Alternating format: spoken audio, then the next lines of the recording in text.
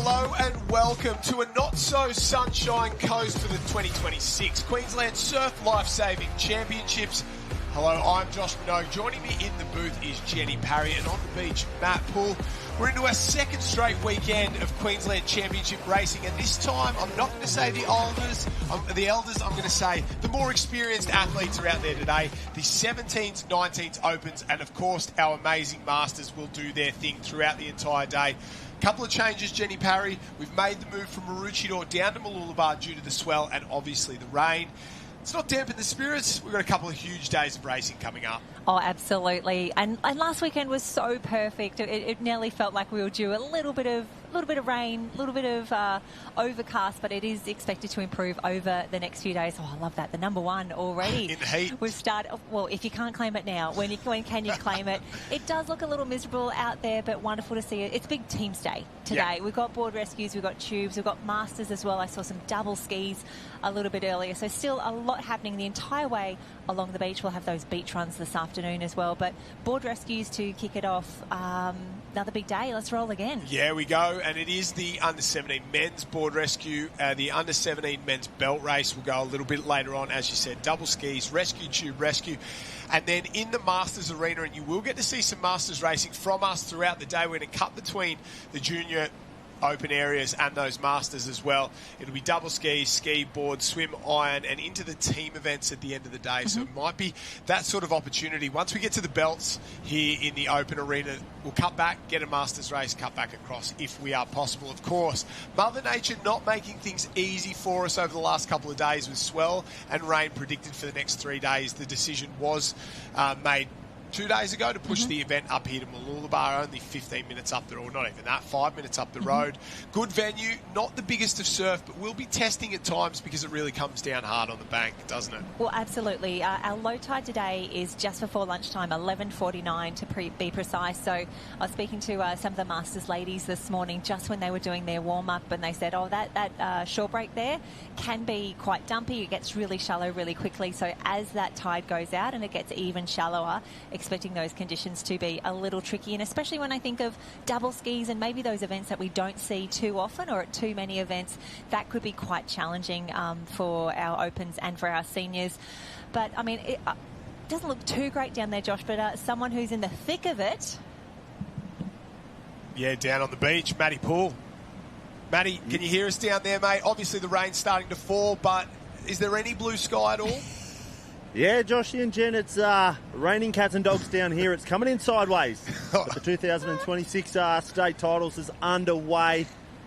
Glorious Mooloolaba, howling southerly wind, approaching in that low tide. And the action is underway. We've got some of the board rescues heading out there now in the Masters arena. We've got the double skis. Look, guys, you guys stay dry up there in the studio. Leave me down on the beach here. We will, Matt. I'm sure you can find a little place under a tent somewhere to call from, and we'll head back down. He'll give me all the interviews for us today. We're into the under-17 board rescues. Heat number 3 is off and away. I'll run you through the start of that one there. It's Mooloolaba in 1, Southport in 2, Met Caloundra 3, Northcliffe, Mooloolaba, Northcliffe Team C. Sorry, Northcliffe D, Mooloolaba B, Northcliffe C, and Met Caloundra B in that one. Top 4 to qualify through to the semi-finals. In the earlier heats, we've had Maroochydore, Currumbin, Alexandra Headland and Burleigh Heads Mowbray Park get through, and in the second semi-final, 2 from North Burleigh, another Maroochydore team and a Mermaid team. So this is under 17s. A reminder, if you are watching at home from the warmth of your office or your couch or wherever you are in the world, you can go to liveheats.com and you'll get all the results as soon as we know them as well. We'd also like to take the opportunity to thank our partners here, Sunshine Coast Council and Visit Sunshine Coast. They're our big supporting partners here. Race 1 Surfcraft, Engine Swimwear as well. Without those two supporting partners, we would not be able to run this event there. They're the best in the business, as we can see the boys starting to make their way out right now. It's a little bit grey and gloomy for them. Lane's super important. If we learnt anything from last weekend at Maroochydore for the junior championships, you get the right lane and your stocks go up. You get the wrong lane and you can't write it off, but the task gets so much bigger. Yeah, definitely a little extra work to do if you're not on that great end. So excited to see. Obviously, we don't have the drones in the air just yet, but we get the good vision from here. We can see, great to see so many Southport in the mix here for the under-17 board rescue. I can see that they had a team in heat number 2, and also again here in number 3, their A team, the swimmer of Lachlan Cook and Lockie Hamilton in the mix. But I mean, just having a look at these conditions, Josh, and yeah, it's a pretty grey, pretty gloomy as we look back towards our original host there in Maroochydore. Roll it's underneath. Pretty shallow there. That's going to hurt. Yeah, and that's what the interesting thing about Mooloolaba is. I spent a lot of time here. Pooley obviously did the same, but no matter how big it is, it just stands up in the one spot and comes down. So all that energy is just delivered in the space of about 1.5 meters. So if you're in the wrong place at the wrong time, like the young lad from Met Calandra was, it doesn't matter how big it is. It still packs a little bit of a punch, and it doesn't seem like much, but it certainly is. And this is the second of the, or 3 Northcliffe teams in, 2 Northcliffe teams in this one. This is the second on the yellow can there. The boys have turned the Northcliffe C team, so O'Rourke and Crayshaw there. Boys turn and start to go, and it doesn't matter if you're B or C teams in this board rescue, because it's about combinations, and the athletes and coaches probably don't take it as seriously, and the teams are a bit thrown together. So if you can find a team who wants to do the job side by side, they can really be successful, and you can see them start to wind up on the way home, and they've got a good lead as top 4 will go through to the next round. Looks like a short little paddle once they jump on there as well. And just a shout out there, Tom Crawshaw, the swimmer there from Northcliffe team. So you had a fantastic start, set this up beautifully as the boys prepare for potentially a little bit of a late takeoff, get that weight down. Absolutely beautiful. The Cliff Clue actually announced this week that he is that Tom Crawshaw, born and bred straight out of Tannum Sands, making his debut in the iconic maroon and white cap this weekend. Tom Crawshaw, welcome to Northcliffe. First day, first race. Tannum Sands, and he will get a win. What a way to start. A fantastic performance for the big fella there, and we've spoken about it in the past. Tannum Sands, home to a surprisingly good number of great competitors out there. Of course, Burleigh Supercoach Michael King out of the Tannum Sands area. They did really well last weekend at the Youth Championship. Stack of juniors last week, my gosh. Big area, great little program up there, and they continue. And unfortunately for Tannum, they lose Tom down to the BMD Northcliffe club, but you understand why. Wrap up from last weekend, Jen. Future's bright for surf sports. We love to see it. As the run for the last couple of spots there, I think Met Calandra will miss out. Southport and Northcliffe will go through, but future's bright for surf sports. North Burleigh, way too dominant in the end. Pure numbers was the thing, and it takes nothing away from their success, but they just had more in every final, didn't they? Well, it felt like even from that very first Thursday afternoon when we had those beach runs all the way through to Sunday afternoon, you couldn't move on the beach without seeing North Burleigh, and not just North Burleigh making up numbers, like consistently qualifying top 3 on the podium. Summer Murray taking out Swimboard Iron on that Sunday afternoon for the Maddie Barclay Memorial. There were some athletes that absolutely shone, and to see them come, I don't want to say come good because summer's been amazing forever, but to see them really shine on that Sunday afternoon when it counted, when it mattered, they really stepped up. And for those of them who get to go on to the Australian Championships as well, super excited for the Queensland stocks as well when they make it on the national stage. Yeah, that's exactly right. And the future's bright there at North Burleigh, but like we just spoke with Tannum Sands, it's keeping those kids involved, keeping them engaged. Traditionally been very good through that junior ranks, and your ability to hold on to athletes through the teenage years, not just for the little clubs, but for the big ones as well. That's one of the most difficult things to do in surf sports, and if they can hang on to them and make sure that the kids stay involved, stay part of the sport, stay part of the club, then they'll be very successful for a long, long time. They're our winners there. Boys rolled across the line, fantastic performance. Alex, Burleigh Heads, Mowbray Park, Valiant in the minor places across the line there. Obviously, some of the big powerhouse clubs, and they continue to just produce year on year on year, don't they? Absolutely. I'm just looking at the Sunshine Beach caps on screen at the moment. They were up there as well.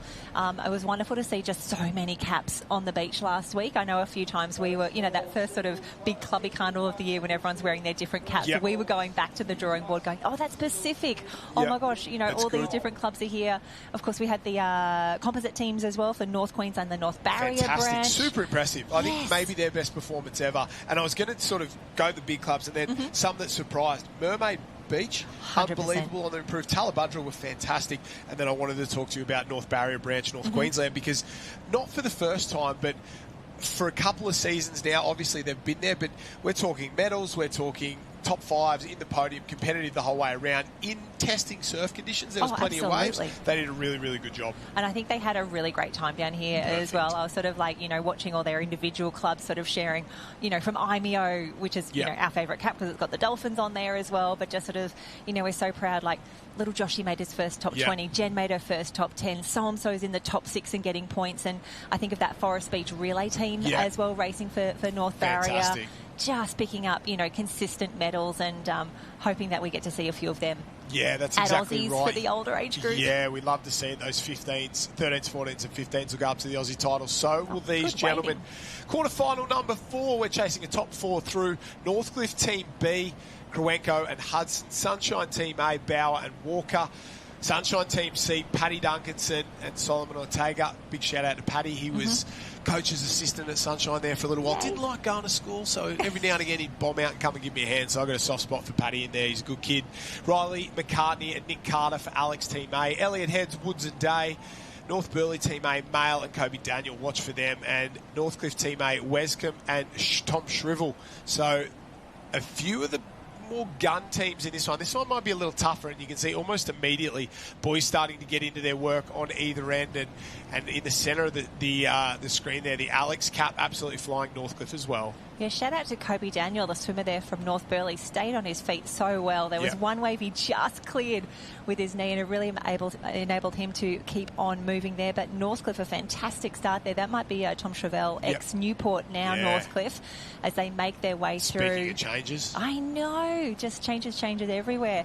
Alrighty, boys are away. Top four to go through to a semi-final. Yeah, we saw in that last one, there was a sprint for the line there. It was Northcliffe C, Metcalander A, Mooloolaba A and Southport in that three-way sprint for the line were the only team that got through. So of those three, Southport got the job done. The boys are into their work and starting to fly. Flying, there is the young lad from Alexandra Headland in the centre of the screen, but it's North Burleigh, Northcliffe on this end that are absolutely giving it some. There they are, they're the two boys. And Kobe Daniels had an unbelievable last couple of weeks, a couple of race one ticket wins and some success in those open finals, and now he comes to the championship end of the season, this state and Australian championships with big raps on his name. He's won iron races in this age group in the late half of this season, been super successful. Obviously the Aussie title's the one they all want to win, but the road goes through Mooloolaba Beach and the Queensland title. Yeah, just watching Alexandra Headlands had a fantastic pick up there. That Riley McCartney was there, swimmer Nick Carter, the board paddler. And I love the way that the board paddler just sort of kept paddling the entire way around and was like, you get on when you can, mate, because I'm going. Movement is the key. You get on nice and clean, you get it going. You can see the boys, how consistent they are. The rating difference between the North Burleigh boys and the Alex guys there. A few larger sets starting to roll through as well. And these boys, they'll be looking over the shoulder because everyone's still a shot here. They're still rolling through. And we might, as the boys start to make their way in, we might head down to the beach as they cross the line. Our man Pooley is with somebody who knows this beach very, very well as well. Former Mooloolaba, Currumbin and now Burleigh Heads coach Michael King. Yeah, guys, I'm down here on the beach. A man who knows Mooloolaba Beach better than most. Michael King, now head coach of Burleigh. Kingy, huge weekend of state titles. It's been a huge summer for you guys all along, and I definitely want to bring it up. Ethan and Carla Papak, what's in the water there at Burleigh? Because, mate, they have just absolutely turned it on this year. Yeah, look, they've had exceptional seasons, as has everyone at our Burleigh Surf Club. So they're both hard workers, they're dedicated, they're committed, like every other athlete as well. And, I think they've found their magic within. They mentally know how to race better now, and I think the results are showing that. Yeah, they absolutely have. A couple of big wins for them now. Now, we walk forward into our state titles here this weekend. What's the mindset for the club, for you, for the athletes? Is it the goal Aussies, or do you want to get some wins and build in a little bit of confidence, I guess, at the state titles here as well? Yeah, it means a lot. Your Queensland state titles, particularly for our club, it means a lot to us. It's a good opportunity to come here, race the team, and do as many team events as we possibly can. And also it's a selection as well for Aussies coming up. So it's a good opportunity, particularly coming back here to Mooloolaba. We've had surf all season, so now we're going to get an opportunity to see who is going fast and, where we're at sort of thing, getting ready for Aussies. Yeah, absolutely. Well, mate, hope you stay dry today. Long weekend in the sand, and good luck to Burleigh this weekend. Thanks, Matt. Yeah, thanks, guys. Pooley, I hope he's still there. Can you ask Kingy why he has so much grey hair for us? I think you played a massive role in that one back in the day? Guys, he's just run off stage. He's heard about the grey hair there. Joshy Minogue just wants to know, have you put a bit of colour, a bit of tint and shades through those sides, or what happened? Tell us about the grey hair. Where'd that come from? Well, Joshy, hopefully you can hear me. My grey hairs have actually disappeared because when Matthew Poole left, my whole life changed, and I've got my hair colour back. Not stressed. Sorry, guys, we're just losing you there. It's cutting out at the moment. We're going to have to throw back up into the tent. Oh, two of the best in the business down there. They spent a lot of time together, and I think Michael, a lot of his stress went when they parted ways in terms of career, but very, very good friends down there.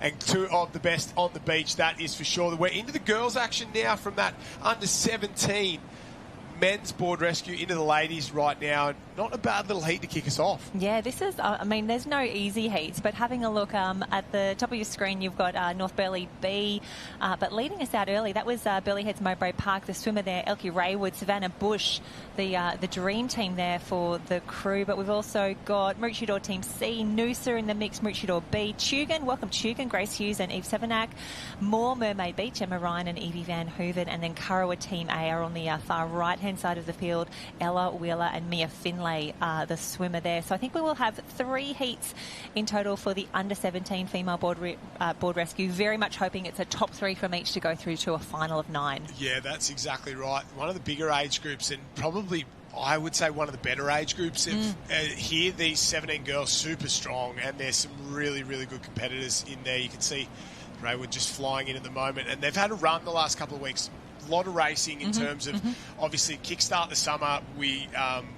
With the World Ocean Series, they would have gone into branch titles, now into the state titles, and it's just been non-stop for them week in, week out, and they've gotten, well, razor sharp. Iron sharpens iron, and they've been going head-to-head around the country for the last sort of 6 weeks, and when you get to this end of the season, if you are a little bit off kilter, you're going to get found out in this age group. So it not only takes you to be the best of your business as one rolls underneath it, but you've got to be sharp mentally and ready to go every time you put your foot on the line.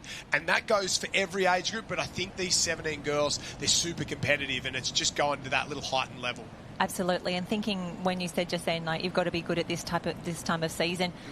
When we hit conditions like this, I'm sure there were quite a few people disappointed that we're not racing at Maroochydore in some bigger swell. But of course, decisions that we make are always based on safety.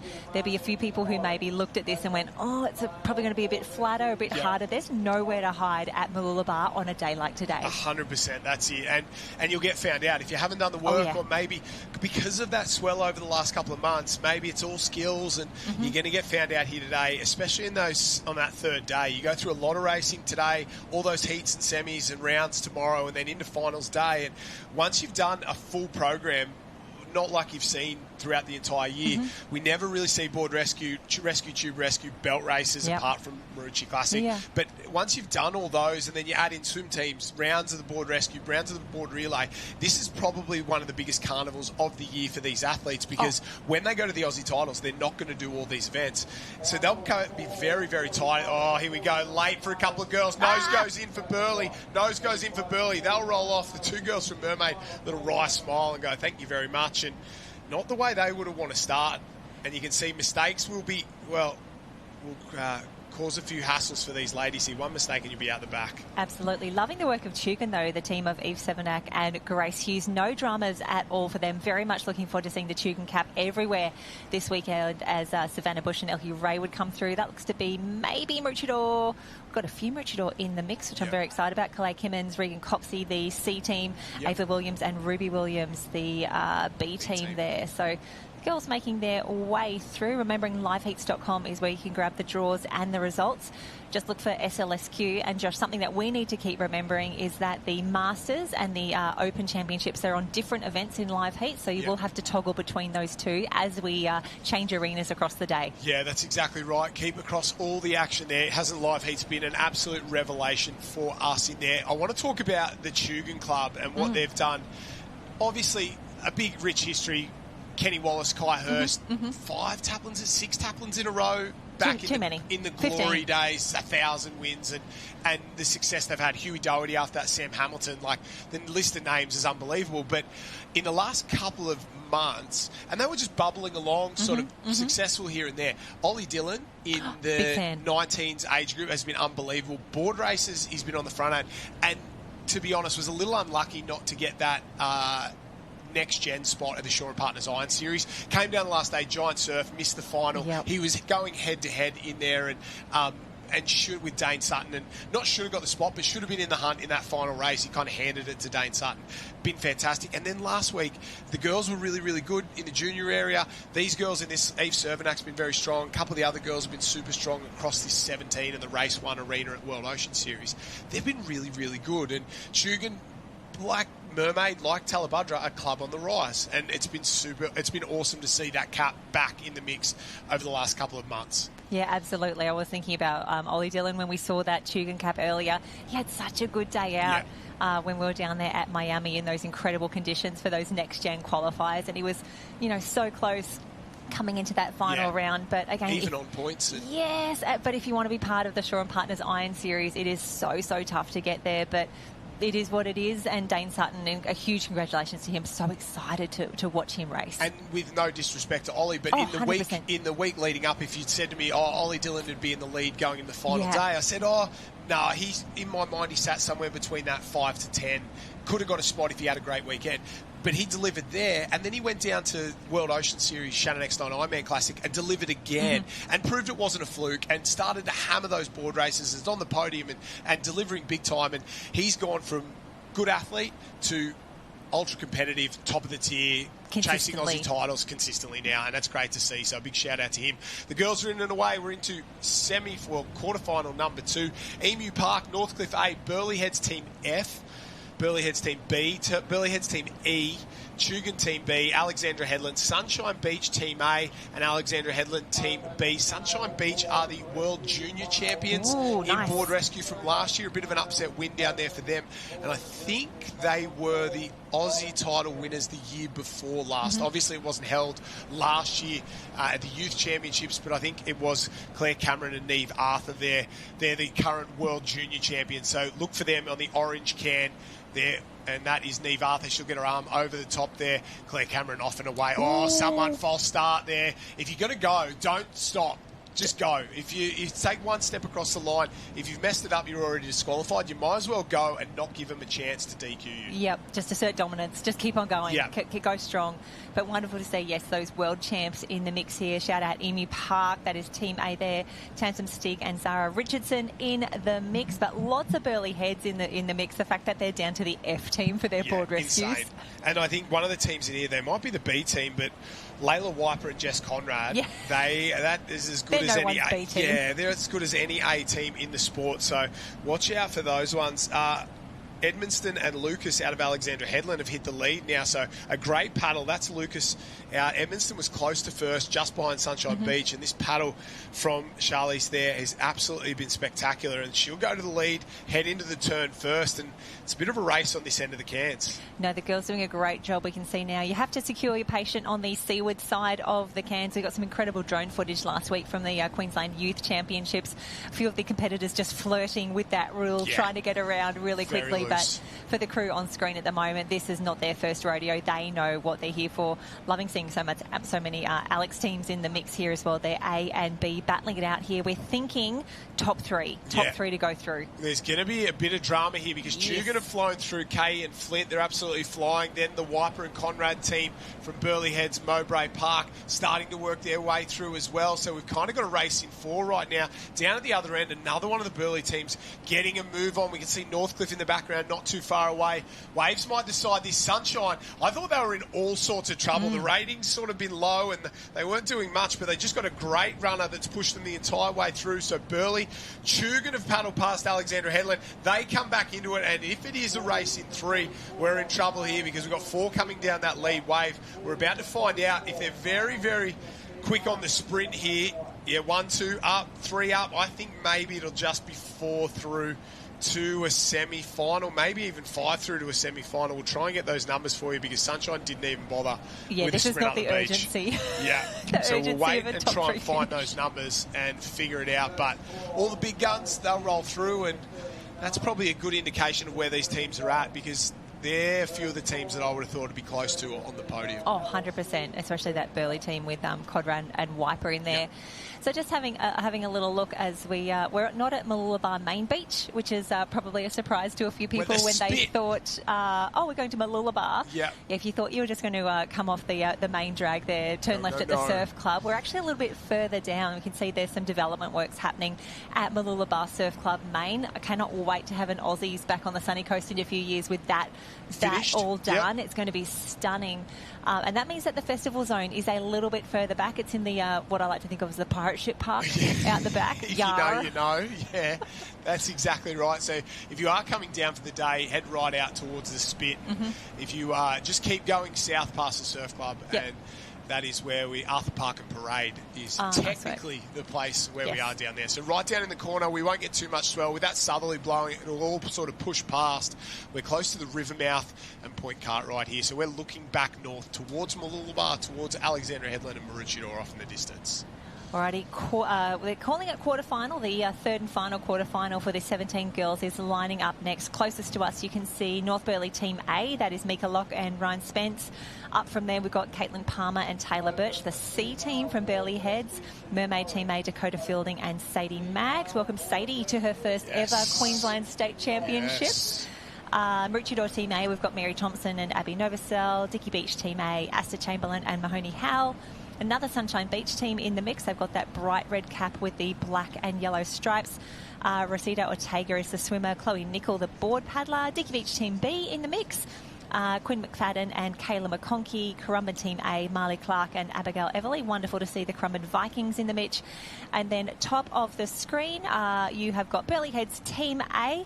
Imogen Dowker, Lola Maloney. This is a quarterfinal, number 3. And having a look at liveheats.com, we are going to a semi-final after this, so you've got to think 5 or maybe even 6 will make it through. Yeah, maybe we'll get confirmation on that one. I'll head down to the beach now. Maddie Poole, Matt, we're into quarterfinals of this ladies 17 board rescue, and you seem to know how many are going through to the semi-finals.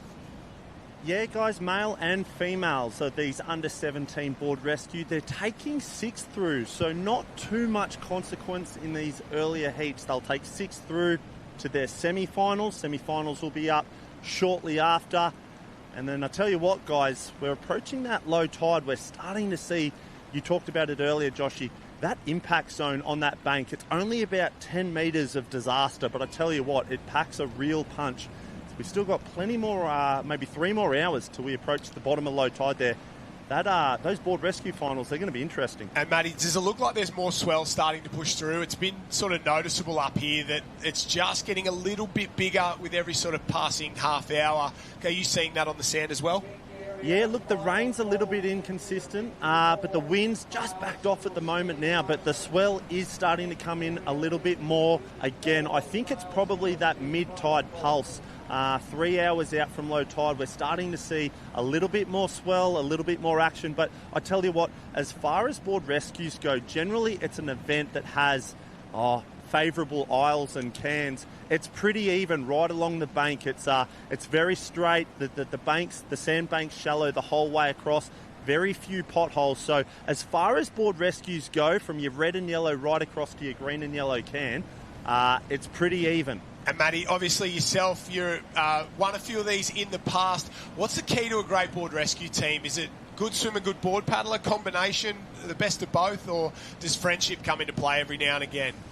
Yeah, look, state titles is a funny one, Joshy. It's an opportunity for a lot of these clubs to try partnerships in the board rescue. A lot of people refer to it as a novelty event, but I tell you what, it's an event that people love to win. It is exciting, it is fast, and it's a lot of fun. The key to good board rescue, though, is weight. I think it's weight distribution and board positioning on a board. For sure, you've got to have a fast swimmer to the can. Generally, he's got to get there in the top 3 or 4 if you want to get a medal. A good board paddler always helps, obviously. But once you make that pick up at the can, whoever's on the front, it's the board positioning. Too far forward and the nose is going under, no good. Too far at the back there, the nose is in the air, you're going nowhere either. You've got the handbrake on. So you've got to really find that board position that trims the nose of the board. So you want to see a little bit of water spray coming up at the nose, but without nose diving it. Timing is key as well. One of the big things I focus on with my tally nippers, especially last weekend at state titles, is I tell whoever's on the front of the board, I say take the rating down 10%. There's no point rating at 100% if you can't keep up and you're just rocking the board. You've got to find a timing that works for both paddlers. If you can get the timing right and the board to run smoothly, the way home is where medals are won and lost in board rescue. But, oh, guys, I don't know if you caught that on camera there. One straight over diving for lobsters there. That was a bit of a nosedive from the Burley team. But, yeah, that's the key to success. Also, not nosediving on the wane helps a bit too. We did catch it. We caught it perfectly as well. Thanks for that. And, expert information from Pooley there. Someone who's won board rescues in the past at the Aussie titles and been successful for a long, long time. And it's interesting he spoke about pulling back that rating because of timing.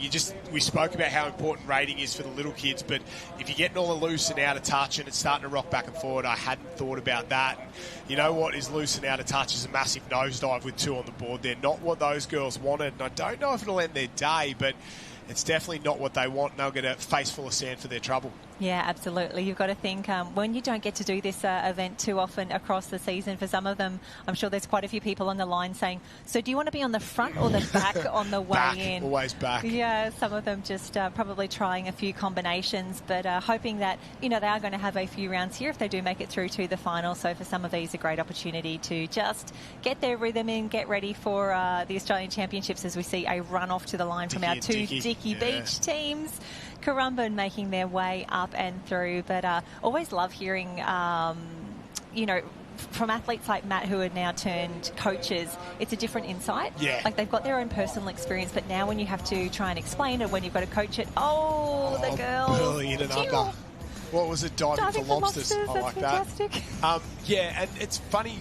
I had this conversation with Jack Hansen of all people last week, and sometimes I don't think the best athletes make the best coaches because I'm useless. And I had this conversation with Shannon Eckstein, and because I'm incredibly lucky to be able to pick his brain, and I'm sure I annoyed the absolute crap out of him. But he said to me, I just don't know why they do this or don't know why they do that. And I'm like, you don't understand that we have no idea what we're doing compared to you. And he said, I would have just done this and this and this. And the way he spoke about it was like it was completely obvious to everyone in the world, and I'd never thought about it in that light at all. We were talking about racing and why the boys don't go left or right or whatever it was. But it was super interesting. The thing that came naturally to him was something that I would have had to have worked at, and I heard from the Northcliffe boys how much he's grown as a coach over the last 12 months and how good he is being able to explain and deliver and bring his knowledge to the general athlete, and sometimes it's easier to relate to the sort of mid-pack athletes if you were a mid-pack athlete yourself, and if you were truly something special. Why does Kai Hurst do the things Kai Hurst does? Well, who knows? He's just a freak of talent, and he's had to grow and change and teach these young guys how to body surf the way he has. And it's been really interesting to see some of these really good athletes sort of develop and grow as coaches over the last sort of couple of years. We're into the open board rescue, a couple of big guns in this one, and watch out. I think it's going to be very interesting. This end, Joey Collins, this end is Zach Morris and Miller McQuitty-Brown there, so I think they've had some success in the past. They might have an Aussie title or close to an Aussie medal in there. You go further down, Kai Taylor and Odin Parrish. Dylan Pilkington and Keenan Gray. Well, Keenan Gray, I want to talk about his social media. Some of the weirdest stuff I've ever seen, but they're absolutely loving it in the clubby world. Jack O'Brennan and Lucas Bereswick, Currumbin Team C. Henry Simpson and Braden Casamento. Joel Doddy and Nathan McKenzie. Gus Shibnan and Matt Lee. Joe Collins and Riley Harlan. Ty Smith and Charlie Walker. If you said this was the final, I would have said, yeah, no dramas. Those two Northcliffe teams, I'm going to say Alex, Burley Heads, Mowbray Park. Burley Heads, Mowbray Park, I would put all of them in the final. We're going to find out, and I think someone's going to go home. Heat number 1 in the Open Men's Board Rescue. Yeah, heat number 1. Looks like they do have semi-finals on the program as well. And there are always a few races that you remember. It's amazing what your brain does hold on to. But I remember Joe Collins and Matt Bevilacqua, I think they won a state title on this beach. And it was one of the most amazing races I've ever seen. That was probably really my introduction to how good Joe Collins was when he gets to just race short, sharp races. It was phenomenal. And when the pressure's off a little bit and he's having fun and he's that kind of athlete, there's probably not a better short course athlete except for this man right here, Zach Morris. And you can see, Currumbin flying. They've got the jump on them there. We didn't quite see it going through. I think that's going to be Gus Shivnan, who's flown out there, so giving them a lead. But Zach Morris, if you were building the ultimate board rescue team, he might be your swimmer. And to be honest, he might be your board paddler as well. If it was Zach Morris picking up Zach Morris, that is probably about as good as it gets. The Australian board race champion and maybe the best man to the can in the sport. So absolute freak of nature there. But take something special. Odin Parrish from Burleigh Heads Mowbray Park flying out for the Burleigh B team of Kai Taylor. That's him there, starting to get a move. Bereswick, they're all chasing him. Sorry, not Bereswick, they're the Burleigh team. Matt Lee, they're all chasing him there. He was out in the lead, but have a look at the Northcliffe team start to come through. Oh, one off. Big mistake there. We've just given him a massive wrap, and I think they've butchered it there. That might have been Joey Collins. The commentator's curse is real. No, Joey Collins has messed it up there. He has absolutely butchered that turn. Alex in the background have been left behind, and here we go. The race is on, and we might lose one of the big names already. Oh, have a look at this wave coming out the back as well. The swell's starting to come through. I know a lot of us were like, oh, it's at Mooloolaba, it's flat. Well, I'm seeing a little bit of swell starting to come through here. We'll see if anyone's able to pick this up after that fantastic swim from Gus Shivnan, one of our Kiwi converts. Oh, look at the wave. Loving that. No nose diving, no diving for lobsters in this one here, but for the boys from Northcliffe, a fantastic start there. But we do have to look a little further back. Oh, out that the hurt. back. Just pulled that one up, so try and figure out how many are going through from this one. No drama, Zach Morris, Miller McQuitty Brown. They'll go up and across on the other end. One of the other teams there has snuck across. We've just missed them. Doesn't look like... It was Currumbin. Yeah, Charlie Walker and Ty Smith there on that outside edge. They picked it up as well. Alex is through, Currumbin. Burley's through as well. I guess they're chasing 6 because these guys... Oh, little trip there. Riley Harland. There's Nathan McKenzie going up. Joey Collins. Somehow they've dragged that one out of the fire. I don't know if they've qualified. I think they did, but maybe one of the worst board rescue turns we've ever seen after giving them a huge wrap there. So Currumbin Team D it was. They were just out of shot for a little while there. Ty Smith and Charlie Walker have got themselves through in 1. Northcliffe Team D, Zach Morris, Miller McQuitty Brown got through in 2. And wait for the judges for the rest of them there. That is Keenan Gray and Dill Pilkington. Dill Pill, one of the most underrated commentators in surf sports as well. He keeps it to the tent, but he loves a little bit of self-commentary there. We've been trying to get him on the team. He won't take his talents any wider, but Dill Pill, a great athlete and a great competitor.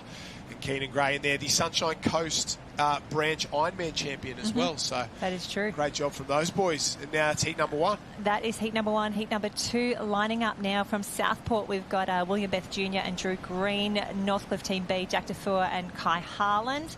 We'll talk about Kai Harland later. What a race he had a few weekends back. Didn't he? Maroochydore Team C, we've got Cooper Bessel and Kieran Gammon. Burleigh Heads Team G. Oh, loving that we're in the Gs. Team G. Dane Gottschalk and Tyler Richards. They've also got Team A, Tex Dixon and Mitch Stitt.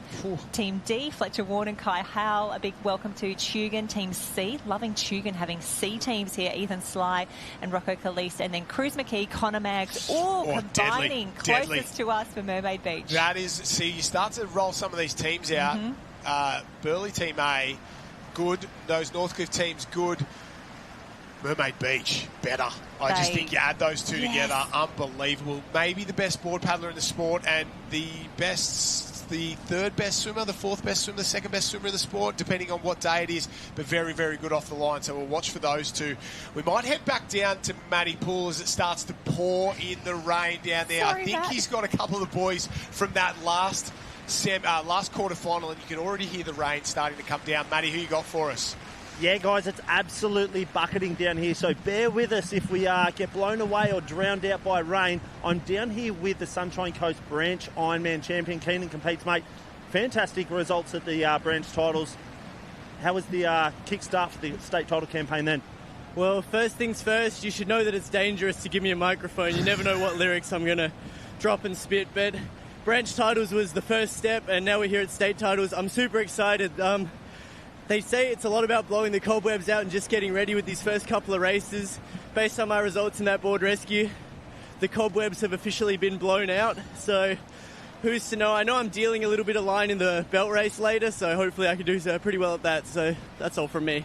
Yeah, not a fantastic start with the aboard rescue, but what other events you got coming up? Surely this will give you a new, fresh outlook leading into the Ironman coming up over the next couple of days.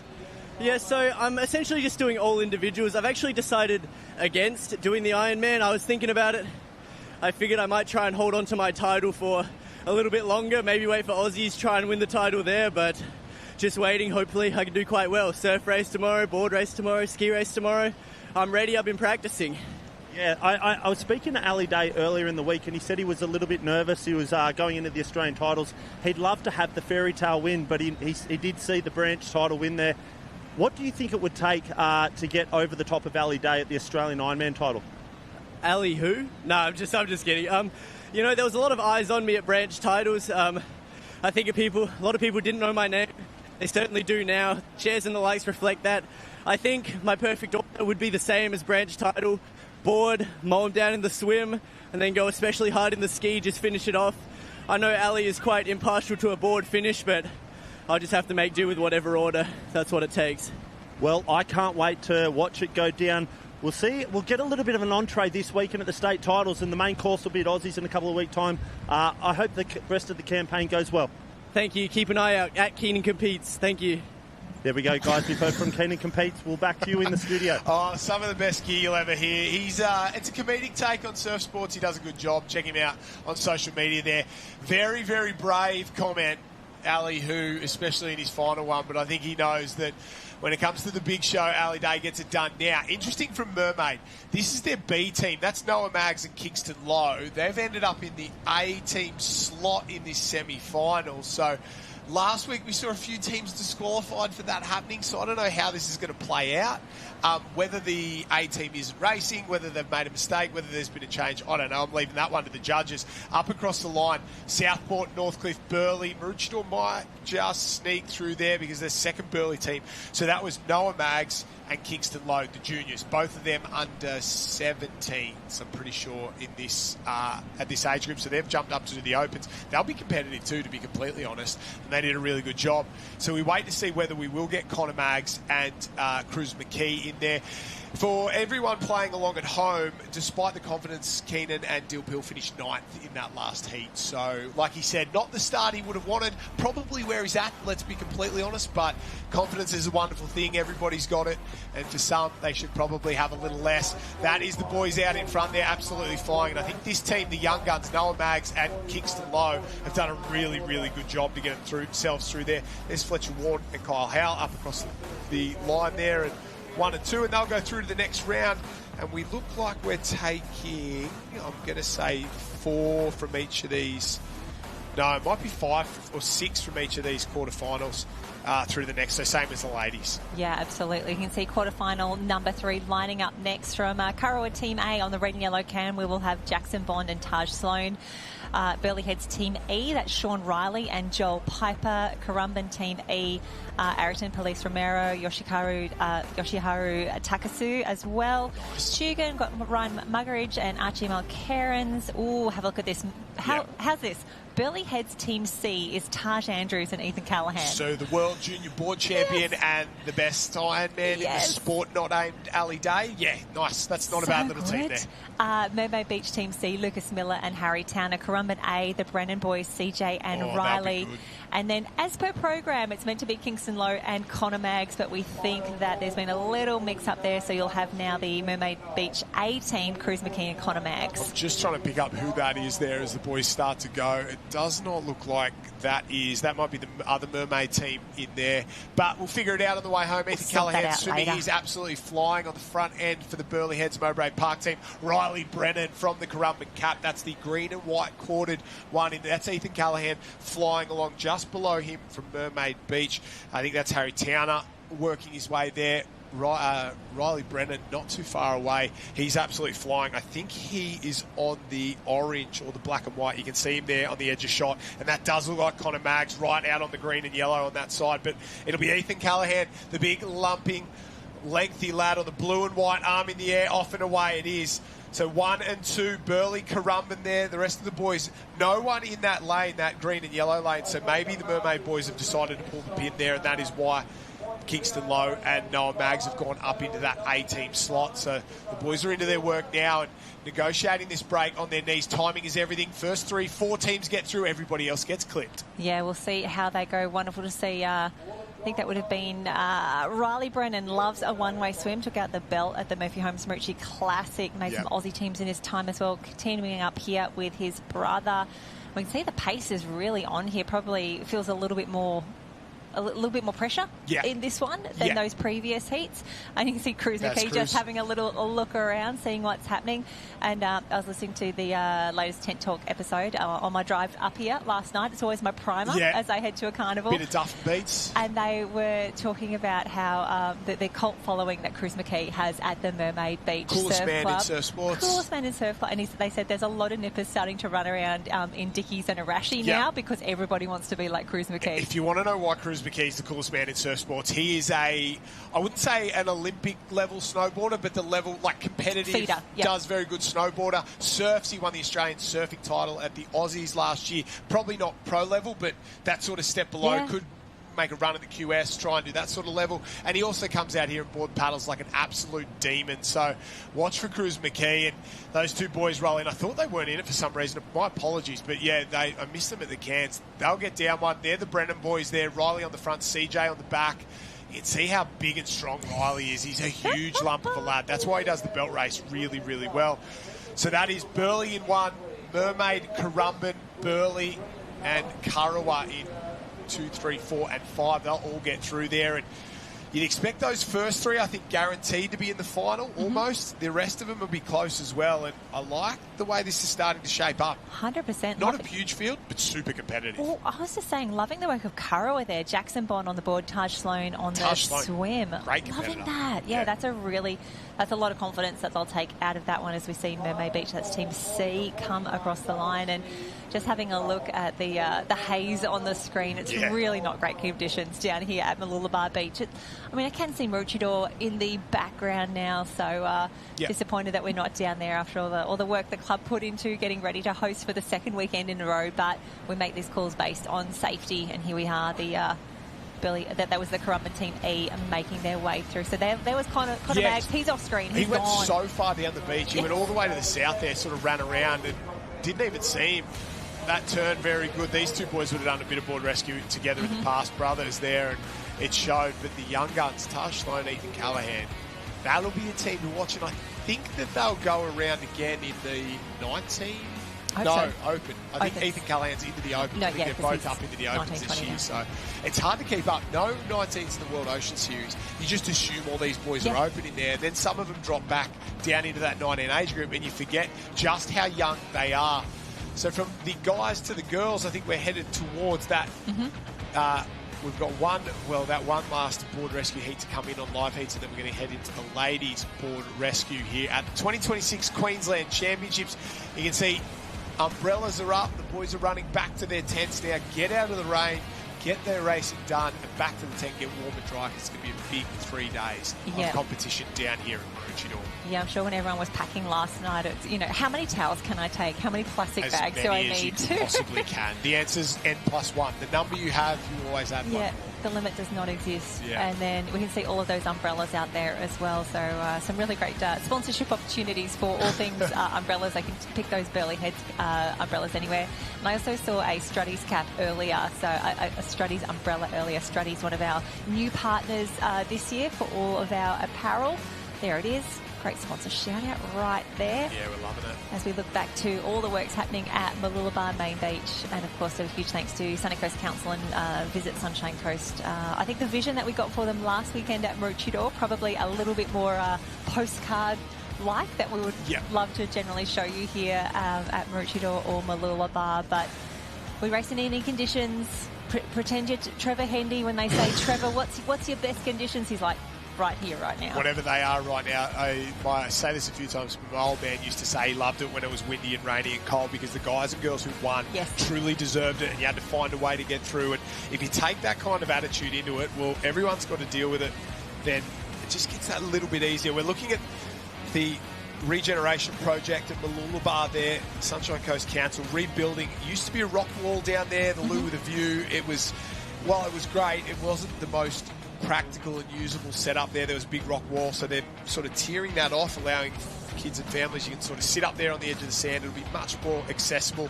And I think we're headed down to the Masters ski races. Vipes, one of the absolute legends of Mooloolaba surf sports down there. He's got his ski down and he's getting set. Craig Vipe on there, ready to go. He drives the trailer across for race week in WA for race 1 over there. He's got a bit to do. Very good ski paddler. Boys are lining up. I don't know where we are in terms of racing and round, but one of the older age groups, I'm not going to lie, here in the men's Masters ski race, and the boys are set and ready to go. Absolutely. If you're following along on liveheats.com, you now need to switch over to the SLSQ tab, of course, but this is now the Queensland Masters Championships. And hopefully, while there is that bit of the shore, definitely a better day for the starters here at Mooloolaba Beach. A little bit more even though the beach does curve around a little bit. They should be able to find some good space here for a start.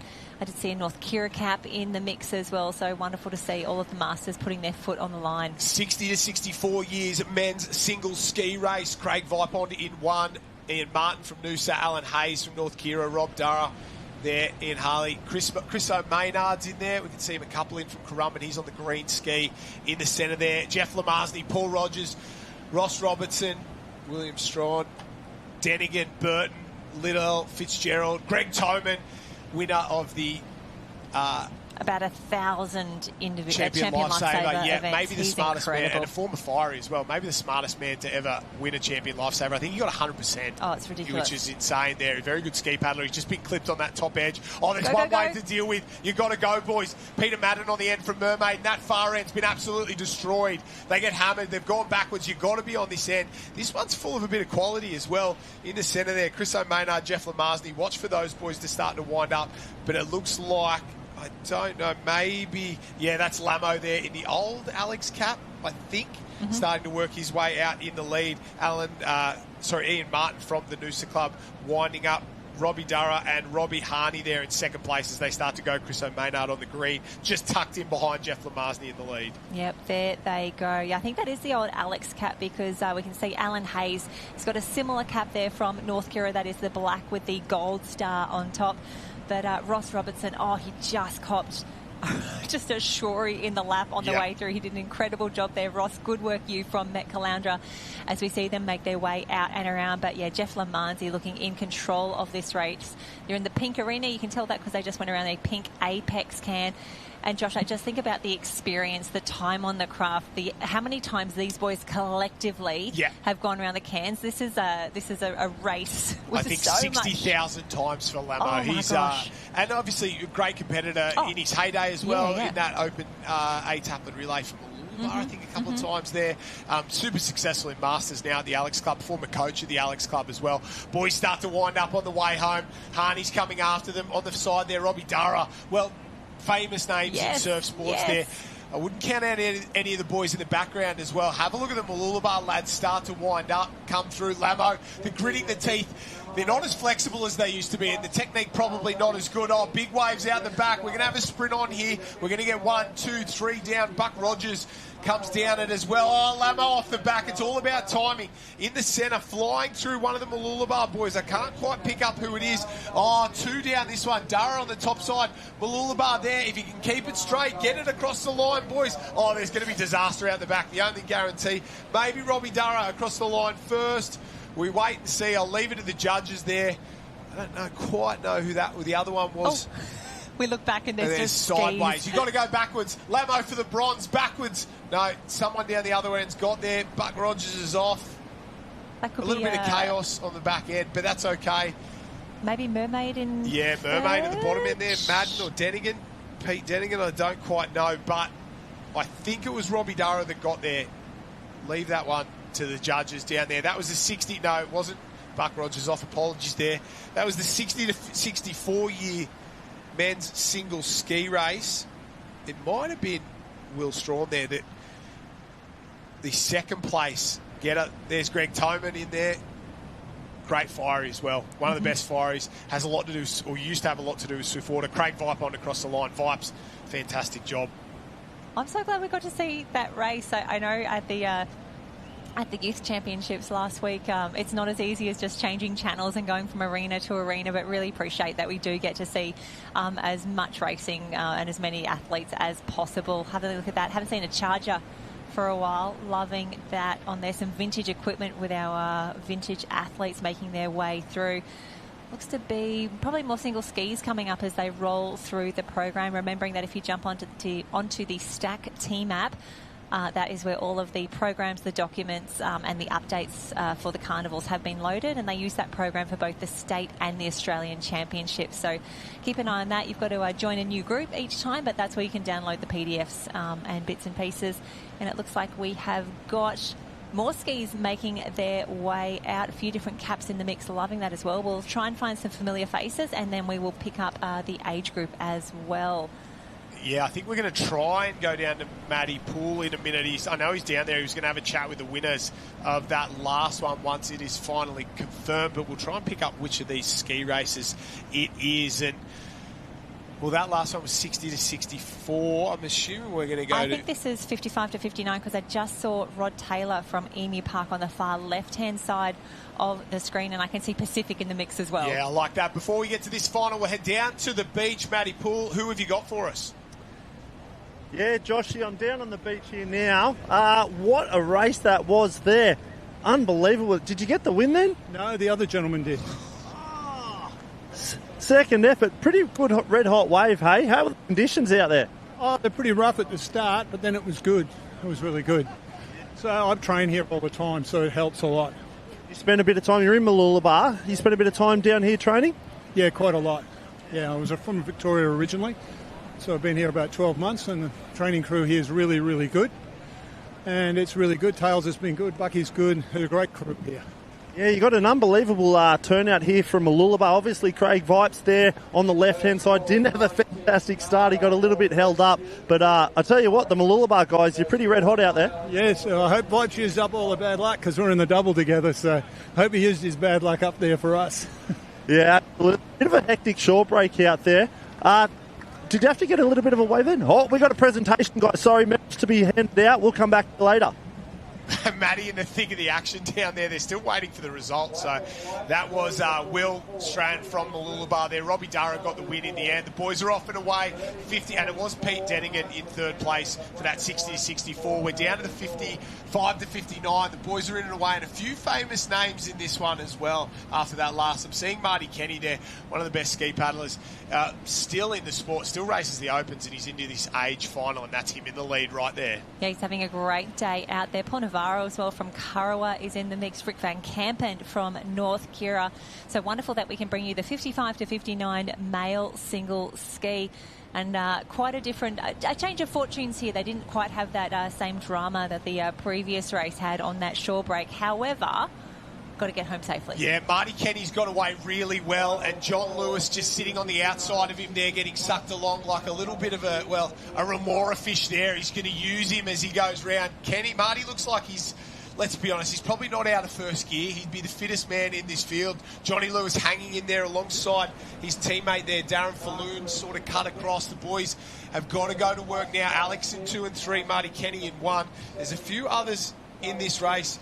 Darren Naylor, Rick Van Kampen there, Novak Thompson, very, very good paddlers, but he just got off so clean, and Marty is absolutely flying, and one of the best guys to run the ocean in the world. I remember being super fit doing a paddleback with Marty. He'd done about 16 minutes worth of training for the season, and he beat me home just on pure skill alone. So the boys are flying now. Kenny continuing to wind up another of that wonderful surf life-saving family as the boys roll on the way home there. You can see that the Noosa lads chasing very, very hard on the outside as well. Big push from Pate of Pacific. Marty Kenny trying to hang on, but here we go. Mother Nature's got other ideas. Oh, here come the boys. I see Currumbin. Lots of Currumbin in the mix, actually. We've got Ian Maxted, Carl Greenell and Paul Guilfoyle coming down the wave there. This could likely be... Remember, we pay points down to 6, but no stopping Kenny out in front. Oh, he's got to get over the top here. They're going to come really fast from behind. I think I can see Novak Thompson in there racing for second, third across the line. Tries to get there. leave it to the judges as well. But Marty Kenny will get the gold for his 200,000th Masters gold. It's almost criminal. Put him in the open competition. I reckon he goes close to the final. It's getting tougher on him. I saw him down at the Shannon Eckstein Classic. He got through a few rounds there, he said, but every time I get a round, it's a little bit harder. It's a little bit more difficult. The boys working their way back to the beach there. Not what you want going sideways, but a great performance there. The 50 to 59 years men's ski race final.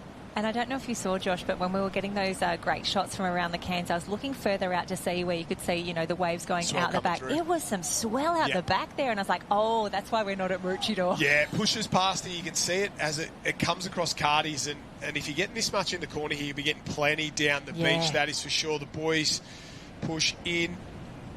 The race is on. You can see them grit the teeth, and he goes, oh, thank God it's over. I've done enough. Yeah, that's what it's all about here. Absolutely a wonderful performance there. Hopefully, Matty can get down and jump in with Marty Kenny because he's a true character of the sport and one of the best in the business. They're getting younger. They're fitter. Getting younger. And I don't know. Yeah, don't say that. Actually, I just saw Marty Kenny do an incredible ski race. I need to keep He's fitter than I am right 100%. now. Yeah, but they are getting fitter. You're spot on. And the boys, I think the man, the myth, the legend, Stewie Hobkin, centre of screen, Elliot Heads.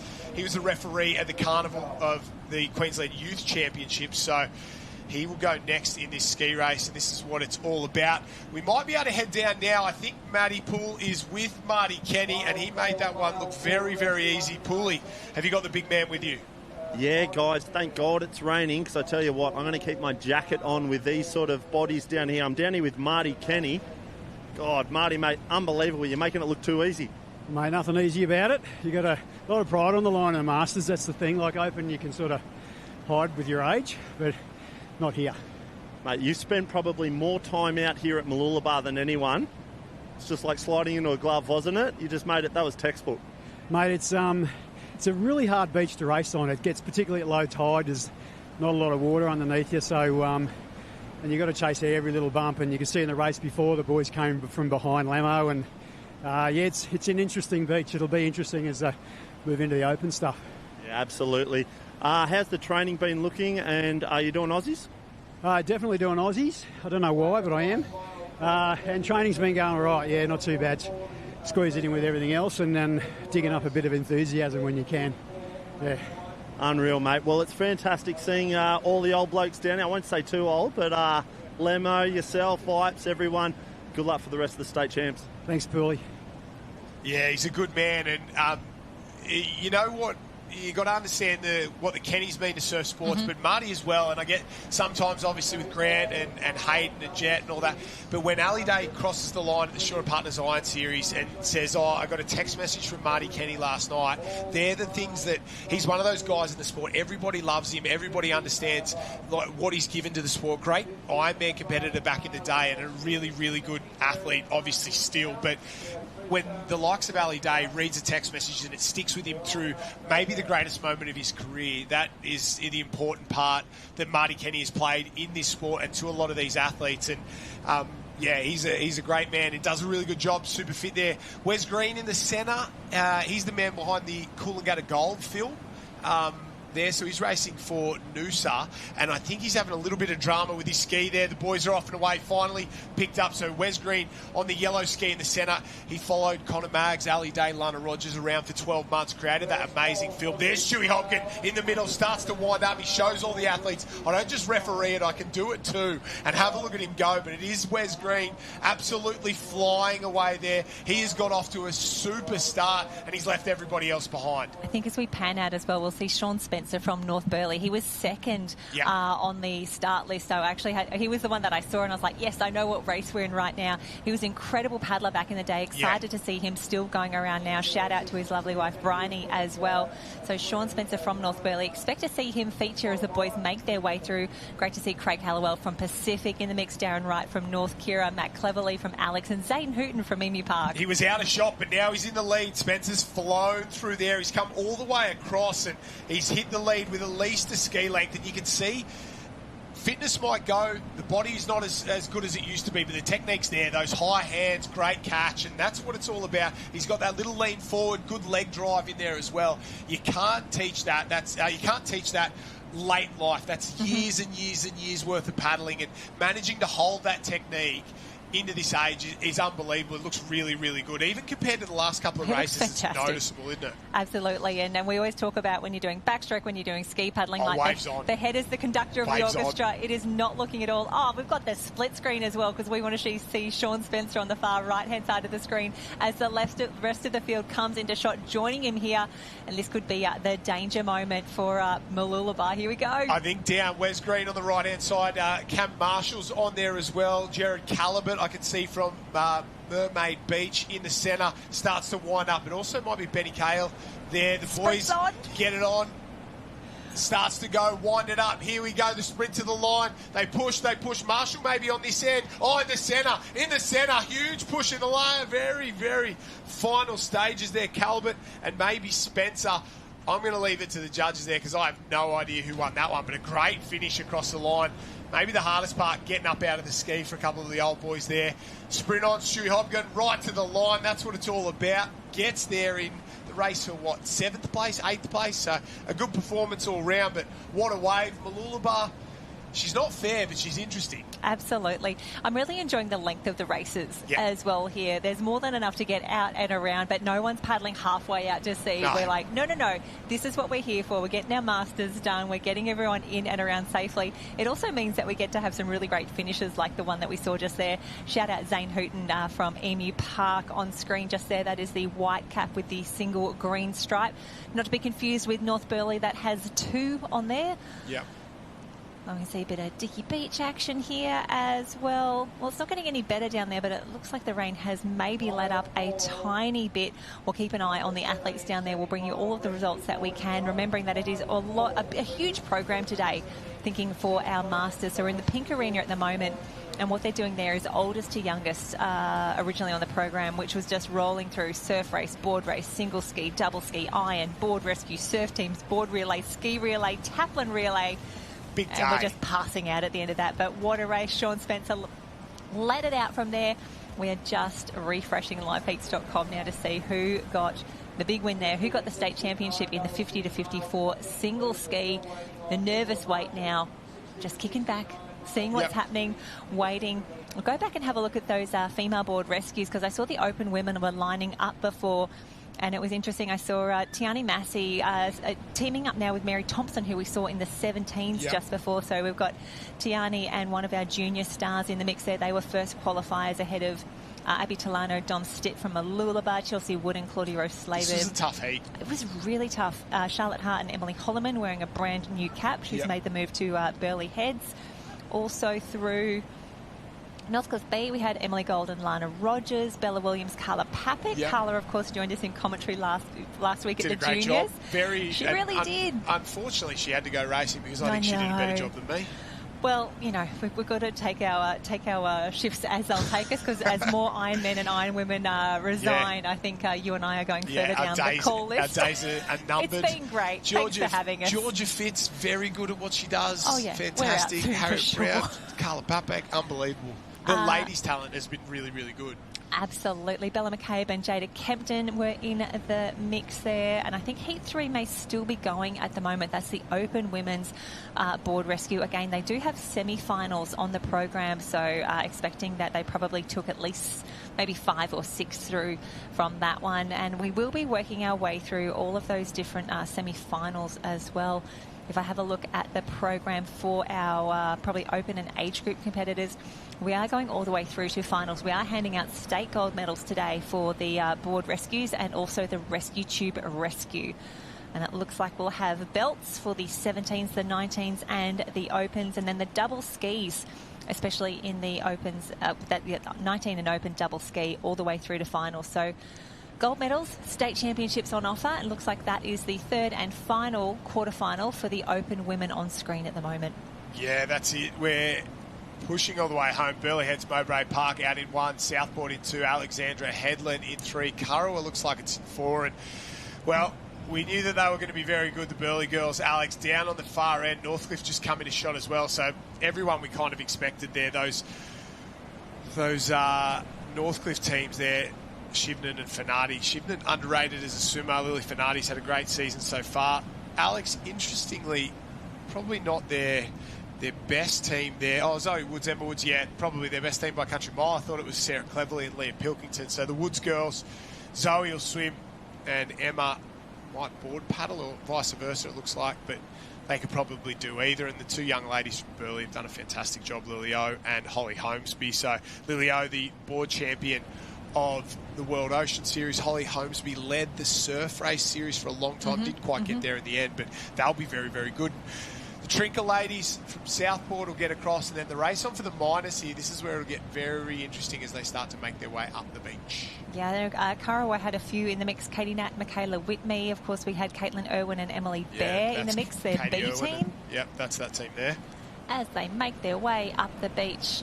So we'll just keep an eye on those results, remembering we do have the semi-final and the final of all of those board rescues today. So it's all about moving through the program, getting as many of these probably more time-consuming events across. Yeah. And I'm really glad that we have moved to Mooloolaba today for the rescue tube rescue and for the belts, because as the program starts to get cut down, they're generally the events that we remove from the program first. If you've ever wondered how they make those decisions around what stays and what goes, if you ever read the first carnival circular that comes out, there is a very clear triage of these are the decisions that we make. Board rescue first one. No, I am one of the novelty event people. I actually enjoy watching it, but having it on its own day, perfect. This is probably the best way to run it, because if you start rolling those individual events, the team events, and then you have to stop middle of the day, it grinds this carnival to a halt. So having it on its own day, bell races, rescue tube rescue, board rescue, fantastic. We absolutely love it. And I think the Queensland or SLSQ do it the best possible way by having all this on the Friday. If you not part of it, don't worry about it. Come up on the Saturday, get involved for all the other events rather than putting it in the centre of the program. Yeah, absolutely. Do agree. It looks like some of our men lining up again. I think we're just going to keep on rolling through these, which is wonderful that we get to showcase a few of the team events. And a big shout out to all of our officials working with our athletes to get this program turned around. Shout out to everyone who knows, who's reading live heats, who knows where they're meant to be, who knows what they're doing. And we just had a gorgeous shot out the back there before of our powercraft as well. So a big thanks to everyone who's in an IRB, in a rubber ducky out the back. You're doing it tough today, and we appreciate you keeping everyone safe. And without you, the carnival doesn't go ahead. There's a quota system as well, Josh, in terms of however many competitors you have down here on the beach. That's how many officials that you need to contribute as well. And that was the event that we just saw the results for the quarterfinal for the board rescue. It was the Woods and Woods combo. Alexandra Headland's taking the win. The Forest, Woods on Woods. Burleigh Heads, he's got jokes. Northcliffe, Southport, Kurrawa, and I think Kurrawa B get through 6 into semi-finals there. So we're good results by all those teams, but pressure kind of off with only 7 in it there. It makes it easy if you can sneak away early. And we're going to roll now into the under-19 men's 2 semi-finals, I believe. We might top 4 with 8 going, 8 through to the final. Alexandra Headland Team B there, Jeffrey and Lodge, Schmidt and Rollins from Maroochydore, Ryan and Van Hooven, Yanni Brown and Will McKinnon for Alex C. Chugan A, Will Norling and Ollie Dillon. We spoke about him earlier today. Josiah Short and Oliver Harlan. Lockie Mercer and Will Mullen. Watch for them. I think they'll be good. Lockie Mercer's gotten into form in the last couple of weeks. Couple surf race wins. He's looked really good. Brody Keane and Dylan Pearce. Met Caloundra down the bottom. Michael Ashworth and Joe Tolano will swim. He goes in the green and yellow lane closest to us. The boys are on the line, set and ready to go. So just 2 semi-finals of the under-19s, and traditionally the smallest age group at this carnival by a long way. A lot of the guys get split between the opens and their age group. It becomes a little bit more difficult, so some of the boys just choosing to sit out the age group stuff altogether. We've seen in the past, like Ethan Callahan doing open iron, junior iron, that sort of thing. I think we're going to see a few of the boys do that as well.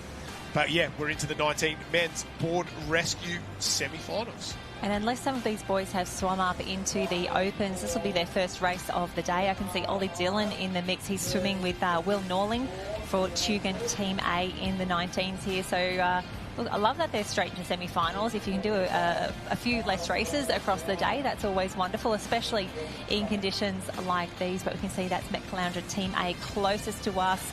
Michael Ashworth and Joe Tolano. Met Caloundra, the pale blue cap with the red and white stripes there. Yeah, and a big shout out to everybody who's just tuned in to the live stream. Maybe they're sort of getting to work, 9 o'clock start. They've got the dual screens up there and making sure the boss doesn't know. So a big hello and welcome.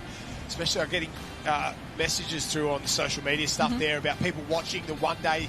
They're a little bit older, they watch the Masters and think, oh, maybe I can go around, and there's still time for me to come to the state titles. So if you are the wrong side of 30, 35 and thinking of taking it up, maybe now's the time to come down and get involved. There's Joey Tolano closest to screen there in the Met Caloundra cap, formerly a Sunshine Beach. Sister Abby at Mooloolaba now. So Joey there under the training of Clint Robinson. They had a good couple of weeks as well. They've been a club on the build. Clint doing a really good job coaching down there, and Joey, big long lump of a lad. So those boys will do really, really well. And it's interesting, you'll see these boys at this age, some of them really filled out, getting big and strong, and a couple that are sort of yet to get that growth sport going there. And I knew Joe Tolano when he was 2'5" and 15 kilos, ringing wet, and he's grown into a huge lad. So it's good to see a great young athlete as well. So the boys are on the line, set and ready to go. I think we're chasing 4. We might be chasing 5. I'll try and get confirmation on those numbers there. But it is a semi-final. Boys are set. Off and away. Here we go. Board rescue under 19 men's. Yeah, they may well take 5. I can see they've got 10 on the line here, so they may take 5 and 5, but we will see. Ollie Dillon, for someone that we think of as a craft specialist, as an Ironman in the team here for the swim. And again, that's what Team Day is all about here at the State Championships. It's the Open and the Masters competitors today. A little bit grey if you're just joining us right now, but that's fine. We're going to leave Matt Poole down there for a few more hours, just enjoying these conditions. A few more days? Yeah. Is that... He'll be fine. But we see, Matt Caloundra making an incredible start there. And what we spoke about a lot last week with the junior competitors. And again, when you talk about, those who are a little bit lighter, a little bit more petite, for some of those athletes, it's so tough for them to get up and over the cans to signal to their board paddler who's waiting down here on the beach. But we've been watching these open competitors, 17s, 19s, opens, and they've done such a great job of getting up and over the cans. It's exactly what you'd want to be doing. If you had to put a training video together, you're like, you see what Zach Morris just did? Yeah, more of that. Do that. Over on the far side, bang, Tugan first up, have a go. What about the boys there? The Tugan A team flying. It was Ollie Dillon, so give him a massive rap. Joey Tolano in second place. So Tugan 1, Met Caloundra in 2. Rest is sort of thereabouts. Big performance from a couple of these teams. Caro had a great swim as well. Will Mullen absolutely flying. The boys off and away into their work, and big move through the centre there. Ollie Harland from the Maroochydore team. He's probably had the best of it. Everyone else slightly getting clipped, and this is the lead run right now. Curra are doing a great job in third. Tugan out in front. Maroochydore in second place on this bottom end. Met Caloundra. That's our top 4. Semi-final of the under-19s men. Turn so important as they go. Not too far behind either. Down on this bottom side. Met Caloundra trying to get up there, swing it around, throw the leg over. Mercer was the swimmer. The boys are into their work. That's the Currawah team. Timing is everything, as Poole said, and you can see pretty good timing so far. Mermaid have started to get into the mix on the far northern side there, but out in front, Tugan absolutely hammering. That's them there. Look at them go. The boys, slightly slower rating, perfect timing, just as Matty Poole said. That board running along perfectly there. A little bit of wash from the nose, but it's not dipping under. Here comes a wave. If they can get down this one, they go. They just run out a shot there ever so slightly. I think they've got themselves down it. Yes, they have. Ticket a ride for the boys and a ticket into the final. Oh, how good is that? That's the way you want to make your way through, especially when it's just a semi-final straight to a final. They've actually got more than a wave ahead of the rest of the field at the moment. That's the way you want to come through. Set up beautifully by Oliver Dillon there for Tugan. We saw lots of Tugan juniors on the beach last week at the Youth State Championships. Now I can see, that's Joey Short still with his goggles on out the front there. Currawah makes their way through. I think that is their A team. Yeah. That will be Lockie Mercer and Will Mullen. Of course, we see Maroochydore making their way through. Met Calandra's in. Nice work, crew. That's your top 4 through. I don't know whether we're chasing 5. Maroochydore, maybe the spot in there. They're racing pretty hard. It seems like we were going straight to a final after this. I'm assuming it's going to be 4, but don't quote us on that. These boys, they know their day's done. So that'll be a ticket home for the rest of these teams. Tugan through big performance from them. We've got semi-final 2 coming up in just a few moments' time. Yeah, wonderful to see. We've got another Tugan team in semi-final number 2 as well. So a really strong age group for them. We see the replay immediately. And again, really enjoying the course length here. It's nice and short. You can get a little rest out the back if you are the swimmer. But what a wave there, the team from Tugan. Nice little bottom pat there. Well done. Well done. As they make their way up and through. And some of the boys, it will be probably a relatively small program to start the state championships. Yeah. If you're doing board rescue, you may not have to back up here for the tube or the belt or the double ski. So hopefully for some of these boys, it'll be a few races this morning. Get off the beach, get warm, get dry, get ready for 2 big days. Yeah, good start to the weekend. Mm-hmm. So they'll roll through sort of 1 or 2, get themselves dry and warm, like you said, back tomorrow for a much, much bigger program. A couple of these clubs mightn't have other team events. If you've just got you and a mate, board rescue, double ski, they're your only options realistically. So, or you can find a third, you get a board relay, ski relay out. It'll be important for a couple of these young guys to, well, save themselves. Like you said, small program today, but it'll get bigger and bigger as the weekend goes on. Semi-final number 2 of the 19 men's board rescue. Tugan is Cervenak and Flint. Noosa Heads A, Lockie Capel and Darcy Lewis. Currumbin B, Nana Carter and McDonald. Richie C, Jones and Star Thomas. Richie B, Hale and Hale. Burleigh Heads Mowbray Park Team A, Noah Thomas and Dylan Howell. Jackson Hall and Marley O'Rourke for Northgate Team A. Cooper Schmar and Max Vernon of Mermaid C, and Riley Rasmussen and Jai Kennedy for North Burleigh. So going to be interesting to see these lads do their thing. And not any team that I would go, okay, they're the red hot favourites in this. Like, once you start to list these teams out, you go, okay, there's a lot of good teams. Obviously Tugan and Currell from that last one, but there's a lot of teams that can win this one. Any one of sort of the top 6 in each of them, you get a spot in that final. Top 4 in each of them, you get a spot in that final. You got a shot at a gold medal, because it's not that different between the top and the middle of this pack. Yeah, absolutely. It's always interesting to see how those combos play out as well. With these conditions, short and sharp, we'll see what does happen.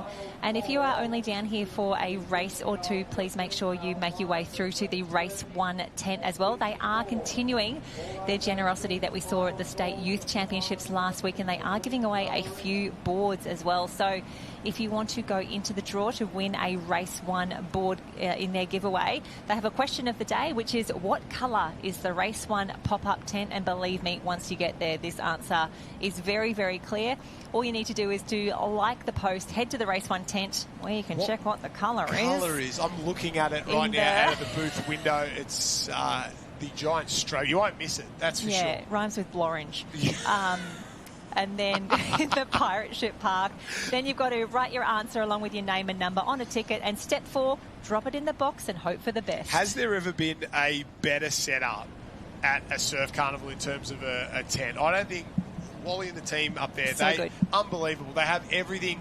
They've got trophies from the Shore & Partners Coolangatta Gold, the World Ocean Series, you name it. They've got everything up there, all the gear, everything you could want as a clubby nerd. You've got caps, goggles, you've got backpacks, you've got towels, you've got umbrellas. I know, because I had to buy one the last couple of weekends and lose them every weekend. You think Wally would sling me a free one? Nah. Come on. But no, I'm only joking. But board skis and paddles, that's what they do. That's their core business. And they've got everything set up. You can talk to the team about what you need, whether it's a nipper board, a mal, a ski, a double, a paddle. They know the sport. They know the sport inside out. So go up and see Race 1 and the team up at the tent, and they have some of the best in the business working for them. The boys are off and away into their work in terms of going to pick up the patients right now. Mermaid and the North Burleigh team on this edge, but on the far side, Burleigh Heads Mowbray Park is absolutely flying right now. They're off to a very, very good start. Noosa's trying to break out of the pack, and down on this southern end, it's Mermaid and North Burleigh in second and third. Yeah, North Burleigh Team A, they've got Riley Rasmussen and Jai Kennedy. Mermaid Team C is Cooper Schmar and Max Vernon. So keen to see how the boys combine here, see who we can get through. Maybe 4, maybe 5 into the final, as we see. It is so grey out the back. It is not looking great. Old Woodman Island has disappeared from view. Let's see if any of these boys can pick up a little swell from here. North Burleigh seem to have the best of the combo on the paddle there. I can see Marley O'Rourke. Oh, who's on it? Who's on it? Noosa on the far side, trying to get down to Burleigh Heads Mowbray Park as well. They fall off the back. There's waves out the back there. Maybe Noosa will get this one. Yes, they will. You got to have skills. Oh, they just keep the nose up. Burleigh go off the back. Too much safety, boys. You got to risk it every now and again. And Noosa will cruise home, book themselves a spot in the final. Lockie and Darcy down there, they stand up. Now the race is on. I think the urgency's starting to get there because it is a semi-final. Top 4 seems like the number we're chasing. So we'll get 2 across there with Noosa and Burleigh. North Burleigh up and over as well. And maybe, just maybe at the top end, Maroochydore will get there. I don't know which of the Maroochydore teams, but it looks like Mermaid are going to go home. So disappointment all round. So definitely 1 and 2 easy home. Then your guess is as good as mine for the rest of them. But yeah, it's already in live heats. Noosa, congratulations. Darcy Lewis and Lockie Capel absolutely through. And we had 2 Maroochydore crew in the mix there. It's either Connor Hale and Riley Hale, or it could have been Oscar Starr, Thomas and Sam Jones. We will wait for live heats to update, and hopefully for these boys, depending on how the program works out, we could be able to get them out of here pretty quickly. They've only done a semi, 1 big final to go. Yeah, we're almost there. So we've booked ourselves 1 final. We've got a couple more rounds to go through. We'll head down to the beach now with Matty Poole. Matt, conditions, I don't know if they're getting better, but they're definitely, I don't know if they're getting worse, but they're definitely not getting any better down there, are they? Yeah, guys, we've left the Masters Arena. The smell of Denkarub and was overwhelming. We're back in the 17s and 19s area here. Board rescue semi-finals are really starting to heat up. We can just tell the level has really lifted now. Consequences, only 4 teams getting through these semi-finals. That sandbank is starting to really drain out. It's getting really towards, I guess, closer towards that low tide. So we just saw a couple of big waves picking up then, and I tell you what, when you're sitting at the top of the ledge there on board rescue, it's a bit nervous for the paddler on the front to take the dive and have a crack, but that's what they've got to do if they want to book themselves a spot in the final. So 1 more semi-final to go, and we're going to start seeing some finals, some medals handed out, and a couple of state champions to be crowned. Matty, talk to us about the vibe on the beach. Obviously, wet surf carnivals, they can drag the life out of a few people, but everyone seems pretty happy, pretty positive down there. It doesn't seem like the weather's ruining it too much. No, it's day 1 at the moment. Still high spirits, good vibes and atmosphere on the beach. It's wet, windy, rainy. You guys are dry up there in the studio, but we're still having a good time down here on the beach. Oh, don't worry. You'll get yours back, Matt. We're headed that way later in the day. That is for sure. Just FYI as well, it's about 17 degrees in the booth here because of the air conditioning, not anything else. But Jenny Parry, we continue to roll on here at the 2026 Queensland State Championships, day 1 of 3. Mooloolaba, not Maroochydore. That is the move that has happened, and we've finally got ourselves a result. I think we're back into under-17 board rescue racing now for the men, and we're into some more semi-finals. Yep, more semi-finals. I can see Jacko Brennan loving the conditions down here at Mooloolaba Beach as they make their way through. So go from the 19s, update your live heats. We are now the 17 board rescue, and now we will be into the semi-finals. And we saw for those earlier, I guess, heats or the quarters that they did, they were sort of taking 4 and 5 and 6 through. So definitely expecting that the boys will put the pace on. We'll see them change gear very, very quickly. And I think this is going to be semi-final number 1 at the top of your screen next to that orange flag. You can see North Burleigh Team B, Noah Putty and Christian Howes. Southport Team A, we've got Lockie Hamilton and Lachlan Cook. Maroochydore A is Jack Patel and Stan Jarrett. Northcliffe Team C, Caelan O'Rourke and Tom Crawshaw, ex-Tanham. Now Northcliffe, Alex Team A is Nick Carter and Riley McCartney. Mooloolaba A, Oliver Lawler and Archie Smith. North Burleigh C, Bede Cosgrove and Byron McParlin. And then rounding out the field closest to us on screen, that is Jacko Brennan and Nicholas Peachy. So Jacko had a great swim in the quarters, so hoping he continues that fine form on as the boys just wait, get ready. Water temp is pretty good today. It's probably not too bad in the water, especially once you get out and that wind starts to really get up and about. And I think that getting in and then standing out on the edge like these boys have done, that's probably the hardest of all of those. And take a look at the start list here, as we said. Interesting. Once again, pretty even across the board. That Northcliffe C team had a really good run in the opening heat of the day. Patel and Stan Jarrett. Stan Jarrett's been swimming absolutely unbelievably. Riley McCartney and Nick Carter did well in their heat as well. So that's what happens when you get to these semis. There's probably 5, 6, 7 teams that could easily win a gold medal and cut across the two semis, and then another sort of 3 or 4 teams in there that are a shot at getting second or third maybe. So it starts to get super interesting here because it is so close, and you just got to be able to put together your best performance when it matters most. And while these boys they'll be pretty relaxed. Queensland State Championships, obviously a big title on the line, but day one, first race, probably the most enjoyable race of the entire carnival. They'll be very, very low-key in terms of pre-race, but then when they hit the line, it's go time, execute as best you can, and then get in that tent and get warm. Yeah, absolutely. Pack all your dry gear, make sure you're keeping everything as best you can. And as I think it's so different to last weekend when we were talking about, you know, how terrible it is when you get sunburnt on the first day of the carnival. None of those issues today. Yeah, but you also just want to look after yourself as best you can. There's nothing worse than having a wet towel for the next 3 days and nothing dries overnight, and then your jacket's all gross. We can just see TC there, the man in the red jacket. He looks after a lot of the IRB stuff up here. He's just checking the course. He's got that rangefinder there.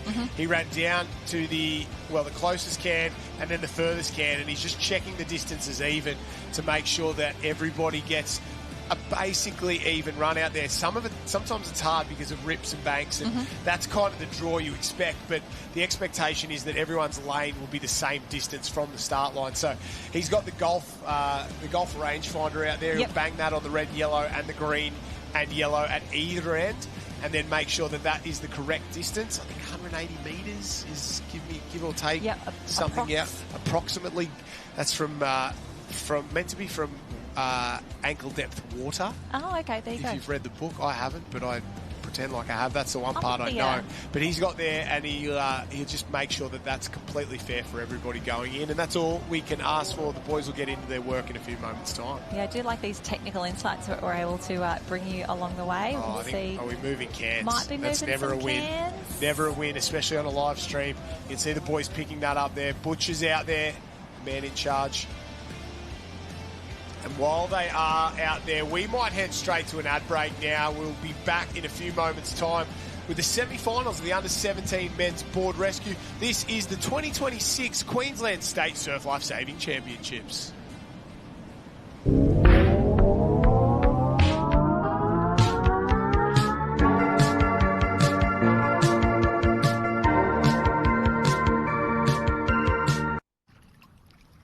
This is the moment Gabby completely forgot her office password.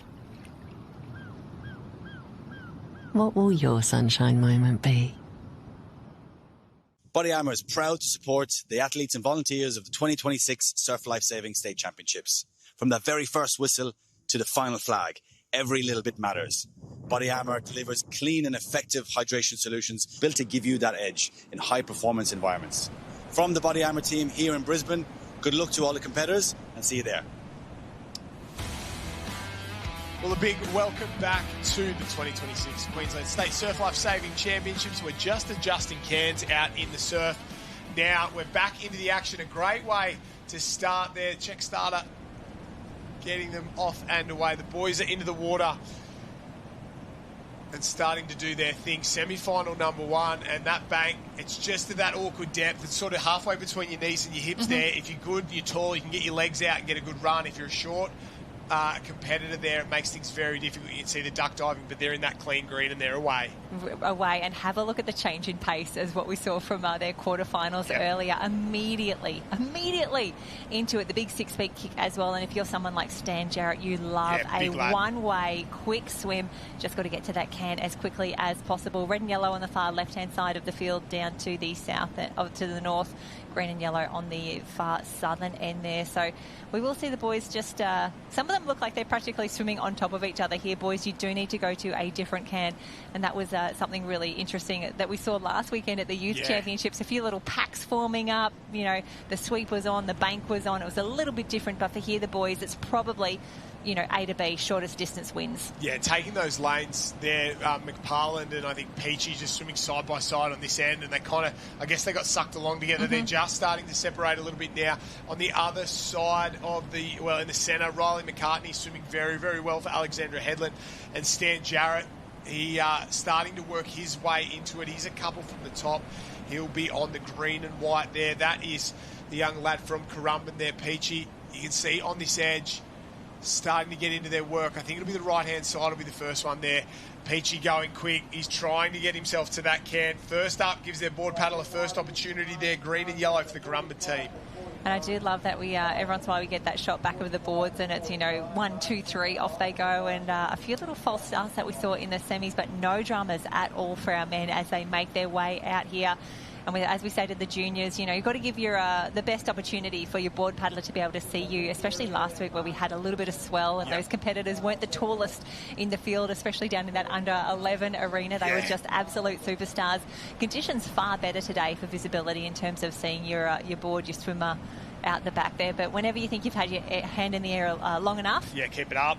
5 more seconds. Distinct top 4 out there at the moment. Currumbin, North Burleigh, Alexandra Headland and Maroochydore. Everybody else with work to do, and that is the top, 3 of the top 4 there. Northcliffe trying to paddle their way into it on the centre of the screen, and the boys really starting to go. And as you said, Jenny Parry, the difference between the heats and now this semi-final has been significant there. The pace is up, the rating's up, no mistakes from the boys at all, and they're going to work their way into this turn. And when it's this tight from the top 4, turn's super important. Yeah, absolutely. Loving the rating there from Currumbin. That's a Nick Peachy making his way out, picking up Jackson Brennan. And you'll see most of the boys, they'll just drop down onto their stomach as they get closer to the can there, swing that around, often straight over the head of the patient there, but Currumbin on and away already, really rating up highly. Jacko's just got to keep in time there. Try and keep them together where you can, make it a little easier for yourself. And the interesting part as well is just the high stroke from Peachy there, the big elbows. It's kind of making it hard because Brennan, he's got more of a flat loping sort of stroke there, and that difference in technique.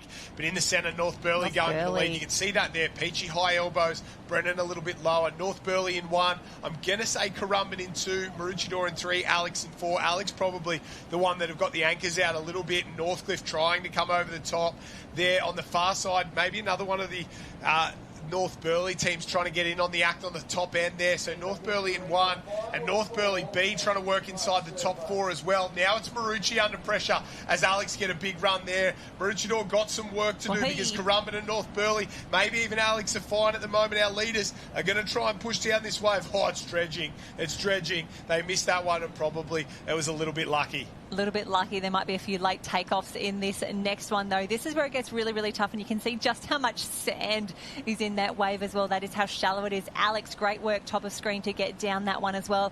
You've got to think they're taking 4, likely 4 through to the final. There's 3 on screen right now if Jacko gets to that board in time. The next one there, I think they are North Burleigh there and Maroochydore. Oh, big trip and stumble from Maroochydore, and that'll be all she wrote. I think Maroochydore are done, and it'll be the 2 North Burleigh teams, Alex and Currumbin, that'll book themselves a spot in the final. And well, Maroochydore were in this one up to their eyeballs until the dying stages. They fell in a hole, both figuratively and literally there. They were slow in that final stage on the board, tripped over on the way up the beach, and I think that will be all she wrote for the Maroochydore side there.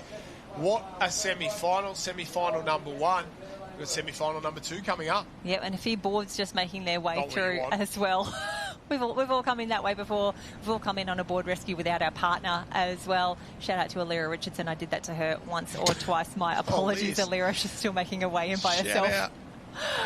But we can see the boys from Mooloolaba coming through there. That is their A team, Oliver Lawler and Archie Smith. Won't progress to the final, but wonderful to see them in the mix. We can see already semi-final number 2 lining up. But just confirming, liveheats.com tells us, so it must be true. Currumbin Team A are through, Alex Team A, North Burleigh Team C, and we're thinking that it's going to be their B team through as well. But lining up, here we go.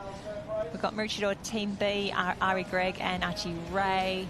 Watching that replay again. A few... And I think we can maybe head down to Matty Poole down there. I saw him siding up alongside Riley McCartney and Nick Carter from the Alexandra Headland team. They got themselves across the line and into the final there. Pooley, the boys, great way to start their semi-final there. They got off well and brought it home, and now they're into the final. Yeah, guys, I'm here with Riley McCartney of Alexandra Headlands. Mate, unbelievable effort then. You booked yourself a spot in that final. How was it out there? They just moved the cans out, so the swim's a lot further for the swimmers, and it's tough being a board paddler because they get out to us and they're cooked, so we just got to go hard on the way in.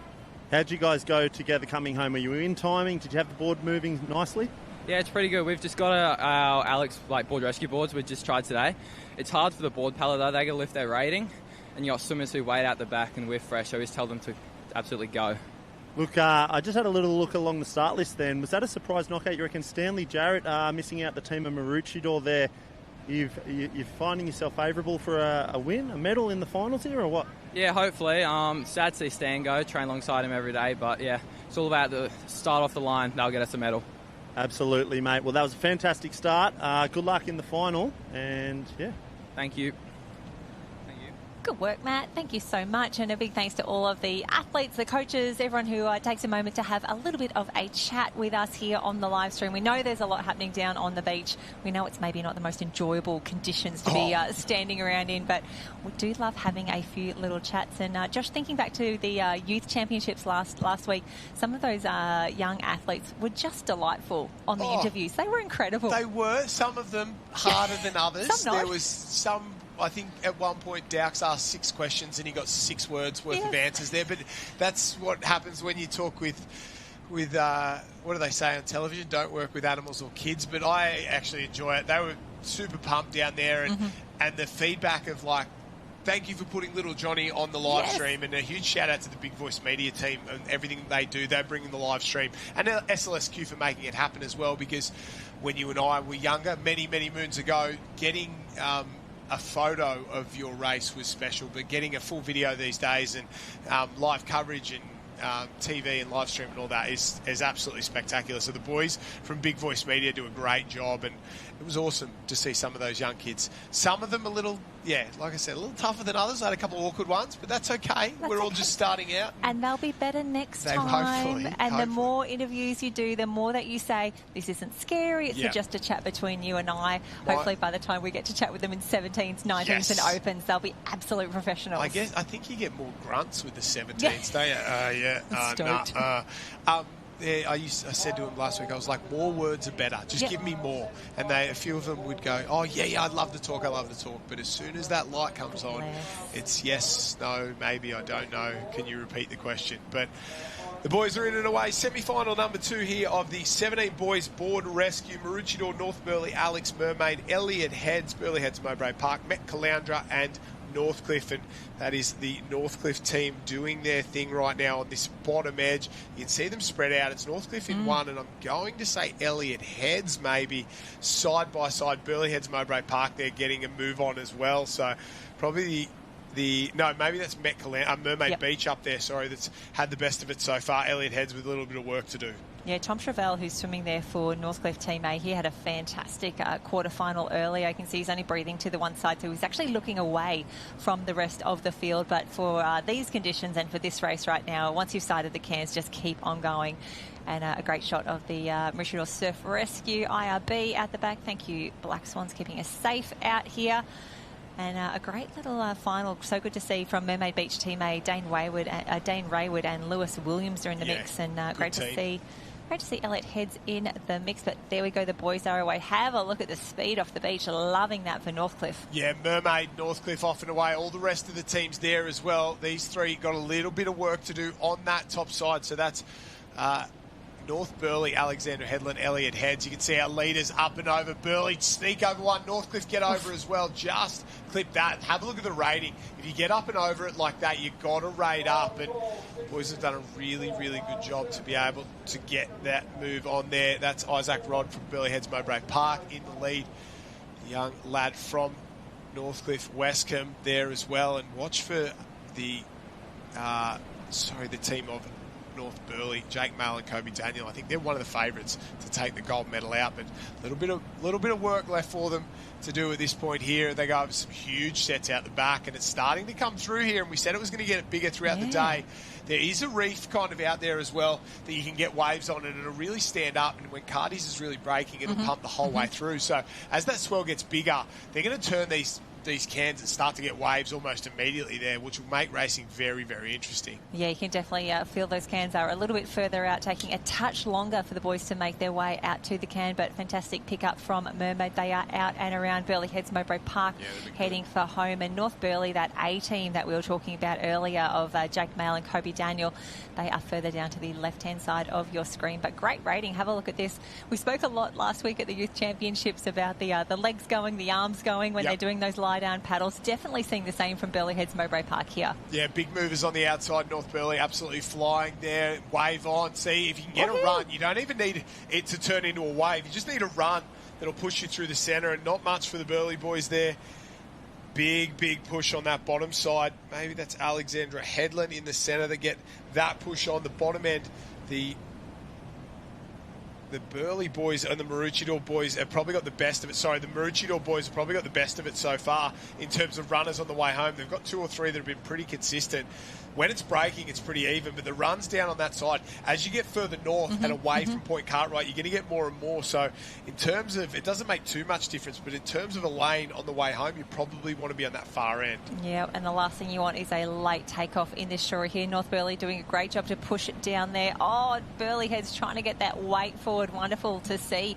But it will be the crew from Maroochydore, Ari Gregg and Archie Ray. First across the line down on the far end there on the red and yellow can. That looks to be the best of the alleys at the moment, as Dane Raywood and Lewis Williams from Mermaid Beach Team A, they are across. There's our A team from North Burleigh.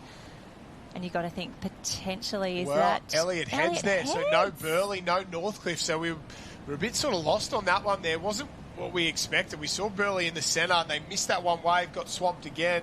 I don't know what's happened to them. So from leading it the entire way, they've absolutely butchered it. It was Burleigh Team B, so Greg and Ray first across the line. North Burleigh came flying through, and the big one, Burleigh Heads Mowbray Park, absolutely disappeared, gone out of that semi-final, and they looked to be doing it comfortably, and all of a sudden their day was over. Yeah, that is a tough one. There is to see the boys make their way up the beach. Now they're just waiting for those results to be official, doing the post-race debrief, and then I did this, and then you were here, and they were over there, and then you came down, and then we nosedived, and then we're diving for lobsters.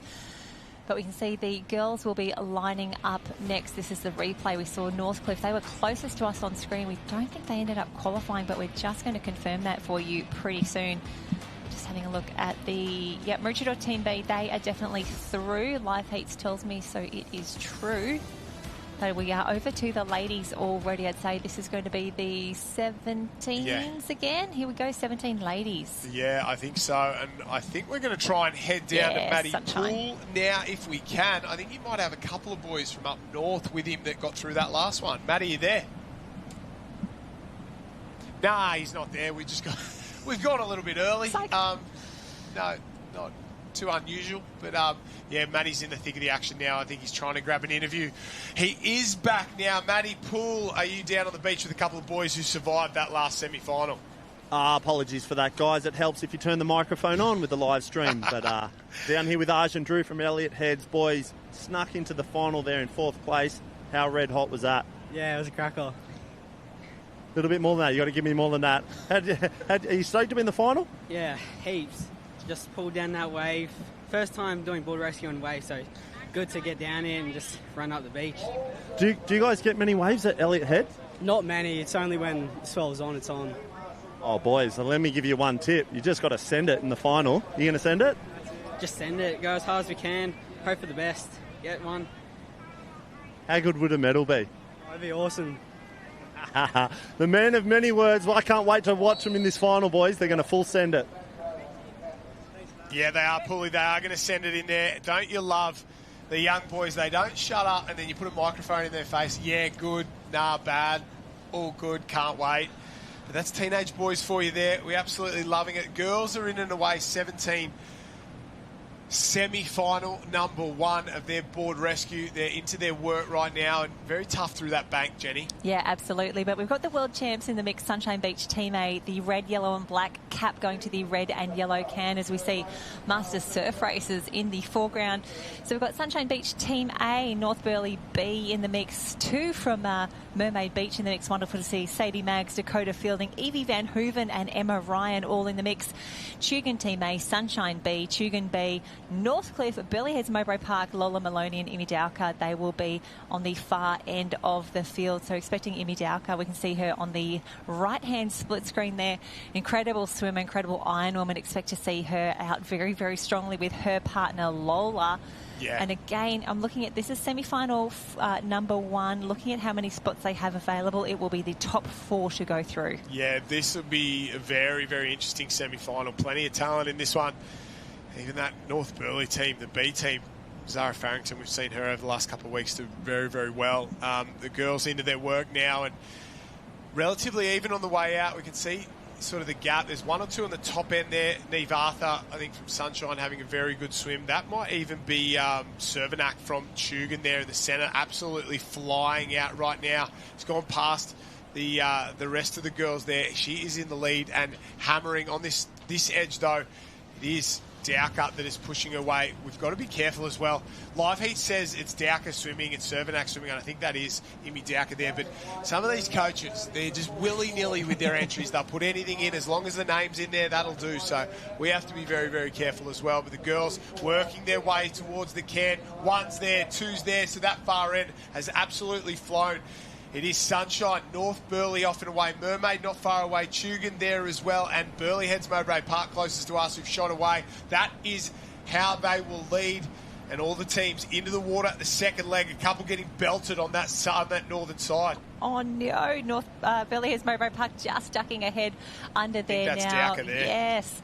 And we can see the girls. That long shot there really just showed us that the tide is starting to stream out there. Lunchtime, low tide, 11:49 a.m. So we know that Mooloolaba loves to get a little bit potholy on low tide as well. So please, everyone, watch out for your ankles and the snipers as you make your way through. The girls really rating up well here. They know it's only the top 4 through. And as we saw, Elliot Head sneaking through, getting that great wave all the way to a state final. The girls are really just need to put in the work early, put themselves in the best possible position to make their way in and around. And have a look at that, a great day out here at Mooloolaba. Not too much separating the field just yet. Remembering we do have the world champs in the field from Sunshine Beach. Yeah, that's exactly right. That's Dowker going to get Lola Maloney, who had a great swim to start, absolutely flying out. Now, the girls, the race has been made a lot longer after they moved those cans when we went to the break there. It's almost doubled in distance right now. And the girls get into their turn. Maloney up on the top, they get into their rate. Here we go. They start to wind up on the way home. Technique very, very good. The far side have got through as well. Sunshine Beach probably in second place. North Burleigh in third. I think Mermaid Team A have worked their way through. They'd be challenging for second as well. But these are our leaders there. You can see off in the distance the angle, not the best there for picking it up. But you can see Mermaid working their way through now, and we're in for an absolute race. We're going to go top 4 through to the final right now, and the race for 4th place is absolutely on. Sunshine, Mermaid, Burleigh Heads Mowbray Park, North Burleigh not far away either. Tugan, they're not out of it. Northcliffe, I wouldn't count them out either. Here come Tugan, the big movers through the centre, absolutely hammering. Yeah, this is what you want to see. And as we get into this wave zone as well, this is where it starts to get a little bit tricky.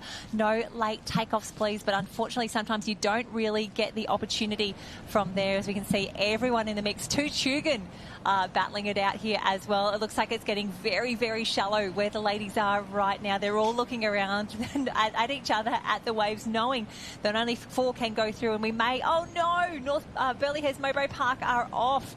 I thought that wave and those 4 athletes who were going to be on the wave all together would have been an easy, clear-cut final. But how stoked does Mermaid look to be in that top 4, having a little giggle on the way through? Sunshine, Mermaid, Tugan, who's going to be in there? Who is going to be in that top 4? Yeah, all 3 of them clean home. You'd expect, Burleigh, the 4th team through. So there we go. Bang, bang, bang, bang. Top 4 through. Unfortunately, the other Tugan teams missed out. North Burleigh as well did a really good job most of the way there.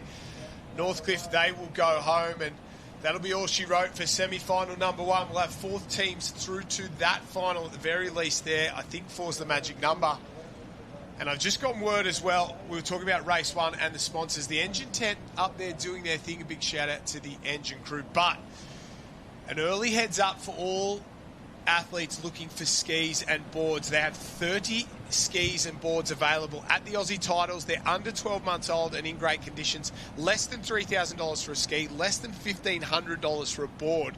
You can head up there today. They've got a lookbook, jig measurements, everything you need. It's first in, best dressed. So you can go up there today, say, oh, I want that one for next off-season. It fits my legs, or it's a little bit longer. Maybe it's an Joey Collins, Matt Bevilacqua. Maybe it's a Georgia Fitz or a Alana Rogers up there. One of their old craft for the last 12 months. Everything less than 12 months old, you can go up and get it today. So head up to the Race 1 tent at the Queensland Champs. Get into the lookbook there. Lock yourself in a brand new, well, almost brand new piece of craft for next year, and you will be fit and flying. That is for sure. The girls are across the line. And a big thank you to Race 1, Engine Swimwear, and everyone who makes this event possible. Sunshine Coast Council as well. Yep, fantastic work. Head over to the Race 1 tent. Don't forget to enter the draw as well. What colour is their tent? You could win a board there. We can see semi-final number 2 lining up already, top of the screen, farthest away from us. That is Burleigh Heads Mowbray Park Team B, that incredible pairing of Layla Wiper and Jess Conrad. Keep an eye on them. Neighbours to them, teammates as well, Sophie Windle and Amber Sky Stevenson. North Burleigh has Mika Locke and Ryan Spence. Expecting to see them in the top few, but this is quite a tough little group here. We've got Savannah Bush and Elkie Raywood from Burleigh in the mix, Abby Novosel and Mary Thompson. Mary fresh from the open board rescue with Tiani Massey as well. Maroochydore C, Kalai Kimmins and Regan Copsey. Alex has Shalise Lucas and Jazz Edmonston. Noosa Heads Team A is Kiani Baker and Mia Capel, and rounding out the field closest to us on screen is going to be Caitlin Palmer and Taylor Birch. So top 4 to go through. The girls are away. Yeah, big Burleigh contingent here, and that team at the far end, they have Wiper and Conrad. I really like them. I think they're very, very good, but the D team, Savannah Bush and Elkie Raywood, Maroochydore, always good. Mary Thompson, Abby Novosel there. We head down the page. It's pretty even semi-final outside of probably those 2 or 3 teams. Alex were really good in their heat as well. They absolutely dominated there. So Edmonston will swim and Lucas will go and get her there. The girls are into their work right now. It's not clearing up, that's for sure. I don't know why I keep expecting to look out there and thinking it's beautiful. Sun on the horizon. And, a little sunshine there. It's not going to happen. Get it out of your minds. Just accept what it is. The girls are into their work right now. And second race of the day for them, that first one we talked about with Keenan Competes, blowing the cobwebs out. This one, I think, will be a little better. The first one hurts. It's a bit ugly. You've kind of just got to force the issue. The bad pancake of it. Yeah, and if you don't warm up properly, it's a little cold and miserable. Maybe you just get a wave or two. You don't really warm up like you should. It's even worse. So the first one's always rough. This second one will give you a better idea about how you're feeling. And now you'll start to get into a rhythm and start to feel a little bit more comfortable. And like you said before, that swell out on the horizon pushing past, that's going straight past Point Cartwright, and it arrives somewhere around Maroochydore. And the angle at the moment's punching straight in there, and it was a good decision to come down here today. Yeah, absolutely. I know everyone was probably a little disappointed when they saw that post go up on the socials, or whoever called you to say that was what was happening. But here we are at Mooloolaba. We're absolutely making the best of it. And Josh, I can really feel not only the change in pace for the girls, but those cans have been reset. It is a far longer swim than what we had in those early qualifying rounds. Lots of Burleigh Heads Mowbray Park making up half the field here, with 4 to go through. The dream for that crew there would be to have all 4 teams in that final. But there are quite a few fantastic teams out to ruin that party, just waiting to see that first hand up in the air. I love it when you can see the girls really sight that can. There we go, up and over. Fantastic touch there for Burleigh Heads. That may even be their D team in the mix. Yeah, that's it. I think Burleigh Heads Mowbray Park have got off to flyers in, first and second there in the centre. Alex made the change. I've just been told that Lucas has swum. Edmonston's going to go and get her there, and they're right in the guts at the moment. So Burleigh in 1 and 2, basically the rest of the field not too far away, racing for 3 and 4 here. You can see in the centre, super competitive. Maroochydore is in there. The other of the Burleigh teams, Alexandra Headland, have worked their way through nicely. So through the break, fantastic move for them to get themselves up and over. And here are our leaders heading towards that first turning can, and you can see how spread out they are. No one's really out of it at this point. The girls starting to go to work, angles everything as well. You can't hit that cam bang on because that hard 180 turn is a little bit slower. You've got to come in and sort of give it a bit of 45 back to the beach, and that's what these girls will hopefully do. Take a little bit of a wide sort of loop around, make sure that board keeps moving. You spoke about it before. Keep the board moving through the turn. Whether you sit up, turn it around, or you lay down and you continue to roll, movement is key. Whatever you're doing, keep it going fast, drop it in and around, and make sure that swimmer gets on nice and comfortably. Yeah, absolutely. And there's no rules around who has to get on the front, who gets to get on the back. Whatever works best for you and your partner, that's what we should do. You can see Burleigh Heads Mowbray Park swing it up and around. The swimmer gets on the back for this this combo here, but again, absolutely dealer's choice for how you would like to play that. This is going to be a fantastic finish. I can see 4, 5, 6 competitors very, very close together here as it starts to get a little bit choppy, a little bit uneven just as that tide goes out. Low tide, 11:49 this morning, but the ladies making their way home. And Josh, really interesting that the Shorey hasn't been coming into play as much as we saw when we were down in that Masters arena earlier, but that may come into play a little earlier and maybe start to spread the field out a little bit from the start, whereas they've all been just heading out together. Yeah, apart from absolutely detonating a Burleigh Heads team in that last 19 men's, that outside of that, it's been pretty even. This is sort of the middle centre of the field there. There's a couple teams to the north in the mix as well. Burleigh, Alexandra Headland paddling through nicely in the centre. You can see that Burleigh team on the far side there in the lead. Distinct lead out in front. They're going to try and push down it. That is the team of Wiper and Conrad here. Down on this edge, chasing hard. That's another one of the Burleigh teams there. Maroochydore in the mix. Alexandra Headland as well. So a little run. This is exactly what you want. A little run. The girls hit the beach. They're up and away. Jess Conrad on the front. Layla Wiper on the back there. So they've done a fantastic job. Layla Wiper was the swimmer. Jess Conrad, I'm assuming, was the board paddler. Yeah, up and across. First team into the final. No dramas at all. Burleigh 1 and 2. Burleigh 3 as well. Where are the other teams? Alex, Maroochydore are all in the mix. Oh, the race is on. Up the top side there, I think North Burleigh has snuck home ahead of Alexandra Headland. Just like that, we've got 3 from Burleigh and all 4 from the same stretch of sand through to the final. So it's a good day to be from Burleigh Heads Mowbray Park. They've got 3 through to the final. They're big performance by them. And, well, some upsets. Some teams look really good in the heats and just failed to fire in the semis. Yeah, that does happen. And considering that North Burleigh already has a team from the first semi-final, Lola Maloney and Imi Dowker, their Team A, that means that they will have 50% representation in that final, which will be held today for the under-17 female board rescue. Congratulations. Definitely worth a slightly earlier trip down, well, up, I should say, to the Sunshine Coast, North Burleigh Heads Mowbray Park. 4 out of 8 competitors in that final will be wearing the black, the gold and the green. And we can see here, this was the get on there for the girls, but here we see 1, 2, 3 across the field. That is the dream finish for them. And we'll see the girls. Here we do the debrief, and then I did this, and then you were here, and then that wave came, and then... It's interesting. We spoke about it last weekend with the nippers. The invention, or not the invention, but the proliferation of live streams across and drone footage has made things really interesting about how people see their races, because...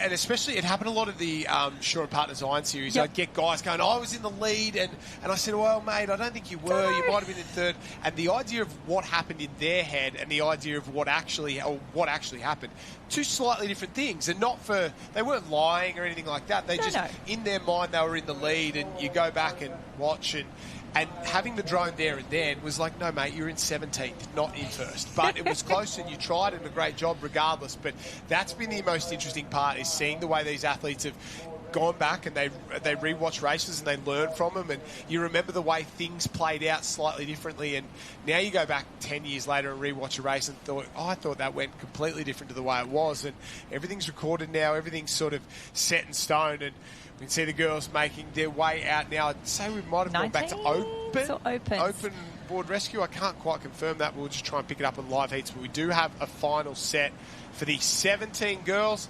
We've got more girls racing coming up now. We'll try and figure this one out. This might be semi-finals of the 19s. My apologies. Now it looks like... Yeah, we'll grab those start lists anyway, for you. And the girls is going to get into their work and start to go out while we try and find out which one it is. Yeah. I think 19's Heat 1, Talabudra, Alex, Burleigh Heads, Mowbray Park, Kurrawa Team A, Tugun Team A, Burleigh Heads, Mowbray Park Team A, and they didn't have any heat, so this is the opening round for those 19 girls. It's Fennick and Hutchinson for Tally, Ackley and Zoe Woods for Alexandra Headland. Watch for them, they'll be good. Stevenson and Stevenson for Burleigh, Asquith and Hart for Kurrawa, Kay and Piazza for Tugun, and Dottie and Bianca Raywood for Burleigh Heads, Mowbray Park, heat number 1. The girls are into their work now, and if you're thinking that maybe your eyes aren't going too well, they are the current conditions, because the weather has just turned even more south than we had earlier today, and it's going to make finding those cans interesting. It's going to make finding your swimmer even more interesting as well. Yeah, it is a rough day, but for Burleigh Heads, Mowbray Park, no dramas at all for them. Now they have 2... Oh, look at the wind. Oh, no. 2 teams in the mix here. Amber Sky Stevenson and Hannah Stevenson. That is Team C, and their A team, Bianca Raywood and Olivia Dottie. So tough conditions down there, and a shout out to all the officials, the IRBs, all the volunteers. And here we go. Here's that first little... And while the conditions are absolutely chaotic, we might head down to Matty Poole and see whether he's been blown away on the beach down there. How are you going, Matty? Obviously, the weather's taken a massive turn in the last 2 minutes. Unbelievable.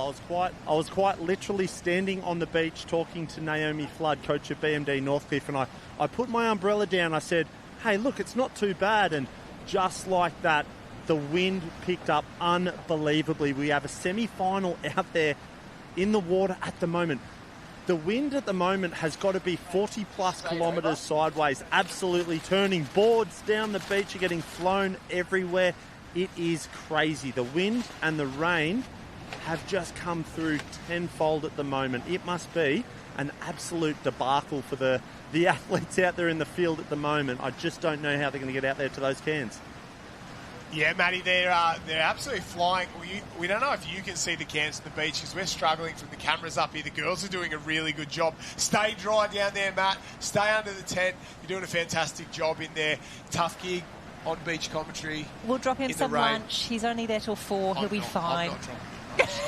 I'm going to get wet. No, I'm next down there. So the girls have turned.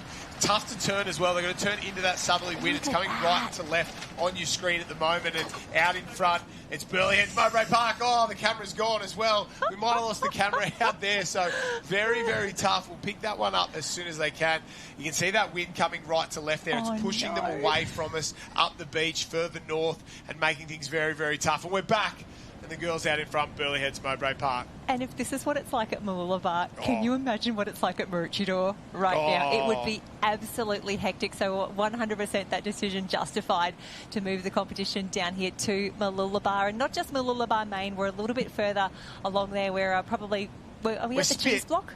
We're Spit. Yeah, cheese block. Yes. Yeah. You know you're a local when you know the cheese block. Yes. Well, one of my first jobs on the sunny coast was lifeguarding, and I think they put me at Mooloolaba because it was one of the safest beaches where I could do the least damage. At the cheese block. Big just shout out the to all the lifeguards. catamarans, Jen, down a bit further. Yes, I love it. Burleigh out in front, flying on the way home here. That is Burleigh they're doing team. A great job.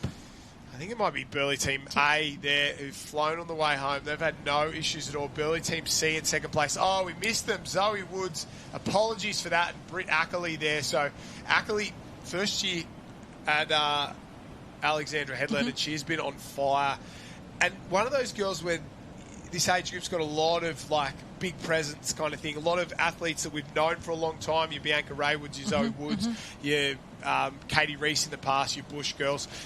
But Britt Ackley, I think, probably the most underrated. And you know, you have age groups and girls that go through that you think, oh, they were always there and thereabouts, but they were never the star, but they end up being maybe one of the best. And Gemma Smith-Welsh jumps to mind lately, like one of those girls who'd finish somewhere between 5 and 10 in the Aussie final and sort of 3 to 5 at the state titles. And have a look at the rain down there, absolutely loving it. But Britt Ackley's one of those girls, and I think put her in your little black book and go, in 5 years' time, if she's a Shawn Partners Iron Series podium finisher, it would not surprise me. She's got all the skills. She's very good. She just doesn't have the rap on her that some of those other girls good, and sometimes that is the best place to be. And I look forward to watching her grow as an athlete over the next couple of years. Absolutely, and we are seeing those green shoots here and there. Gemma Smith-Wells, getting a few podiums here at the World Ocean Series. Mia Cook being on the podium. Yeah, exactly. Up at Northcliffe she's a few exactly weeks the same. back. Yeah. You're spot on there, and I think Britt Ackley will be one of those girls to watch over the next couple of years, and I'm absolutely loving it at the moment. I'm just getting word down on the beach from Matt Poole. He's flicked me a text message now. They've paused events on the sand, so I think we're going to go into a holding pattern for the next couple of minutes while they let this pass. We might drag up the old Bureau of Meteorology app and have a look at the wave. Yeah, I'll pull my phone out and throw it in there. So I think the boys, they're going to try and throw it. I didn't mean even throw it up on the screen. They might be able to do that as well. But we're just on pause for right now as this squall goes through, and it's really changed in the last 5 to 10 minutes. And it's not nice for anyone out there, that is for sure. I can see a few of the athletes racing up. There's a coffee van as I look out the window there. There's a big line in the coffee van to get some hot drinks. And as that squall starts to roll through, have a look. Ask and you shall receive. Big Voice Media, the best in the business. And we can see that just little, I think they're called scuds coming through there. And that's that yellow there. And obviously the darker colours, the greens and the yellow in the middle are stronger. Reds, it's getting a little sketchy. Black, hail's on the way. That's kind of how that works. So that yellow there is just what's hitting us right now, and we can see there's a lot of sort of open space on that edge. That doesn't mean there's no cloud, but it means there'll be not a lot of rain after hopefully this blows through. And look out if you're up at Noosa Heads, Karoi Bar and Boreen Point, because you're going to get rain for the next sort of couple of hours up there. And she's raining cats and dogs. Events have stopped right now. This is the Queensland State Surf Life Saving Championships. Day one of the Seniors and Masters Championships. We're through the heats of board rescue, semis of some board rescue. With ski races done for the Masters, it might be a good opportunity to roll through a few of the results as well, because the Masters ski races have been run and done, and we had some great ones in the 70 plus. It was William Scott from Dickey Beach who got the job done there, Peter French from Noosa, and Stuart Key from Surfers Paradise in third place there. That was the 70 to 70 line. You've got the 50 to 54. To go back. Yeah, we did see before the 50 to 54 men's single ski, and Sean Spencer led the entire way around, and we were like, we thought he got done on the line.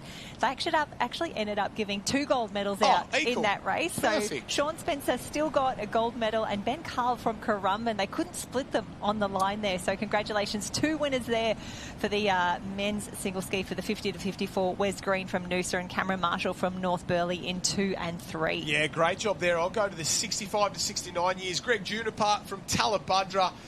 The Tally boys were first and third, with Greg Bowditch in third, and Dale Penman from Mermaid Beach has ended up in second place for the 65 to 69 years men's. We'll have a look at the ladies competition now as well.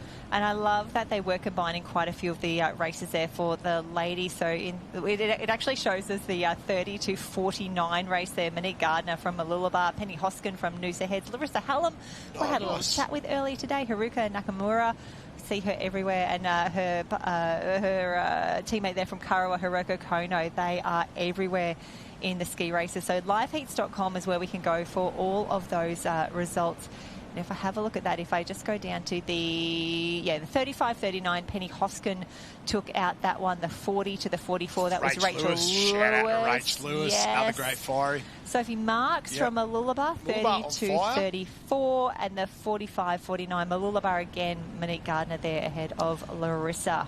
Great job for the ladies there. Fantastic performance. Dylan McGee dominated the 30 to 34 years men's ski, left everybody else in his wake there. Great performance by Dill of Talabudra. He did a fantastic job.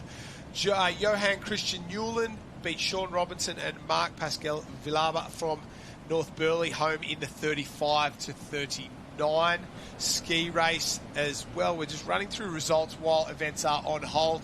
Jenny, back to the ladies competition. Yes, a big congratulations to Petra Porter from Noosa Heads, winning the 50 to 54 female single ski ahead of Louise Ruff of Currumbin and Debbie McKean Noonan from Pacific. Love seeing all the Pacific caps in the mix.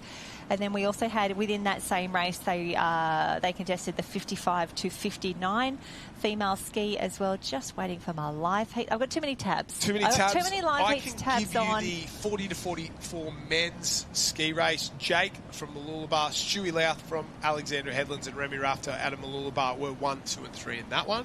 Absolutely, and it was worth the wait. Ellen Hedstrom from Kurrawa took out the win there in the 55 to 59. Helen Bennett from Pacific and Marie Casteds from Noosa, just ahead of Teresa Hutton from Dickey Beach. No, Teresa, from a lot of surf rescue comps as well. So a lot of athletes contesting a lot of events across a lot of venues. We are at the pointy end of the season. New South Wales racing as well today. So we've had a few little updates from Harold, one of our commentator friends, telling us what's happening down that way. The only other event we haven't covered was the 45 to 49, and this is where you start to get a few names that you recognise that were very, very good back in the day. Josh Meyer, he gets the gold there from North Burleigh. Mark Rantle, Brad Rogers, Australian gold medalist in the ski race, in third from Talabudra. David Rhodes in sixth, Gavin Jordan in four, Pierre Tapper in five, David Rhodes in six. So Rhodes did a good job. Michael Butcher, shout out to him, in eighth place as well. Head down that one there.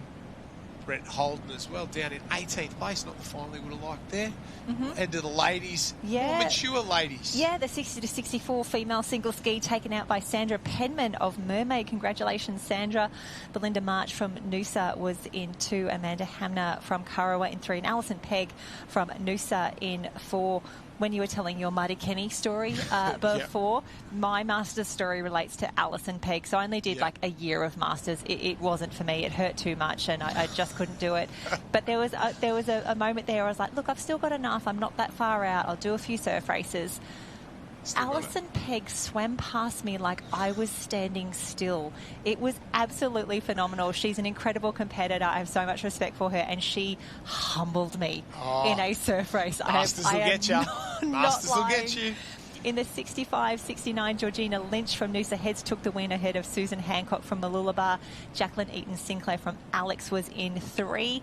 And then in the 17 and over female single ski, a huge congratulations, Marilyn Clarence from Alex took the win and the state title ahead of Robin Jenkinson from Noosa Heads. More board races seem to have been run in the Masters area as well. I'll try and head down and see the... No, I got too many tabs open as well. I thought surf races were done. But the point score, if you want to know the Masters point score, at this point... Oh, no, it's disappeared on me as well. Noosa out in front, 179. Mooloolaba in second place, 130. Alexandra Headland in third on 74 points. So that is at the, let's say, the quarter-way mark of the competition program. Fourth is North Burleigh, fifth Talabudra, sixth Currumbin, 7 Kurrawa, 8 Surfers Paradise, Southport in 9, and 10th place by 1 point ahead of Maroochydore is Mermaid Beach. Pacific, what about Pacific in 12th overall? So great performance by them as well. That is the competition for Masters. Well, so far, we're going to head back down to the beach now. It looks like things are starting to happen again. We're back into the action, and we might be into the 19 girls board rescue there. So we've got a couple of... We've got one more semi-final to go in there before we head through the final. It was your top four, Burleigh, Alexandra Headland, Burleigh and Tugun through to the final there. A second semi-final on the line set. We've got Burleigh Heads, Mowbray Park B of Bush and Bush, O'Shea and Jones of Currumbin, O'Connor and Bronson Ball of Northcliffe, Pither and Meyer of Northcliffe, Jarrett and McGrath of Maroochydore, and Issel and Gibson of Alexandra Headland. Yeah, fantastic work. You can see the ladies just getting ready. And a shout out, Sammy McGrath from Maroochydore. She doesn't love an interview either, not going to lie. She's very shy, but we actually were able to interview her at the Murphy Homes Maroochydore Classic. She took out the run, swim, run. Oh, nice. First event of the day on that finals day.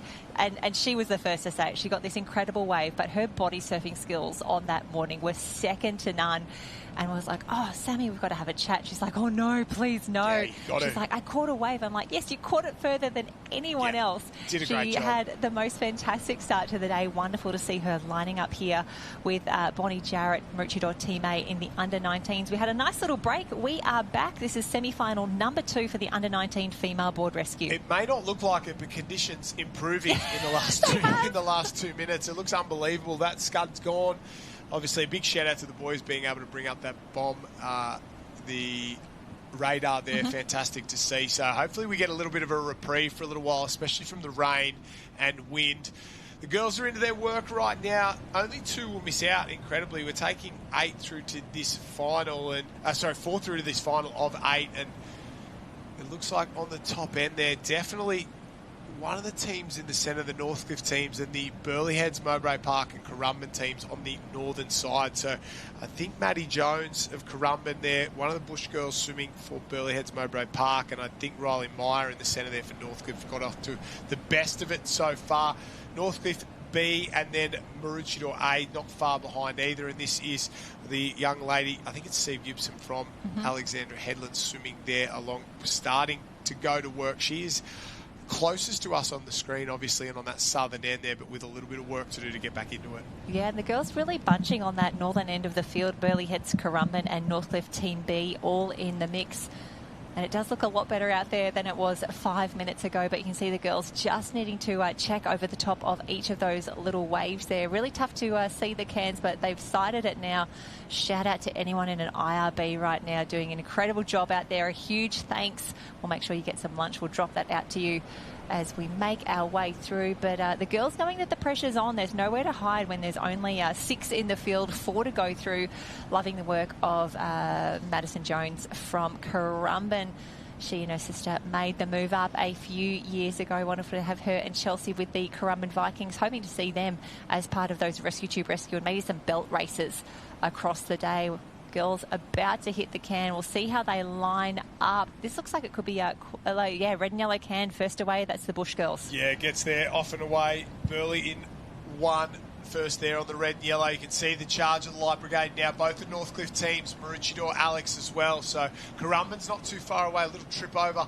Then not a little stumble going in. So all of these girls into it. Obviously with 4 teams there, Maroochydore probably the biggest movers, and a great start from their board paddler there to go straight past everybody else, push to the lead. And interestingly, Northcliffe, that centre, got hit, well, less than anyone there. I think that Northcliffe team B of O'Connor and Brosnan Ball, that might be Joey Collins' board. I think it is, yeah. That they're paddling out there. So we spoke about it last weekend, getting a little bit more sort of foam and volume underneath you when you do board rescue. And if you're one of the 17s, you might paddle one of the open boys boards, or if you're the ladies, you grab one of the guys boards there that's just got a little bit more volume. And Joey's is probably a perfect size for the ladies because it's a little bit bigger but not too huge. It's not a Benny Carberry like 85, 90 kilo. It's maybe a 75, 80 kilo or something like that in there. It's almost perfect for these ladies. The turn and the big movers, Alex as well. Northcliffe have gone absolutely hammer and tong on this board leg. Maroochydore obviously close, but Alex flying out on the outside. They've got themselves back in this race. Yeah, they're doing a great job here. We'll see these pickups. You can see the girls out the back just waiting. A little bit of here we go, up and over. Who is jumping on the front? Okay, so Siv is on the front there, but have a look at the turn. Northcliffe early on there, and then further up the Bush girls still in the mix here. We saw the Brendan brothers. We've got the Bush sisters now. Yep. A few good little family combos making their way through. Who's got the best rating on the way through? Have a look at Alex Fly. Yeah, speaking of family as well, I just got a message from Ian Hansen, the great Ian Hansen. Oh, hello. There is a Aussies lunch going on at North Kira Beach during Aussie titles, family themed as well. The ex-team boys Shannon and Kane will be special guests in there. They've got a bunch of other guests and announcements in there as well. Hanso's hiring that, so go to the North Kira Surf Club information page if you want to know about that. That's on during the Aussie titles. Nice. So if you want to hear from, two of the best in the business and brothers as well, go to the North Kira Facebook page, the Surf Club Facebook page for all the information there. And a big shout out to Hanso. Currumbin Tragics, freshwater originally, but Currumbin absolute tragics, and one of the best men in surf sports there. there, and a shout out to the team. Oh, the girls down the mine. No. They go down the mine. They've lost the board. Now, where is it? Turn around. You've got to get it. There's people coming down late for Alex. Late for Alex. And this is drama because only 4 through to the final. Northcliffe, while they were doing it easy. Bush and Bush, no issues at all for Burley. They're through. Oh, don't let it go. Drama there. They're good. Now get across.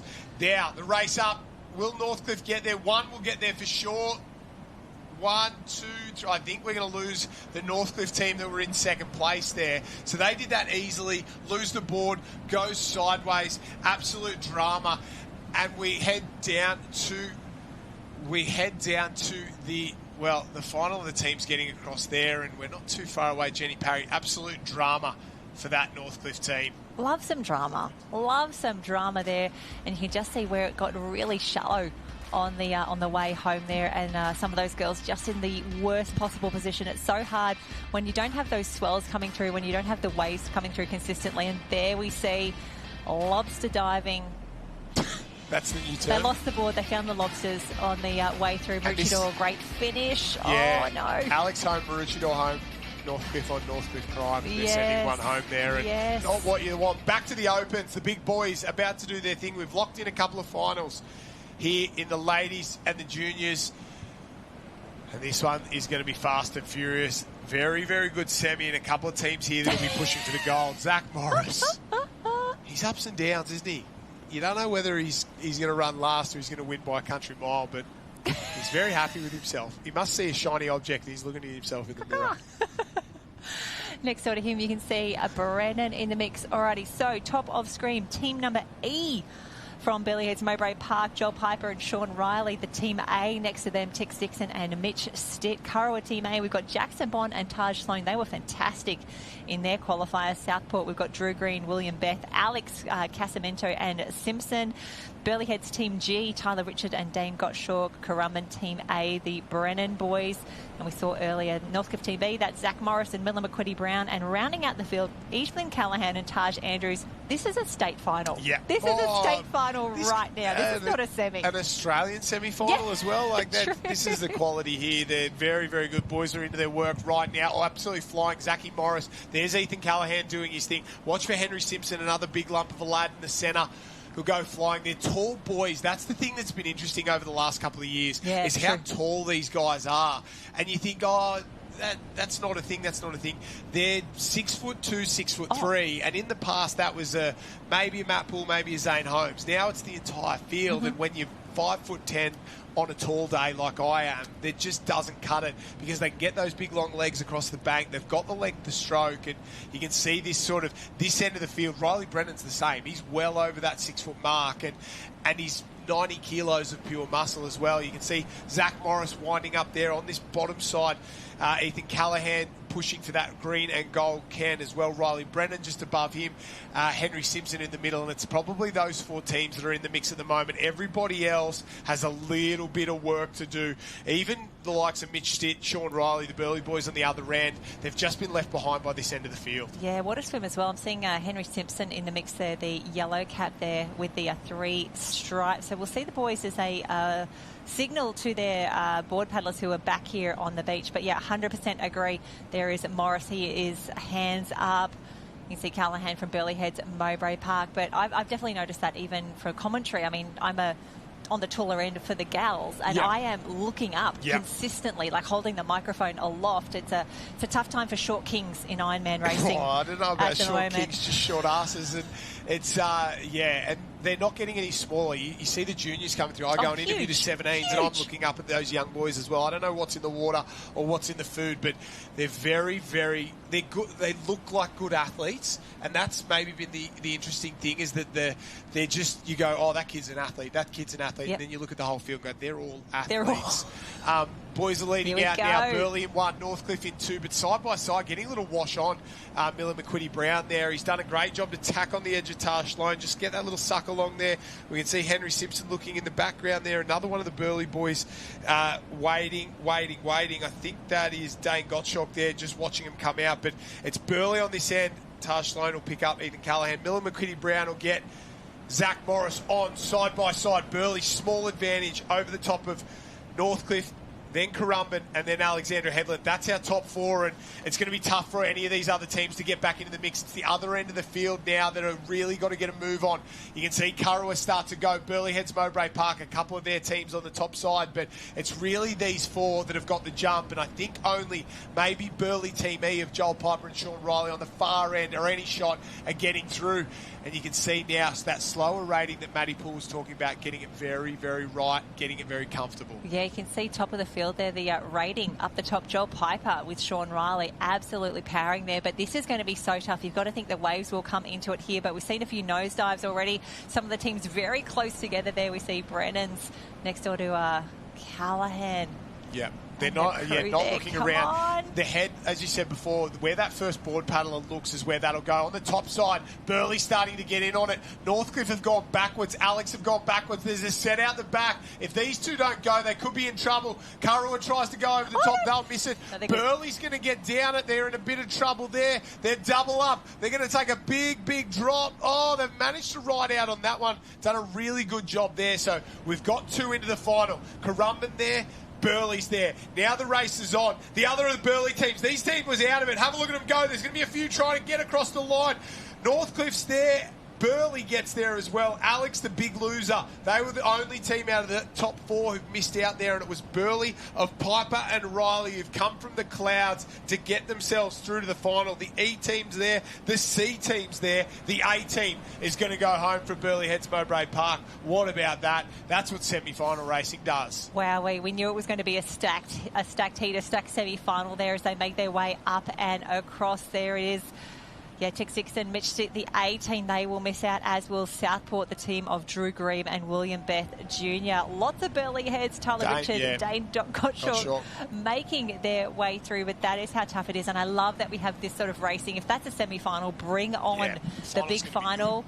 Will be today. We will be handing out gold medals, and if you're in that semi-final number 2, just keeping an eye on that, you're like, whoo, I've got my work cut out for me right here. The race replay already. No dramas at all, though, for North Burleigh, that big A team there.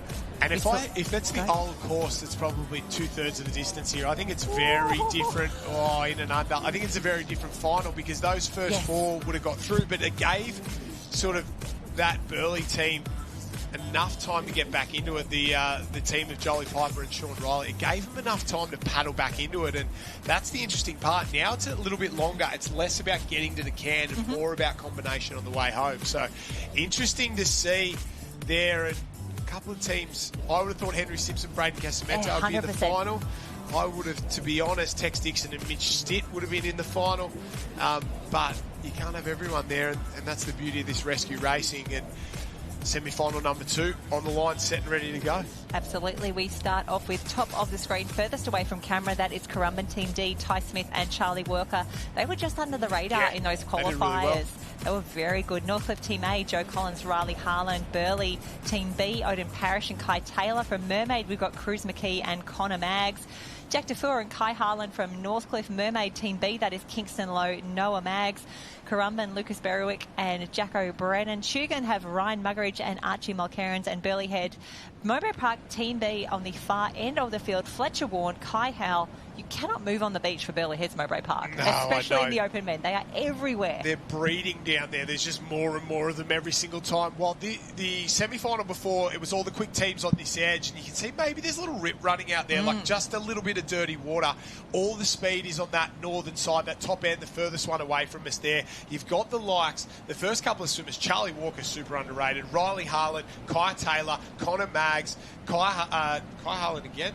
Riley Harlan, Kai Harlan, sorry, the Harlan boys, Noah Maggs, Jackson Brennan. That's all at that end of the field there, but I think because the water's running out a little bit better on this end, it might keep it super even. You can see in the centre, Connor Maggs gone to the lead almost immediately, absolutely flying.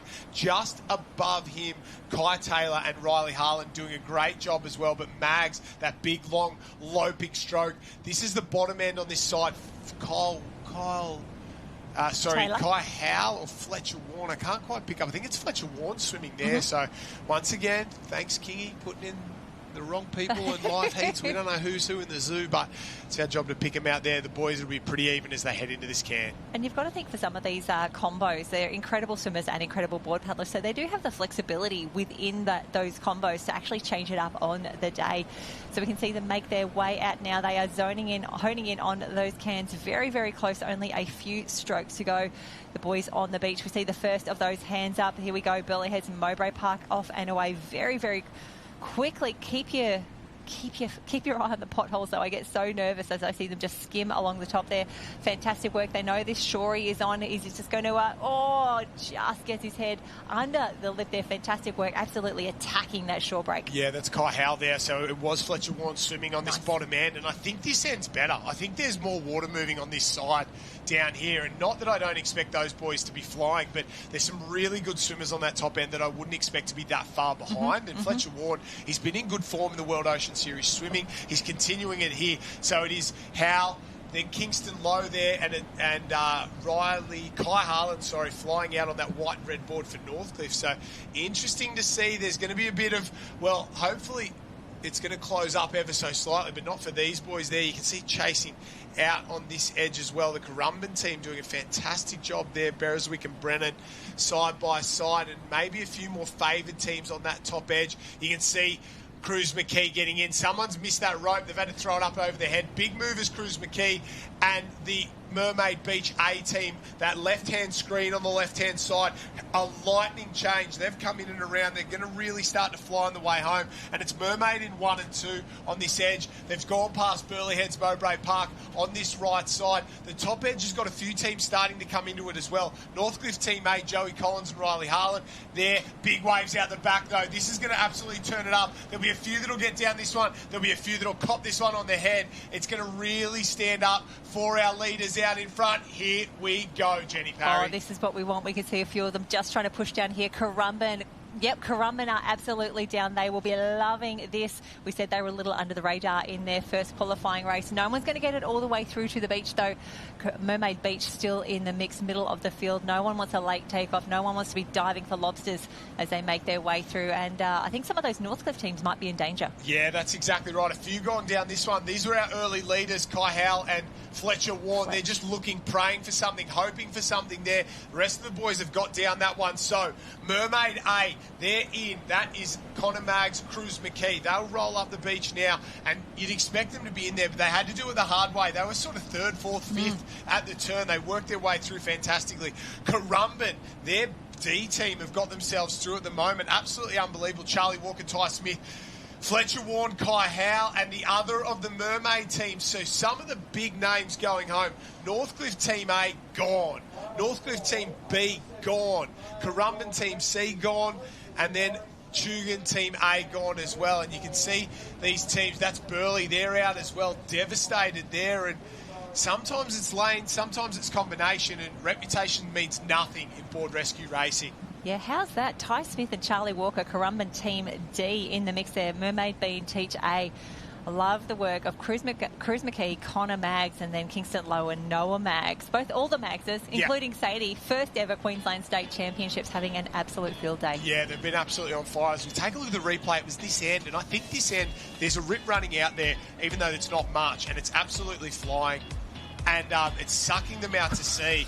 See waves ridden on the way home. Cruz McKee and Connor Maggs have done a fantastic job there. And as they cross the line, we've got ourselves a final. It's time for the ladies. Time for the ladies. Here we go. And remember, this is all on liveheats.com. Make sure you've got a few tabs open because we are switching between the seniors and the Masters Championships. This is a board rescue. We are going all the way through to the finals today. So I think the ladies up to a semi-final now. And we can see top of screen, yes, it is semi-final number 1 because that is Metropolitan Caloundra Team A, Daisy Quinn and Eva Ashworth. They will be near that top orange flag there. Northcliffe Team D, we've got Lily Finardi and Molly Shivnan. Watch Molly fly in this swim. Kurrawa Team A is Katie Nat, Michaela Whitney. Northcliffe B is Emily Gold and Lana Rogers. Burleigh Heads Team A, Bella Williams and Carla Papik are back. Burleigh Team B is Lily O'Sullivan, board paddler extraordinaire. Holly Holmesby, her swimmer. Chelsea Wood, Claudia Rose Slavin, Hannah Scully and Naomi Scott. That is the Northcliffe A team. And then rounding out the field closest to us, wearing a brand new cap, that is Emily Hollyman from Burleigh Heads Mowbray Park and her partner Charlotte Hart. Matt Poole, you are back. Wonderful to have you here as well. All of the action here, and what a star-studded field for the Open Female Board Rescue. Yeah, Jen, thank you. It is absolutely fantastic to get off the beach there. What wild conditions. I cannot tell you how bizarre that was before. Yeah. I was standing next to Floody. The rain, the wind had stopped. I was like, maybe the weather gods have opened up for us, and then bam, wind like I'd never seen before. So anyway, it's lovely to be up here in the booth with you guys, Dry, and Joshy Minogue. Condolences. All the best. Yep, thoughts and prayers to Josh as he makes his way down. Josh, grab a little lunch snack as you go.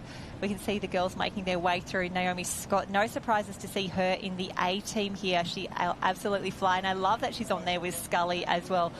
Fantastic swimmer, fantastic board paddler. We'll see how they combine. This is semi-final number 1. No easy semis at the state championships as the girls make their way through.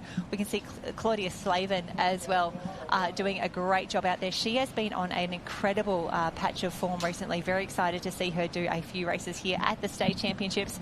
Partnering here with Chelsea Wood. They are Team D for Burleigh Heads Mowbray Park. And Matt, I wouldn't be picking, I don't think I could pick out of this. I could give you maybe 5 or 6 teams that should be in the top 4. Yeah, it was crazy watching the Open Males just before. It just shows you how tough board rescue is of an event to win. You don't have to do much wrong, and quite easily you can be eliminated. And you got to be fit, fast, and certainly have that board running nicely in board rescue. But you've also got to have a lot of luck. Now, I spoke about, there we go, Naomi Scott getting to the cans there. And girls, have a look at that on the screen there. So good. Naomi Scott touches in first, and you see 5 or 6 board paddlers running in. That's just how fit and fast these girls are in getting to those cans. So, you know, we've seen it time and time again. The Mooloolaba shore break is going to play havoc, I think, right across the weekend, but certainly in these board rescue events. The girls absolutely flying out to the cans now. But you know what, coming home, wow, you've got to take it on those waves, but geez, I'd be a little bit nervous. Yeah, keep that weight back, especially if you're doing hit a those late back straps. Hit those back straps. It's a tough one, isn't it, with the board rescue? Because on the front, you can see how dangerous it is, but the person on the back, they've just got to go. They've got to send it. They're sliding back. They run out of board, though, because the front person's like, get me to the back straps. The person on the back, they're bear hugging the fin. So. Yeah, absolutely. We've all done a few board rescues where you're literally just trailing off the end at some point. But Hannah Scully on screen there in the A team for Northcliffe, having a fantastic paddle here. And it's still an hour to go before low tide, so Matt, expecting that shory to really come into play for a little while just yet. Hannah Scully, she'll be on the front as we see Naomi Scott jump on the back there. The girls will get into their rhythm very, very quickly. They've seen a few races that have really not gone the way that we've expected over the past few, 10, 12 minutes, especially with Northcliffe Team A being knocked out in the Open Men. So anyone's race at the moment, you just got to put yourself in the best position as early as possible, and we'll see what happens from there. Yeah, have a look at that there on screen. Now, what a team that is, Hannah Scully and Naomi Scott there. We've talked a lot today on the importance of timing. The girls were just a little bit out of sync there, and they had to reshuffle. There's Emily Gould and Lana Rogers. Nice timing there. They've got to clean it up a little bit, but the girls are moving along nicely.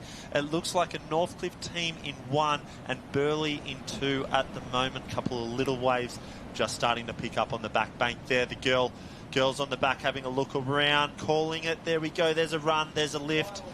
None on that wave yet, but certainly I think we might be about to see a jag. So it could be a few girls on this wave coming through now. Only 4 to get through. Keep the nose above the water, girls. There we go. Only little, but still so much punch on that shore break. Alrighty, from what we can see on the screen, that is 1, 2, 3 for the girls, all safe here, but everyone's got a sprint on because there could be a few up the line. But Lana Rogers and her partner Emily Gould, no dramas at all for them. I was loving the focus and also the stroke rate of Lana Rogers out on the front. But what I also love that we can see here at Board Rescue is the amount of communication between the board paddler and the swimmer as well. Generally, if you're on the back, you're calling the shots. Yeah, definitely. I think the person on the front is in control of having the board trimming nicely and also the stroke rating. They lead from the front. They call out the 1-2, 1-2.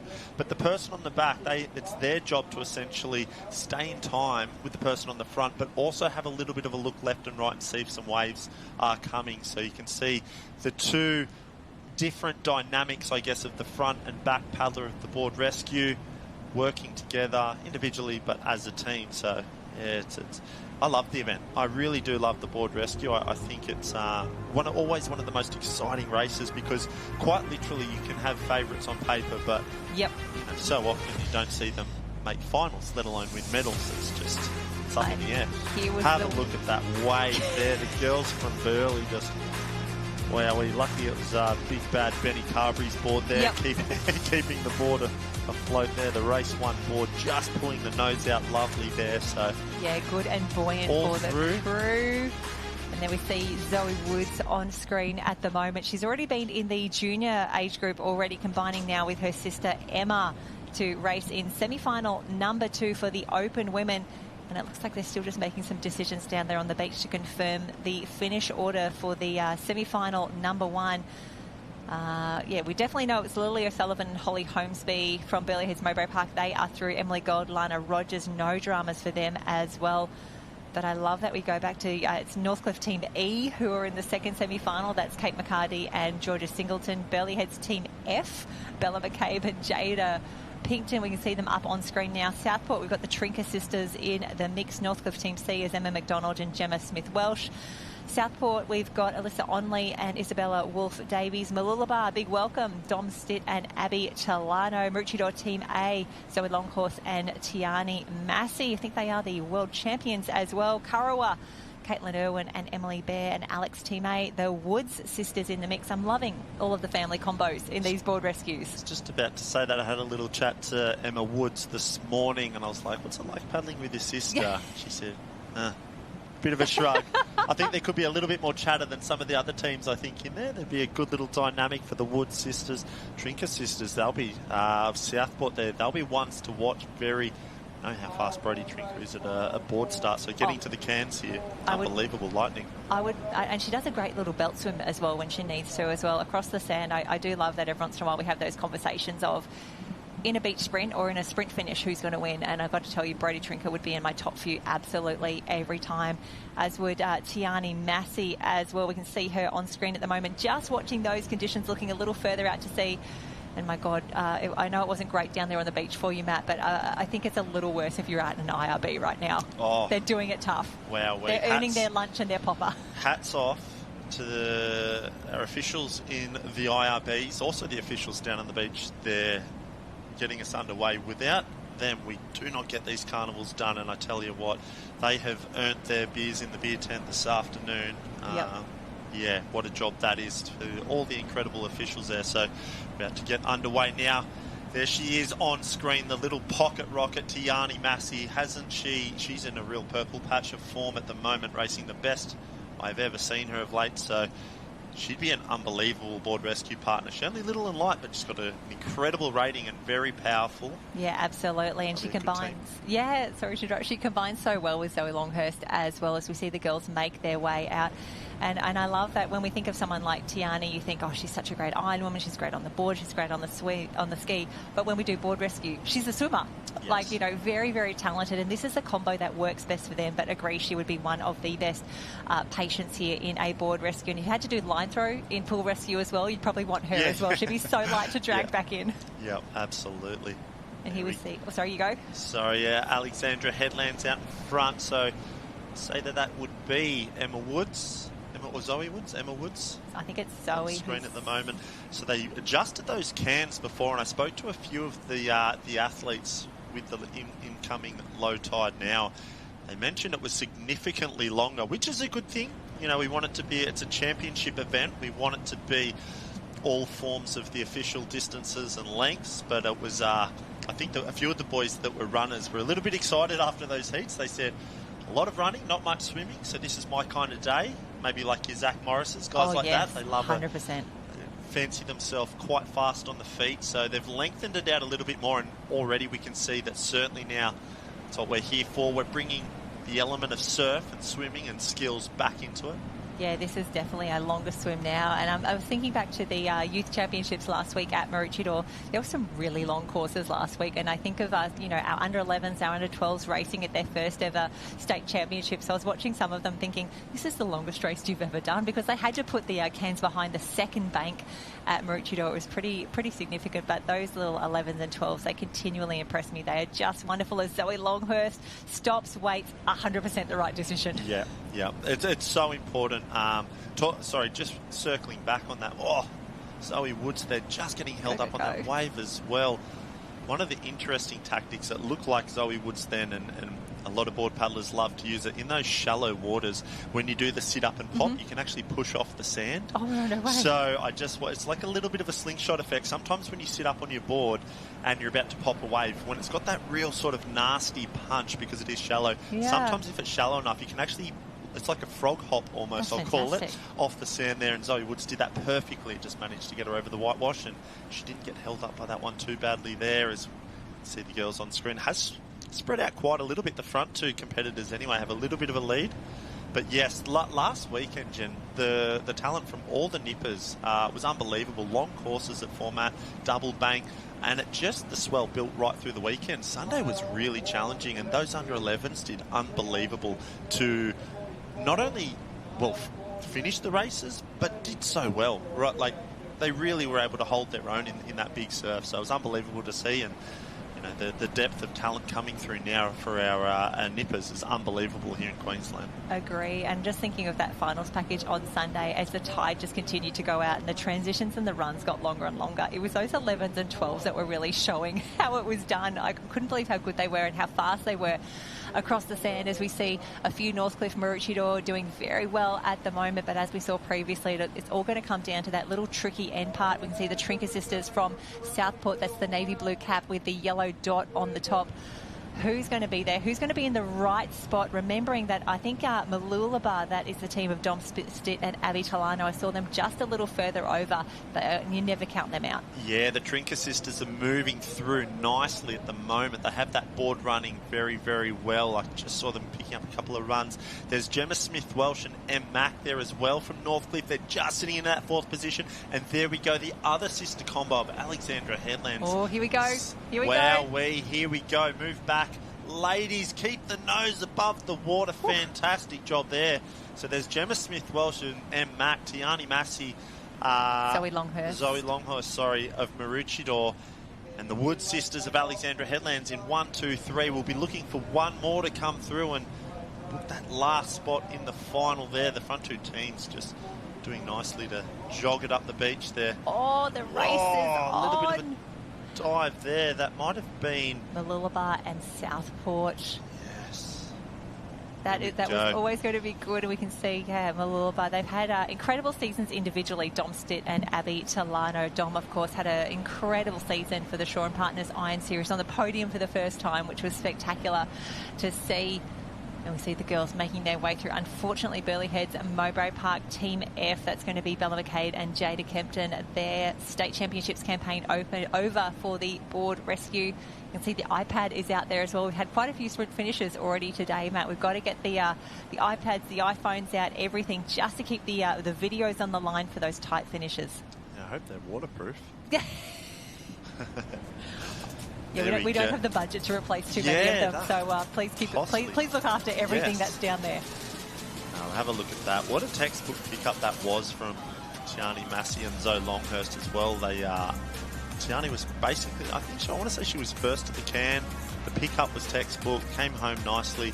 They're certainly got to be looking like one of the favourites, certainly moving into that final. But as we said time and time again, anything can happen in these board rescue finals. So I'm going to say we're flicking back to the under-17s now. So this might be it. This might be the first of our finals, potentially. I don't want to call it yet. Could be 19s or 17s. I'm not sure, but I think it could be the finals, because I can see on his shoulder just there, North Burleigh on screen. He's got a big C on there as well. I can see Maroochydore. Yes, let's have a look at this. Find me Currumbin. Yep, there is Jacko Brandon. This is the final of the under-17 men's board rescue, and obviously we've got the Masters events happening a little further along, Matt. They've been doing a few straight finals. They've been handing out gold medals already, but this could be it now. Here we go. How exciting to see our State boys from finals. Elliott Heads in the final as well. There we go. They're having a look at the start list now. North Burleigh, Team A.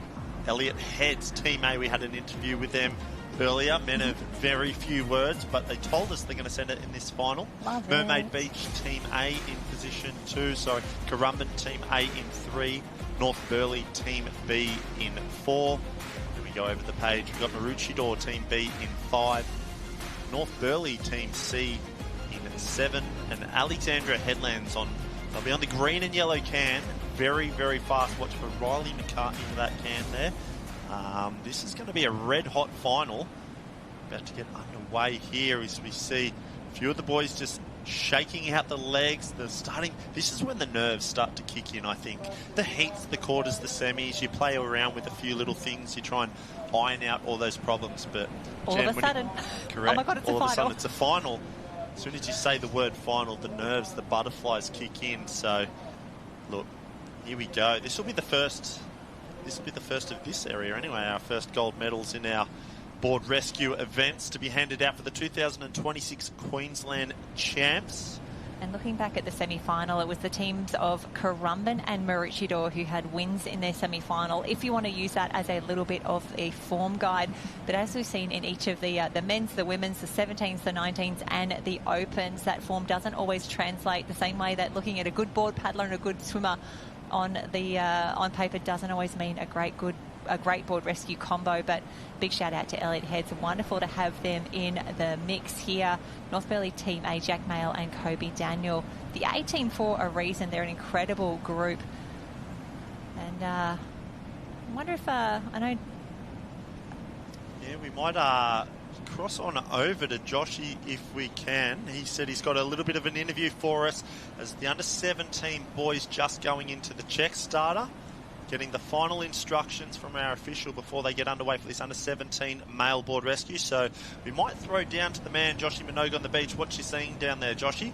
Yeah, thanks, guys. They're just getting final instructions here, and I've grabbed Tiani Massey, Zoe Longhurst after that last semi-final, current world champions. Tiani, back to clubby racing after a huge last couple of weeks. It must feel good to get into a couple of the novelty events of board rescue. Yeah, board rescue is actually one of my favourite events, so especially doing it with my best friend Zoe. We have always... So it feels good to be back racing in the clubby events and back in team events, and, you know, we should be on our home beach, but, I mean, we're pretty close. Close enough is good enough. Zoe, this team going with Tiani, you guys have had some success in the past. Obviously, the World Championships, as you said before, a couple of years ago now. Do you feel any pressure, or is it all just fun down here?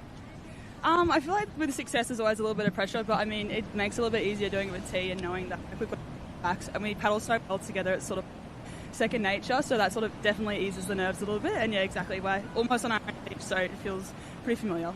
It looked like from up the top there's a little bit of a rip running down on that sort of southern side. Is there a good lane out there, or just everything's basically pretty much the same?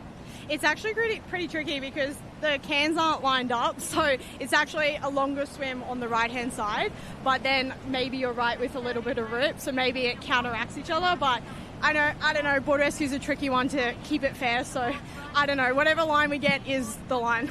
Well, good luck in the finals, ladies. Have fun out there. Thank you. Oh, fantastic work. Thank you so much, Josh. Thank you to the Maroochydore girls. They're having a little chat, getting ready for their final of the Open Women's Board Rescue later on today. And in the water right now, we have the first of our age group finals, the Under-17 Men's Board Rescue. And Matt, having a look across the field, I feel from the heats to the semis, now to the finals, we're changing gears each time. We're getting faster and faster as the pace and the pressure increases. Oh, absolutely. This is it. The finals is on. The blockbuster racing. The boys are at 100% here, and they are redlining to the cans there. You can tell by the 6-speed kick and the stroke rate through the roof at the moment. The boys, they just know the importance of getting to the cans first. You know, you've got to be in that top 3 or 4, I'd say, if you favour yourself a chance of a medal. It's too hard, it's too short, it's too fast if you're getting to those cans 8th. Yeah, absolutely. You're really making it tough for your board paddler who's back on the beach going, come Absolutely. on, get me out there. I mean, into conditions like today, that's when you sort of say, you know, Jesus, take the wheel, give us the lucky wave on the way home. Maybe we're a chance of outsider's wave, but certainly you've got a lot of work to do. As we can see there, Riley McCartney on screen of Alexandra Headlands, and that might be Archie Ray potentially. There we go, 1 and 2. hitting the cans in first. So we might have Mermaid heads there. Mermaid Beach, apologies. So that would have been Lewis Williams there of Mermaid swimming. Riley McCartney might have got there in second, but I'm going to say the rest of the field was not very far behind. Most of the teams getting through that shore break quite clean, so no hold up for the board paddlers, as we can see our lad from Alexandra Headlands up on the knees now, and there's one of the traditional board rescue boards you can see with the third set of straps at the back. God knows he might need to use them if a couple of these big waves come through as well.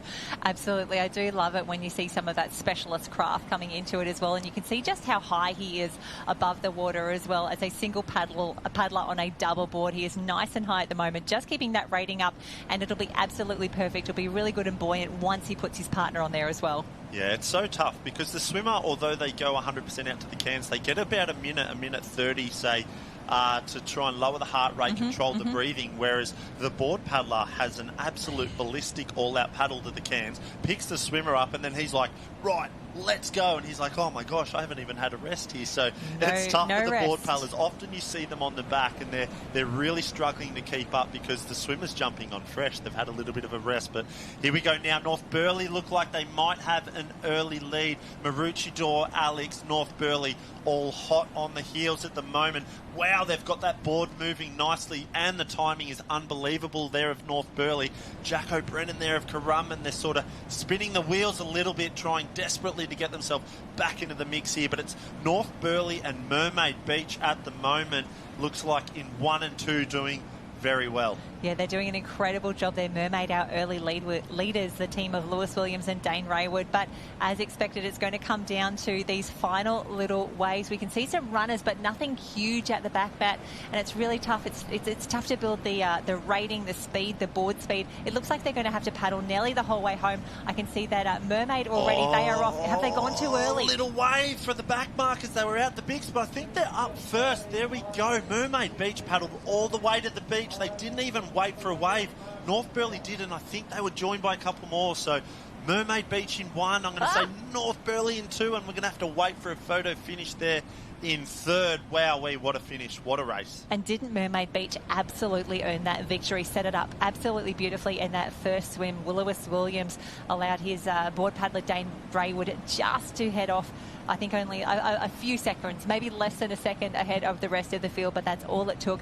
And the fact that they saw there was no waves, they knew what they needed to do, they absolutely gritted. I thought they had got off too early. I thought they were in too deep a water, but clearly they know better, and that's why they are state champions. Yeah, that was racing beyond their years, I would say, the boys from Mermaid. It's very hard at the back end of a race like that, and you see a wave coming and certainly other people on it. It's the easy option is to sit there and wait, right? Yeah. You think, let's get the wave, give ourselves, an opportunity to have a quick couple of breaths, nail the finish, and take it to the boys up the beach. But they didn't do that. They looked forward, and they just went all the way to the beach, and that was ultimately the decision or the difference between them and North Burleigh, between gold and silver medals. Absolutely. It's really good decision making under pressure, and I love that they back themselves enough to say, no, we are faster than the waves right now. We are going to go. And we can see that the ladies are lining up already. So that is the under 17 men's board rescue. We will just keep an eye on that tab. We will bring you those official results as they come through, but for now we are heading down. Another gold medal on offer already. And it feels like, we normally start with like the 1 and 2K beach sprints. I love that already. We're handing out gold medals early at the state championships. Yeah, here we go. We're underway. The girls would have watched the men prior. It was great to hear from Tiani Massey earlier. I mean, as commentators, we can only see so much, but certainly when you're in the water, having that professional feedback from Tiani Massey saying, I think the right side's a little bit longer, but there's also a little bit of a rip moving out there. So it's sort of a trade-off. It compensates somewhat. So I didn't really notice that. So it was interesting to hear Tiani sort of say, there's not really an alley, but I loved her mentality of it is what it is. It does not matter what lane draw you get. It is what it is. So we'll down on the beach now with Joshy Minogue. I believe he has our Mermaid boys the winners. And they did race beyond their years. Pretty happy with that one, boys. You had to work for it at the end, didn't you? Big decisions to be made, big risk, big reward, and when you make the right one, it feels all that more sweeter, doesn't it? Yeah, definitely. It's a little scary seeing North Burleigh directly next to us. But, yeah, good decision from Dane to hop off and start running. Who's the boss on the boat? Who makes the decisions? Who gives the orders out there on course? Yeah, well, I'm the big dog, and I was, like, steering it. I was making the decision coming in. I was like, oh, we need to go this way. Then, yeah, at the end, I was like, oh, we need to get off. We need to go. It must feel good. Obviously, still the Aussie titles to go, but firing a shot across the bow to the rest of these guys and saying, hey, we get one done, look out for us in a couple of weeks, feels good. The combinations come together? Yeah, definitely. Good fun. And how much training do you guys do board rescue? Is it more of a, hey, we start this morning kind of thing, or is it a, hey, we've done plenty of sessions over the last 6 weeks? Well, today was our first time we've actually raced, and we did like 2 run-throughs this morning in the warm-up, and that was it. Novelty event. Congratulations, the Mermaid boys on top down here in the 17 boys, and there's been a false start in the 17 girls in front of us. We're just going in to talk to the judges. I'll throw it back up to you guys. Yeah, Joshy, we'll have to wait and see. The officials, Joshy, are just having a word with our Burleigh Heads competitor, it looks like. We know what the consequences are for a false start here. You do not want to know. It's a disqualification, so a little bit of words, a little bit of discussion here at the moment, but that would be devastating for the girls from Burleigh to make it all the way to the final only to be DQ'd for a false start. Well, it happens to nippers, so it's going to happen in the opens as well. You need to be all right with it. It's disappointing. You're allowed to feel your feelings 100%, but we saw so many nippers disqualified last week as well at the Youth Champs. It's really tough, and that's going to be a tough one. And if we can just see here. Oh, yeah, that's a... Yeah, I'm sorry, love. That is a break. Just too much nerves. Only by inches. That's what it is. It's one of the most... it's heartbreak. With the nippers, as you mentioned, Jen, there was a lot of DQs last week, and they're just young. They're excited. They want to get out there, and I keep telling them, especially my tally kids, I tell them, take 2 steps off the line, especially in big surf. There's nothing won from a quick start in that, and there we go now. Anyway, underway, second time around. No false starts this time. The girls... a little bit of waiting and dolphin diving as they approach that little impact zone. Only short and sharp, but packs a punch. The girls are underway straight into their swimming out to the cans here, and much like the men's previous, absolutely flying. Look at in the middle there, might be Imogen Dowker potentially of Burleigh there with almost like the Michael Klim arms there. It seems like the windmill straight arms. Very efficient and effective, certainly with sprint racing anyway. Have to wait and see. There's a few Burleigh Heads team, well, one less now, but a few Burleigh Heads Mowbray Park teams in this final. Yeah, they did. Sorry, they did represent half of the start list there. They had incredible semi-finals, and yes, as you said, one fewer in the mix now. But what I really loved when we saw that start go again, it was Burleigh Heads Mowbray Park who was absolutely fast off the start. I love that they didn't let that false start spook them in any way. They said, no, we're still here to race, we're still here to win, and they absolutely flew off the line. We can see the team from Mermaid on screen as well just before. Dakota Fielding and Sadie Maggs. Wonderful to see Sadie racing in her Mermaid beach cap, her first ever state championship. She's an incredible competitor. Now continuing on, and Matt, this is really, really tough. I'm still thinking about those poor girls that got disqualified, but you know, if we do it for the nippers, we've got to do it for the opens as well. Oh, absolutely. They've been around long enough now, but it does still happen. But anyway, still plenty on offer. Girls just about to make their way in there. Could be Sadie Maggs potentially on screen now. As you just mentioned, the Maggs family moving up here from Newport. Actually coaching Noah Maggs in the pool at Bond University. Nice. The whole family is unbelievably talented. We don't need to go on about Connor's resume, but certainly the youngest sibling of them all, Sadie Maggs, she's a talent to watch. As we can see now, the first tag might be Sunshine Beach, Burleigh, and potentially another Burleigh now. So that could be 1, 2, 3 at the moment. Girls just starting to make their way out. Couple of waves for them to duck, dive, dodge, dip, and get underneath. And dodge again. But there we go now. The girls up on the knees straight away, rating through the roof. Unbelievable there. Oh, have a look at that one for our competitor from... Was it Mermaid? Yeah, that was Mermaid. Wow. Fantastic work. And top of the screen in the red cap with the yellow and black stripes. They're on the far left-hand side just before. They're the world champs. They're from Sunshine Beach. It's Claire Cameron and Neve Arthur. They combined beautifully on the board together, so they are out here to challenge. But can anyone stop Burleigh Heads Mowbray Park? There's only 3 of them right now, but there's already 3 of them in that top 5. Mermaid fighting hard. They are on the far end of the field here. Dakota Feeling and Sadie Maggs. But anyone's race still, and Matt, it looks like the conditions are starting to worsen again. Yes, it is. It's just starting to come over very grey and gloomy out there. Potentially that rain and the wind. You can just see the flag on the bottom of the screen there. That wind, when it comes in, it really packs a punch. But have a look at the ocean there as well. You see that side shot, but that's Jessica Conrad there and Layla Wiper with the pickup. Very fast. The girls making their way back to the beach now. Jess Conrad dictating the pace there, whilst Layla Wiper, apologies, on the back having a look over the shoulder for a couple of runners. But have a look at that wind. There's not many runners. They're going to be fighting just to try and land within the finishing flags and not get blown down towards Maroochydore with that wind.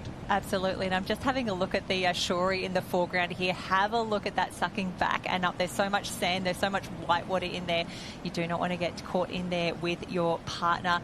It is tough, but it still looks to be on the right-hand side of screen. Jessica Conrad, you'd want her on the front of your board. Her stroke rate and the strength of her stroke from her swimming is just phenomenal. They are just ahead of the rest of the field right now. However, this is the danger zone. We see the waves starting to come through here.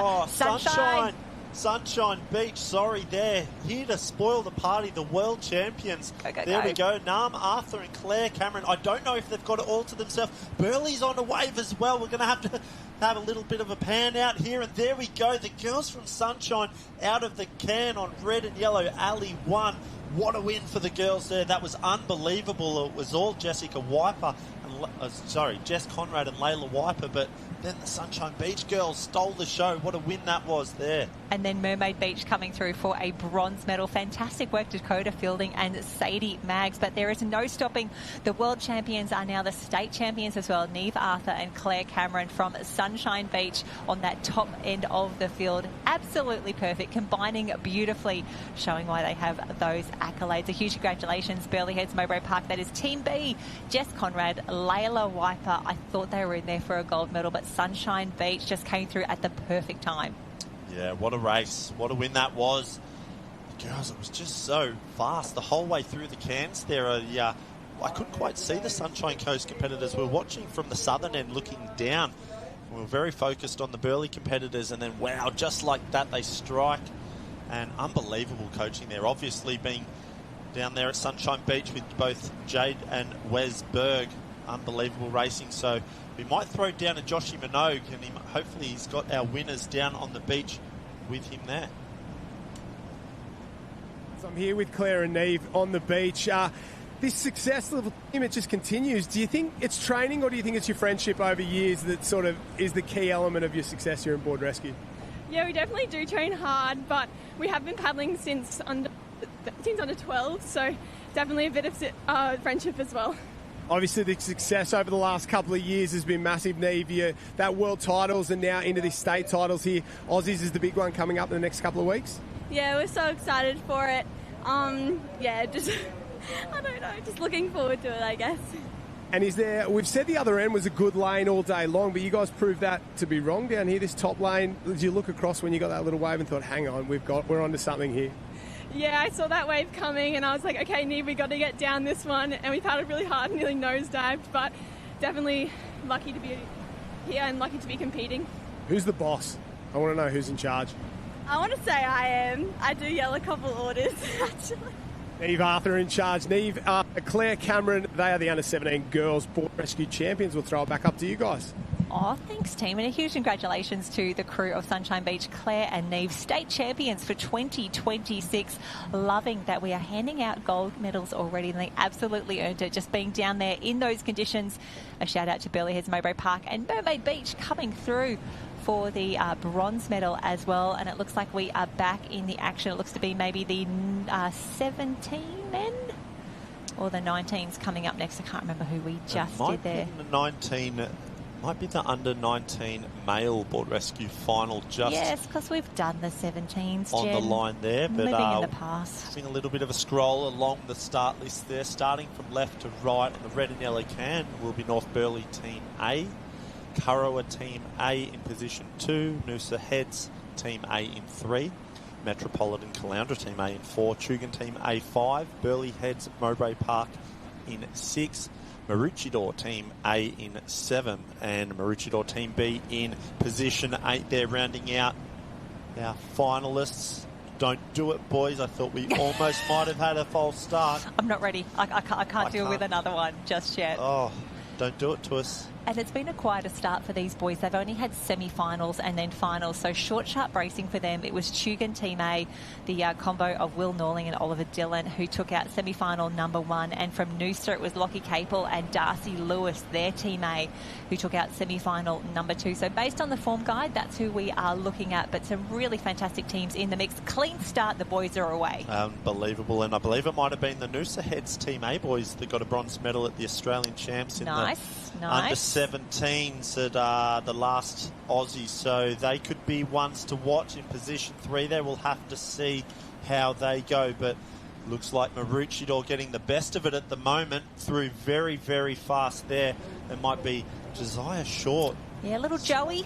Little Joey Short of Maroochydore there, very good at the moment, but wow, have a look at that. It's almost a straight line. There's not much in it at the moment. Not much in it, especially when it's a bit of a wade and then straight into the swim, and a short course as well. You can see the boys making their way out. I think that is Joey on the top of the screen with the goggles down low. Next to him, that will be Riley Hale, of the 2 Hale boys in there combining here, but nothing in it at the moment, which is exactly what you would expect in a quality field like this and conditions like this as well. Matt, we were saying earlier, there would be some people who saw the change of venue from Maroochydore to Mooloolaba and go, oh, immediately it is a tougher event. There's nowhere to hide in these conditions. But there would have been some people saying, fantastic, I've done the work, I'm ready to race, I'd love to go to Mooloolaba. Yeah, definitely. There's always mixed opinions with the big surf and whatnot like that, but overall I believe the right call was made to move from Maroochydore to Mooloolaba. I mean, I was down there on the beach before and I saw that wind and rain come through, and we are quite protected from the southerly here in Mooloolaba. I can only imagine the chaos at Maroochydore there. It would have been something else. So yeah, I think the right call was made, and to be honest, it's still very challenging. Great surf out here at the moment at Mooloolaba, a great wave on offer for the boys, and we've seen some fantastic racing already, as we can see now. Maroochydore must have got there in 1 at the moment, so the boy from Maroochydore on his knees, getting straight through. No problems with that shore break there. Now, you can't underestimate just how important, I guess, or how lucky you can get with not getting held up in that shore break, because if you get a little bit of a lead in this, very quickly it can be taken away if you've got to sit there for 1 or 2 waves in that shore break. So the boy from Maroochydore on and moving very fast out to the cans at the moment. Yeah, fantastic work. That's Oliver Harlan there, set up by his swimmer Joey Short. And don't sleep on Tugun as well. Oliver Dillon, who we know more as an Ironman and a craft specialist, swimming here and partnering with Will Norling. So Will on his way out now. So Tugun, that is the yellow cap with the white and green stripes on there, challenging for now, but again, it's all about those waves. If you're close enough, if you're good enough, you could be in with a shot for a state championship. We can just look out to see. We can see Maroochydore doing their pickup. Joey is going to jump onto the front, throw those legs over, and you can see the boys will combine very, very quickly. Keep your goggles on, full speed. Yeah, you mentioned it just before, and it's one of the biggest strengths, I think, in board rescue is when you've got a swimmer who's a very good board paddler as well, because sometimes if you get those specific surf swimmers on the board, they may struggle coming home a little bit. But Oliver Dillon of Tugun, unbelievable board paddler, and Ironman absolutely, but when he's swimming for Tugun here, that's going to make them a formidable team in this final here. So already there we go on screen. Very good technique and rating. The boys just lifting for that little bit of a bump there. They're doing very well at the moment. So rest of the field back a little bit at the moment. Met Caloundra there picking up a nice little runner as well, as is Maroochydore, just hanging in the medal contentions at the moment, but they're approaching the back bank now. Tugun having a little bit of a look over the shoulder. Have they done enough? Can they get themselves up on the feet and in the sand? He's over the front, but I think they are good enough. waves joining them. Now they're going to have to get going because that wave nipping at their heels. But there we go. It looks like... Oh, Matt, wowee! He was going too fast. Oh, no. What a finish there. I thought Chugan had that in the bag, but the speed of the boys of Met Caloundra coming home. Too fast for his own feet. He tripped over. That was so impressive. My gosh, Met Caloundra just too fast over the line. That was Michael Ashworth and Joe Talano. Fantastic work. Have a look at that. Now, Chugan have been given the number one in liveheats.com. Chugan have taken out the under-19 men's board rescue, Will Norling and Oliver Dillon. Met Caloundra still got there, and some really great maturity, pausing at the right time just before the line, waiting for his partner to catch up, Michael Ashworth and Joe Talano. They were just positioned so perfectly to come through on that wave, as we see the replay immediately. So keep your eye on Met Caloundra, middle of the screen. That's the pale blue cap with the red and the white stripes. This is where... Wow, Jesus. And he held on to the board so well. But how good is that? The partner knowing the rules, doing everything right. Oh, that hurt. I think the lad on the back from Met Caloundra just really driving him up the beach a little bit too fast. The little legs on the front there. So there we go. What a race. What a win for the boys from Chugan. I might throw down to Joshy on the beach. Is he there with our boys from Chugan? Yeah, I am, guys. I've got Ollie and Will down here, boys. Mets was coming at you thick and fast at the end there. Did a little heart in the throat stuff late in the game? Oh, yeah, for sure. Just thought they were going to get us then. Seen them trip, so, yeah. Well done. A state title. Obviously, haven't done much, if any, 19s racing all year long. It's good to get one out of the way early, get a gold medal. Yeah, definitely. It's so good to get it out of the way.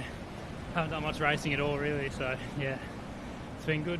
Talk to me about what's in the water at Chugan there. Obviously, the success last couple of weeks has been fantastic, and it's a club, not that you'd ever gone away, but it's back on the rise, isn't it? Yeah, for sure. Chugan's definitely coming up. It's got a big thing to do with Kelly. He's been our coach for a long time now, and he's just made us into an incredible athlete, so, yeah. Get a state title. Obviously, the Aussie title's a couple of weeks away. It'll be tough to get, but this puts you in good stead. Yeah, definitely. Gets you amped up and gets you ready for it, you know. It's a good little warm-up for it. Love it. Good luck for the rest of the weekend. Will and Ollie out of Chugan. They're the Queensland under-19 board rescue champions. Oh, fantastic work, Josh. Thank you so much. And a huge congratulations to the team there from Chugan taking out a big win, and that will be popular as well. We can see all of our athletes down there on the beach. Today is a great day to go to Bunnings and buy an umbrella. They're getting some fantastic sponsorship here, some free shout-outs on the live stream. And those Burleigh Heads Mowbray Park umbrellas, you can pick them from absolutely anywhere. So they will be at a premium. And it looks like we are ready now for the ladies.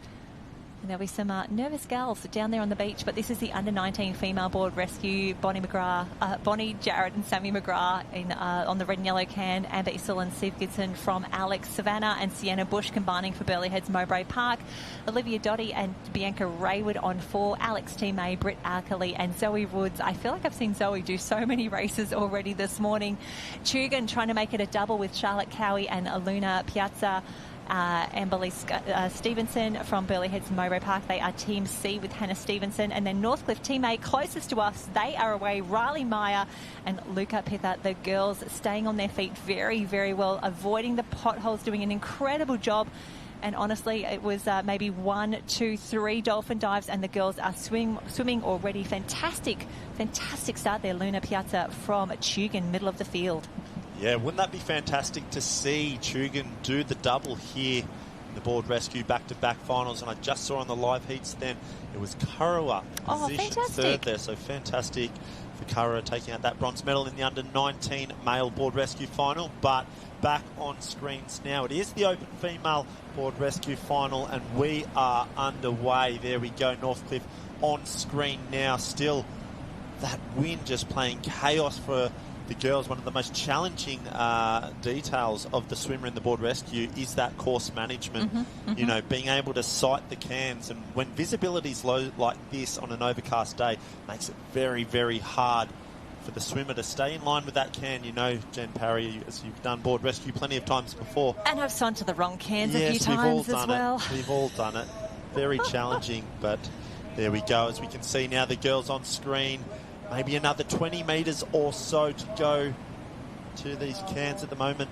So there we go. Northcliffe doing very well at the moment now. That the course is certainly a lot longer than what we saw through the heats today. So we get a little bit more scope, and still not much of an advantage. The field's very, very tied up and together. The Trinket sisters in there as well, as are the Woods.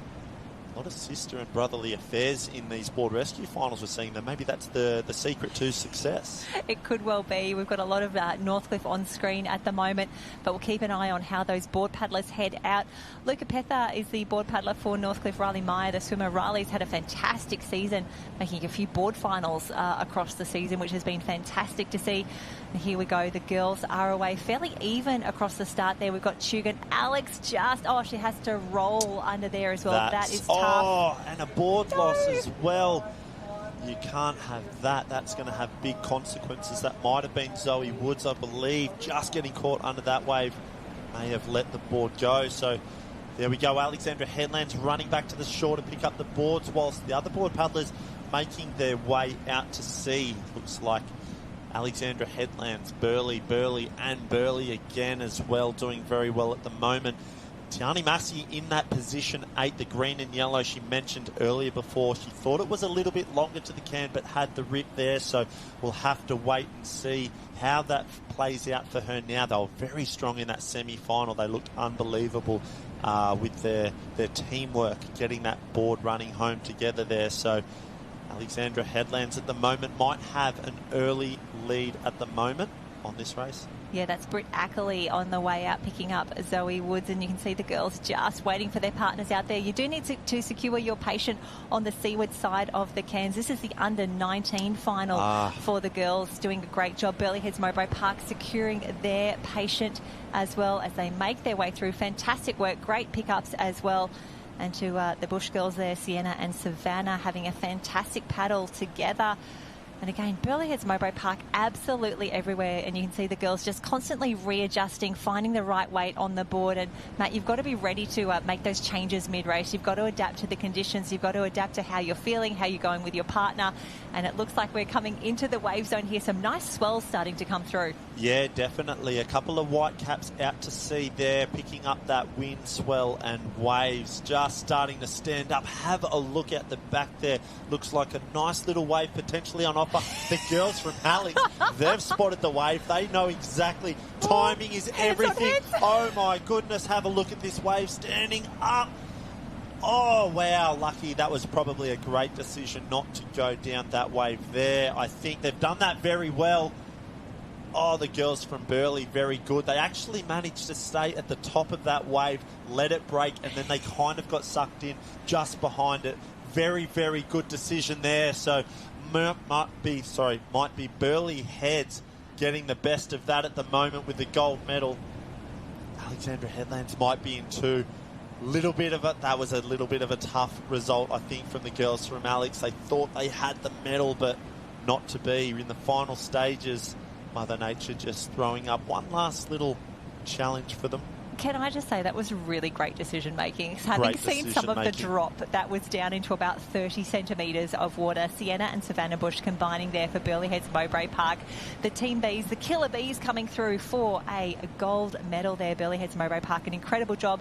Alex, Team A, Britt Ackley and Zoe Woods do an incredible job. But we talk about course IQ, we talk about wave IQ. Very well done for the girls down there.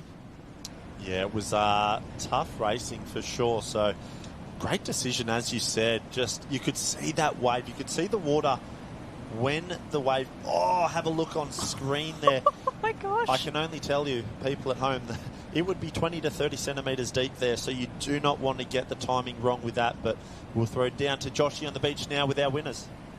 Thank you, guys. I am down here with the ladies from Mowbray Park. They're just receiving their medals now. I want to know what your thoughts were when that set came through. Were you as scared as the rest of us? I was, but I thought if we could just get a little wave in, then, we had a chance, and Savannah just kept rating up, so we did good. What's it feel like doing it with your sister? Does it make it a little bit more special? Yeah, it is very special. Any more for us? Not really. We just sort of got sucked down the falls of that. I was a little bit worried, but we got up in like waist deep water and just had to sprint in. I love it. And when Alex had got away, obviously pressure was on a little bit, but you kept it cool.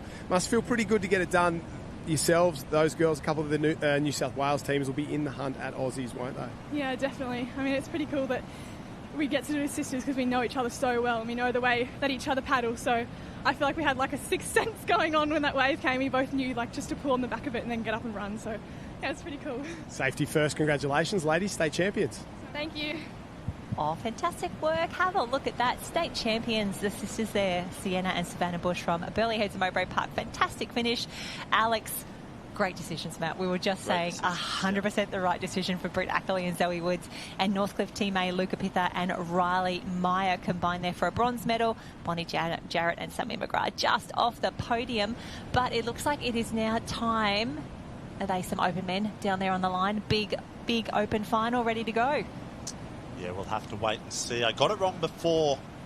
I can see Riley Brennan's on the start line there. Yes, for sure. As is Zach Morris. So certainly that will be our open male board rescue final on the line. But wow, what a decision that was by the girls from Alexandra. We're still thinking about it. I could see them looking over and I was like, don't do it, girls. Don't do it, girls. Because you know what? A silver medal's great better than a broken board, and who knows what might have happened if they had put themselves in the wrong place at the wrong time for that wave.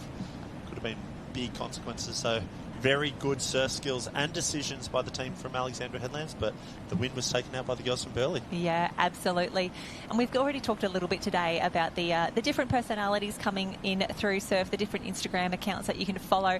One of those is the Stiff Neck Diaries, who is one of our New Zealand friends who, did some damage to himself over in a race, as we see the pilot boat head out there, just showing the conditions out the back, looking pretty miserable. So yeah, it can be a dangerous sport, but we do everything we can to keep our athletes as safe as possible, and that includes good decision making for our athletes. Now, we were talking before, Burleigh Heads Mowbray Park, absolutely everywhere across the beach, and it is no different here in the Open Men's Board Rescue, because on the start line, you have Burleigh Heads Mowbray Park Team C, Ethan Callahan and Taj Andrews. Burleigh Heads Team D, Fletcher Warren and Kai Howe. Burleigh Heads Team E, Joel Piper and Sean Riley. Then we head into Mermaid, Northcliffe, Currumbin, and then Mermaid Beach, Team A, Cruz McKee and Connor Maggs. They have been on the end closest to us quite a few times. And it looks like the officials are just looking for a little bit of quiet behind no false starts. Yeah, there we go. Underway, clean start. The Open Male Board Rescue Final for the Queensland State Championships. And the man on screen there, that was unfortunate for Riley Brennan next to Zach Morris, because Zach Morris is one of the fastest on the beach and certainly in the water as well. So some great teams when I have a look at the line there. Connor Maggs and Cruz McKee. Cruz McKee, one of the best laid-down board paddlers in the field, in the country at the moment. And Connor Maggs, well, we don't have to go on about how strong his surf swimming is. So certainly the boys from Mermaid Beach, they're one of the best teams, but the Brennan brothers as well. Callum Brennan, Riley Brennan, they're going to be ones to watch in this final. Zach Morris, Miller McQueen. Honestly, I can't pick a favourite. Every team I look at, I'm just like, wow, it gets better and better. It is really tough. And keep your eye on Currumbin Team D as well. That's Ty Smith and Charlie Walker, who's in the water at the moment. They've been a little bit under the radar, but they were looking very, very good as they made their way through there. But I hear you read Zach Morris. He's just so fast. I think there's some incredible vision from a few years back of him leading out and open surf teams. I still have it recorded on my phone. I took a screenshot. I took a little screen video. It's one of the best things I've ever seen. Him just sprinting like it's a 100-metre sprint at the start of a surf team. So it was phenomenal. He's running into the water, and his ability to wade and get his knees so high, the leverage that he does, but still remaining that top speed and balance is so many people do it, but they have to really pull up that speed when they were doing the wading. But he just transfers it so well. And there we see Riley Brennan. Look at that. Riley Brennan just out touching Zach Morris. So we've got CJ Brennan, Miller McQuitty Brown, and that could be Noah Maggs. Noah Maggs as well, potentially. So Kingston Lowe there. Noah unbelievable touching. team. Yeah. So that's going to be a team to watch. The young kids of Kingston Low and Noah Maggs as well. They're light, small, young and very fast at the moment. So Mermaid Beach in 1, Northcliffe just beside them at the moment. CJ Brennan just got held up a little bit in that shore break. He's got a little bit of work to do, and there he is, Cruz McKee on the bottom of screen now. He is at home on his belly at the moment. They're wriggling his way out to the green and yellow can to make the pick up with Connor Maggs. So, well, there we go. That's just starting to get underway. Gosh, they're quick to the cans on those boards, those boys. And did you love in the swim as Zach Morris and Brennan got there? They were breathing the other side. Yes. They saw each other Yep. as they got there. Have a look at the pickup, though, for Mermaid Beach, Kingston Low and Noah Maggs. They would be loving giving it to the Opens right now. They Absolutely. would be determined to get home very, very fast. But, you know, Zach Morris on the back of that board is like, no, we're going. We are going now. Noah Maggs is a good kid, and he's got a lot of great chat. There's no doubt about it. He would have loved to get there, out-touch Connor Maggs. Then there is no doubt he will be back on the beach under the tent telling chirping big everyone. Big bro, doesn't matter what I got today, I got you to the can. So there we go. Now have a look at the timing from them as well. That's unbelievable. Noah Maggs, Kingston Low, they've really got that board trimming nicely. Still plenty of racing to go at the moment, but at the moment they've got one hand on the medal. Here we go now, a little bit of a lift from the Brennan brothers at the top of the wave there. Have they done enough to get? I don't think they will. Currumbin off the back, Mermaid Beach down the front, and the arms go up. I tell you what, look at him. There he goes. Noah Maggs, Kingston Low. They've taken out the open male board rescue here. Mermaid Beach Team B, and aren't they happy about it? I love that they started claiming that early. I love that Riley Brennan is coming in by himself. Can they get there? No, a bronze medal. A bronze medal for Currumbin, but what an incredible finish, and that means the team of Northcliffe is off the podium. And here we go, Piper and Sean Riley making their way up and around just in front of, or maybe just behind, I'm not quite sure, the Currumbin Team D there, but there is nothing to be taken away from our winners, the Open State Champions for 2026. We're going to hear about this for a very long time, as is everyone under the Mermaid Beach 10. Kingston Low and Noah Maggs taking out a big win. When they pulled down that wave, it was absolutely phenomenal. We see the start right now, and have a look at that. Noah Maggs making his way out. As soon as Kingston Low was in that top 3 on the way out, we all knew. And here it is. 1, 2, 3. Ew, number ones up in the air. Fantastic work. And they're loving it the entire way up. I cannot wait to see the social posts across the day. They're probably already up, actually. We'll just do a quick little refresh. I tell you what, I am excited for this interview. I hope, Joshy, if you can hear me, please ask Noah Maggs who got there first to the can out of him and Connor. I just want to hear him say it. I know he's excited to do it, but let's cross down to Joshy on the beach now with the winners. I can do that for you, Matty. And McMaggs, Paulie wants to know who got there first, you or your brother, first to the cans, bragging rights? Oh, well, Paulie knows that I've been swimming with him, and he's a good swim coach. So, yeah, of course, I had to hit the can first for him. Oh, listen to you buttering him up. So you guys have gone from that far end, and you've basically trash-talked every team the whole way up, because we've got a 17 and under 19. You've won the open board rescue. That must feel pretty good. Yeah, it's pretty good. They got everything to lose, and we got nothing to lose. So we were just going in here with an open mindset, and we're glad to get the win. What about you two? New club, new season, gold medals, absolutely loving it. Kingston, 2 age groups up into the Opens. It must feel pretty good. Is this your first open gold medal? Yeah, this will be my first open gold. Yeah, it's good to get it done with Noah. We've practiced a couple of times, but not much really. How many times is a couple of times? We haven't actually practiced. It's just like practicing a race. That's about it. What's it feel like to get one over some of the best in the business? We're talking world board rescue champions, Australian board rescue champions, some are Australian board race winners, your brother. Must feel pretty good. Yeah, it's pretty good. I was talking with Zach before he went in the water, and he's always proud about his start, and he told me to go give it a good start so he could sit and wash. And yeah, it's pretty good to get over Cruz as well and Connor. They're great teammates. Connor's a great brother, and yeah, it's pretty good to beat them. What about we go to the Aussie titles now, take on the Open? Oh, we weren't thinking about doing it at Aussies. We were just doing it here, but after that we might have to, reschedule and see what we can do. Mermaid Killers, watch out for them at the Aussie titles. Kingston Low, Noah Maggs, great job, boys. Congratulations. Thank you. Game time. Unbelievable. I knew that interview was going to live up to everything I had expected, and thank you for the shout-out, Noah Maggs, as a swim coach. I'll be sure to give you the $50 I promised you later.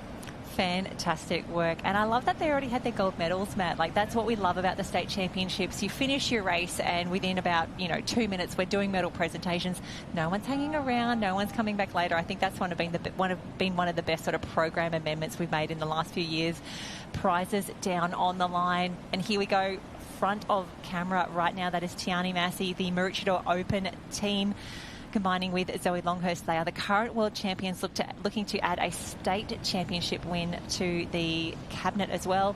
From the top of the screen, we've got Northcliffe Team C. That is Emma McDonald and Gemma Smith-Welsh, Burleigh Heads, Lily O'Sullivan and Holly Holmesby, Hannah Scully and Naomi Scott, the Northcliffe A team there. Southport, we've got Brodie and Morgan Trinker. Northcliffe has Emily Gold and Lana Rogers. They were on fire in their semi-final. Watch out for them. Zoe Woods lines up again with her sister Emma for the Alexander Headlands Team A. Chelsea Wood, Claudia Rose Slavin. And there we see up on the screen, that is the start. The Open Female Board Rescue, the final, the Championship of Queensland. And you can see just over the page there, Alex Burleigh. Maroochydore Team A will be closest to us on the bottom of the screen right there. Maroochydore is the white cap with the blue and black stripes. Can feel the nerves from here, but a clean start, Matt. We are away. We hold our breath, don't we? We do. We don't want to see any more DQs. We've had one today, one's enough. So underway with the girls there. A little bit of a short break there for them to get through. Now, I know I jumped the gun a little bit early before. I said Tiani Massey was talking to us about that position 8. She said it is a little bit longer out to the green and yellow can, but there is a little bit of water starting to flush out and push out through that southern side of the start line there. So let's see how that favours for Tiani Massey. So on screen now is Naomi Scott, one of the fastest girls. She has a beautiful swim stroke, but she's one of the fastest, speediest to that first can. She's going to have her work cut out for her there as well. So just starting to pan back out to another Northcliffe competitor there as well. There we go. There's a nice open shot of the beautiful weather we have on contrast for people watching the live stream at home. The wind, the waves, the overcast greys. Definitely home is the best place to be watching the live stream at the moment. We can see middle of the field, that is Southport Team B, Brodie and Morgan Trinker. Morgan, I think, is the swimmer for this one here. But 3 Northcliffe teams in the final, and we were talking a little earlier. We love trying to grab interviews from everyone, and we know that by the time Saturday, Sunday rolls around, there's a lot of Northcliffe to chat about, and wonderful to see Naomi Scott leading the charge at the moment as the girls make their way through. Definitely a longer swim for now, but we are only about 5 minutes away from low tide. So from here, it's about to start filling up again as the girls make their way through. And yeah, Matt, it is not letting up out there at all. We can vaguely see the mountains in the distance out there. Alderman Island, top right-hand side of your screen. Loving the split screen here, loving the work with the Big Voice media crew. And we get to see who has gone to the can first, who has their arm up. Oh, woo-hoo, 1, 2, 3, 4. Very close. Looks like it might have been position 1 or 2. Could have been Northcliffe Team C or potentially Southport. Not entirely sure, but 1 and 8, interestingly enough. So when you talk about the advantages of a line draw there, when you get 1st and 8th going off together basically first, it kind of leads you to believe that it's, it's pretty fair, the lane draw. Maybe they're just the 2 fastest swimmers. It could go either way. But a little bit of A, a little bit of B. Could be a little bit of A, a little bit of B. But there we go now. So the girls are underway. They're making their way out on the boards at the moment, flying out there.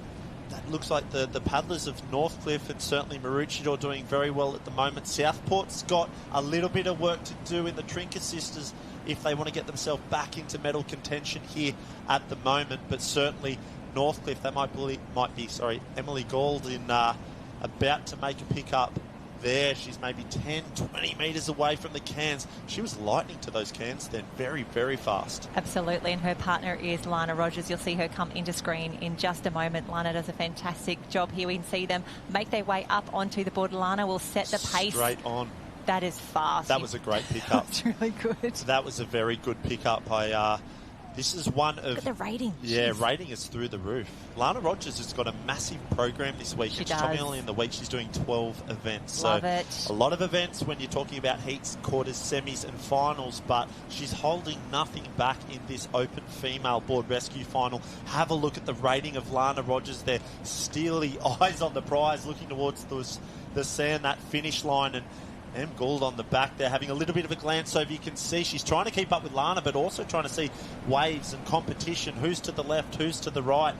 So we can see they've got a nice little run on with that board at the moment. Oh, they're just starting to pick up every little bit of a bump at the moment now. So they've got an early lead, but certainly second and third place. They're not out of this by any stretch of the imagination. Another Northcliffe team there, a little further to the north, getting a really good runner back into contention there, as is Burley. Waves on now. Oh, that was unfortunate for Lana Rogers, but they've done very well to get down that wave. It looks like it might be Northcliffe in 1 and 2 potentially. Burley's in the mix as well, so that might be Em McDonald and Gemma Smith-Welsh in 1. Oh, just getting it done. So yeah, Northcliffe 1, 2, 1, 2, 3. 3. They did an incredible job. It might have been actually Naomi Scott and Hannah Scully coming across the line. We'll grab that for you, but absolutely the Northcliffe dominance has started early in the open women's here. Fantastic results, and wow, that late little wave made all the difference, and you really got to see who's been practicing those get-ons, get-offs, because I was very, very worried that Hannah Scully wasn't going to get to that board in time. You could see Naomi Scott wasn't slowing down for anyone. She knew she couldn't cross the line, but she was really skirting it pretty closely from there. Yeah, it's always quite challenging, and Kingston Lowe, interestingly enough, said it earlier, board rescue is one of those events where you don't do a great deal of training for it. It's kind of one of those, we'll partner up together at state titles, we'll do the heats and the quarters, iron out all the kinks, and hopefully we are ready for the finals. But have a look at that. Hannah Scully only just picking up that backboard strap before the finish line. But she made, that's all you've got to do. 2 hands on the straps, crossing that finish line is all you need to do. So, yeah, looks like we might have Northcliffe in 1, 2, 3. We'll have to wait for the live heats. Yeah, the trifecta. Fantastic work for the team down there, and what a finish. I'm sure everyone who's watching from their home club of Northcliffe doing an incredible job as they wait for the finish. And it looks like Josh is down on the beach, and it is all Northcliffe with our winners. Yeah, it is. Northcliffe 1, 2 and 3. They've got the trifecta, but it was Scotty and Scully who got the gold. Tighter than you would have liked, obviously, with that wave. And then, Hannah, I didn't think you were going to get there in terms of grabbing that strap. Did you know that she was so far behind, Scotty? I knew that she didn't have the board yet, and I just kept looking, and she was getting closer and closer, so I was just trying to manage that we stayed in front of the other girls, but Scully still got there in time, and luckily we just timed it. Talk to me about what was going through your mind as you were trying to grab that strap. Yeah, look, it was just communication. Scotty looked back, and I just said, just go, I'll get there, and you know, she started hooking, I started chasing after her, and then like 2 meters before, I said yep to say that I'd had the strap, and we just put the dip in and just luckily got the girls. Northcliffe Club champs up there, must be feel pretty good to be on the podium with your 2 teammates. Oh yeah, our girls squad is so awesome, and there's such depth there, and Scully and I actually only paddled together for the first time today, so yeah, it really shows how much the girls train hard and we race hard, and it's always nice racing in team events, and great that we could take out the whole podium for this one. It's been a common theme of the gold medalists that they started training this morning in the warm-up, maybe did 1 run through and that was enough, so well done, you've kept that going. Obviously a huge program for both of you over the weekend, and it's been a huge couple of months. How are we feeling this point of the season? Aussie titles is in sight, maybe a holiday afterwards. Do you start to look down the road and go, well, the end is near? Yeah, I mean, it is definitely a long season, and it seems to be getting longer every year, but yeah, I always enjoy racing at state and Aussies, and yeah, those sort of championship events have a lot of prestige to them. So yeah, definitely still excited and motivated for those. But there are a few things in the works for the off season that I am excited about. What about you, Scully? Yeah, already booked for Japan, so I fly out Mad Monday. So looking forward to the next 4 weeks, and yeah, then 4 weeks away, which is good. Congratulations on the win. Good luck for the next couple of weeks. Northcliffe ladies on top. Fantastic work. Congratulations to Hannah Scully and Naomi Scott. I love that Hannah was saying, Naomi just said, book it, and off we went. Yeah. She's like, we got there on the line, we made the dip, and a state championship for Hannah and Naomi. Emma McDonald and Gemma Smith-Welsh came through there from the Team C to get a silver medal, which was an incredible result. I'm loving how Gemma Smith-Welsh is just getting better and better as this season rolls on. She's getting some great individual and now some great team results. And then our early leaders, my gosh, Lana Rogers and Emily Gold did everything right, coming into that wave zone just in the wrong position at the wrong time. It was still a sprint to the line, but they're still on the podium. Emily Gold, Lana Rogers, congratulations, bronze medalists. And I think, Matt, you're having a look at the program. I think that wraps up all of our board rescue events for the 17s, the 19s and the Opens.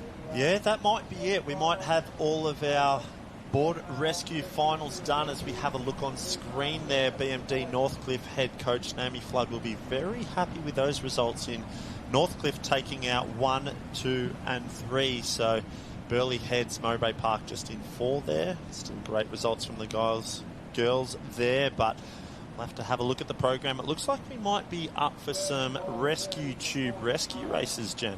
Yep, absolutely. But first we're going to head down to Josh on the beach.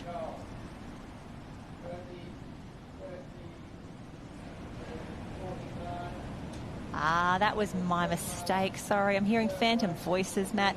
But yeah, agree. That was a fantastic result as we finished the board rescues. Rescue Tube Rescue coming up next. So if you start to see people wandering around the beach with flippers, they're not cheating. It's not like grabbing a pool boy in swim training.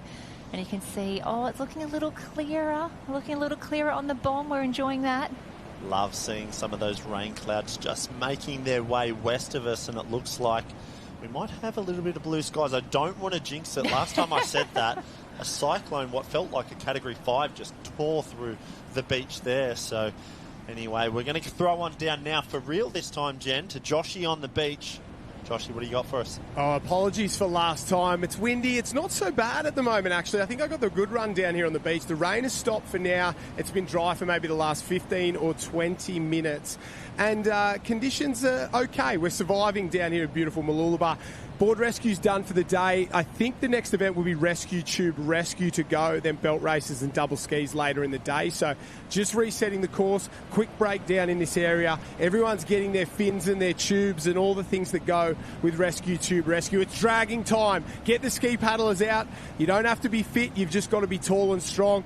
And I reckon there's a couple of boys licking their lips at an easy gold medal coming up in the next couple of hours. So Rescue Tube Rescue, we're going to go into belt races and double skis after that. That's the plan for the rest of the afternoon. But conditions are on the improve. I even saw a little bit of blue sky. There was a sliver for about 15 seconds there.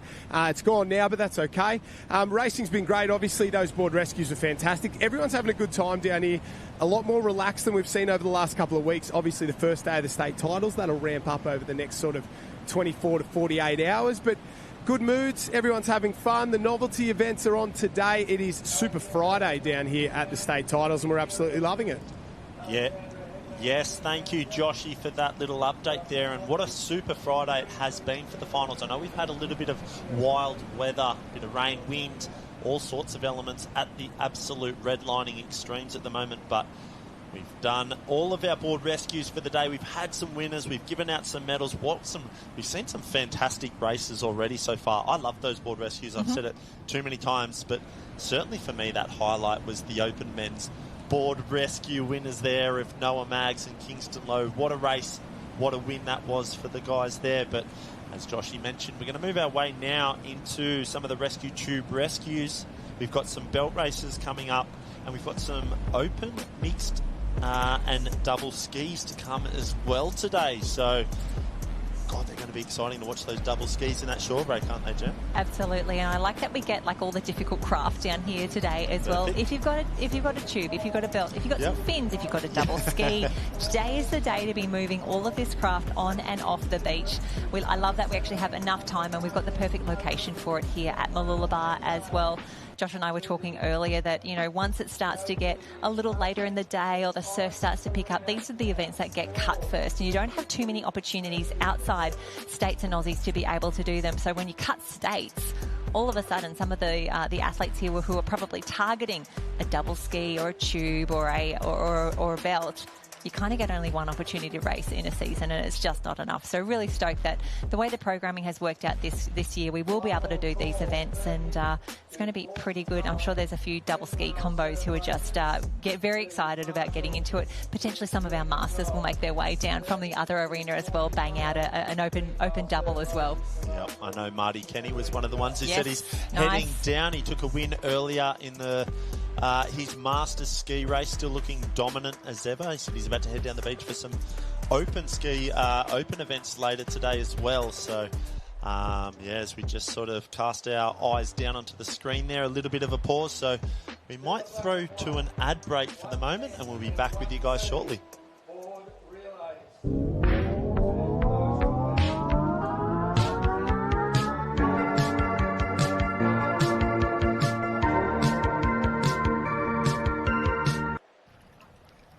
This is the moment Gabby completely forgot her office password.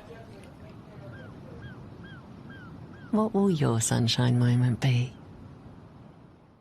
Body Armour is proud to support the athletes and volunteers of the 2026 Surf Life Saving State Championships.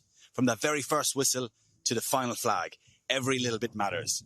Body Armour delivers clean and effective hydration solutions built to give you that edge in high-performance environments.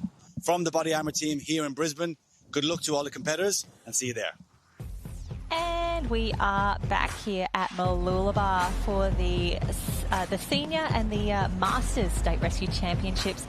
Beautiful day down here at Mooloolaba. Was meant to be Maroochydore. We made the decision, though, due to some swells and some wind that were forecast and absolutely did arrive earlier today. While we reset the course, getting ready for the Rescue Tube Rescue events, if you have a little break on the beach right now, it is time for you to head up to the Race 1 tent, not only to check out what is happening there and grab yourself a few deals, but also please make sure you enter the competition. It is your chance to go into the draw to win a Race 1 board.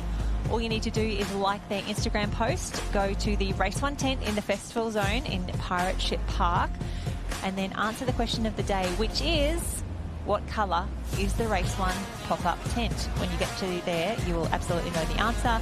And then from there, you fill out, you write your answer along with your name and your number, drop it in the ticket, drop it in the box, and hope for the best. And Race 1 actually gave 4 boards away at the Youth Championships last week, and a little bit more craft on offer again today. So Matt, I know you pulled past the Race 1 tent en route from beach to tent. Was it absolutely pumping? Yes, Jen, it was. If you get that answer wrong, I'd be questioning your visibility, because I'm staring out the window here at the moment, and I tell you what, you would see that Race 1 tent from Google Earth out of space, I think, at the moment. So, yes, it's very exciting. But I just received a message as well from Wally Williams. He said to all athletes, if you're preparing or need new boards or skis, head on up to the Race 1 tent. They've got plenty of athletes craft up there, ready for second-hand sale. Amazing boards and skis going for ridiculously cheap prices. So head on up and see the team at Race 1, and Wally will look after you.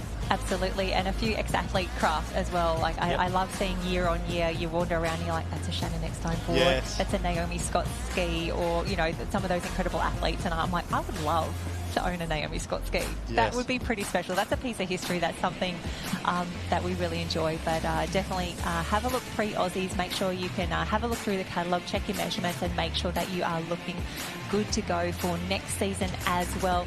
And you can see on screen a few of those rescue tubes in there. It looks like we might be going straight to a final for some of these races, especially the under-19 girls, who may be up next. And Matt, you've got a pretty impressive back catalogue. Rescue Tube Rescue. Have you done any of those in your time? What's your experience in this event? I can firmly say that my experience is basically none. I think I have done a couple of drags. Nice. I know that when I was in Northcliffe, I did a couple of drags in my early younger days. Yes. Yeah. But no, haven't done. I wasn't great with the swim out, because I didn't have much of a kick when I was swimming, and I was too heavy to be dragged in. So I think the only spot left for me in the rescue tube races would have been as a dragger. There's a place for everyone. There's a place in for a everyone. rescue tube rescue race. And yes, if you've got a 2-beat crossover kick, maybe being a patient here is not quite for you. So you'll see if you haven't done too many rescue tube rescues in your day, we will explain it to you as we get into it here for the final for the under-19 women. A huge congratulations, Noosa Team A, Northcliffe Team A, Kurrawa in the mix, Currumbin Team A. I'd say Madison Jones will be swimming for them. Bianca Raywood may be in there for the Burleigh Heads Mowbray Park Team A. But as you can see, it is 4 competitors per race. Maroochydore Team B just over the page as well. So like a board rescue, like a surf boat race, like so many of our events here on the life-saving program, these are based on a rescue scenario. So you can see the ladies lining up, foot on the line, ready for a start. It's similar to a board rescue in that each team is allocated to one of the coloured cans out the back, so 1 team per can. These ladies going in now, we will call them the swimmers or the patients. So they are going to go out. It is one-way swimming for them, no gear, just a normal swim. Get to your can, and just like a board rescue, once you reach there, you signal, and then your rescuer will come out and pick you up. But unlike a board rescue where your board paddler comes out, this time their rescuer will be wearing fins and a tube. And the fins will look a little different to what you might be using in your normal squad swimming. It's no longer the classic eyeline, you know, the blue and orange arrangements. These are the big fiberglass fins. They're very, very strong. They absolutely ruin your ankles and your toes will never be the same, but they're big and they're powerful, and the girls will absolutely fly those rescuers who head out to the can. Again, on the seaward side of the can, they will secure their patient, and then they will bring them back to home. And it's really important, if you are a patient, you're allowed to kick, but you're not allowed to do any arm strokes, any sneaky underwater sculling or anything like that. You are a patient, you are being rescued, and you can only kick. And then once the patient and the rescuer make their way back to shore, that is when your 2 draggers, your 2 mat pulls, they will be able to cross over the start line and find themselves a good posse on the water's edge. Now they can meet their patient and their rescuer anywhere along the start line. You don't have to stay in your lane for that. And then at a certain point, the draggers will decide that they are able to pick up the patient. The rescuer just is left to their own devices back in the water. And then the first across the line, the 2 draggers and the patient, is the winner of the rescue tube rescue. So you can see our patients, our swimmers, nearly out at those first cans. And it's about to get a little bit longer for them because the tide is on the way in, Matt. Yes, that was an unbelievable and very amazing description. Thank you for explaining that. Thank you for coming to my TED Talk on Rescue Tube Rescue. I feel like I learned a lot myself there. As we can see now, Burleigh competitor running in with the fins there, Jen. So Burleigh might have made the first, the Burleigh patient, sorry, may have made the first at the cans there, and Northcliffe in closely behind.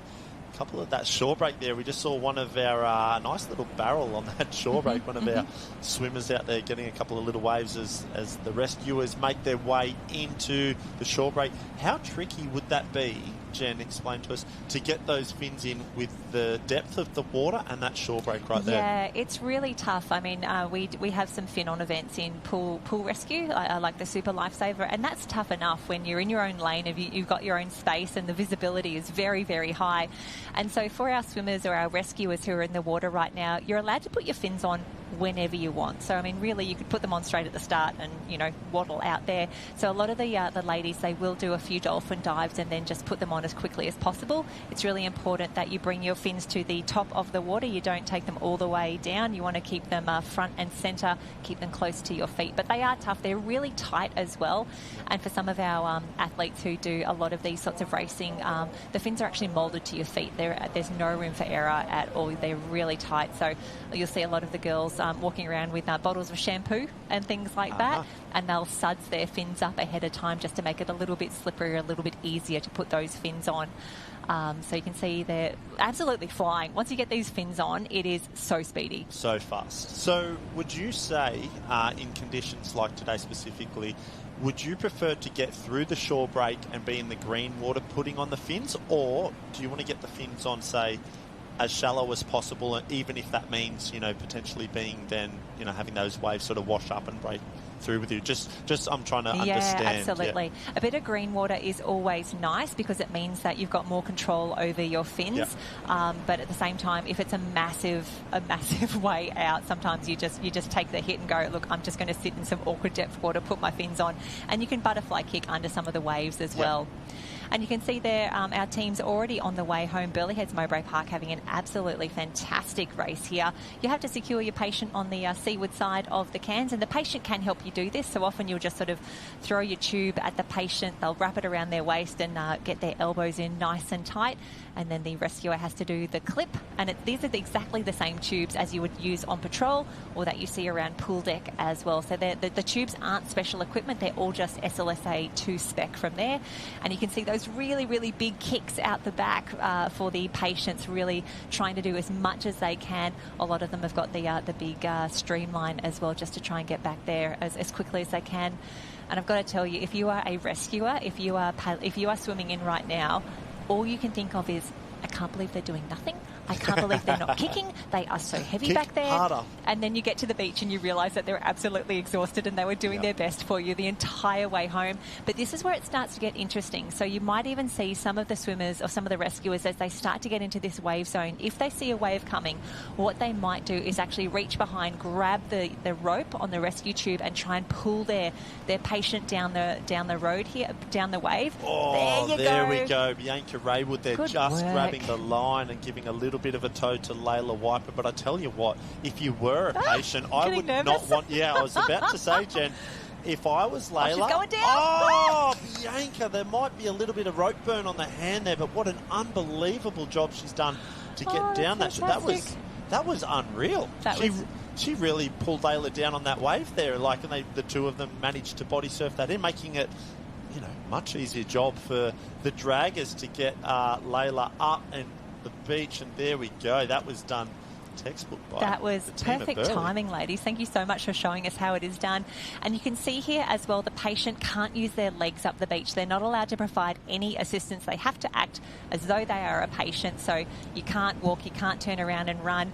And it's amazing when you go to a World Championships or something like that, where Rescue Tube Rescue is a really prestigious event there. There's so many different ways that different teams or different countries choose to carry their patient up the beach. I've seen some very weird and wonderful wheelbarrow carries over the back, over the shoulder, but in Australia this is generally, and New Zealand as well, this is generally the favoured approach, where you can just drag your patient up the beach. You definitely want to have the shortest finish run leg here as possible. You can see the girls from Noosa, they're just taking a dive. So there we go, and there's a little bit of a different drag approach. Yes. We saw some of the other girls doing the underarm sort of arm link approach of dragging them up. The Noosa girls there went for the hands over the head. You can do it. Maroochydore here just struggling to try and get the link in place so that make it as easy as possible. It is very challenging getting those patients up the beach. And this is why Rescue Tube Rescue Time, they'd be looking under the tent, they'd see someone like you, big, tall, strong, and be like, you are now a dragger up the beach. And as long as you're entered in the carnival, I mean, I've seen some ski paddlers are generally really good at it. You get some of the big guys. Yeah. I've seen some beachies who are really great at it as well. Beachies are great, big, strong guys. But Bianca Raywood, that was unbelievable. She must have got some so good. Severe rope burn, the way she was holding onto that rope, because as you said, as soon as the patient starts to pull that line through, that's not where you want to be holding that. But anyway, we've got Joshy down on the beach now with the girls from Burleigh after their win there. Joshy, what a race that was. I am. A dominating performance. I don't have to recap on it. It's all good. You wanted to be first to talk. What's it like halfway through a race, getting a rest, getting to hang out, wait, do the easy work? Oh, I love it. What about this team? Pretty special? Yeah, it's great. Who does the most hard work in here? Because I'm getting mixed reports. The girls down the end reckon they do all the hard work. You get an easy ride home. Who's the hardest worker? Oh, I reckon all of us. Bianca gets it pretty hard. I didn't do 2 swims. But yeah. I want to talk to Bianca. What about that? Obviously, you've done this before in national teams and a few other events there. You're becoming a bit of a veteran at it. But just how tough is it dragging, even though there's not much of it there, dragging the patient all the way back? Yeah, it's definitely pretty hard. It's just pretty much like pool rescue, so I'm used to it, and lucky for me, Layla's pretty small, so it wasn't that bad. And she's under 17, stepping up as well, pretty special. Yeah, definitely. It's great to have her on the team. She's a very good trainer, a very hard worker. And now, ladies, the two most important in the team by a country mile. Is that the easiest gold medal you'll ever get? Actually, really hard. I thought Layla was going to be a bit lighter. By the end. Shots fired, cut the camera, we're not, no more of that. Anyway, congratulations, ladies. State champions, will we do it at the Aussie titles? Hopefully. Yeah, definitely. Love it. These two are like 100% on a gold medal. Well done. Burleigh Heads takes out the 19 ladies rescue tube rescue. I think we're into the open ladies final. That's up next. Oh, fantastic work. Thank you so much, Josh. And a huge congratulations to the team there from Burleigh Heads and Mowbray Park. Textbook rescue tube rescue there, and wonderful to see them get their patient home safely. And we're just going through liveheats.com, opening up a few tabs and getting ready for the next races. It looks like the open females are up next. And the great news is there is another straight final here. We just managed to scrape it through. I think there are 10 cans in the water. We have 10 teams on the line as we make their way through as well. Here we go from the top of screen. We are going to have Burleigh Heads Mowbray Park. Just waiting, sorry, getting us ready here. Who have we got? I'm trying to find some. Yep, this is it. They've gone a little early on the live heats, but I promise you it is Burleigh Heads Mowbray Park. We've got Lily O'Sullivan and Claudia Rose Slavin. I reckon they are going to be the ones in the water. Kurrawa Team A, watch out for Piper Asquith from Kurrawa. She's raced in Australian teams before. She had an incredible belt swim as well at the Murphy Holmes Maroochydore Classic. She loves a one-way swim, and once she gets fins on, she is absolutely phenomenal. Currumbin, we've got Chelsea Jones in the mix there with her team. We've got Northcliffe Team A, Kyra Bender and Molly Shivnan, I would say, would be combining here. Noosa, Maroochydore, more Burleigh Heads Mowbray Park. Emu Park in the mix as well. Loving to see Zara Richardson, Tamsin Steeg, Brittany Hooton and Chloe Hooton in the mix there. And you mentioned earlier, Matt, Lana Rogers doing a lot of events on the program here. She is entered in the Rescue Tube Rescue as well. Yet to see what leg she will be doing in this. But again, it is exactly the same race again. So patient swims out, signals collected by the rescuer.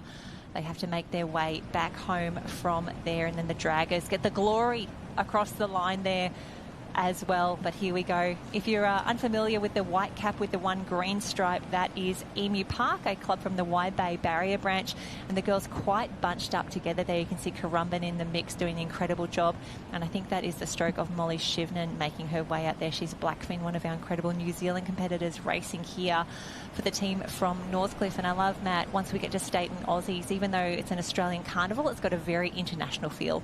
Yeah, absolutely. Molly Shivnan's been one of the in-form open female surf swimmers of the summer. She was right up there in a lot of the World Ocean Series surf races this year, and racing out of the Blackfins there of New Zealand. So she'll be certainly one to watch in this Rescue Tube Rescue race now. Unbelievable swimmer there on screen. Now we can see Emu Park. Great to see them in the final as well. Burleigh, Maroochydore as the patients just making their way out to those cans now. A little bit of a early lead from a couple of our team, or our Northcliffe team there anyway at the moment. Burleigh Heads doing very well at the moment, so hands are up.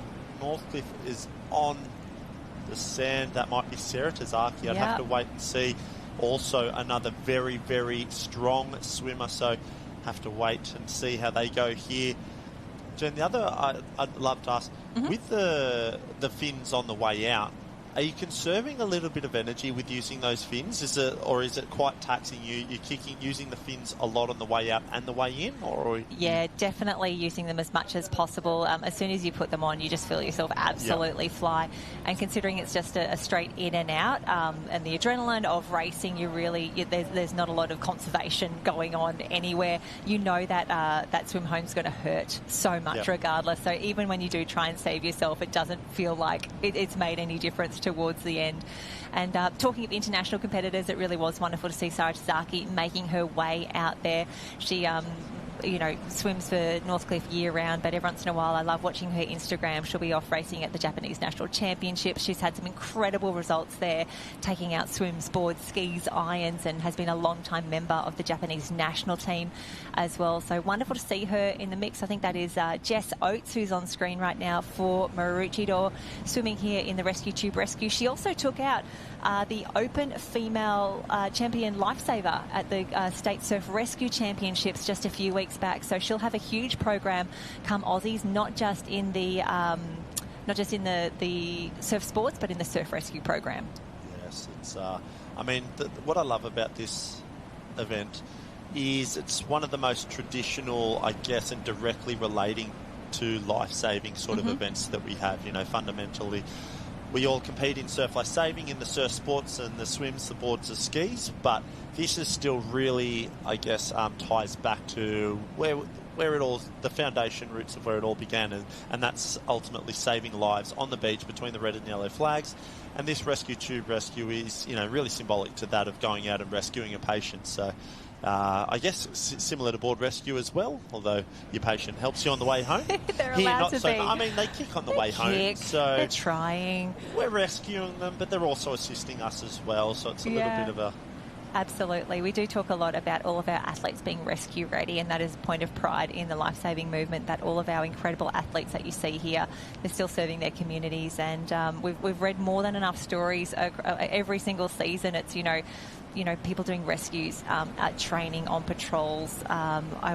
We were last week at the youth championships. We were talking about Maddie Dunn, who's an incredible coach now at Mooloolaba, but was a top Ironwoman in her day. And I was doing a little bit of Googling, and I read about the time that Maddie was working, I think, up at the Northcliffe Supporters Club. There was a call out of hours. They had to run down. She kicked off her shoes and went out in her Northcliffe serving uniform. And again, these are our incredible athletes. This is what they do. And I tell you what, if I was coming home or if I was out in trouble, I'd be looking at the ladies who are in the water right now doing these incredible, incredible things. And I would feel very safe having them on patrol if I was out for a swim. But I stay in the shallow end now. Everyone, don't be worried. Don't be worried. I'm not getting out there too much. Yeah, you hear so many stories like that of athletes that are down there on the beaches and they're training or racing, and they're so quickly to jump into action when crisis happens on the beaches and rescues need to be made. And there's none other than you'd want to be rescued by, I'd say, than one of the fellow surf sports athletes. As we can see now, Northcliffe team there.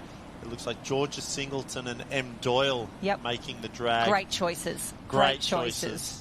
You can see they're gone for the under the arm approach for that drag there, having a little bit of a laugh.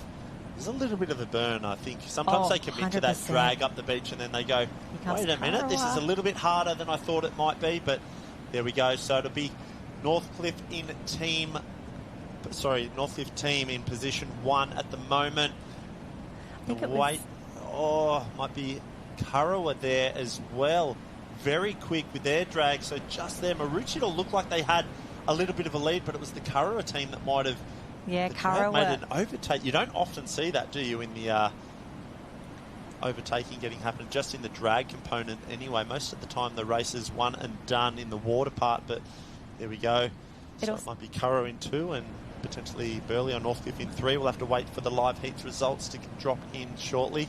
But it also does show, you've got to make sure you are picking the right people in your team, and that includes for your draggers as well. They make such a difference, and especially if it is a longer drag up the beach here. As you see Piper Asquith, her legs are absolutely gone as she makes her way up. And even there, again, the girls do an incredible job. I think that is the team from Noosa. They would have had Fenella Gibbs-Beale out in the water swimming for them. You've got to have a good team across the board, and so the crew from Currawa absolutely proved it just then. I think they would have got a silver medal there, and that's Kiara Bigneris, Caitlin Irwin, Katie Nat and Piper Asquith, the swimmer there. So an incredible job across the field there for our open women in the Rescue Tube Rescue. Great to see Sarah in the mix, but no stopping Northcliffe. They did an incredible job there. It was Kyra Bender, the rescuer, Molly Shivnan, the swimmer, and then Georgia Singleton and Emily Louise Doyle bringing it home for the team there. Yeah, what a team that is. We had a little bit of a, we went on to spiel the accolades of Molly Shivnan and how strong she's Oh, been she's so good. this summer alone. But Kyra Bender, I believe she was last year's Aussies champ. She won the surf race on the, She in the won 19 so surf much. race in the Ironman last year. She was unbelievable at the Aussies last year. She's had a little bit of an unfortunate run with injuries the last couple of years.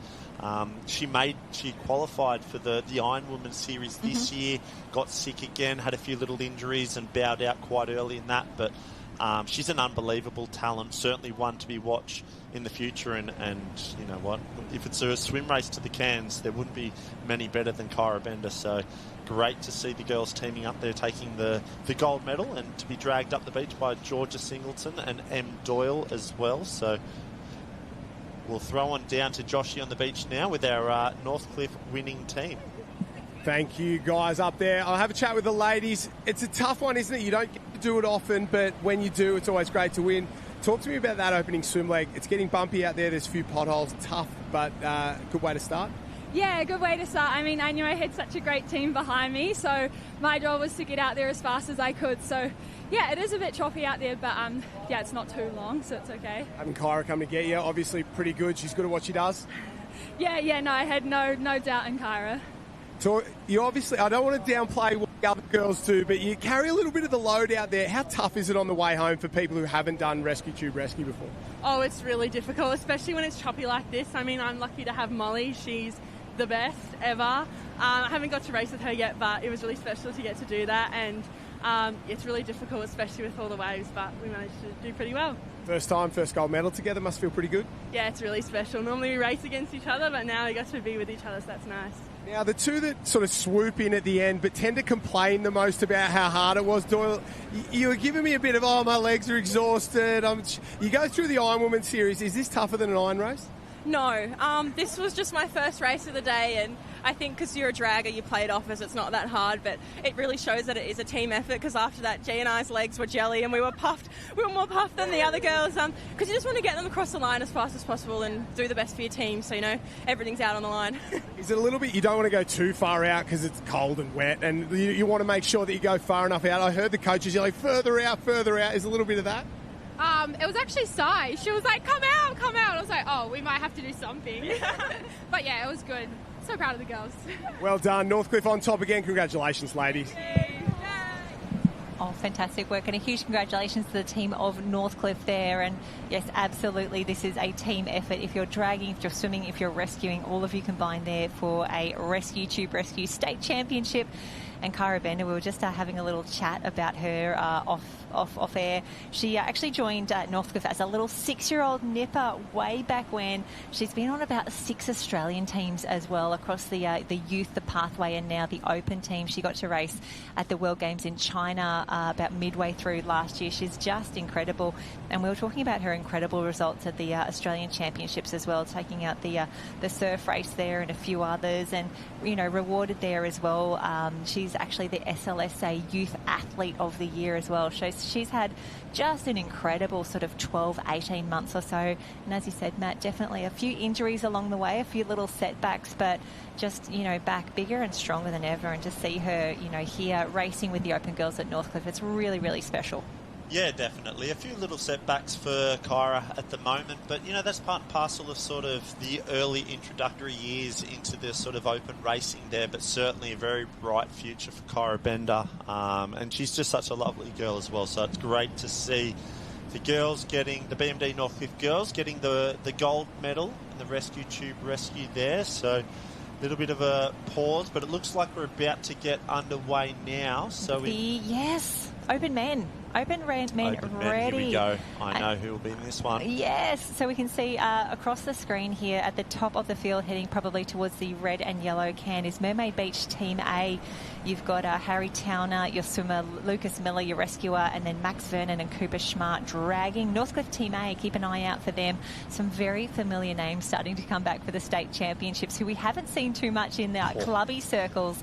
You've got Nick Sloman as your swimmer, Bailey Armstrong as your rescuer, Jake Morris and Brad Rubok. What a team that is. Oh, that is Wowee. going to be a tough one. In Maroochydore, we've got Joey Short, the swimmer, Oscar Starr Thomas, the rescuer, and then Kieran Gammon and Cooper Bessel dragging. Northcliffe Team B, we've got Tom Travell swimming, Dan Miller rescuing, and then Zach Morris and Kane Scheib. They are dragging.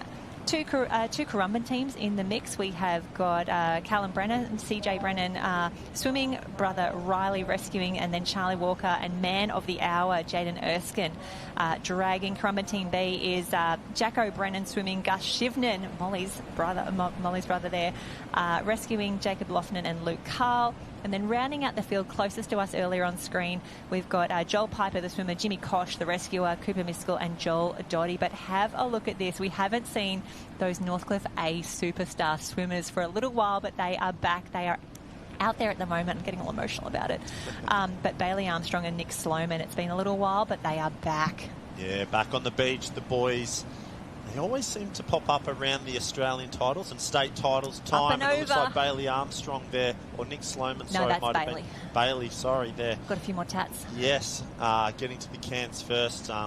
Unbelievable talent. I mean, I feel like he's been around forever, and he's not overly old. 12. Yeah. They've just been winning surf races for so long. I so know. Dominant, Nick Sloman and Bailey Armstrong getting so close so many times in those open surf races at the Australian titles. But, now keep your eye on this man on screen right now. That's Jimmy Kosh from Burleigh Heads at Mowbray Park. He's been on 1,000 Australian teams, and he's generally a pool rescue specialist, but can absolutely fly once he gets a pair of fins on. So super excited to see him racing here.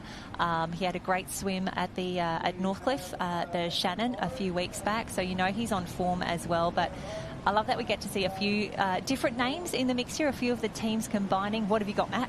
yeah, have a look at Riley Brennan. We were focused on, I knew they'd be a great team when you have a look at the paper there, but Nick Sloman, so quick, but at the top of screen then, it was all Riley Brennan. I mean, CJ, very, very quick to the can. The rescuer, Riley Brennan.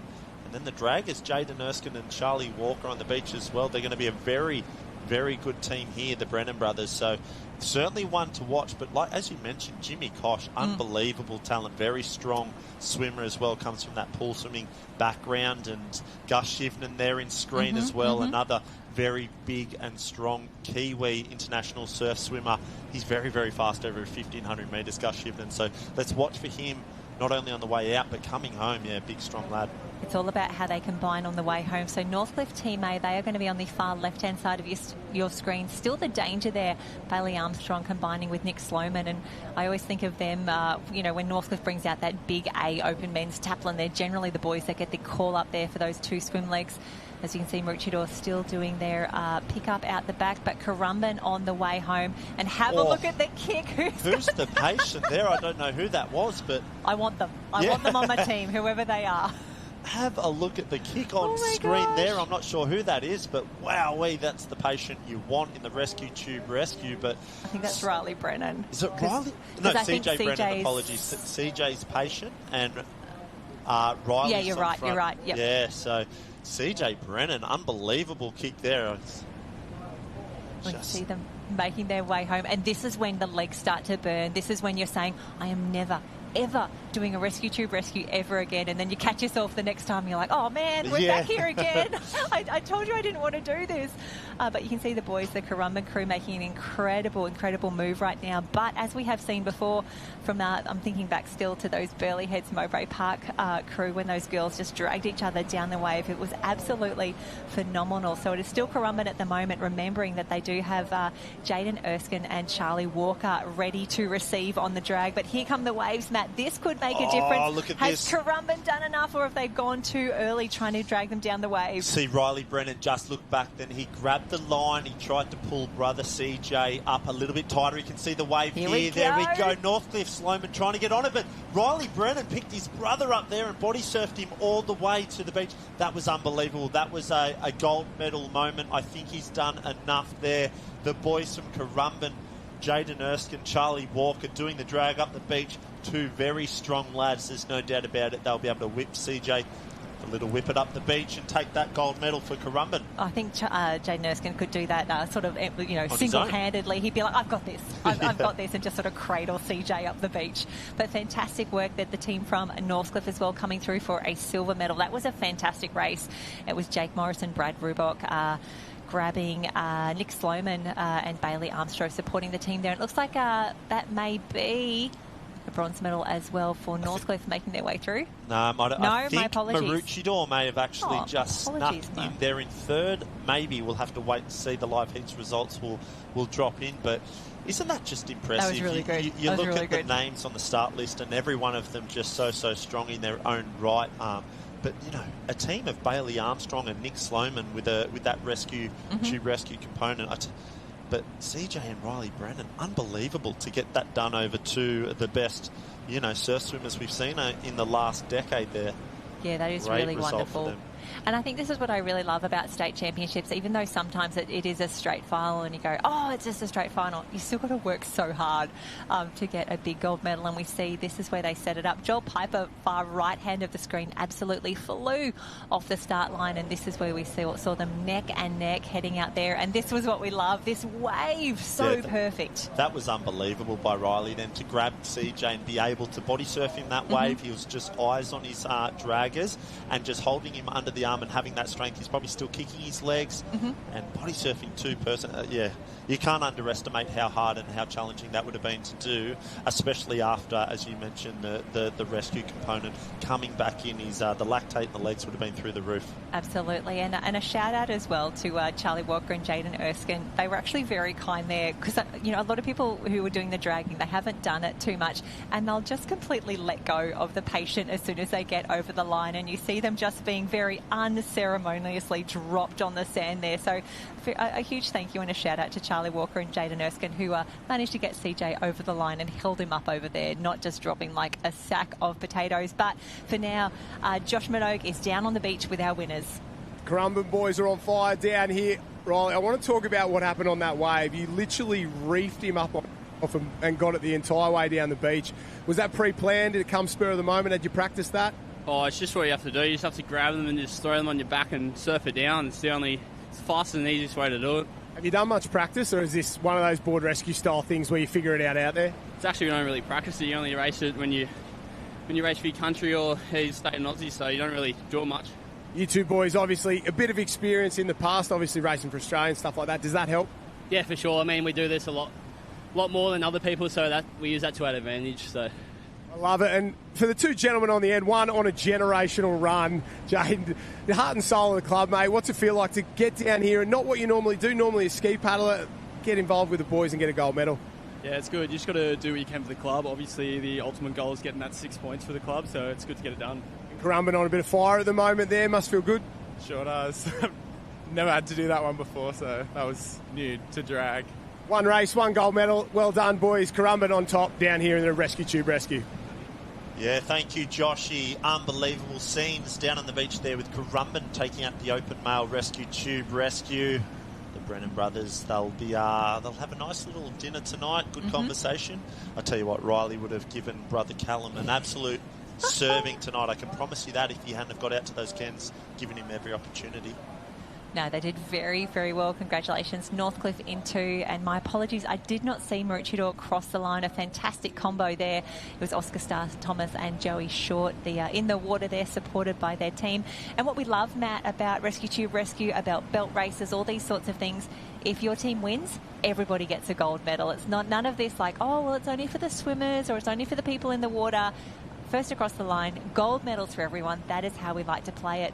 And already we can see, I think the next race is lining up already. This looks to be the under-19 men's rescue tube rescue again.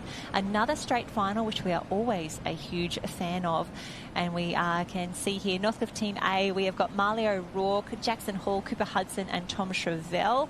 So I think Tom may be backing up from the opens there. Mermaid Beach Team A, Cooper Schmar, Max Verman, Chris Calibert and Tom Ryan. Kurrawa, we've got Alex Shepherd, William Mullen, Max Cave, and I think Max from not East End. He is from one of the New Zealand clubs. That will come to me. Lockie Mercer in the mix as well.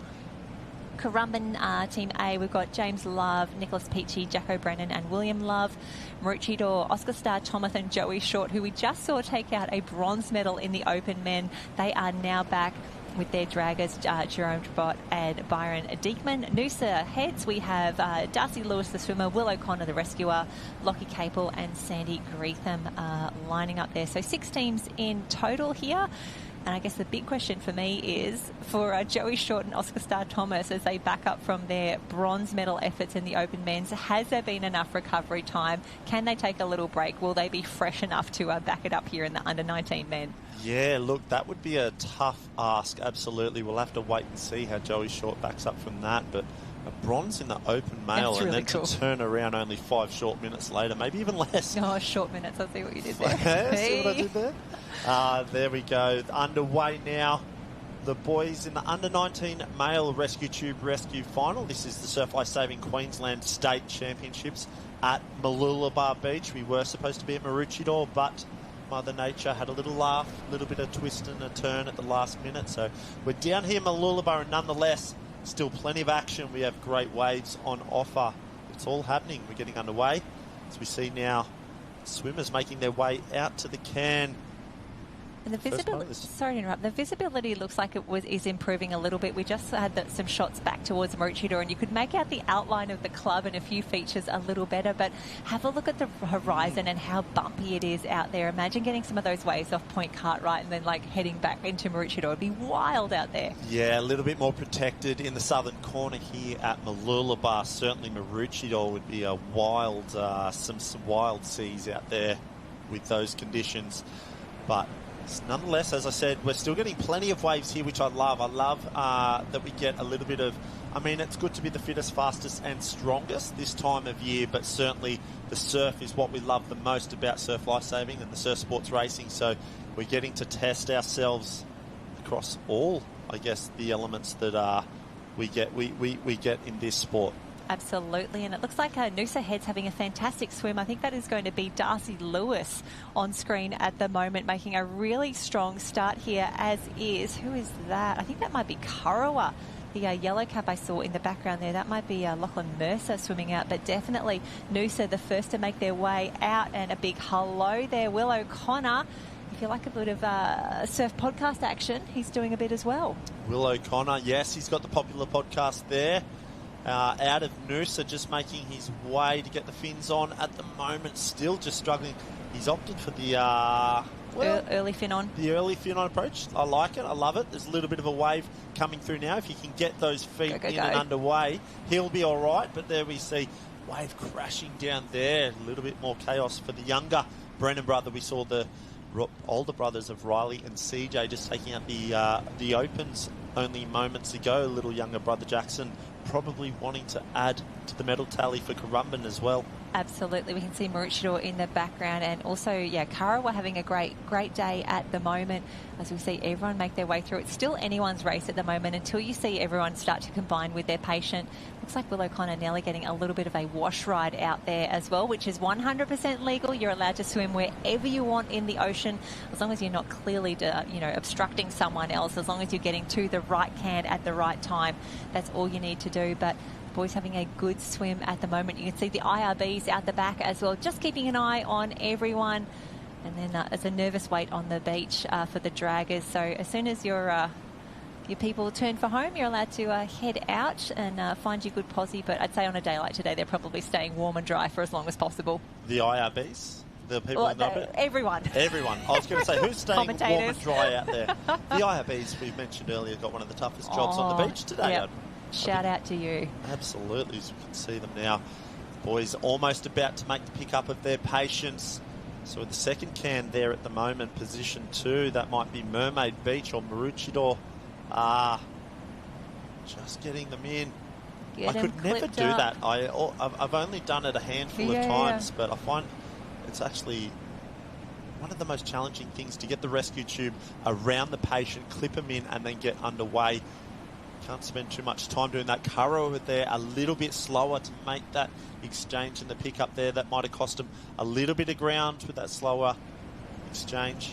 I want to give a shout out. Mermaid Beach, top of screen, the far left-hand side there. I think that's Chris Calibut, also a Kiwi from Mermaid Beach there. I think he's being the rescuer there. He's had a really good pickup and he's now starting to really push on the way home. And this is where you can find out who's been doing some pool rescue, who's been using these big fins before, who's got the legs at the end of a race like this, and who's done the right picks. Because it's not just about picking someone like you, Matt, to be a dragger on the way home, but who's made the good choices in terms of the patience, who's strong enough but also light enough to be the person that you want to drag home here. So you can see Maroochydore looking like they've got a nice little lead and extending that at the moment. I want to say Currumbin in 2, but it is going to be a fight on. There's a little bit of traffic out the back, and this is where it could come down to that sprint finish like we saw in the women's where Currawa snuck in for a silver medal. Yeah, not every team or every club has a Jaden Erskine with arms the size of that. There's only one of him. As soon as Joshy went across to Jaden for the interview, I noticed the cameraman had to zoom out a little bit well, to there was fit like those, an eclipse. Yeah, Like the sun was blocked. And fit those shoulders in frame, but go, Maroochydore here. Oh, that's really well done. I was waiting for the coat hanger back. Yeah, he sort of body surfed up like, oh, is he prepared for the patient? But they're very good there from Maroochydore. They did that beautifully. The draggers. Oh, sprinting it in. I know, sprinting. They've got time to save, but hey, nonetheless, they want that gold medal. Leaving nothing to chance. Love it, Byron. Fingers up, boys. They're unbelievable. Gold medal in the 19 male rescue tube rescue. There goes to Maroochydore. Fantastic race there. They've dominated this final. Oh, the race is on now. Can Noosa hold on for a silver medal? They've done an incredible job so far. Go, boys, go. And this is where you realise how hard this is. And you can see there they've actually got around the waist there for Noosa. But, wow, they've got some speed up once they get going. That is impressive. Pretty good little technique, actually, probably for the patient holding onto the waist there. Currawa maybe going to steal a bronze from under the grasp of Currumbin. That's devastating. Currawa looks like they may have just got... We've talked about it. We've mentioned it time and time again.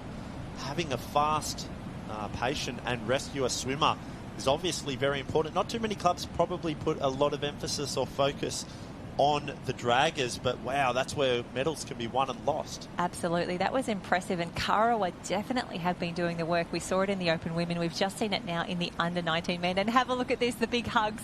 Noosa celebrating their silver medal here as we see the immediate replay, and that is Noosa, the white cap with the maroon stripe. A lot of great screen time for Noosa here, both the swimmer and the rescuer, as they make their way across the line. A silver medalist, official liveheats.com tells me.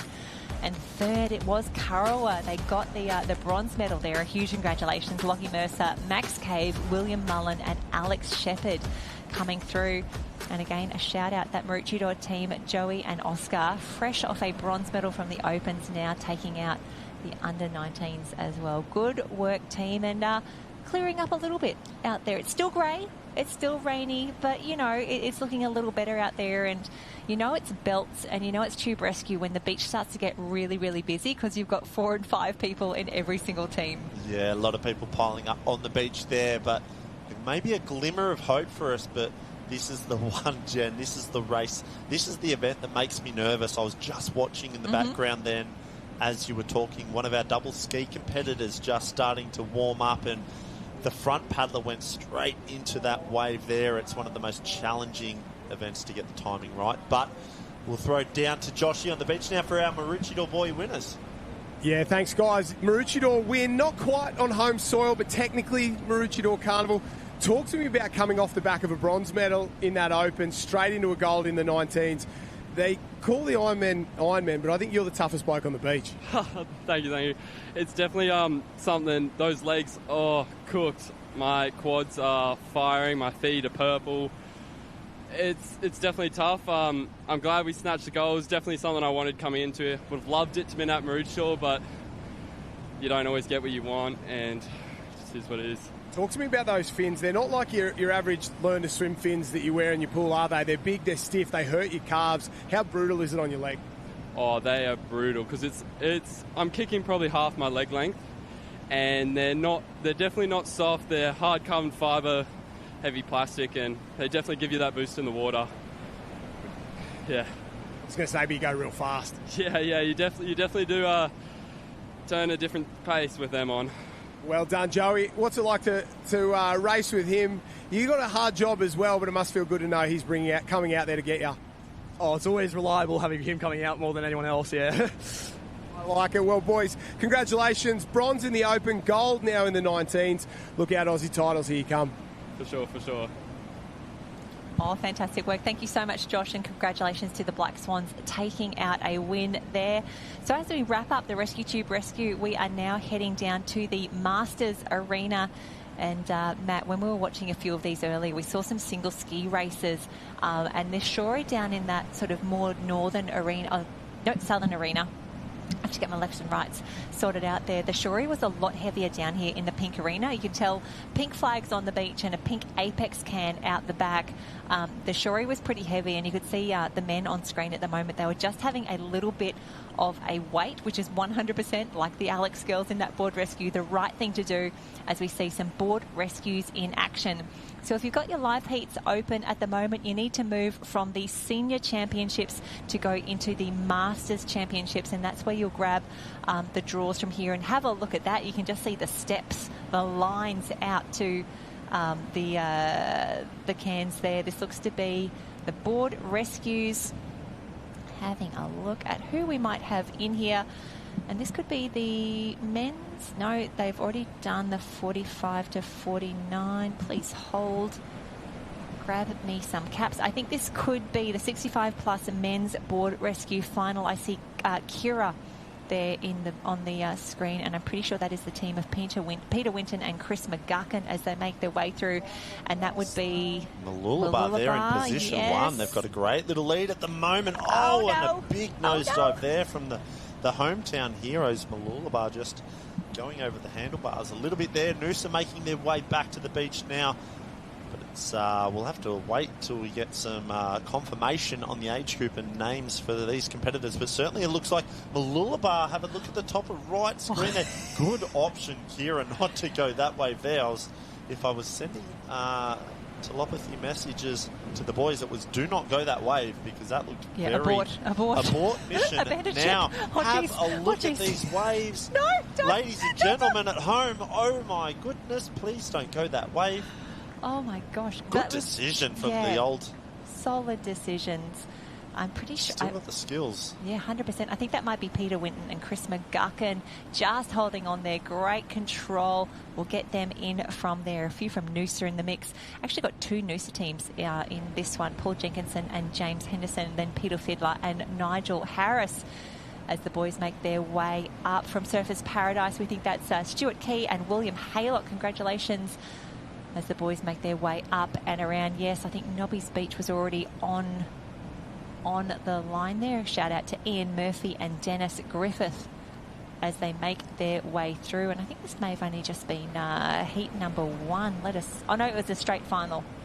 Loving that for the boys. 65 plus men's board rescue. Got a few different teams in the mix. Yes, they were doing both the 65 to 69 and the 70 and over in there together. So great to see the officials combining races whenever they can, making it a little bit easier and more efficient as we bring all of our athletes through. And as we said for the Masters, it's a massive day of racing. The way they do the program is they basically say we're going oldest to youngest, and this is the order that we're doing all of the events in. So individuals and teams all run today, and have a look at those sets starting to come through here. That is super consistent, but super, super jumpy. Yeah, definitely. I thought earlier, the further south that we would move towards those Masters arenas, that it might have been a little bit more protected in that corner, but not the case. As we've seen there with those board rescue finals, they were some seriously... That was some drops.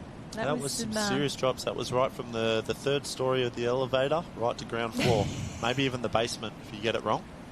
But great to see a few different caps in the mix there. Nobby's Beach, Surfers Paradise. We haven't seen too many of them, but loving seeing a few North Kira in the mix. That is a black cap with a yellow star on top.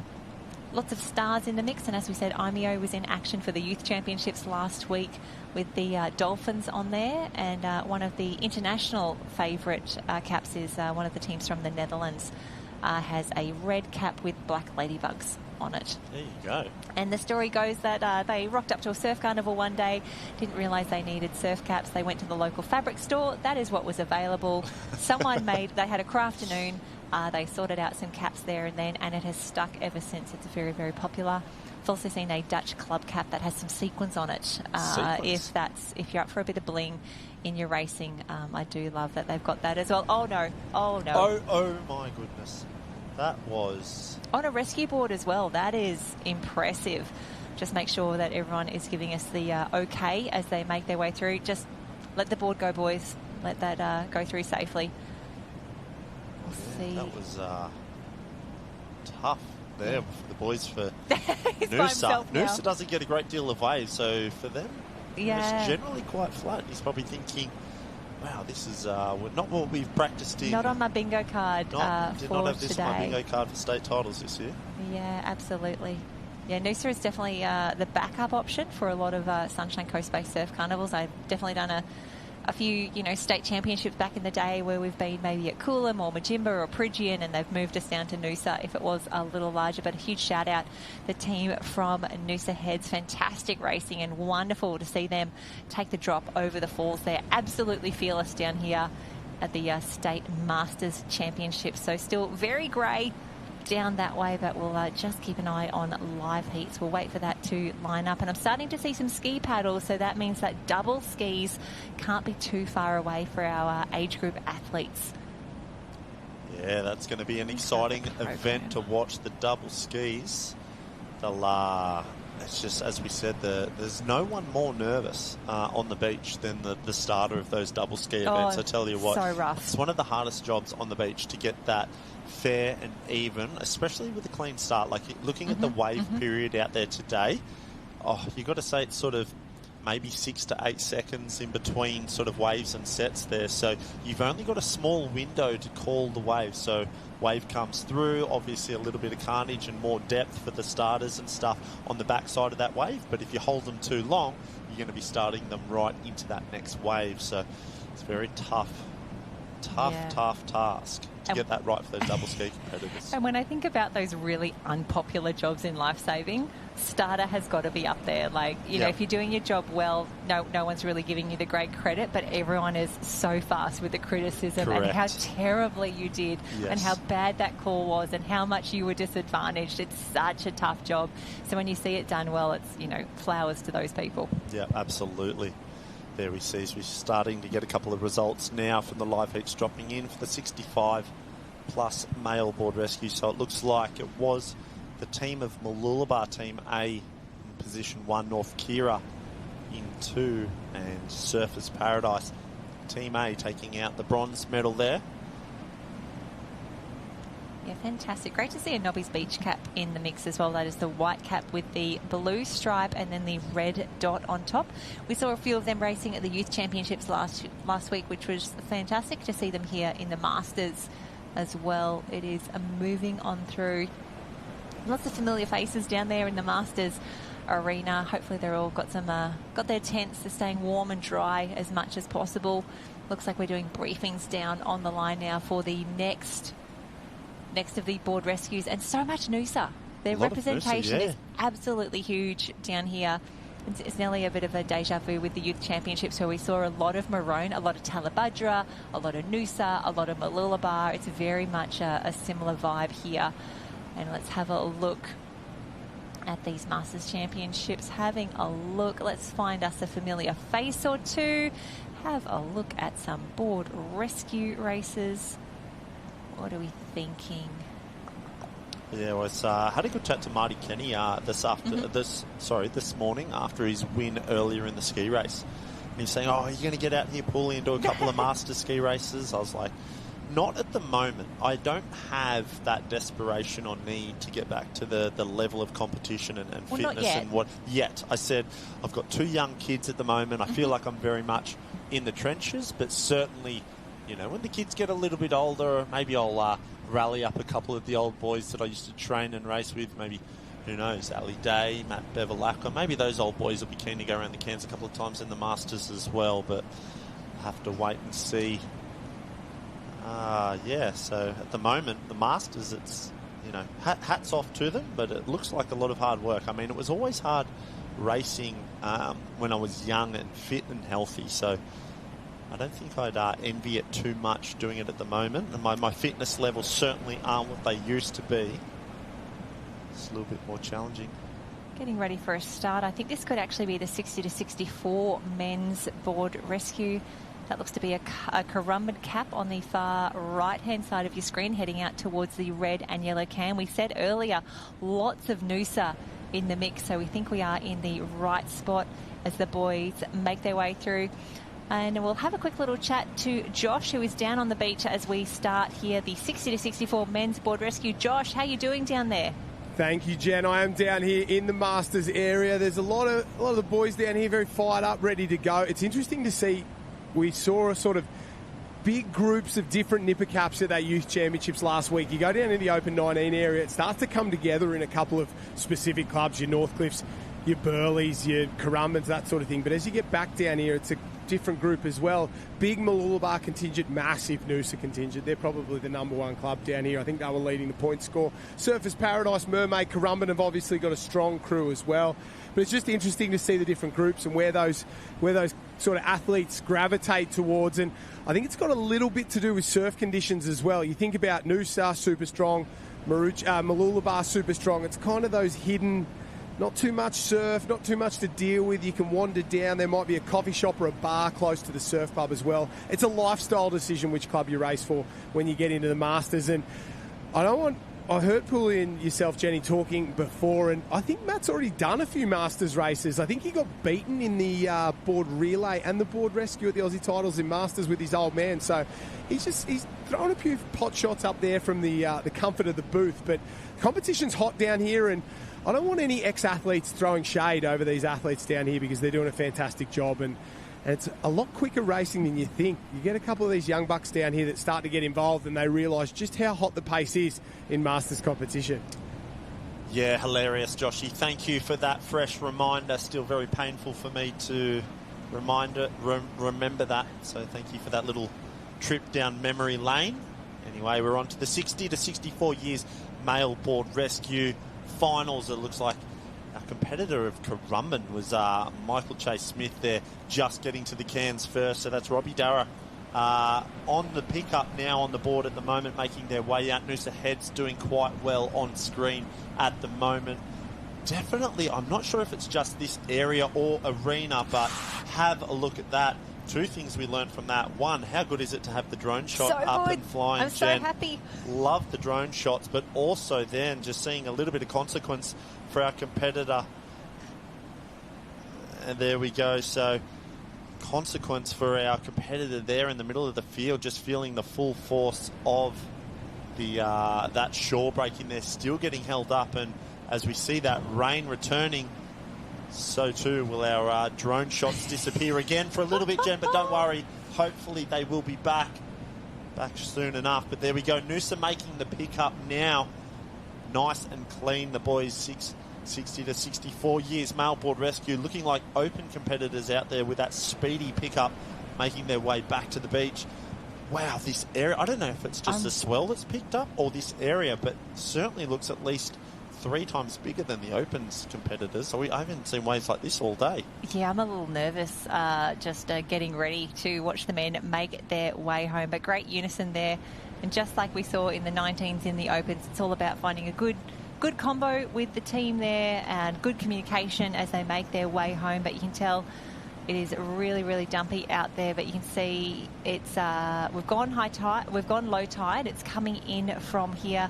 As you can see, the team from Noosa, one of 4 teams from Noosa, A, B, C and D crews in the mix here, making their way through as they pass Alex on the way back out. Boys, get back. Get back, boys. They've done that quite well. That's actually pretty good recovery. Not too bad, to be fair.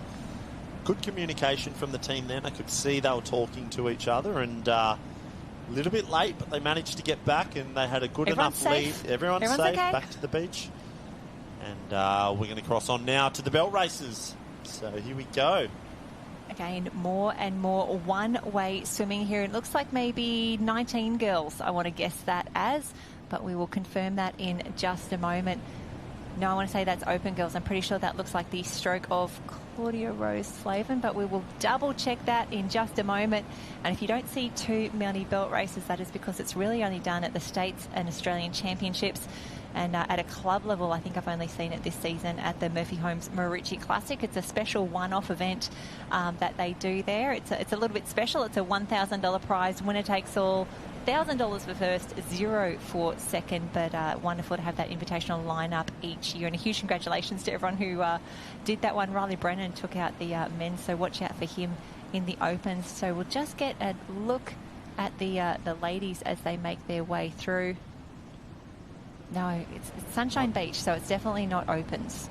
Yeah, it might be our 17s or 19s. We'll have to wait for confirmation there, but certainly, Jen, you mentioned just before, belt race is one of those events. You don't get many opportunities to master your craft, do you?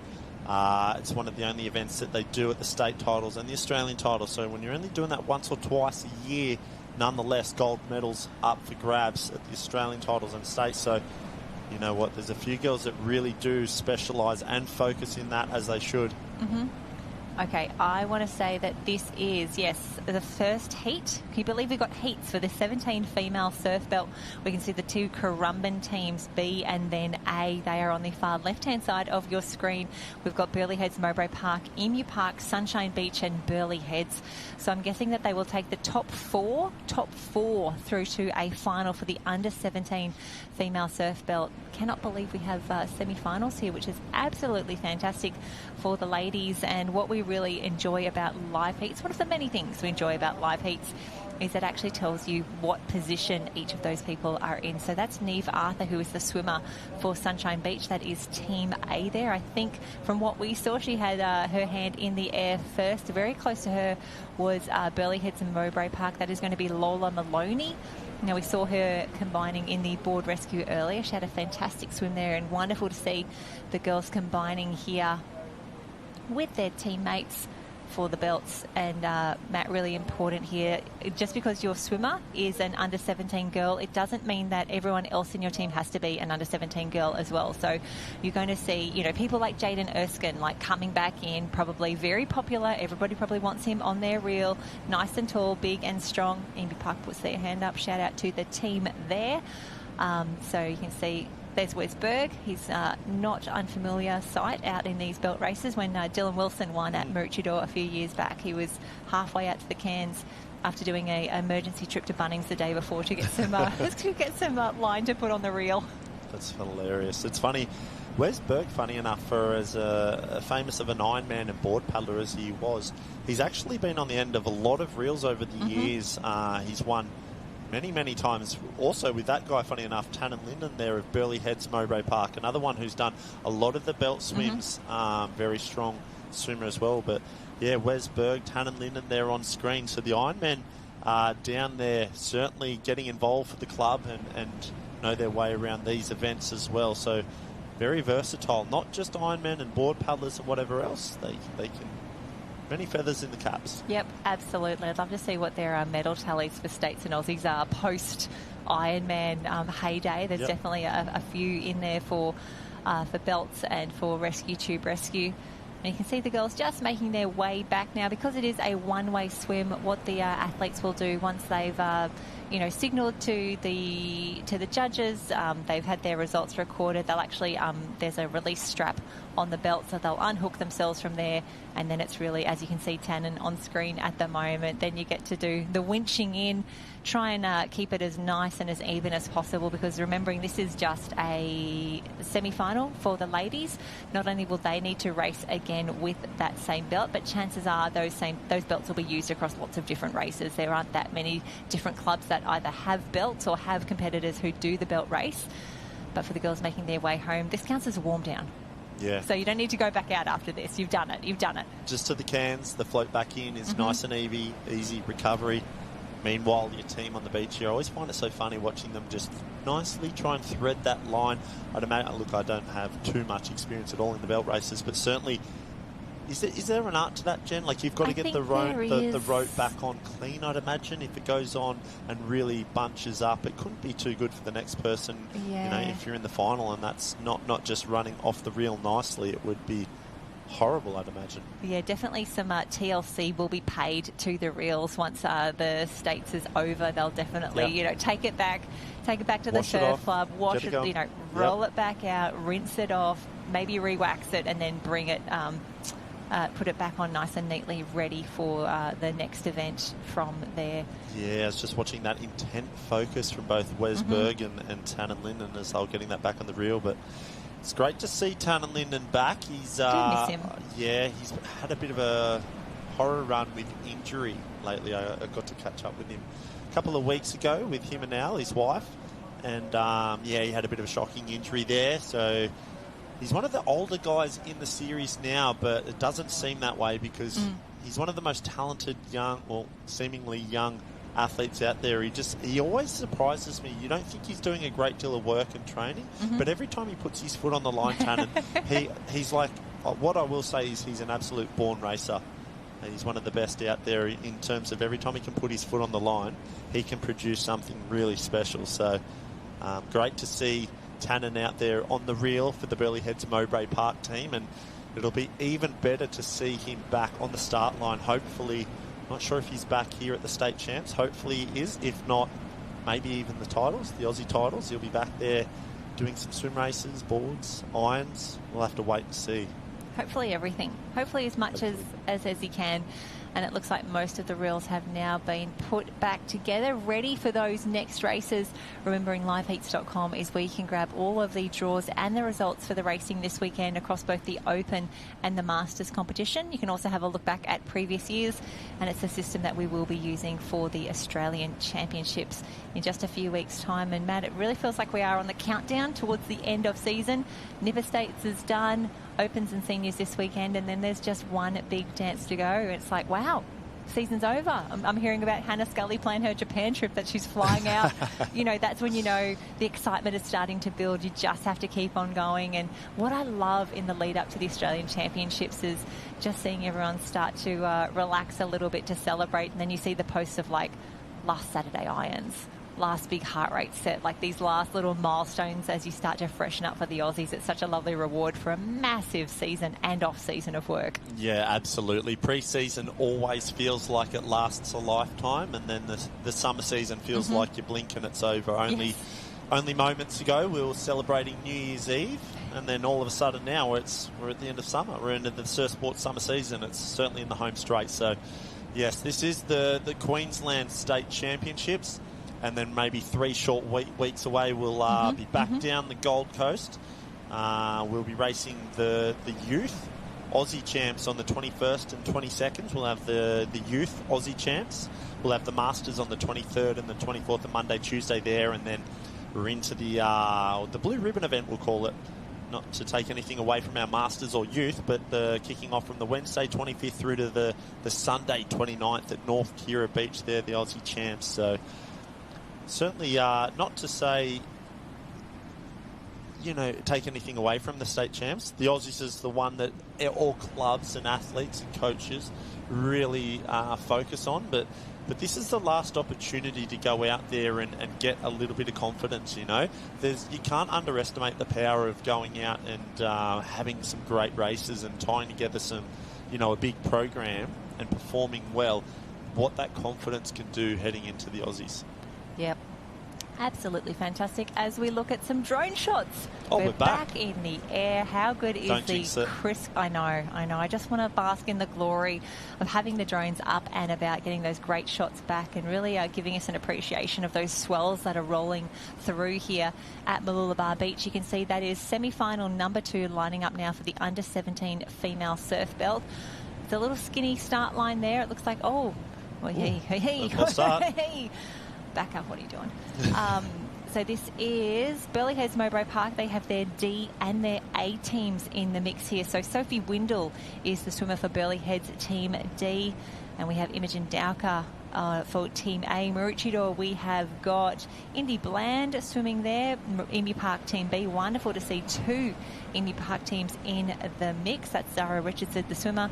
And then Maroochydore Team B, Regan Copsey swimming for the Black Swan. So you can see, again, we've cleared out the club tents. So anyone who is here for the event is now down holding a line And as we talked about before, Matt, like sometimes it's tough being a dragger. I always underestimated how exhausting it was to be a lines person as well. Yeah. It's really tough. Imagine that too, being the front linesman in that shore break. You're standing there, hands overhead, feeding line out to your swimmer, watching this 3-foot shore break literally about to just hit you right in the guts. That would be awful. So I'm not sure. Now, hats off to the linesmen out there. They're doing a great job. The brave men and women on the front line of the line there. Yes, appreciate them very much. And it's a very even start across the top 3 teams here. I want to say that's our 2 burly heads, Mowbray Park, and then Maroochydore Team B, who's on the bottom of our screen here. 1, 2 and 3 doing a great job. I'm assuming they'll take the top 4 through to a final of 8. Yep, absolutely. Having a look ahead to the final, we can already see Sunshine Burley and the 2 Currumbin teams have booked their spots there. And I love that you see the specialist gear here as well. We've got the gloves out. We're doing it properly. And that is no shade from me at all. I would need that 100%. I would need all the help I can get. Any advantage you can give me, I will take it. And Matt, really interesting here. Obviously, the girls look like they're nearly swimming behind each other here, and sometimes that's good if you think you're going to get a bit of wash. But when you've got ropes all over the ocean, it makes me really nervous in terms of tangles, in terms of getting in the way of other people. Then the more it's just more opportunity for a little bit of drama. Does that happen often? I'm just wondering, if you were to swim over the back of somebody's line and cross over them, does that person then on the front be, I mean... Depends on the sweep, depends on if your line's got good wax on it, whether it's floating or whether it's a little bit further down. But, I mean, generally with belt swimming, unless it's massive conditions, you should be able to, you know, just swim straight to your can. But, you know, we've seen it before when there's, if you see people running up and down the beach, that's where it gets a little dangerous as well. We've also seen some big days back at Karawa where there have been stories of... running out of line on a reel and having a backup reel on the beach, and then you tie the 2 reels together because that's how much rope they need to get out the back in the big surf, because the ropes are just dragging all over the ocean. So it can be pretty tough, but it looks like our competitors have all made their way out, signalling back to shore, and the IRB is keeping an eye on everyone as well. From here they will take the belts off. Those belts will be reeled back in, and then it is a rinse and repeat. And then when the girls get back into the beach, you'll notice they're all wearing their Live Heats wristbands, and that means we'll be able to tick them back into the system, and you'll see the start list for the final populate in Live Heats. Yeah, I think that might have been Imogen Dowker potentially really of Burley that got their great swim from Imi Dowker. She's been, again, another one of our rising star form surf swimmers at the moment. Dad Ty will be tuning into the live stream from work. I'm sure he's down there tuning in, so he'd be very excited to see you get the win in the semi-final there. No doubt he'll be the great man will be heading north, I'd say, wouldn't he, this afternoon to jump on Com's team. Everybody knows the sound. Everyone knows that voice. The sound of the beach. Ty Dowker on commentary. See, oh, look at it looks like the IRBs are radioing back in probably what they were seeing from out there, and the 1, 2s and 3s of it all.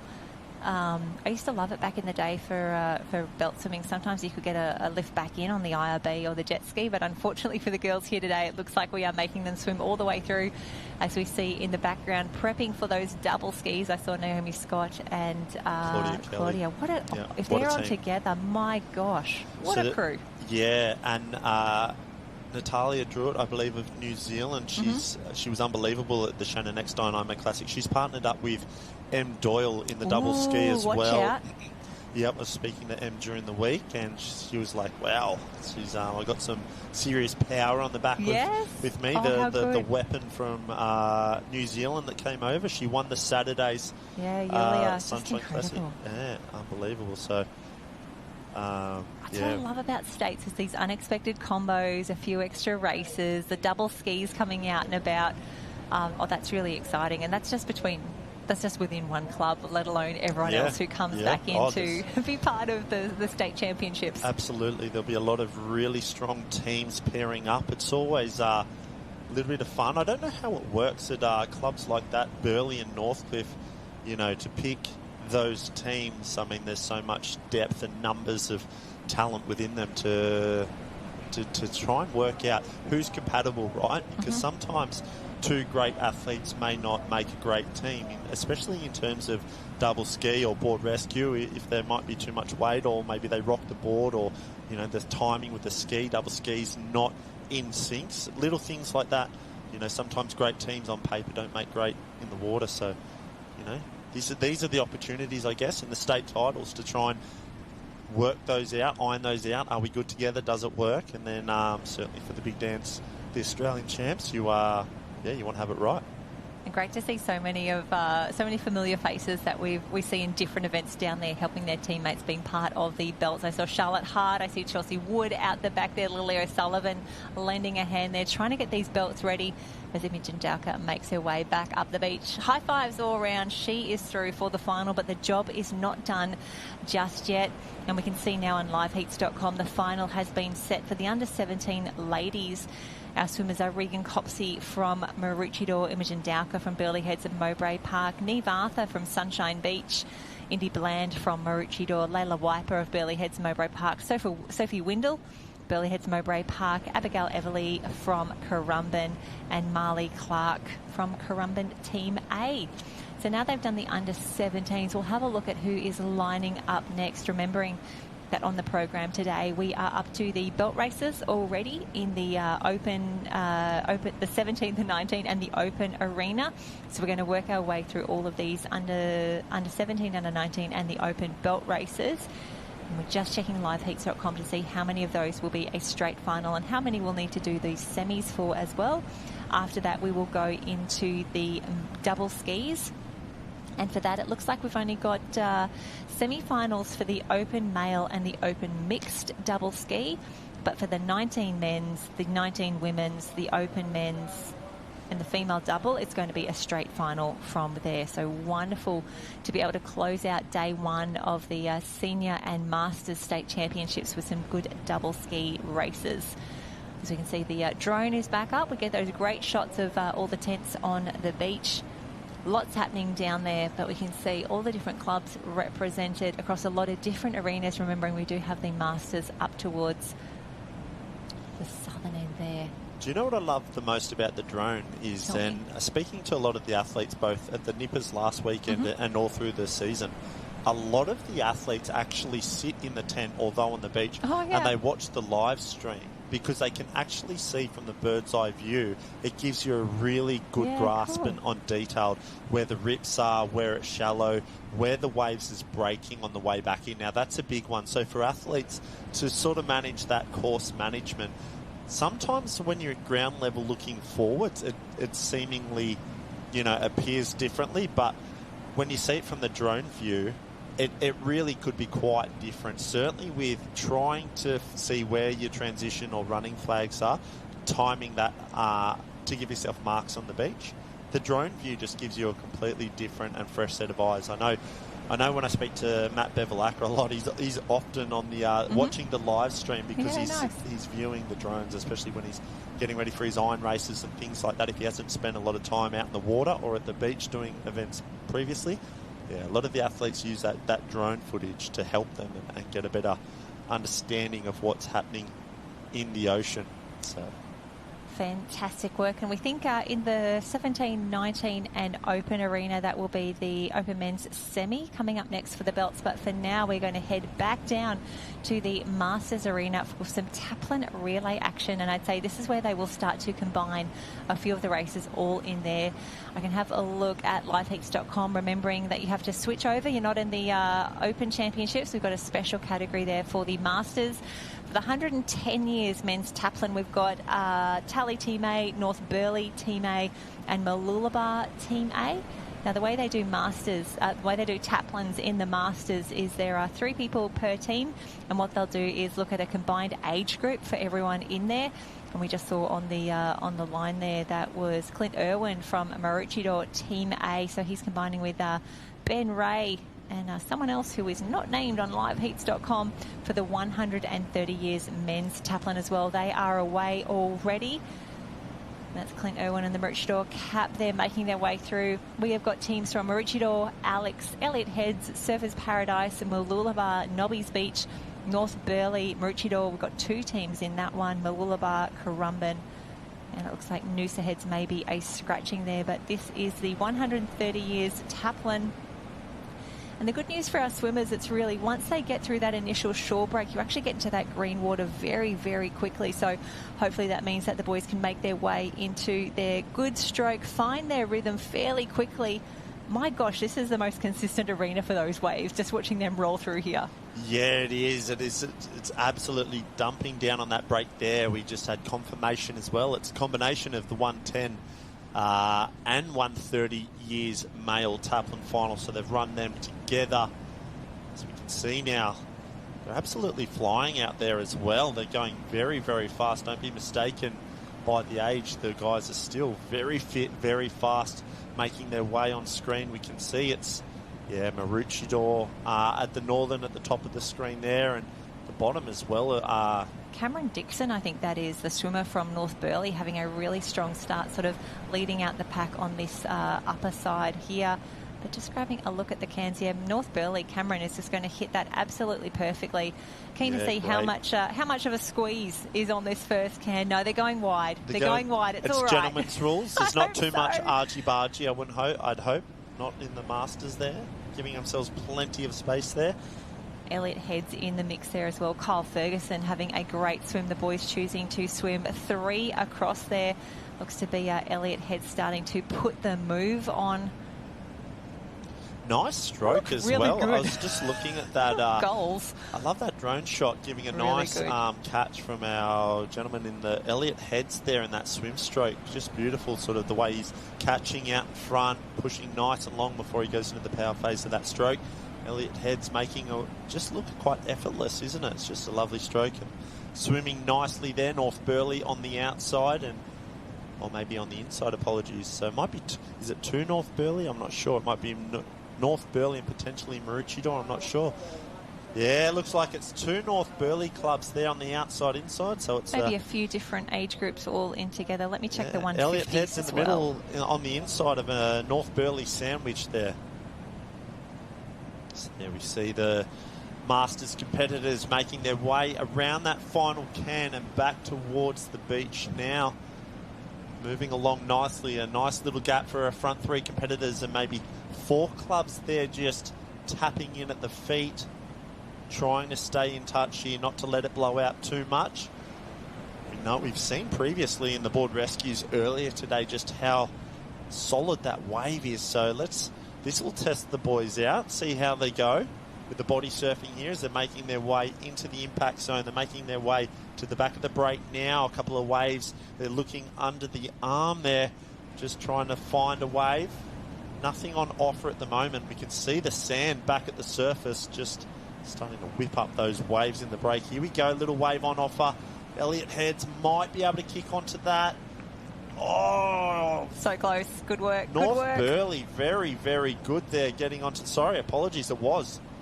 It's a swimmer of Elliot Heads. What an unbelievable little closing body surf just into the beach. He was beside the two North Burleigh competitors, but he's opened up about a 10-metre lead there.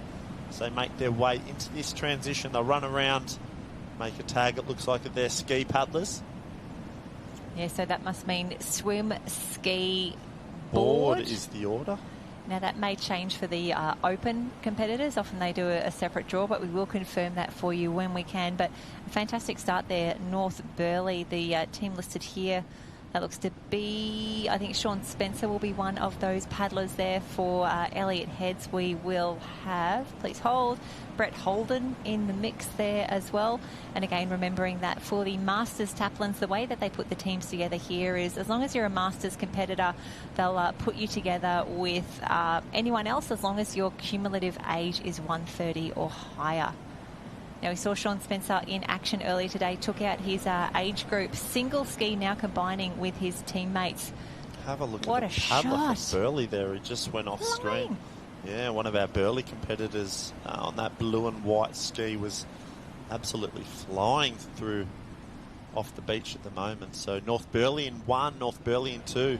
Looks like we might have Surfers Paradise up there just staying on the outside wash into that first black and white can there, making their way around. So again, a little bit friendly, not too much argy-bargy around those cans. The men are smart enough and they're old enough to think, you know what, guys, let's just get around clean. Let's leave the paddling on the water. We don't need to make things any more difficult for ourselves. We don't need to be knocking paddles out of the hand. But have a look. Just as I say that, the North Burleigh competitor pulls a runner straight into that third can, bouncing off the top of it there. He did very well to actually get around it, to be honest. Was it Sean Spencer? Might have been Sean Spencer. Yeah, Sean, just on the inside. Look at him. He's having a little bit of I don't know if he's laughing or breathing hard at the moment, but he did very well to get around that third can, make their way back to the beach there. And Talabudra, there you go. Talabudra's in that. That was Dylan. Dylan from, Talabudra. I just had a mind blank on screen there. Very, very Tally. good. Dylan from Tally. Very strong ski paddler. So. And a great shot there of sorry to interrupt, the great shot there of the 3 different cans in action. How's Sean Spencer up and around? The sprint is on. Talabudra, North Burleigh and Surfers Paradise. I think that could be the A team for the 130s there for surfers. That is the team of Leon Zagel, Robert Brown and Andrew Keegan, and it'll be Leon about to head out there on the board. I think that could be Maya from North Burleigh as well. A few familiar faces starting to pop up here, just negotiating a good little shorey here. They'll jump on as quickly as they can. They might have to. Oh no, he's going to have to roll. Oh no, that's not what you want. That little shore break just playing absolutely chaos. The North Burleigh, they got through it quite well though. Not too much damage done. They've salvaged that. Everyone's straight through. Safe. Everybody's safe. Nobody lost their board, and we're through that one. As we see the North Burleigh competitor up on the knees, making their way, taking this early lead to the cans at the moment. Surfers Paradise hanging on nicely onto the outer side wash there, and Talabudra just looking for a little bit of tail wash there. If he can get up onto the back of that board of Surfers Paradise there, he'll keep himself close enough. And that's the dream, because have a look at the lead that these men have now over the rest of the field. 1, 2 and 3, very clear back all the way through. They've got a solid, I want to say 40 metres on the rest of the field. That's an incredible effort. So Tally definitely doesn't want to let go of them yet. Otherwise it is a long gap to try and swim by yourself or to make that up. And you can see as they go around that second set of cans there, still some nice little swells starting to roll through. Loving the work of Surfers Paradise as well. Not content to sit on anyone's wash. He is determined to, he's choosing to stay wide, but he is going to paddle the entire way around. And this is where he would be hoping very much for a nice little run or a nice little wave, because no one wants to get into a sprint finish with Josh Meyer. No, absolutely not. Have a look at that. Yeah, great from Surfers Paradise and North Burleigh, getting around that green and yellow can. Good runners as well, the way that they're picking that board up. Have a look at that. Great technique and paddling there. Picking up every little bit of a runner at the moment, working the ocean. The boys, North Burleigh and Surfers in 1 and 2. Here we go. Here's a run. What unbelievable footage we're seeing. Go. Have a look at that. That was mastery from the Masters. Mastery of the Masters there. It's going to be a sprint finish. We'll have to wait and see. Giving each other a little bit of space at the moment. It's North Burleigh up at the moment. Oh, there we go. Has a little sneaky look. Surfers Paradise not giving up, but that could be it. Swim, ski, board, the order for the Taplin and the Iron for the Masters here at the Queensland State Championships. And a fantastic finish there. Talabudra just coming through on a nice little wave. Elliot Heads making their way home as well. Lots of different age groups combining here, and that's a smart move by the officials. Lots of different races. Let's bring them all in one. If you're going around the course, and as long as it's safe and as long as we're not too many numbers in the mix, we'll bring them in and around. This is just day 1 of 3 for the state championships, but just one big day for the Masters. They're doing absolutely everything. There's going to be a few tired bodies, but everyone is going to sleep very well this evening. Yeah, a few competitors we've, there's been a few athletes that we've seen go around the cans plenty of times already. Oh, 100%. Today, so big programs for some. We mentioned earlier, Lana Rogers one doing 12 events with heats, quarters, semis. That's plenty of racing. Should be fit and firing come Aussie's time with that sort of a workload going into the yeah, absolutely, for the state champs. But there we go, Maroochydore just crossing the line. Mooloolaba there up the beach now as well. And you can see that we have the little weather update just pop up in the bottom right-hand side of your screen. About 23 degrees down there at the moment. So it's a little cooler on the beach as we have a look at North Burleigh finishing off with their sprint here. Loving that. But as we get these gorgeous drone shots, Josh is down on the beach.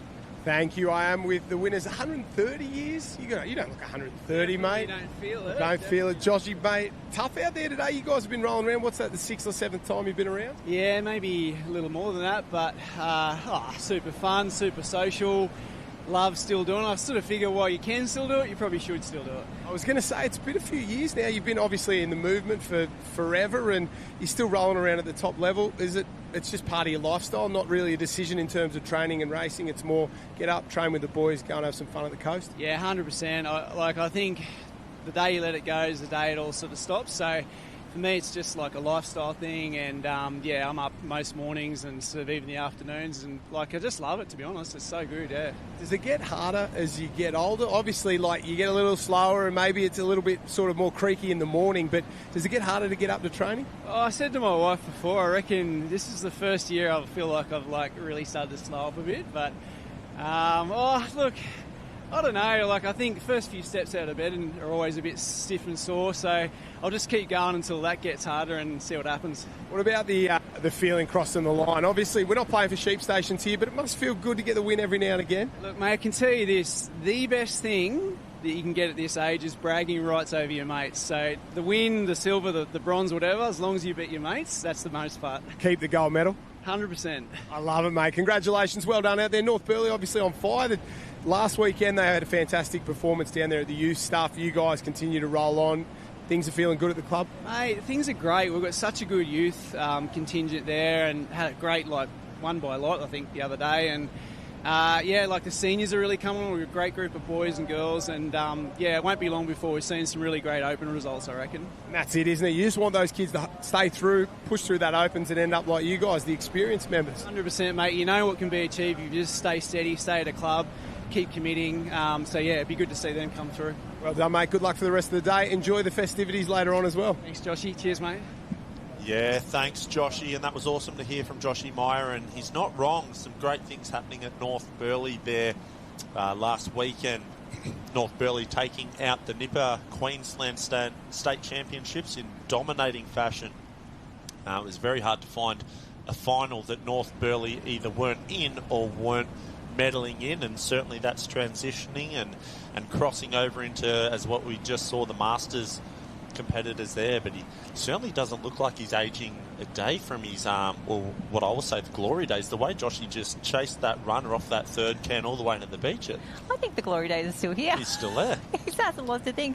I love it that he said, I think this is the first year I'm starting to ease up. I'm sure his competitors are thinking, oh God, finally, give us something. But wonderful to see so many teams lining up here at the Masters Championships. So a lot of familiar faces, and look at that, it's Jai Timperley. There's a familiar face right down there. Wonderful to see everyone in the mix. I want to say this is going to be maybe the 19 belt races.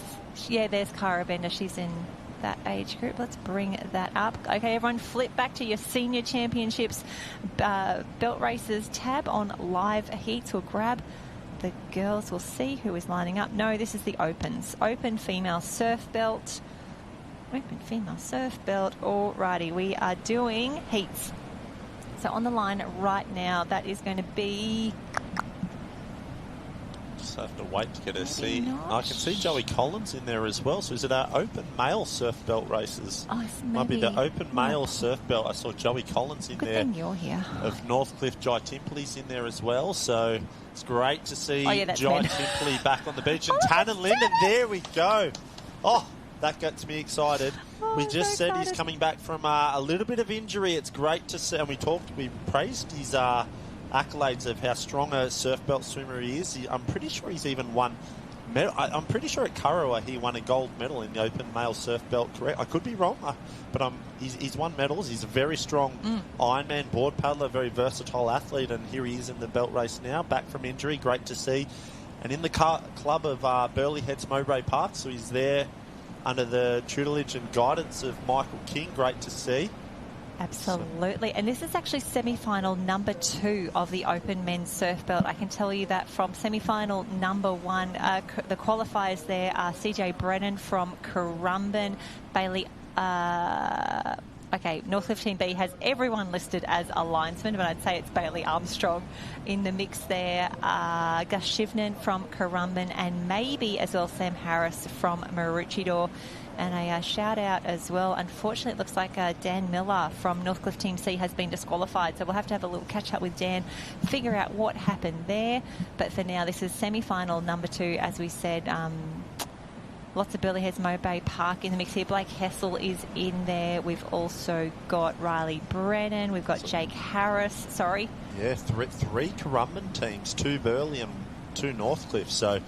Oh, Joe Collins is doing it. He's the swimmer for Northcliffe Team A. Fantastic work. Jacqueline Loughnan is in there, and Charlie Walker, both from Currumbin. So here we go. Want to say what? Top 4? Top 4 through? Top 4 through, I would say, from the semi-finals. Give us a final of 8. We'll have to wait and see. But there we go. So to the cans in first, it looks like it might be our Currumbin team there. Yeah, Currumbin Burleigh as well. We'll have to wait for live feeds confirmation. Tannen Linden there in third as well. Yes. There he goes. The old boy doing very well to keep up with these loving that incredible athletes. So we'll have to wait and see. The live heats results will start to drop as they process the results, get confirmations. Hopefully no disqualifications or any funny business. Can't deal with that. There we go. Some great footage. Great shots. Great shots of the cans through the drones there. And if you're keeping an eye on the athletes on the bottom left-hand side of your field, you see they'll often they will show that they still had their belts on when they made all the way out there, because there have been some reports in the past where people kind of like sneakily drop the belt a little bit before they got to their can. I've never thought or heard about that. Yeah, you're not sneaky enough. That's why, Matt. You got to think.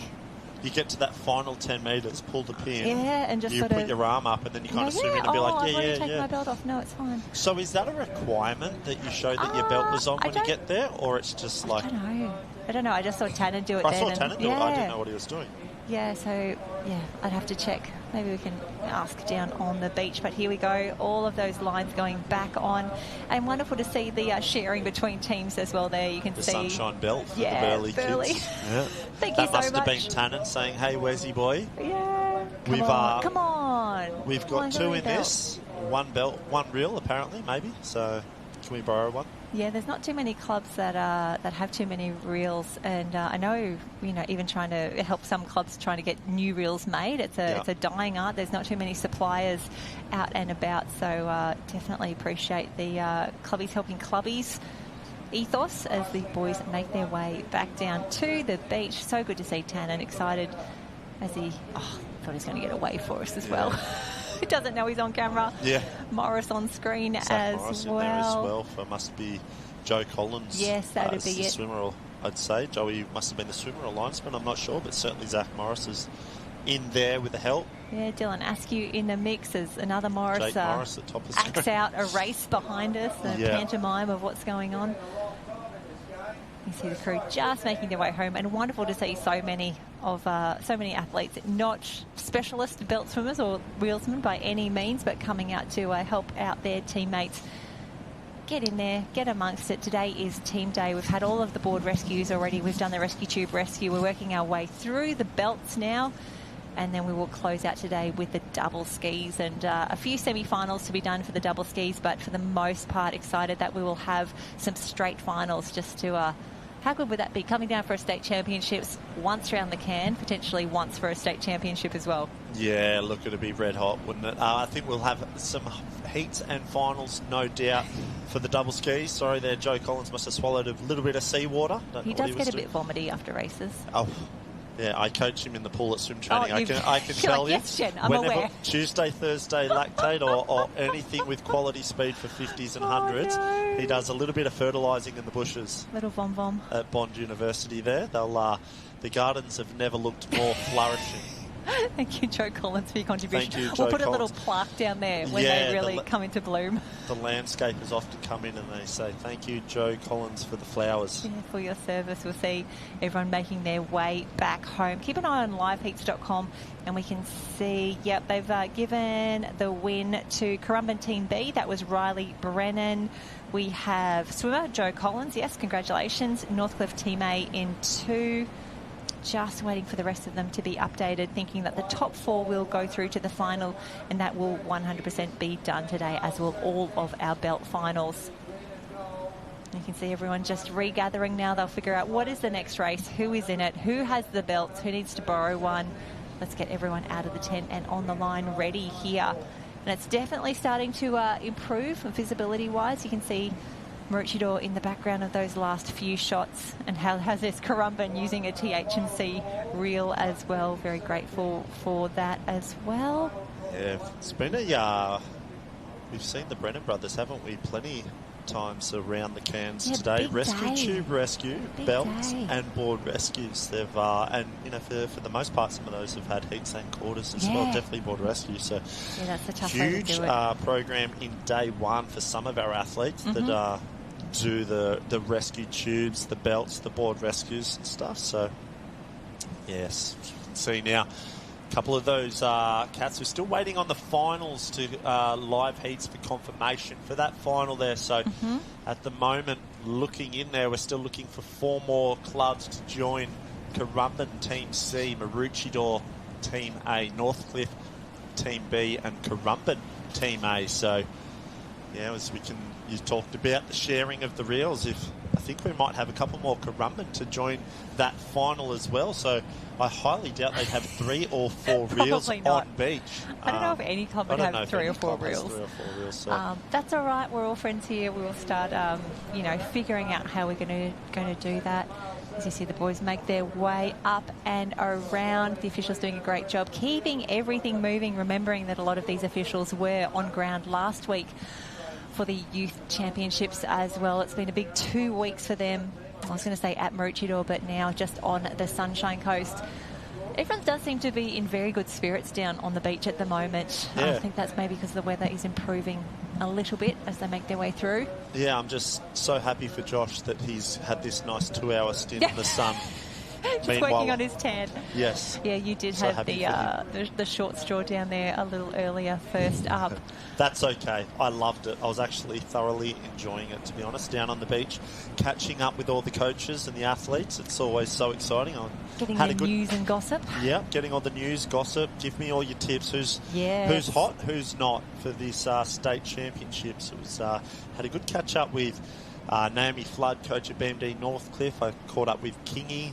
I caught up with Kevy Morrison, coach of Kurrawa there. Yeah, he's doing great things there, isn't he? Yeah, great things there. I saw Reece Drury of Mooloolaba. Gave me a little bit of a wave from the safety of his tent. It was a mid-cyclone. I glanced across at him. I said, mate, Sunshine Coast, what is this weather that you've produced for us here at Mooloolaba? Yeah, doing their best. No, the Mooloolaba team having an incredible run across the juniors and now the seniors. Just thinking again, Dom Stitch, he's had an incredible run. Abby Tolano, her teammate in the mix. Looking forward to them combining. I think Grace Harris is there now as well. So they'll have some good teams across the weekend. 3 in the top 5. They had Alexandra Headlands finished 2nd in the Nippers. Maroochydore was 3rd or 4th and Mooloolaba was 5th, I believe. So, 3 in the top 5 in the Nippers is showing a lot of depth for the Sunshine Coast clubs in the future. Shabby. Very, very good. Dominant there. So alrighty, jumping on to live heats. I think this could be maybe the 19 boys belt. Yeah, I'm going to say it could be the 19 boys there. Having a look at the Alexandra Headlands, Maroochydore and Currumbin lads. Looking like they're shaking out the arms, getting themselves ready.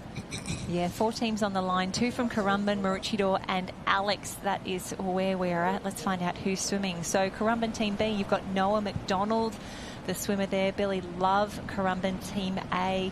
Oscar Star Thomas back in the mix after taking out the under-19 rescue tuber rescue with Joey Short and a few friends, lining up now for the belt.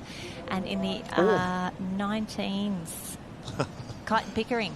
Cotton Pickering closest to screen here did his calf at the Shaw and Partners Next Gen qualifier. So wonderful to see him not only back in the mix, but absolutely powering. I was about to say there's no signs of a calf injury he looks there. fine. He was absolutely He's fine. tearing across the sand, getting that belt set and underway. As we can see a couple of dolphin dives there. He's hit the maximum depth he can go, and in the 6-beat kick straight in now, he's tearing towards that final can. So 4 in this Final. under-19 male surf belt final.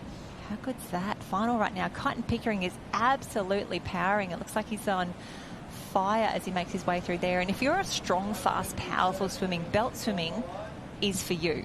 One way, bit of depth. Definitely. If you like training with a flower pot behind you or a sponge or anything that they make you do to build up the resistance a little bit and of things like resistance that, work in the pool, this is the one that you want. And Cotton Pickering looks the goods at the moment. He is breathing to the right-hand side, I think, mainly. So he's probably trying to keep an eye on who's on his inside, on his left. But at the moment, he looks to have a little bit of a lead, but we will have to see how the cans line up once he gets a little bit closer. Yeah, huge kick there from Cotton Pickering. You can just see the whitewash behind from that 6-beat kick, and that's what sort of drives a strong swimmer. A lot of, swim coaches, when you speak to them, obviously the arms is the steering wheel, but a lot, in pool swimming, if you've got a good 6-beat kick, that's the engine room. So you can see there, Cotton Pickering absolutely making the most of that at the moment.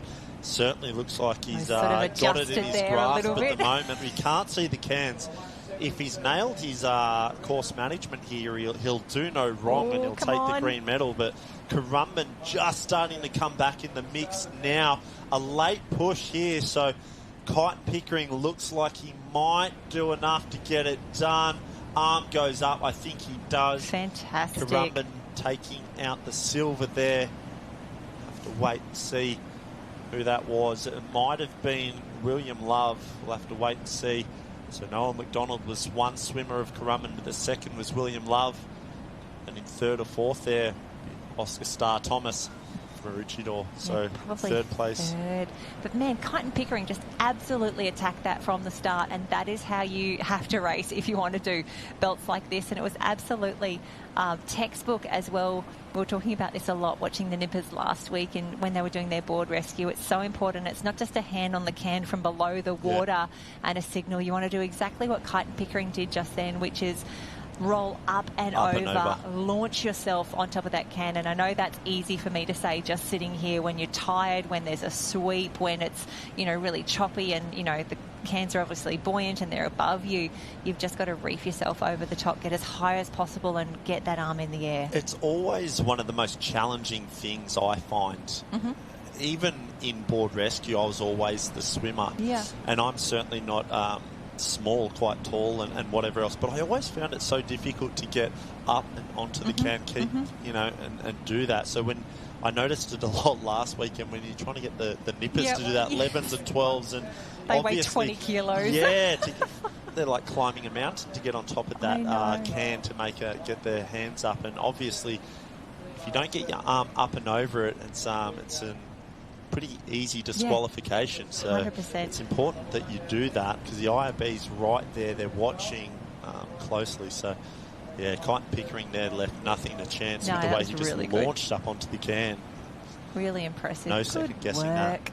Good work there as he makes his way up and through. I want to say gloves, definitely the accessory of this season here. Definitely for the Maroochydore crew. Next year, everyone's going to be doing it. Yeah, Speedos, pink rashies and glove. It's a sight for sore eyes there, isn't it? Nothing. No mistakes there. Doing a great job. Got all the reels off the wall this morning at the surf club. Dusted them off and went, we're going to States, guys. Come on. That's where most clubs, I'd have to say, would find a lot of their reels, isn't it? You'd have to dust them off in the trophy room of the old surf clubs. Is this an ornamental one or is this functional? Yeah, Which one have we got today? Is this operational or is this for... is this load bearing? Yeah. Great shot there of Point Cartwright, the famous mural up the top there.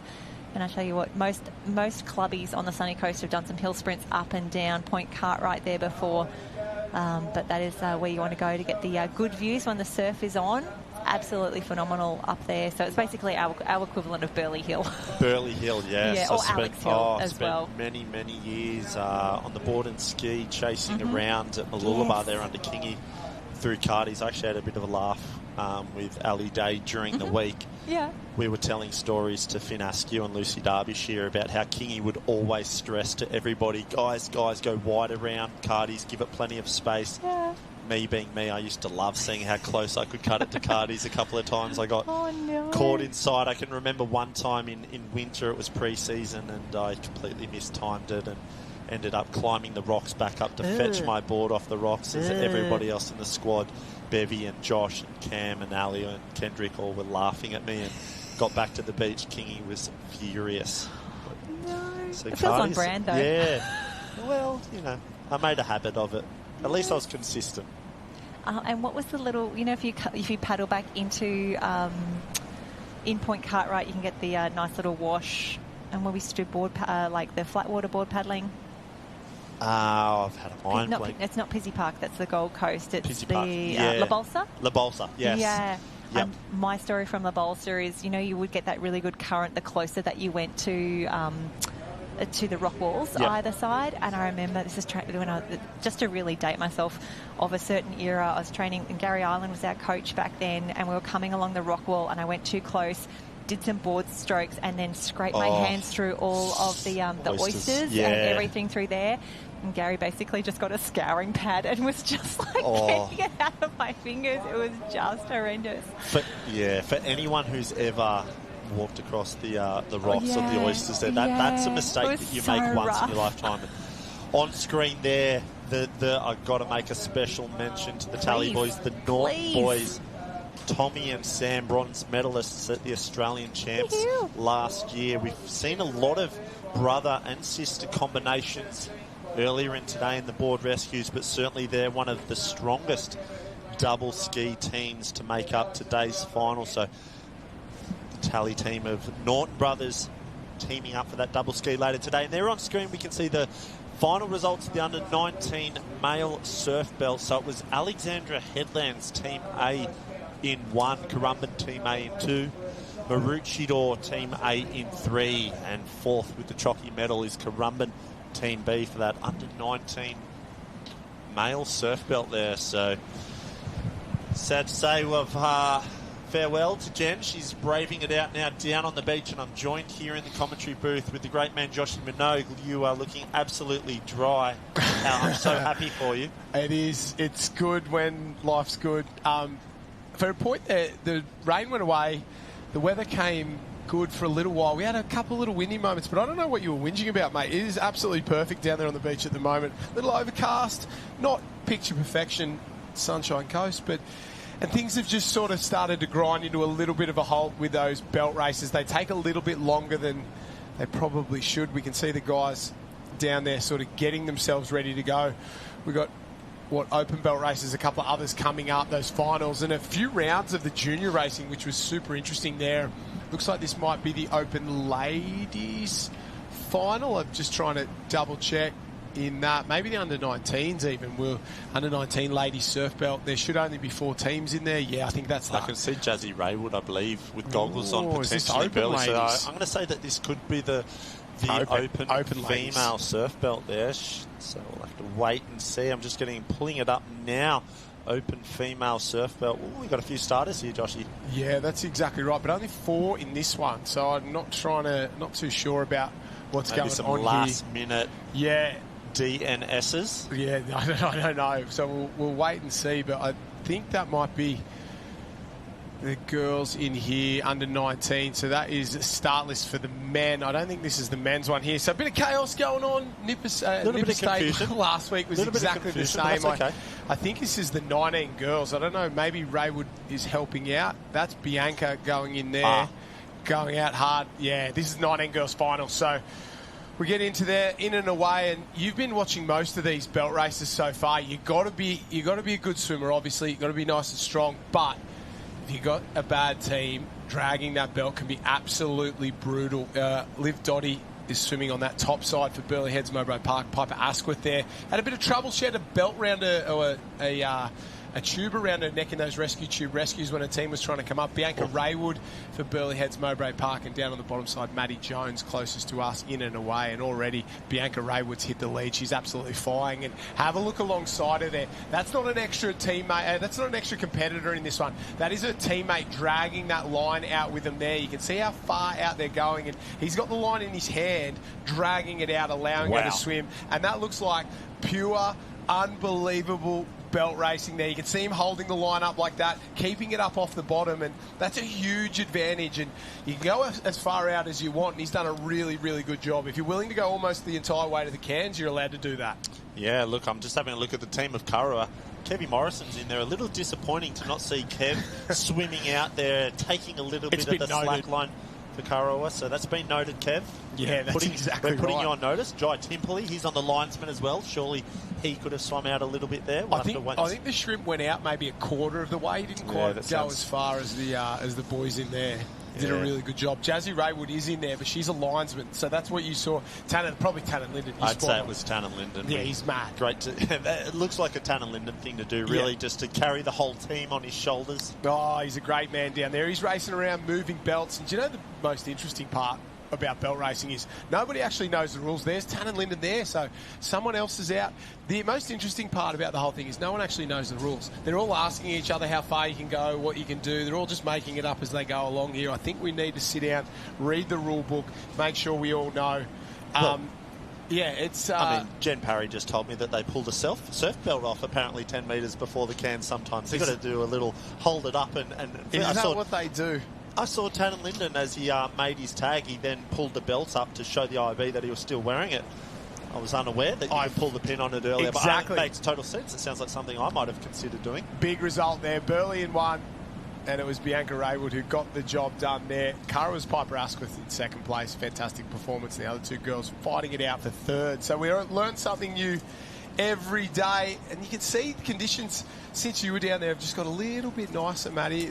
It's not quite cyclonic conditions, and there's Kev Morrison there. He's working that belt down, and I think this is the worst part of belt racing. It takes so long to get that line back on. You've got to get it perfectly. It gets tangled up. The young kids don't care. It's all happening down there, and the girls start to make their way. Bianca Raywood, another gold medal. I think that's 3 or 4 for 3 today. So she's on fire at the moment, and not far away from going to the US to swim at the University of Denver, I think. Yeah, it's in Colorado. Take up a swimming scholarship over there in the US. So what an unbelievable opportunity that will be. Unbelievable for her. Disappointing for us because we'll lose her from the sport for a little while. One of our stars. That's exactly right, in that Shaw and Partners Iron Series to start the year, and it'll be interesting to see how that plays out, trying to juggle. We know she was a great kayaker as well, really good pool swimmer, great open water swimmer, and obviously a surf sport superstar. So to manage all that, it's going to be super tough. Yeah, absolutely. As we can see now, a couple of our clubs just starting to bring these lines back in. It is the bit of a hold-up, isn't it, Joshy, with these events? It's absolutely explosive to those cans, but then the process of getting the lines back in is a little bit more arduous. But have a look at the beautiful view we're seeing now from that drone of Mooloolaba Surf Life Saving Club. Yeah. Some memories. Isn't that nostalgic? Some of the memories. You and I tell you what, Friday night at Mooloolaba Surf Life Saving Club, Joshy, it was a thing to remember, wasn't it? Yeah, we had a couple of good times there, that is for sure. And things have changed. It feels like it was only yesterday, but 10 years since, or 11 years now since you and I were in part of that club there. And obviously a lot's changed over the years. They seem like they're in really good hands at the moment. Trent Robbo, Reece Drury doing a fantastic job there. They're obviously Bowen Farrell, Matty Dunn in the juniors last week. Matty Gale. Dunny. They did a really good job last weekend. Pauline Gleason's the beach coach there, and they absolutely fired on the beach last weekend. So, yeah, the future is very bright at Mooloolaba. A little bit of reno going on over there at the moment, but that is part of what Sunshine Coast Council is doing, and a big thank you to Sunshine Coast Council for producing this event and throwing their full support behind the Queensland State Championships. The other thing I noticed as well, the Masters Arena, way bigger. The surf, way bigger, way more sucky, way more dredgy down there than it is in the Opens Arena. I think the Masters have it way tougher than the Open competitors. Yeah, it was noted on the cameras, Joshy. We were watching the 17s, 19s and Opens, and then we glanced on down to the Masters for those board rescues, and it just looked another 2 foot on top of the rest of the beach. Yeah, it was. It was big. But I tell you what, some of those Masters competitors were doing very well. Joshy Meyer, Leon Zagel, all those guys. Mate, they could have been in the Opens. I was going to say, it's like the 2003 Australian Ironman semi-final in there. A couple of those names. And Josh, he looks fit. Not like, he looks good for his age fit. He looks like he could run around with these Opens, no dramas at all. And he'd do a really, really good job. Marty Kenny, Chris Maynard, vibes. Boys were throwing around. In those skis, very formidable paddlers. Yeah, they're having a really good day down there, that is for sure. Looks like the boys aren't too far away from their finals now. So that was the 19 girls belt final. The Open men's surf belt finals coming up. The Open women's surf belt final not too far away as well. They're going to throw all 10 teams into that Open women's surf belt final and go for a straight one there. Open men, we're just waiting for the final result. Oh, sorry, we're just waiting for the semi-finals of those ones. Yeah, so a little bit of a hold-up. I believe it's been run and done, the semi-final number 2 of the Open men's. Yep. Maybe there's been a little bit of a hold-up, a little bit of a protest, because they haven't yet submitted the teams into the final as yet. So, and why I got a bit of downtime, the notorious shrimp there, Jai Timperley, one of, well, he was a superstar of the sport, second in the Shaw and Partners Iron Series to Ali Day at one point. Injury and a few dramas have sort of, well, slowed his career over the last couple of seasons, but he's back with a vengeance, and it's good to see him back. He looks like he's sort of enjoying his growth back into the sport, and he's having a really good time down there, and he's having plenty of fun, that's for sure. He was laughing and joking, and a few of the 19 boys starting to get ready, or 17 boys. I can see Stanley Jarrett there.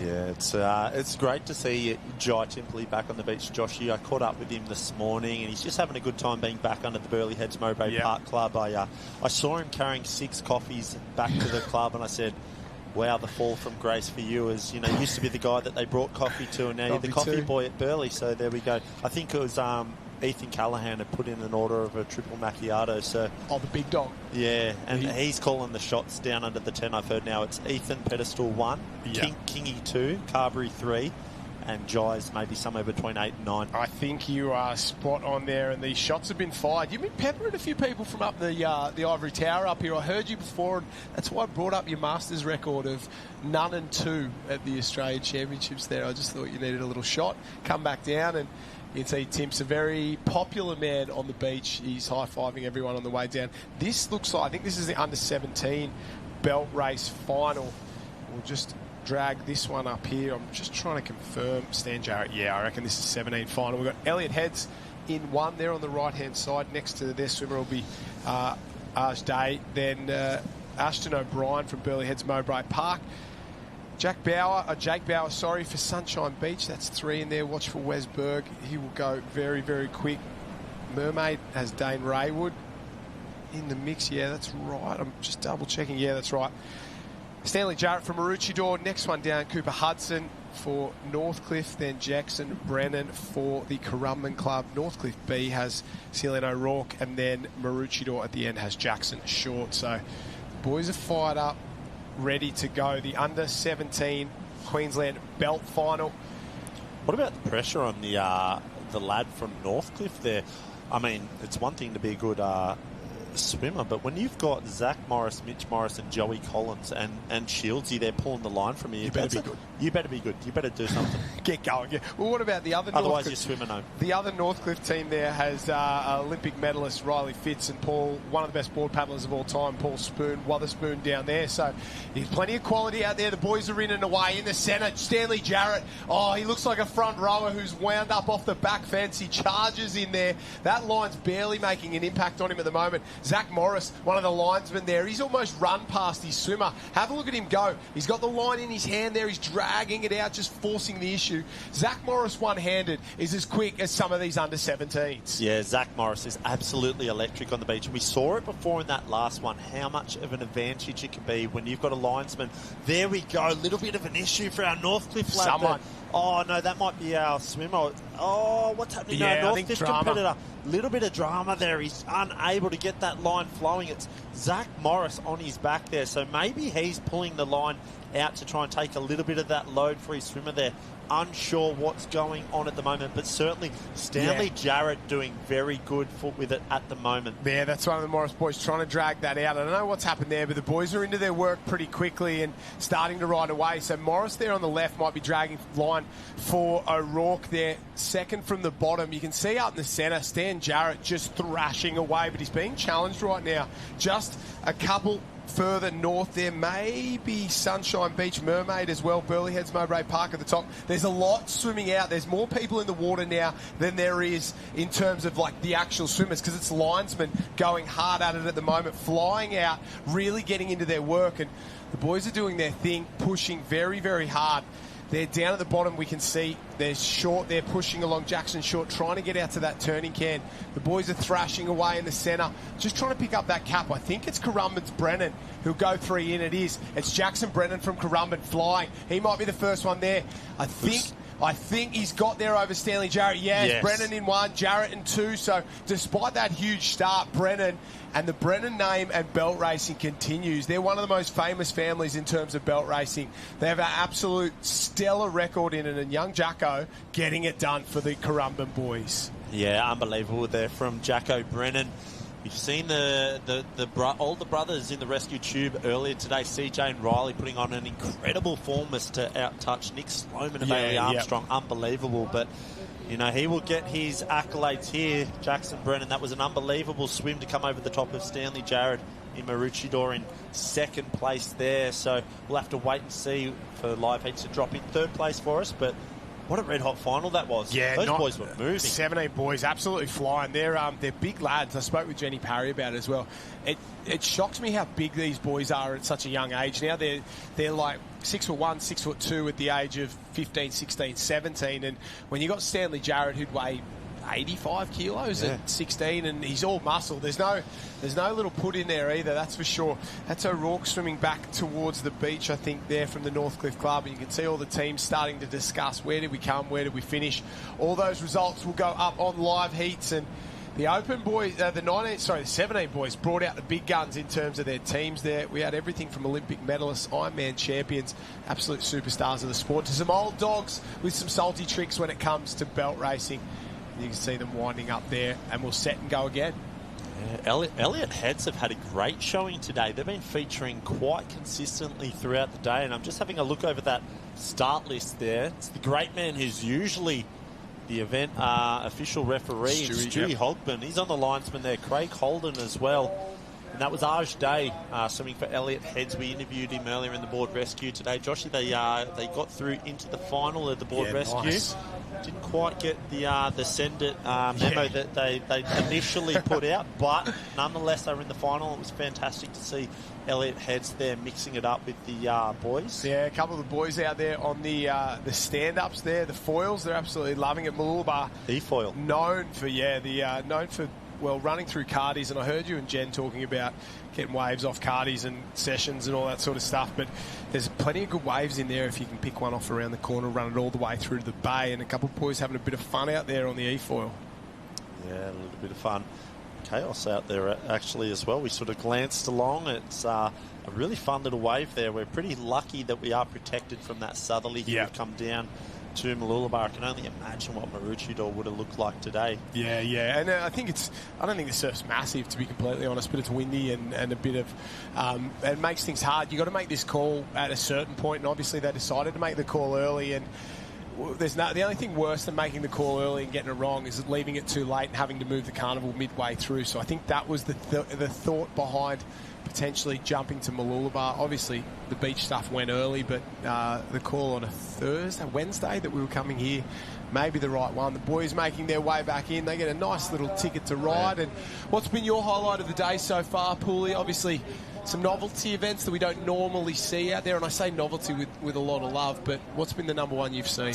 Oh, without a doubt, Noah Maggs and Kingston taking out the open mail board rescue. Weren't they One, good? because he gave me a plug as the swim coach, but two, because he got the dub over the brothers. the Connor. Yeah, and do you know what was funny in that interview? They were a little more subdued. They were a bit lippy walking up the beat. They're so lippy, boys. I knew it as soon as they won. I said to Jen, I go, you watch. I'm excited for this interview. And then as soon as the camera came on, they just got a little bit. They were very conservative. They were very respectful. And all this. I said, where was that chat we just had coming up the beach? And they said, oh, no, you got it. Can't. That's for the tent. So, yeah, they were very lippy coming up the beach. That's for sure. I laughed. It was good.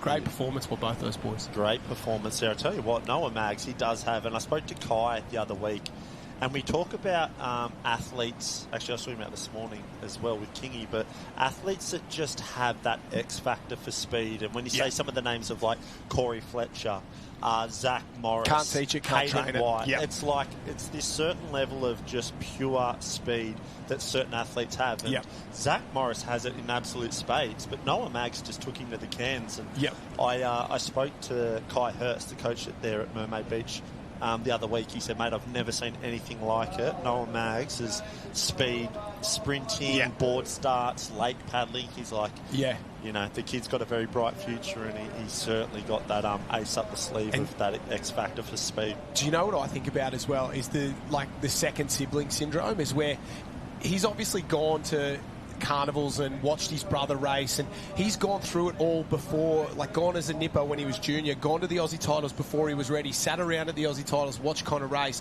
He has got more experience than everyone else, not only in his age group, but everyone else above and below, because he experienced it all that little bit earlier. And when you've got an older brother and sister who is, or brother or sister who is competitive, you get to learn the tricks in the trade. They make the mistakes, you learn from it, come through. And we see for a lot of those athletes with an older brother, the second one, if not as good, a lot of the time is much, much better. And it's crazy to see the way he's developed and grown. And if Conor Maggs is arguably the top 3 Ironmen in the sport, give or take 3 or 5, depending on your opinion, he might be number 1 on any given day. He's had a couple of big wins.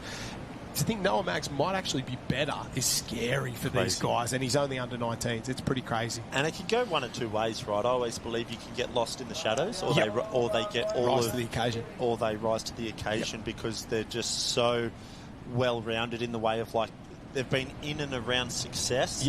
And all of that from such a young age, that something that takes other athletes years and years to learn and build that confidence, he was born into that through, following and watching his brother. So, and I'll ask you, Matthew, what do you think winning the open board rescue as a junior at the state titles is? Do you think that's falling in the shadows or rising to the occasion? Because that was pretty special. Yeah, and what, Kingston's a 17? 17, Crazy.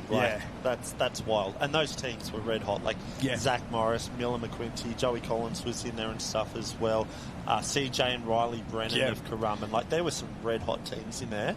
And you get Noah Maggs and sorry, I didn't even mention Conor Maggs and Cruz McKee, right? Cruz McKee, World Ocean Series board champion, paper. on lay down paddler as well. So. On paper, maybe the best team. I don't know. Maybe Noah and Kingston should think strongly about doing the opens at Aussies. 100%. I'm 100% with you. I think they should do it. And what have they got to lose? Nothing at all. They're juniors. It's all good. They'll probably do the 19 rescue as well. I'd love to see that. It'd be fantastic. Looks like girls starting to get ready now. I don't know if we're headed towards the Open Ladies Belt Race Final. I'm just trying to drag it up here. Yeah, I think we're headed towards the Open Ladies Belt Race Final. And there's 10 teams in this one because we did not have heats, quarters and semis. Ladies from Maroochydore, Jess Oates will be the swimmer in that one. Currumbin Team A, Chelsea Jones. Northcliffe Team B, Lana Rogers. Northcliffe Team D, Sarah Tazaki. Southport Team A, Brody Trinker. Trinker getting it done. Emu Park there, Brittany Hooton. Piper Asquith backing up after the under-19s in the Open. Again, Bella Wansborough from Currumbin. Molly Shibnan, watch for her, the Kiwi from Northcliffe Team C. And down at the bottom, Claudia Rose Slavin. And I think that is how they line up. That looks like a Layla Wiper, so maybe we're going to the 17s rescue first. Apologies there. Hard to keep up. Under 17 girls self belt. I reckon that might be the one there. But either way, we've got surf belt action continuing all afternoon long. As soon as we know, you will know what the next one up is. And Masters racing going on all day, and I can see the double skis starting to wind up, and I'm looking forward to those. A long wait for the ski paddlers. It's now 2:15 here on the sand, and they've been fired up all morning long to get out there and get in on the action. Yeah, the open males double ski. Having a little bit of a glance, I want to try and find out how many heats we're going to have of that, because that's an event that they all come out of the woodworks for. A few big teams. As there we go, we're coming back to the line now. Got our 17. final, the under 17 female surf belt. Yeah, run through those ones. Maroochydore Team B's got Regan Copsey as their swimmer. Burleigh Heads Team A, Imogen Dowker down on the far end, one in. Sunshine Beach, Neve Arthur in lane number 3. Lane number 4, Indy Bland. For Maroochydore again, Lila Wiper. We saw her there for Burleigh Heads Mowbray Park. Sophie Windle will swim for Burleigh Heads Mowbray Park D. Abigail Everly for Currumbin B, and Currumbin A, Marley Clark will be the swim of the two Currumbin teams right on the edge. They're going to battle it out. I think we'll see a lot of these big boys run a long, long way out with this one, because obviously the 17 girls, the youngest and the smallest and probably the weakest of the girls doing the belt swim out there. They just need that little bit of help. So I expect to see a few of the boys make a big, big run out to sea and get a long, long way out there and make sure that line stays off the bottom, keeps up nice and high and doesn't drag them backwards.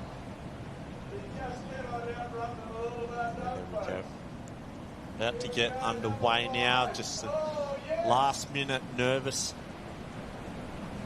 competitors on that start line there, Joshy. We still might be on a little bit of a hold. Yeah, that is. I think we might be able to, while we're on hold here, we can head down to Jenny Parry, is now in the weather down there for a conditions update. Jenny, has things changed in the last half hour?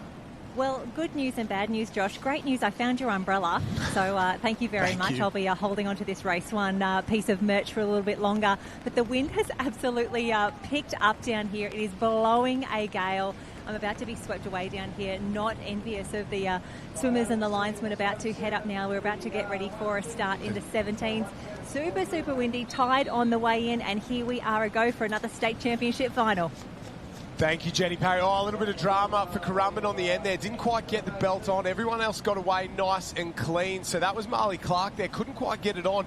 A few sets coming through now, and the charge of the Light Brigade goes in. You can see all the boys there. So because it is a ladies' belt final, you can still have guys on your line team there. So you'll see a few of them there. Jacko jumping in there, in behind the girls from Currumbin, trying to get that line out as far as possible. Someone on the bottom side has absolutely flown off the beach. It's Burleigh, Imogen Dowker. Have a look at her go. 2 in from the bottom there, absolutely hammering, and probably has a 10-metre lead over second place, just above her, Regan Copsey from Maroochydore. So some experienced linemen there for both Dowker and Copsey, and it's shown early on because they're the first two out through the break and into the clean green water. Yeah, Currumbin going stroke for stroke there, Josh. He's side by side at the moment. See, Jacob Loftman was on the line there for Currumbin, and he was one of the linesmen that really knows how to carry some of that slack, make the job all the little bit easier for the under-17 female surf belt final. Their teams here. Oh, look at that at the top of the screen there. Third along, just maybe has a slight lead on this at the moment. That could be our Sunshine Beach competitor, Nam Arthur, at the moment. Neve, yeah, she's doing a really good job. She very successful former Australian surf race champion there, and she's on fire at the moment. These are the two Currumbin girls on the bottom side. They've got a bit of work to do to get back into it, but it's all top side at the moment. Imogen Dowker in one, and I think you're right, Paulie. Neve Arthur working her way into it very, very nicely there. Someone just below her, maybe Indy Bland from Maroochydore as well. I can't quite pick who that is in the middle that's working her way through that field and absolutely flying out to sea. We're getting into the dying stages now. Yeah, that could be Burleigh Heads potentially in the middle there. That might be Layla Wiper just starting to make her way back into the mix. But I tell you what, look at that split screen on the left-hand side there. It is very, very close at the moment. Yeah, that's exactly right. I think it is Layla Wiper there. We thought it was Neve Arthur out in front, but it's going to come down to that can. You can see a little bend in the cans there as the surf pushes in. Top side. Who's going to get there first? Oh, almost the same time. I think maybe Neve Arthur 3 in from the top. I'm not 100% sure over Layla Wiper. I would go Neve Arthur, Layla Wiper into Imogen Dowker 1, 2 and 3, but if you gave it to Layla Wiper, that'd be fine by me. No dramas at all. Both to the cans at the same time, but I'm not 100% on the rule. Is it first to the can, first to the arm in the air? Does it matter? Obviously, there is a rule written there, and I've just had a couple of messages about the rules sent through to me. A big thank you to everybody watching on home about how far you can take the line out, what it means. You must maintain control of the line. Some appear to be abandoning the line. Would have passed the pub test is what I'm told. So obviously this is one of those things that we're going to have to talk about, but because we only do it once or twice a year, we're probably not the most well versed in how far out you can go and what you can do when you're a linesman there. But you got to be impressed with the enthusiasm of the boys and girls down there helping these guys out. But what a race from the girls from Sunshine Beach. Absolutely unbelievable. Yeah, absolutely, Josh. You're not wrong. Jen Parry gave me a full-blown educational TED talk before on the Rescue Tube Rescue. There's a lot of things I did not know about the flips. The main one I was confused about was why all those people were carrying the shampoo bottles down on the beach. But then apparently it's for the flippers. That's what I thought. They want nice hair when they're doing the Rescue Tube Rescue, but apparently it's for the flippers. Oh, to get them on. Yeah, correct. Lubrication is key to get your feet in those flippers. And, well, the judges will let us know who has won that one there. Who did you like? Who did you think got that one, Neve or Layla? I think Burley was... Oh, no, I'm going to say Sunshine. I think it was Sunshine. I think it's either way. It's going to be Burley, Sunshine, Burley in terms of the top three. Or Sunshine, Burley, Burley. It's going to be two Burley and a Sunshine on the podium in there. Great performance by all these ladies. They're very good swimmers as well. Neve Arthur's been a former Australian surf race champion in her age group as well. Emmy Dowker, race one, golden ticket winner, took on that huge surf in Manly. And Layla Wiper has absolute talent to burn and is a superstar of her age group as well. So these girls, the future's bright for these ladies. Absolutely. That back end swim there, Layla Wiper, she really came into it. She was out of it through the midway through, but that's the thing about the belt. It does get heavy. The more the line gets in the water, those final 10, 20 metres, you've got to be a strong surf swimmer because you're pulling all that additional line through the water, and that was where Layla Wiper, I think, really sort of found another gear. And you think about the people who've won the belt over the years at the Aussie titles. I think of Matthew Freeman, Ben Carberry, Nathan Smith, Kurt Hansen, like big guys, strong guys, so much speed off the thing, and they're just massive lumps of lads. And the generation before that were some of the biggest and best surf swimmers of all time. But it's all about size and power, and there's a little bit of skill involved in it as well. So the girls have done a great job out there in that 17 ladies belt race final. Yeah, absolutely. Another one that I believe has won a surf belt in time was Tannen Linden of Curragh. He won one very strong. Surprising, not generally his strongest swim league, but very good on a belt swim. Yeah, so. And good off the beach as well. Absolutely. We might head down to the beach right now. Jenny Parry has someone hiding underneath an umbrella down there, and I think the rain has started to fall again.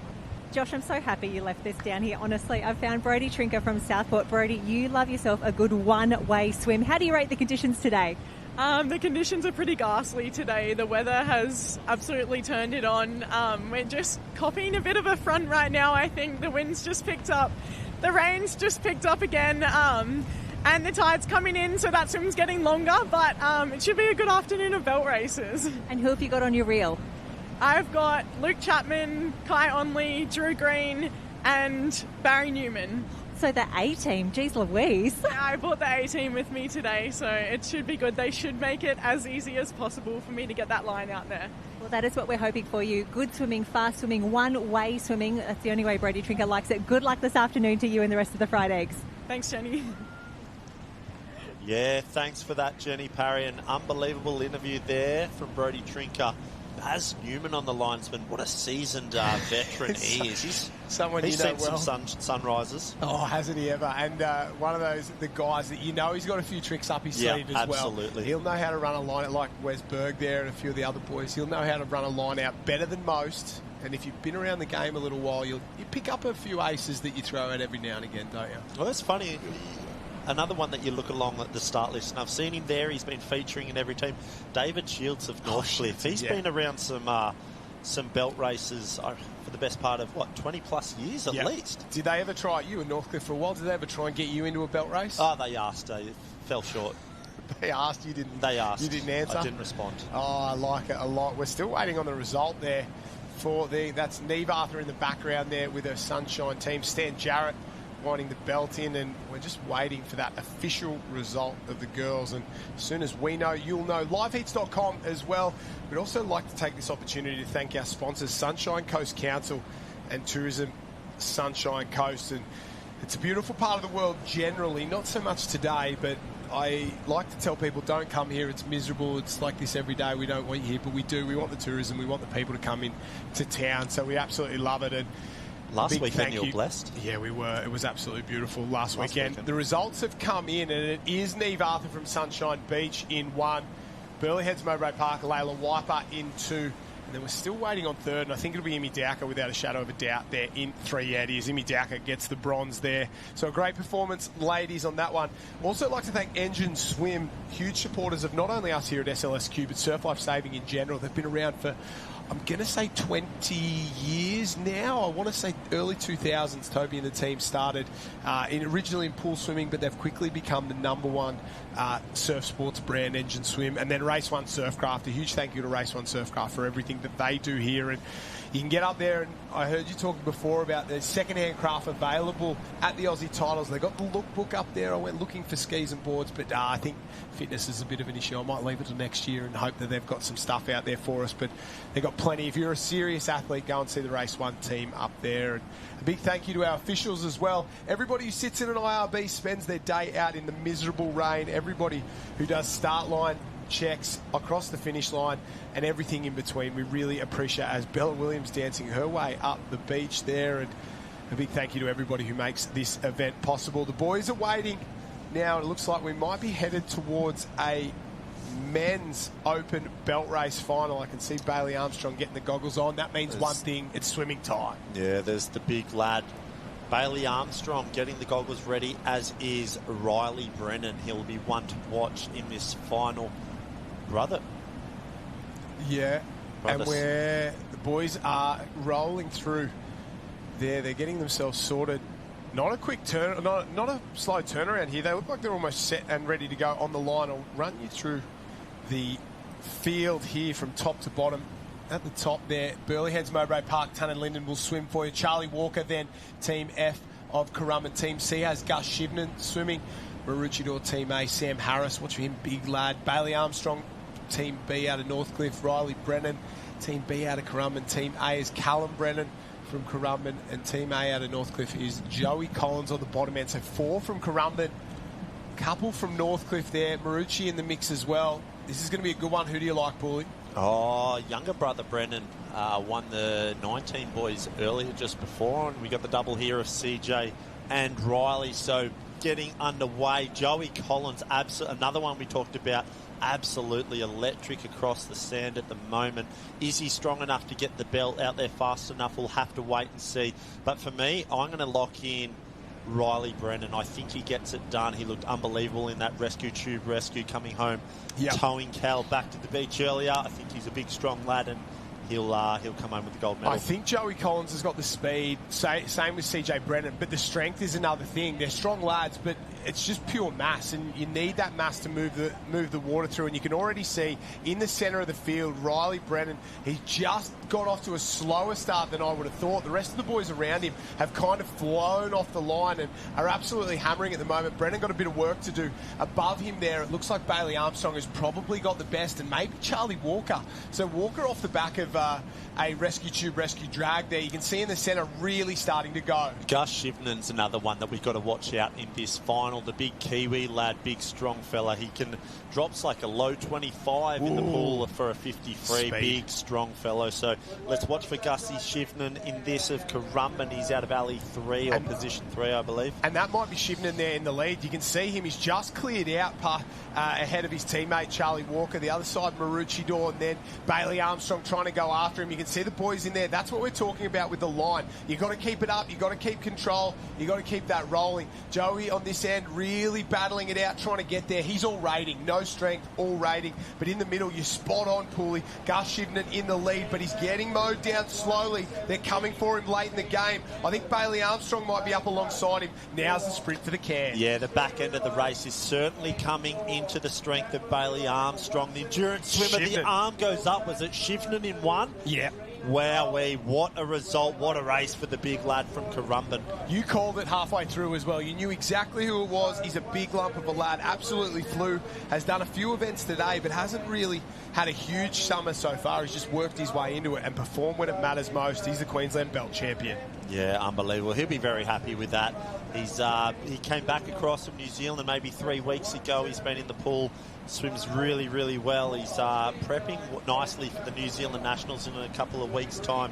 There's been a little bit of banter on pool deck between him and Joey Collins, who can take out the open male surf race at the New Zealand Nationals. There's a little bit of a wager between the boys there, but you know what? Gus Shivnan strikes first with the surf belt race at the Queensland Champs here. Yeah, he got it done there. I reckon it's gone Shivnan, Sam Harris, Bailey Armstrong, or maybe Shivnan, Armstrong, Harris. 1, 2, 3 in there. There's those middle lanes. It was close, yeah. You've picked that one very, very well to get Gus Shivnan, because I would have thought the Brennan boys, Bailey Armstrong probably, and Tannen Linden, we spoke about him being a former Australian champion, having, well, a little bit more speed, a little bit more experience, but Gus Shivnan getting it done, and it's a dark art, belt swimming. You don't know what makes you good at it, but somehow, some way, you're just very, very good, and there's a bit of a fraternity of belt swimmers there. We'd like to take this opportunity as well to thank a couple of our sponsors, Struddies. They've been a big supporter of us here at the Surf Life Saving Queensland Championships, both over the youth competition and here at the Opens, and they do a fantastic job. Check out all the Struddies stuff online, as well as Body Armour. They do a very, very good job in here. We had a couple of those sponsors that have really made this championship something special, set up in the festival zone over the last couple of weeks. Obviously, we had the big move from Maroochydore up here to Mooloolaba, so a huge shout out to both Struddies and Body Armour, the long-time supporters or first-time supporters of Surf Life Saving Queensland, Struddies and Body Armour. And it's great to have Body Armour on board this year and Struddies back again after a couple of years. So happy days for them, and we say a big thank you to everybody who makes this event possible, because it is not an easy event to get run and done. Over 1,000 athletes just over these couple of days here up on the Sunshine Coast, and we absolutely love it. Yeah, I can tell you the Body Armour electrolyte ice blocks last weekend were very popular. Went down a treat at the Nipper State titles. Yeah, might not be as popular in the rain today, the ice blocks, but last week, mate, couldn't keep them in your hands. Yeah, I like it a lot. I do like it a lot. That's fantastic. So well done to the Open Belt Final as we wait for that result to drop in. And it is Gus Shivnan gets the win there. Well done. Second place, Maroochydore. So fantastic by them. They've done a great job. So Gus Shivnan in 1. Sam Harris gets second there. We're waiting for third, and I reckon, Callum Brennan, CJ Brennan snuck in there. So we had all eyes on Bailey Armstrong for third, but Callum Brennan snuck in just past him and got the job done. So it's Currumbin in 1 and 3. Maroochydore split the difference, and well done to Gus Shivnan, your Queensland belt champion for 2026. Absolutely unbelievable performance. And Joey Collins takes another hit down here today. He's got some work to do, the big fella from New Zealand, because Gus Shivnan is on top. Yeah, have a look at that. It's just so fast, isn't it, that the belt race, you don't have to do much wrong. It takes you right out of that. I think Riley Brennan, it was just that run in where he put himself a little bit too far back, left a little bit too much work. Only so much you can catch up at the end there. But, yeah, Gus Shivnan down there arm in arm with his teammates as they take the gold medal there. Very, very happy with his efforts there, no doubt. As we can see now, Joshy, double skis getting lifted and about to get in the water. This is all rock and roll, baby. Yeah, that's exactly right. I can't wait to see these. There's going to be a couple that'll be disappointed.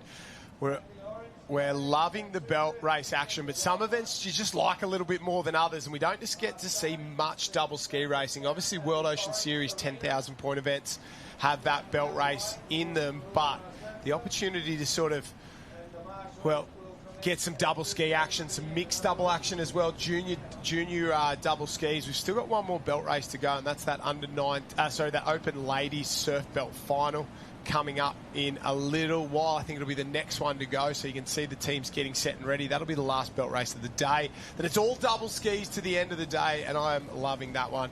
It's one of my favourite events, that is for sure. Did you ever race double ski? I did do a couple of double ski events, Josh. I didn't love it overly. I struggled to pull my own single ski through the water. The double was just significantly harder. Yeah, that was... did you have a good partner, or were you carrying the load? I actually used to paddle when I was in Northcliffe as an under-19 with Corey Hill, so that was pretty good. And you're whinging. I pulled him around the course a few times. I was going to say, I think he might have dragged you around the course a few times. Depends who you ask. The multiple-time world downwind ski paddling champion, and the weight on the back. Yeah, I was having a good time on the back there. Plenty of sightseeing, taking it all in. But let's throw it down to Jen Parry on the beach. Oh, hello. I've got Gus Shivnan, the newest state champion. Gus, how does it feel? Oh, yeah, it's pretty good. Pretty happy with that.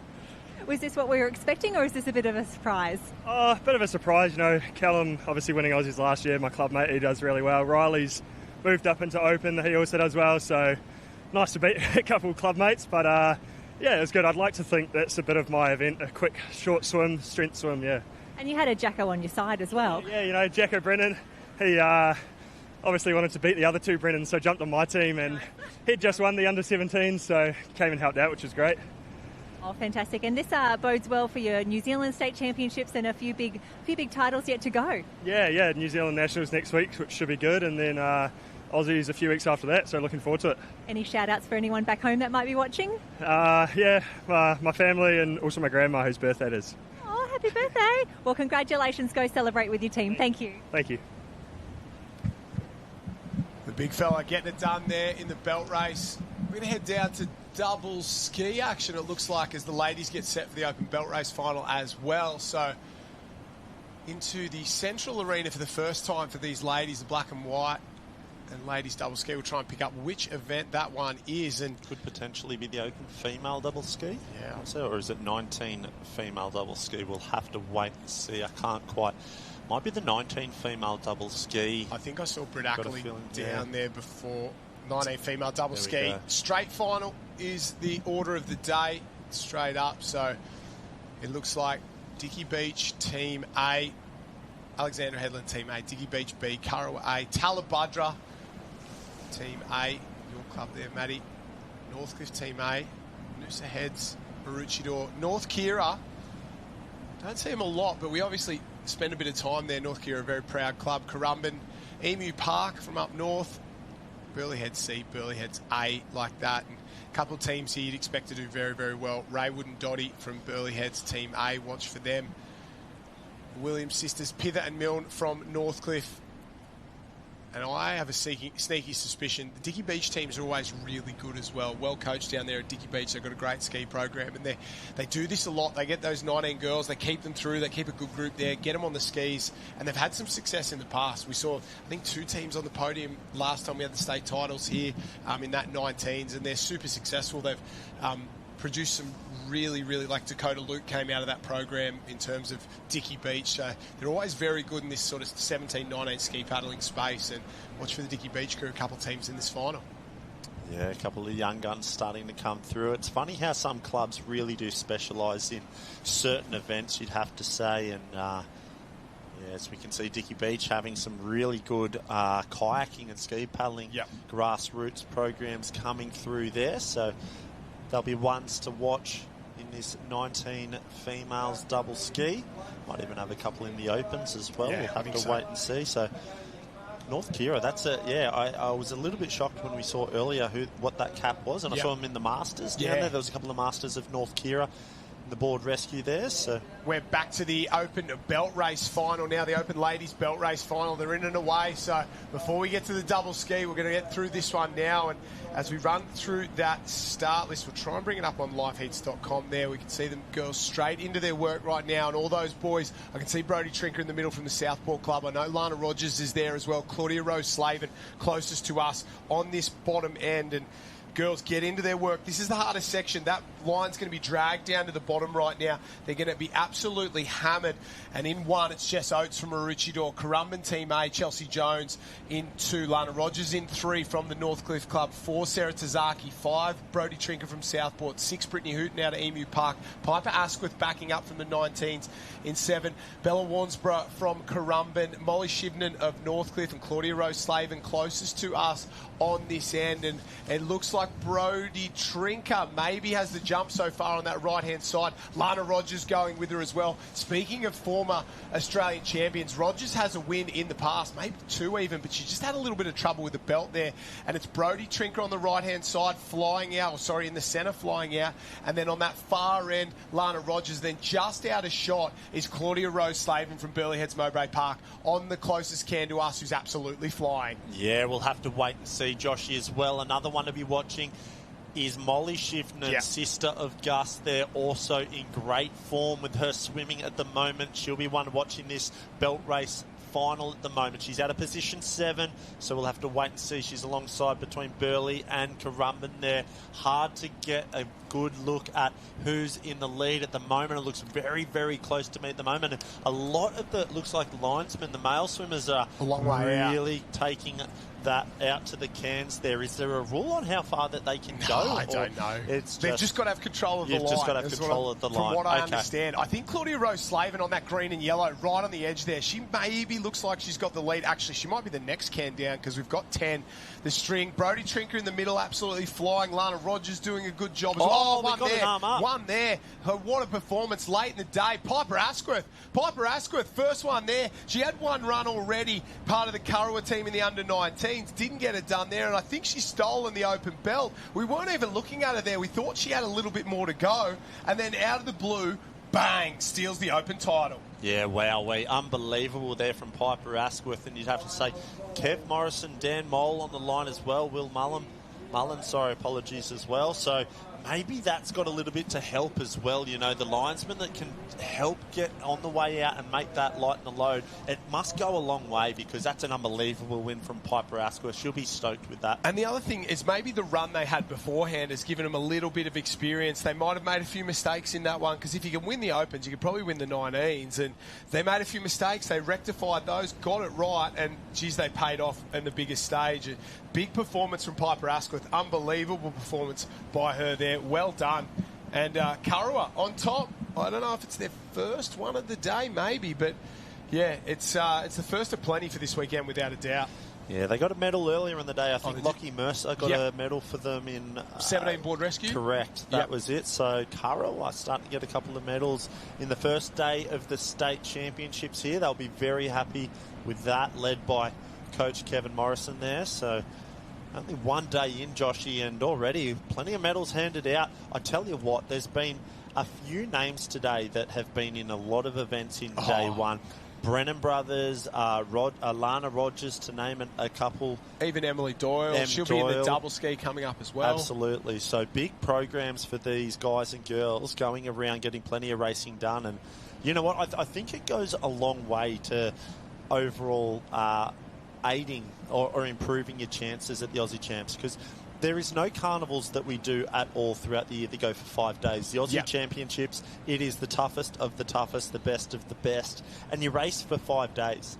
And for the most part, most of your finals or the blue ribbon events are on that last day. So that's when you need to beat your best. So I had a good chat with Lana Rogers during the week, and she was like, I'm doing 12 events this weekend at the state titles. And I was like, you know what? That's probably going to help you with your overall sort of conditioning heading into the Aussie Champs, you know.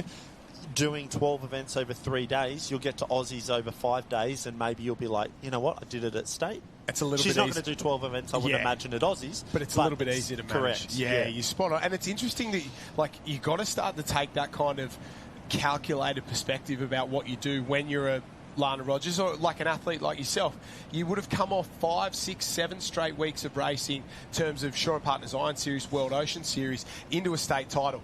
What are we racing for here? Are we trying to win championships, or are we trying to get ourselves set for the end of the year? And if you can win along the way, that's great, but to set yourself up for those Australian championships, like you were saying, Lana Rogers, that is the key to being successful as an overall athlete and being a professional athlete, and it's interesting to get that kind of perspective. And you see these guys and girls day in, day out at the pool, and to understand that what kind of thought actually goes into what event they do. Yeah, and definitely not to take any discredit away from the state championships. I was watching, Lana in the board rescue, and then they're out to win. They want to win. Yep. They absolutely. They're not out there just making up the numbers. They're very competitive, and like all athletes, when the gun goes, they want to win. The blinkers are on, and they want medals. So yeah, spot on. And I think, but it was just interesting that she's going to roll around in every single event. I'm sure we'll see her in a double in a little while as this 19 girls final gets itself set. I think we were waiting for the girls from Emu Park there, who've come straight off the line from the belt race, and they'll go straight into this one.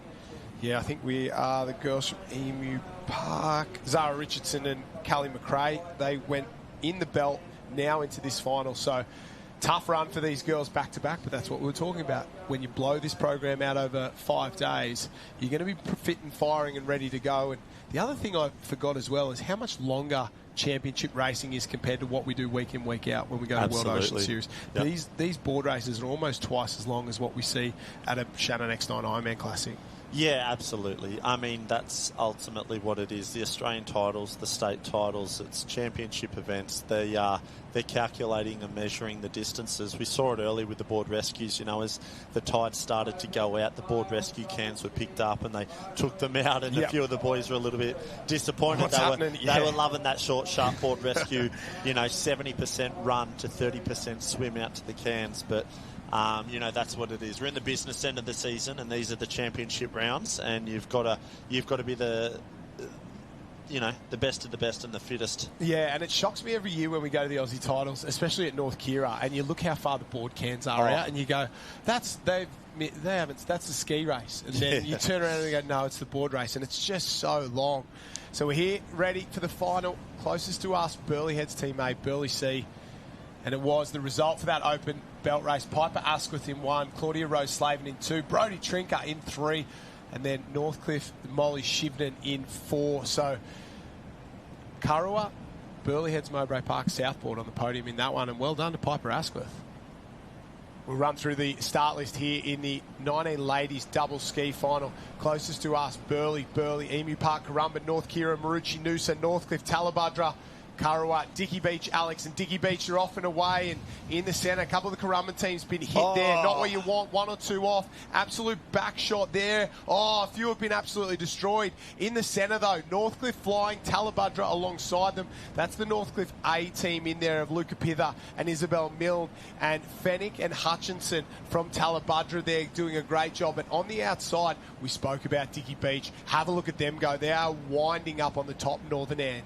Yeah, look, you cannot hesitate in the double ski, do you, Josh? You've got to get on and get going, especially with shore break as much consequence as what we see today. The girls that just sat back a little bit more, they really felt it, then they got punched there. But we'll throw on down now onto the beach with Jenny Parry for an interview with Piper Asquith. I guess I'm with state champion Piper Asquith, who's just taken a big win in the Open. I don't feel like this is a surprise, but I feel like it might have been to you. Yeah, I definitely wasn't expecting that. Having my 19s and then Opens kind of back to back, I was feeling it a little bit, but yeah, I'm happy to get it done. And you've been putting in the work. I've seen some of your sets on Instagram. They are absolutely epic. You must have had some confidence from that. Yeah, definitely. I had a big week last week, so confidence coming off that's feeling good. Now tell me about your amazing team here as well. It's not just you. You've got to have this crew as well. Yeah, definitely. I mean, Dan swam pretty much halfway out with me, so he did just as much swimming as me basically, and then we had Will and Kev and Em, who's not here because she's in double ski, on the reel as well, so yeah, couldn't have done it without them. There's a Piper in team, and there's an Iron team, and there's an everyone in team here. Kurrawa, congratulations, big state championships. Please go and celebrate. Thank you so much. Thank you. A very excited Piper Asquith there. She is loving it. And they're the good ones, the ones that surprise you a little bit. Our leaders out in front, Northcliffe on fire. Alexandra Headland and Burleigh Heads Mowbray Park have moved up. Dicky Beach in 4th place. Talabudra hanging in 5 of this as they've come round. Here come Alexandra Headland up alongside our leaders. They're there with Burleigh Heads Mowbray Park on that bottom side. It's a race in 3 at the moment. The girls on the right, Northcliffe there, that is Pither and Milne. Not too far behind them or alongside them is Ackley and Izzle from the Alexandra Headland Club, and then that Burleigh Heads team is Raywood and Dotty right on the edge. They've just dropped off, and Alex has gone from third into first, and it's just their ability to run those runners. Yeah, look, I tell you what, timing in double ski is everything, Joshy. Those boats are so heavy, and I tell you what, if your timing is out and the boat is moving around, it's not flowing and sitting high on the water, they are a nightmare to drag through the water, as we see there. The girls from Northcliffe sinking up perfectly there, and straight away the boat will release. Yeah, they just got out of time ever so slightly, and it's looking around, I guess, is the issue there. Now the big movers are Burleigh Heads Mowbray Park to come up alongside them. Alex going to get down this one to stay in the medal hunt. No, they won't. So Northcliffe are down. Burleigh go down one as well. Completely out of sorts there. The girls are at opposite paddle ends, and I don't know if that's going to be good enough. As is Northcliffe, they've got to sync it up a little bit. Bit of a mad dash to the line there. Northcliffe, Burleigh, Alex making a last-minute push. We're going to have to wait to see the... I don't know from that angle. What about the push from Alex at the end? None of those three teams, as one goes off, none of those teams were in time. It was pure chaos. They got down that one. Yeah, and you're spot on there. And as you said it perfectly, as soon as they get in time, that boat runs so much better. And we saw it from Northcliffe that kind of got ran down, got back in time, shot away again. Alex sort of just off that back third can there, they got their timing together, and they picked up a couple of nice runs that brought them right back up into gold medal contention. The minute they got out of timing, you could instantly see that the boat was just not moving nicely. So that's the big thing, you know, and that's I guess, a little bit of inexperience with under 19 female double ski. You watch the open female and the open males, and you know what, they don't miss a stroke, those guys and girls. And that's what I saw from a couple of the girls on the back of the boat, is looking around, and if you're in the back, your job is to just watch the paddler in front of you, get the blade in the water at the right time, keep that momentum up. And it's the person in front, maybe they can have a little look, maybe they can make sure. But the one in the back there, somebody's got floaties on out there. That's not what you want. The way in the back there, you've got to keep in time. And as soon as the girls are sort of looking around, that's when they go out of time ever so slightly, and they were sort of struggling a little bit to get themselves back in there. So you've got to make sure that you're just watching that person in front of you and forgetting about the race, and let the person in front drive the boat. And that's the hard part for the person in the back. It's so easy to look around and try and search for waves, especially when it's standing up the way it is. And see there, one of your partners in crime, Courtney Hancock. Courtney Hancock, head coach at Tallabudgera Surf Club, doing great things with the youth and open competitors there at Tally. So she's got Bronte Fennick and Layla Hutchinson down there on the beach. They had a fantastic paddle up. Actually, the girls are in that sort of top 5 mix there, looking really good. Yeah, so good. Courts will be happy with that, no doubt, giving them some high fives all around. And the good day for Tally. The ski stocks at Tallabudgera on fire at the moment. Obviously, you got some great paddlers there, but I was looking at the Masters as well. Rhodesy and a few of the boys there floating around. Old dogs, yeah, it's good. Bear Rogers and Rhodesy down there having a bit of a paddle in the double skis. I was going to say they're good blokes to have around the club as well. Obviously, super positive. Yeah, definitely. Having guys like that at the club. I mean, Tallabudgera is such a fantastic family club, and that's what we love, you know. Everyone down there, whether you're a parent, coach, athlete, whatever, gets in, gets their hands dirty. Everything from the logistics, the trailer drop-offs, all the hard stuff. All the hard work that I like to sort of go up the back and pretend my phone's out of service for, you know. They're the guys, you know, pulling the socks up and doing the hard work, and we love that about them. And you know what, I'm probably a little bit biased, but, you know, Tully's one of the best clubs, and they're on the rise. There's no one biased in surf sports, that's for sure. Oh, you don't need me to pump up the tyres of Tally anymore, trust me. I can sit here all day for it and do it, Joshy. Yeah.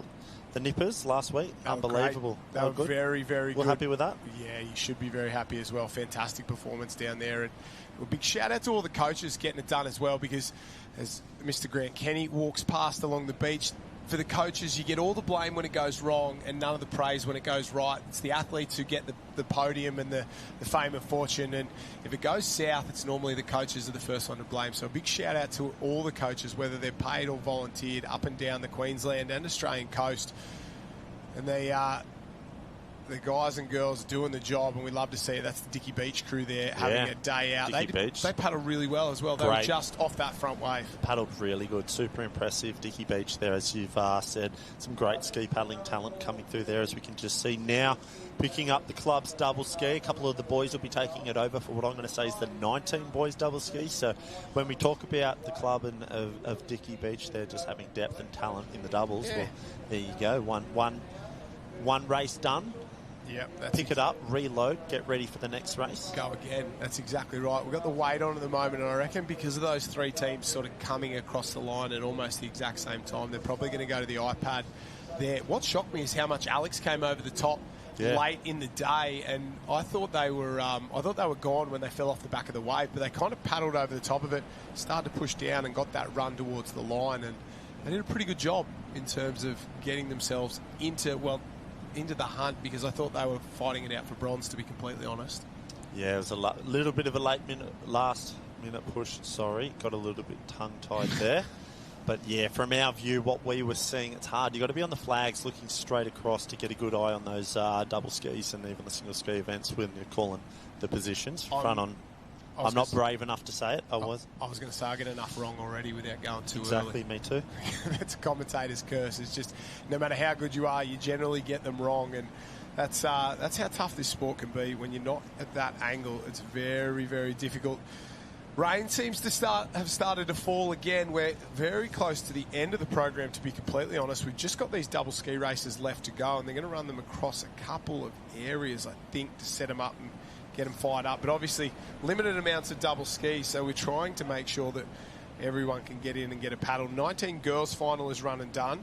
19 boys, I'm just looking now, 15 teams, so there'll be a straight final as well. The open men's double will have 2 semis. The open ladies double will probably have 2 semis, 22. And then the open mixed double ski has 30 teams, so that'll be 2 semis for them as well. Yeah. So biggest one, open mixed. Biggest one, I think we're just getting word that Burleigh Heads, Mowbray Park and Northcliffe were a dead heat. So they're going to give both of them the gold medal. So congratulations to Burleigh. Scissors, paper, rock. Scissors, paper, rock. That's exactly right. That's how we sort these things out here in surf sport. So Burleigh, Northcliffe, and then Alex in third. They came late, but not good enough, and fantastic paddle by all those ladies out there. And well, Northcliffe led most of the way, but Burleigh found a way to get it done.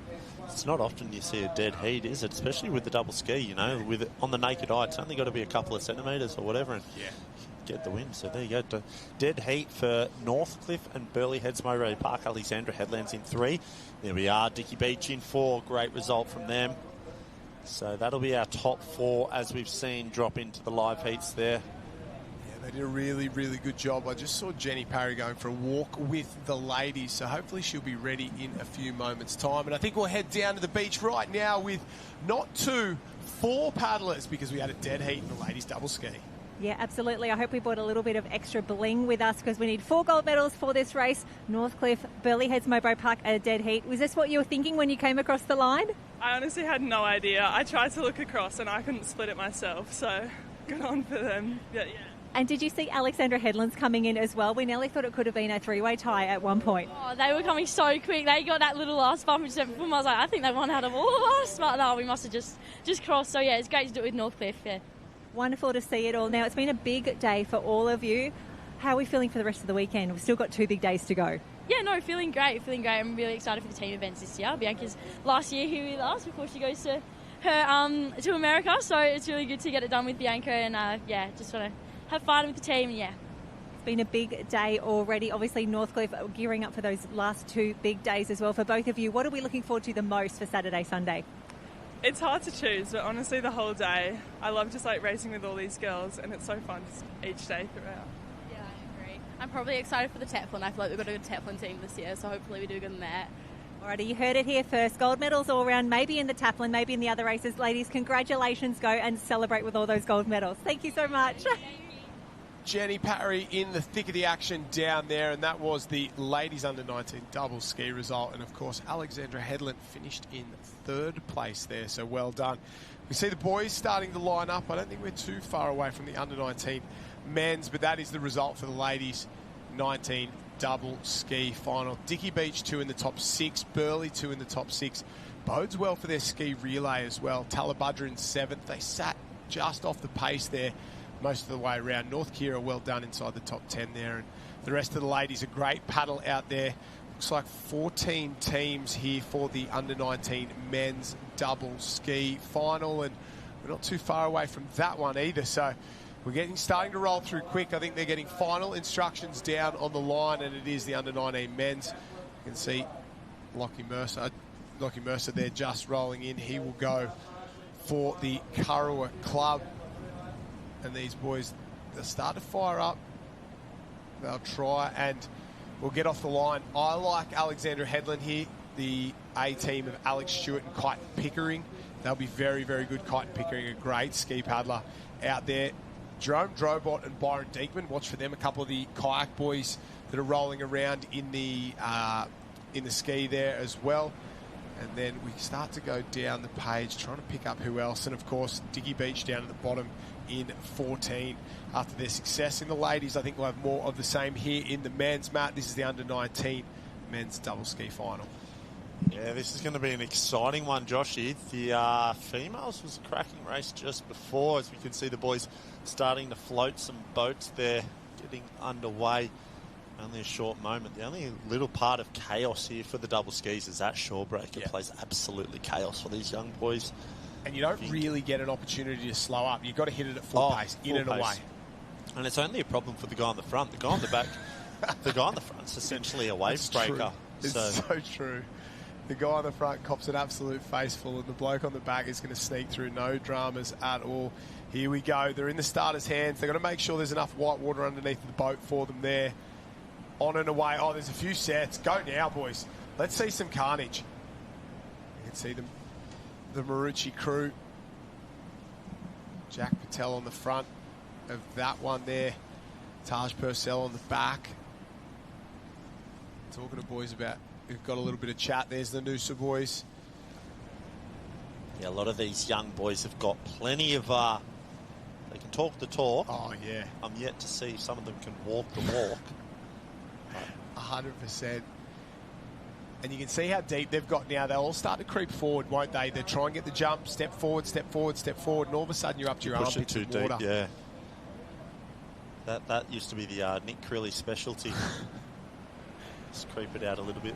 He'd be at the first cam before they called it. Yeah, he's only 5'9", but he could always seem to get him, push it out the furthest out of any of the ski paddlers. In and away, the boys are off. Under-19 state final. Get some speed up, bang. And exactly like you said, Byron Diekman has been hammered on the front of that one. So Diekman and Drobot flying off the beach there is one of the Kurrawa seams as well. But have a look at the Maroochydore crew in the centre. Alex on the far left-hand side as well, absolutely flying. So we thought it was going to be these big names. Diekman and Drobot there out of that kayaking program. Kite Pickering, Alex Stewart, basically the same as well. Very good ski paddlers. And there's not that many under-19 ski double ski teams in the country that would be better than these guys, and they're starting to wind up.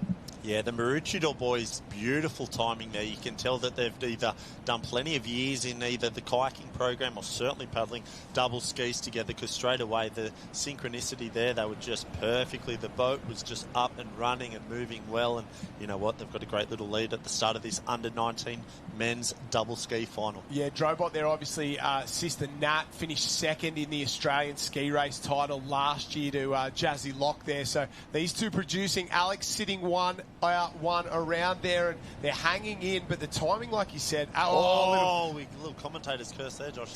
Yeah, a little catch on the nose, but that's what happens when you start to roll around. The nose digs in, and you can see the jam at the cans behind. Yeah, a little bit of a bust up, but you know what? They came out of that very well, the Maroochydore boys. Just a little bit of a paddle clash there, but straight away, they're so quick to get back in timing, which is so important.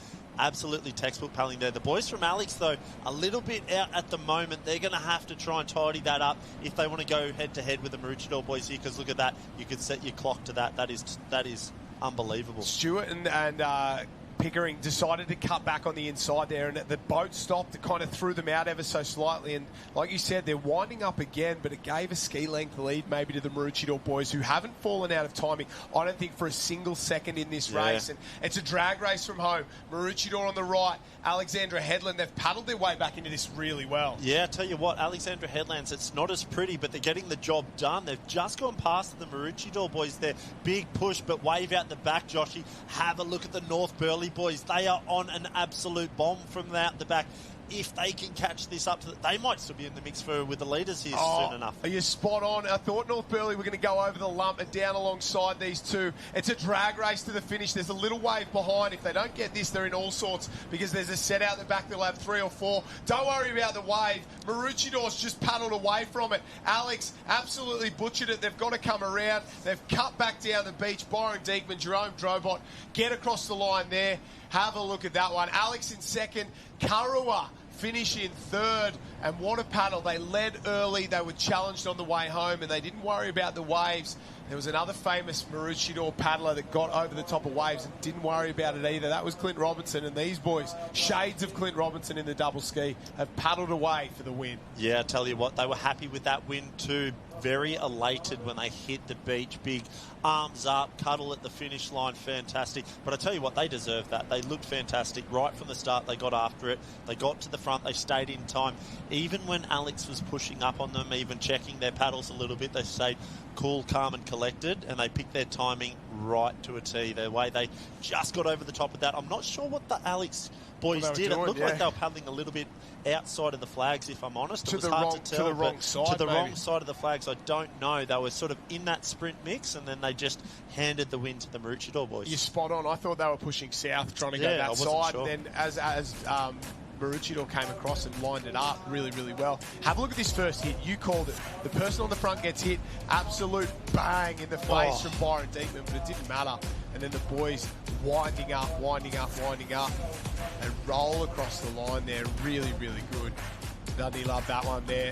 The Maroochydore boys are on top here at the 19 double. I'm looking forward to that one in Aussies. You throw a couple of the New South Wales teams in there and there'll be plenty of talent, especially out of that sort of Wanda, Warilla, Barrack Point kind of area. They've got plenty of good paddlers Newport, formidable for ski paddlers. Belmont as well. I'm sure they'll pull a team out of somewhere, and I think those guys are in for an absolute show. Have a look. Is that Jaden Erskine there carrying a double ski on his own? Yeah, probably. He is 2 men. That's Jaden Erskine behaviour. That is. I can't pick up a single ski on my own, and Jaden Erskine's got a double, just heading down the beach. Yeah, have Very a look. Impressive. There we go. We're that makes me feel very small. We actually made comment before in the interview when you're standing next to Jaden Erskine for an interview, the cameraman had to zoom out to fit his frame on big screen. Lad, isn't he? He's intimidating. He's a big lad, and he's on, as the Tent Talk boys would say, a generational run right he is now. At the moment, World Ocean Series ski champ against some big names, Olympic champions, or Olympic medalists, sorry, and yeah, not in. And I think the TED Talk boys, I think there was a few people who were a little upset that he might be the first person to ever win one who hasn't claimed, who hasn't had an Olympic medal as well. But I think Corey Fletcher and maybe J-Mo Porter might have also won a ski series. So he might be the third person who doesn't have an Olympic medal out of, 12 years, 13 years now in the World Ocean Series. So that's pretty special there. Results coming in, results flooding in. Jerome Drobot, Byron Diekman, they take the win from Maroochydore. Alexandra Headland, Alex Stewart, and Kyton Pickering in 2. Kurrawa Team A, Will Mullen and Max Cave in 3. And then we go Noosa A and B. Maroochydore Team C, Currumbin Team A. That is the top 7 as they roll through. And it looks like now the open men and women aren't too far away from their double skis. I can see J-Mo Porter there just giving them a few last-minute instructions or a little bit of feedback. He's the Alex ski coach there, and those boys finished in second place. He's just, debriefing with them about their result. You can see Emma Woods there about to pick up the ski and get into the mix, and that's the result there for the 19 men's double. Yeah, have a look at that. Top 10. Not too bad. Pretty good. Maroochydore will be pretty happy with that, won't they? Impressive from Noosa as well. Very impressive. They've been very good so far this weekend, especially in this 19 age group. A lot of these teams will look towards that Aussie titles. Obviously, you get a medal here, you're going to go close. But you talk about ski paddling as well. Trig Island in WA, Sorrento in WA, Seacliff down in South Australia. Don't ever count those guys out. Obviously, the New South Wales teams as well. Half Moon Bay from Victoria. Absolutely. A lot Half of strong Moon is always very strong in ski paddling. We went down to the Glenelg Sprint Challenge this year as well, and I was shocked by how strong the South Australian clubs are down there. Their ski paddling's come a long way. Yeah, they're very, very good, and obviously very strong on the board as well. Those Grange boys are on fire. Let's head down to the beach right now with the winners of the 19 men's double ski. Jenny Parry. Oh, hello. Yes, I was just saying, Byron, you gave me a bit of a scare on the way through watching Alex come in, but the rating was perfect the entire way. Was that the plan, just to hold your head right? Yeah, we knew it was probably going to come down to sprint finish, so just had to save a little bit in the tank. The runners weren't offering much out there. The wind's kind of died, so yeah, it's a long grind. And Jerome, I have to say, you look absolutely fantastic in the blue, the yellow, the blue, the white, and the black. How's the transition been moving up to Queensland? It's been good. I get to paddle with this guy, so I can't really complain. After that performance, I'm really stoked. Especially to take out a Queensland State Championship. Welcome to the party here. How are we feeling for Aussies now? Yeah, really excited. Got a few kayak boys down there say that I know will be gunning at us, but hopefully we can beat them. Well, you're up for the challenge. You're Queensland State Champions. Congratulations. Black Swans, big waves down the line. We will see you Saturday, Sunday. Plenty more to come. Thank you so much, boys. Yeah, well done to the boys there. Fantastic performance. Maroochydore, disappointing for them to not get those wins on their home stretch of sand, but that is the reality of racing. Sometimes it does not go perfectly. So that is almost all the events run and done for the day. We've still got ladies double, men's double, and mixed double, I'm pretty sure, as well, still to go. So I can see the men starting to wind up down there. There's 20 confirmed in so far out of that 27. I'll have a look at the open ladies double. How many? 27 for the men there. 27, yeah. Open ladies double, just 17 in there. So that's a straight final. That'll make things a little bit easier in terms of getting stuff down there. And then the mixed double, we just have 21 confirmed so far. We're still starting to roll, and the rain's starting to fall back. Not what you want. Maybe we've got mixed double racing coming up as well. I can see a couple of the ladies carrying the skis down with the guys. Not too sure where we're going here, so it'll be interesting. Whatever lines up, we'll get it done here. And day one, almost run and done. Tomorrow, it's just a lot of round racing. Basically, mostly individual round racing, and then a couple team events tomorrow as well. They'll have ski, board, relays to go around, and then a couple of other events to do. But in terms of finals, most of that stuff will come through on Sunday, especially those those age and open individual finals. Yeah, Sunday's going to be a blockbuster of events. The championships, the blue ribbon events, swimboard, ski, and iron finals for your state championships. Yeah.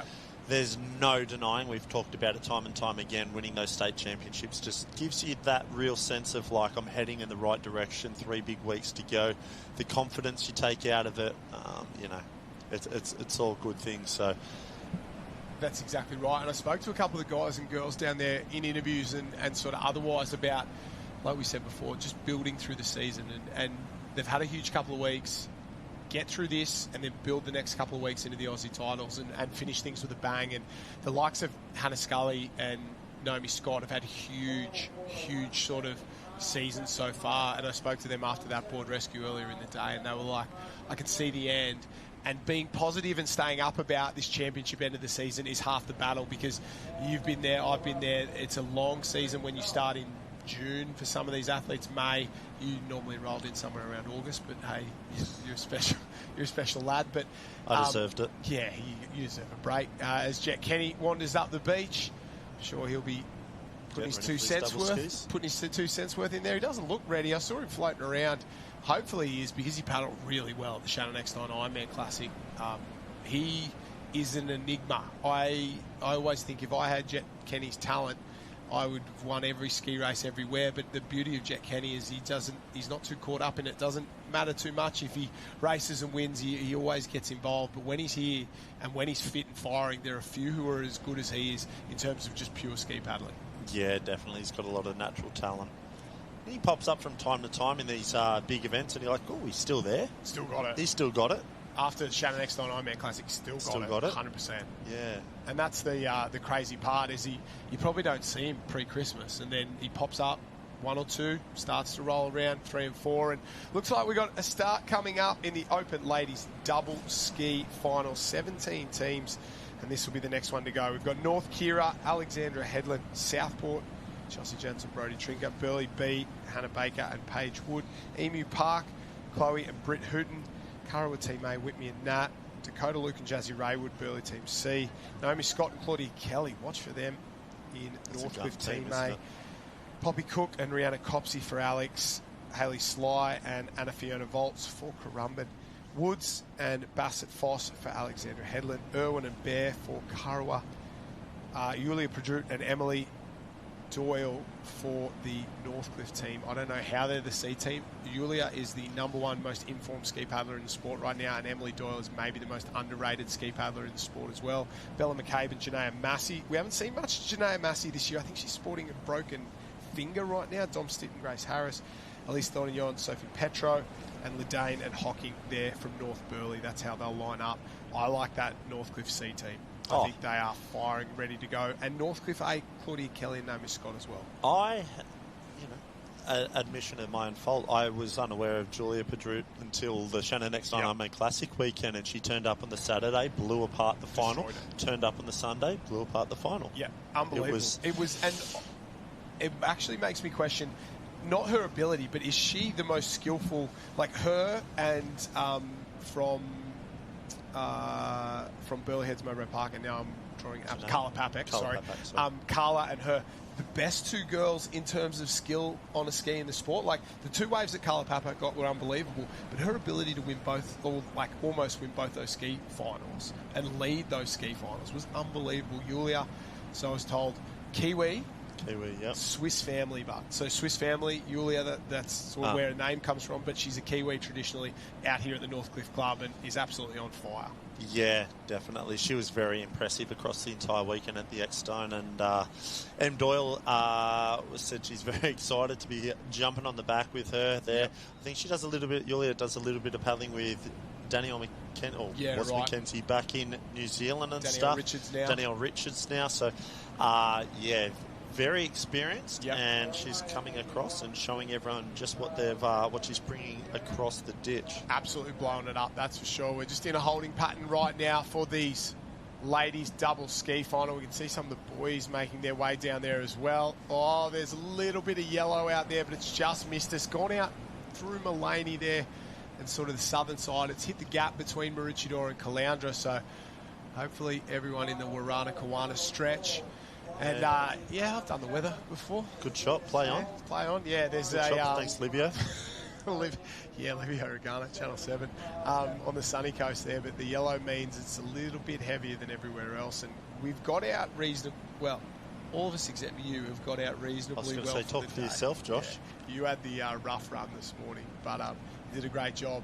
And as that wind and weather pushes out, it looks pretty clear after that. So we're in for a quiet night, and apparently it'll start raining 8 a.m. first gun tomorrow morning as well. Fantastic. I'll be on the beach with Talabudra for the Nippers coaching tomorrow morning, mate. You got the A team on tomorrow yourself, Jen Parry and Ty Dowker. So yeah, that's it. We get Dowks back, luckily, because under 17 racing is not the same without Ty Dowker. He knows every athlete, everyone. He does. He's a teacher on the Gold Coast, so he knows all the kids. He's seen them all. And what did we get today? We got 3, 4, 5 inches of rain, maybe a few more out there, and it's been a tough day on the beach, that's for sure, for the guys and girls there. And I saw it coming in sideways in the tents, so they're getting dry now, and we're just waiting. Boys maybe lining up ready, or is that the 19 men's they're trying to do results for? And I can see the girls lined up on the other side. But the beauty of a live stream is you get to see every event. The downside is you get slowed down because we're truly just watching the Surf Carnival go. And if you know Surf Carnivals, you know that there's a few gaps in between to get everything set and ready, and it looks like we're on the way for a final. Yeah, it looks like the girls are starting to float some boats here. We might have, is that our 19s or opens? Opens, apologies. Open female double ski. So I'm excited for this one. We're just about to get the girls to float some boats, and interesting. We'll be underway soon enough. Bella McCabe and Janaea Massey. Janaea Massey maybe last year was the best ski paddler in the sport throughout the season. Yeah, and just Gemma Smith got her done, got her in the World Ocean Series. Jazzy Locke probably at the Aussie titles as well. But interesting, we haven't seen anything of Janaea Massey this year. Basically, 1 or 2 carnivals early, she sort of floated along, and then in the last couple of weeks has made a reappearance. And here in the double, it's good to see her back. I know she's sporting that pinky injury there. I think she's got a broken finger, but it'll be interesting to see how she goes, what kind of form she's in, and how much, like a board rescue, is combination important in this double ski, Matt? Yeah, look, I can't talk on a great deal of double ski experience, but certainly with the board rescue, timing's everything. It's one of the biggest factors when you're coming home.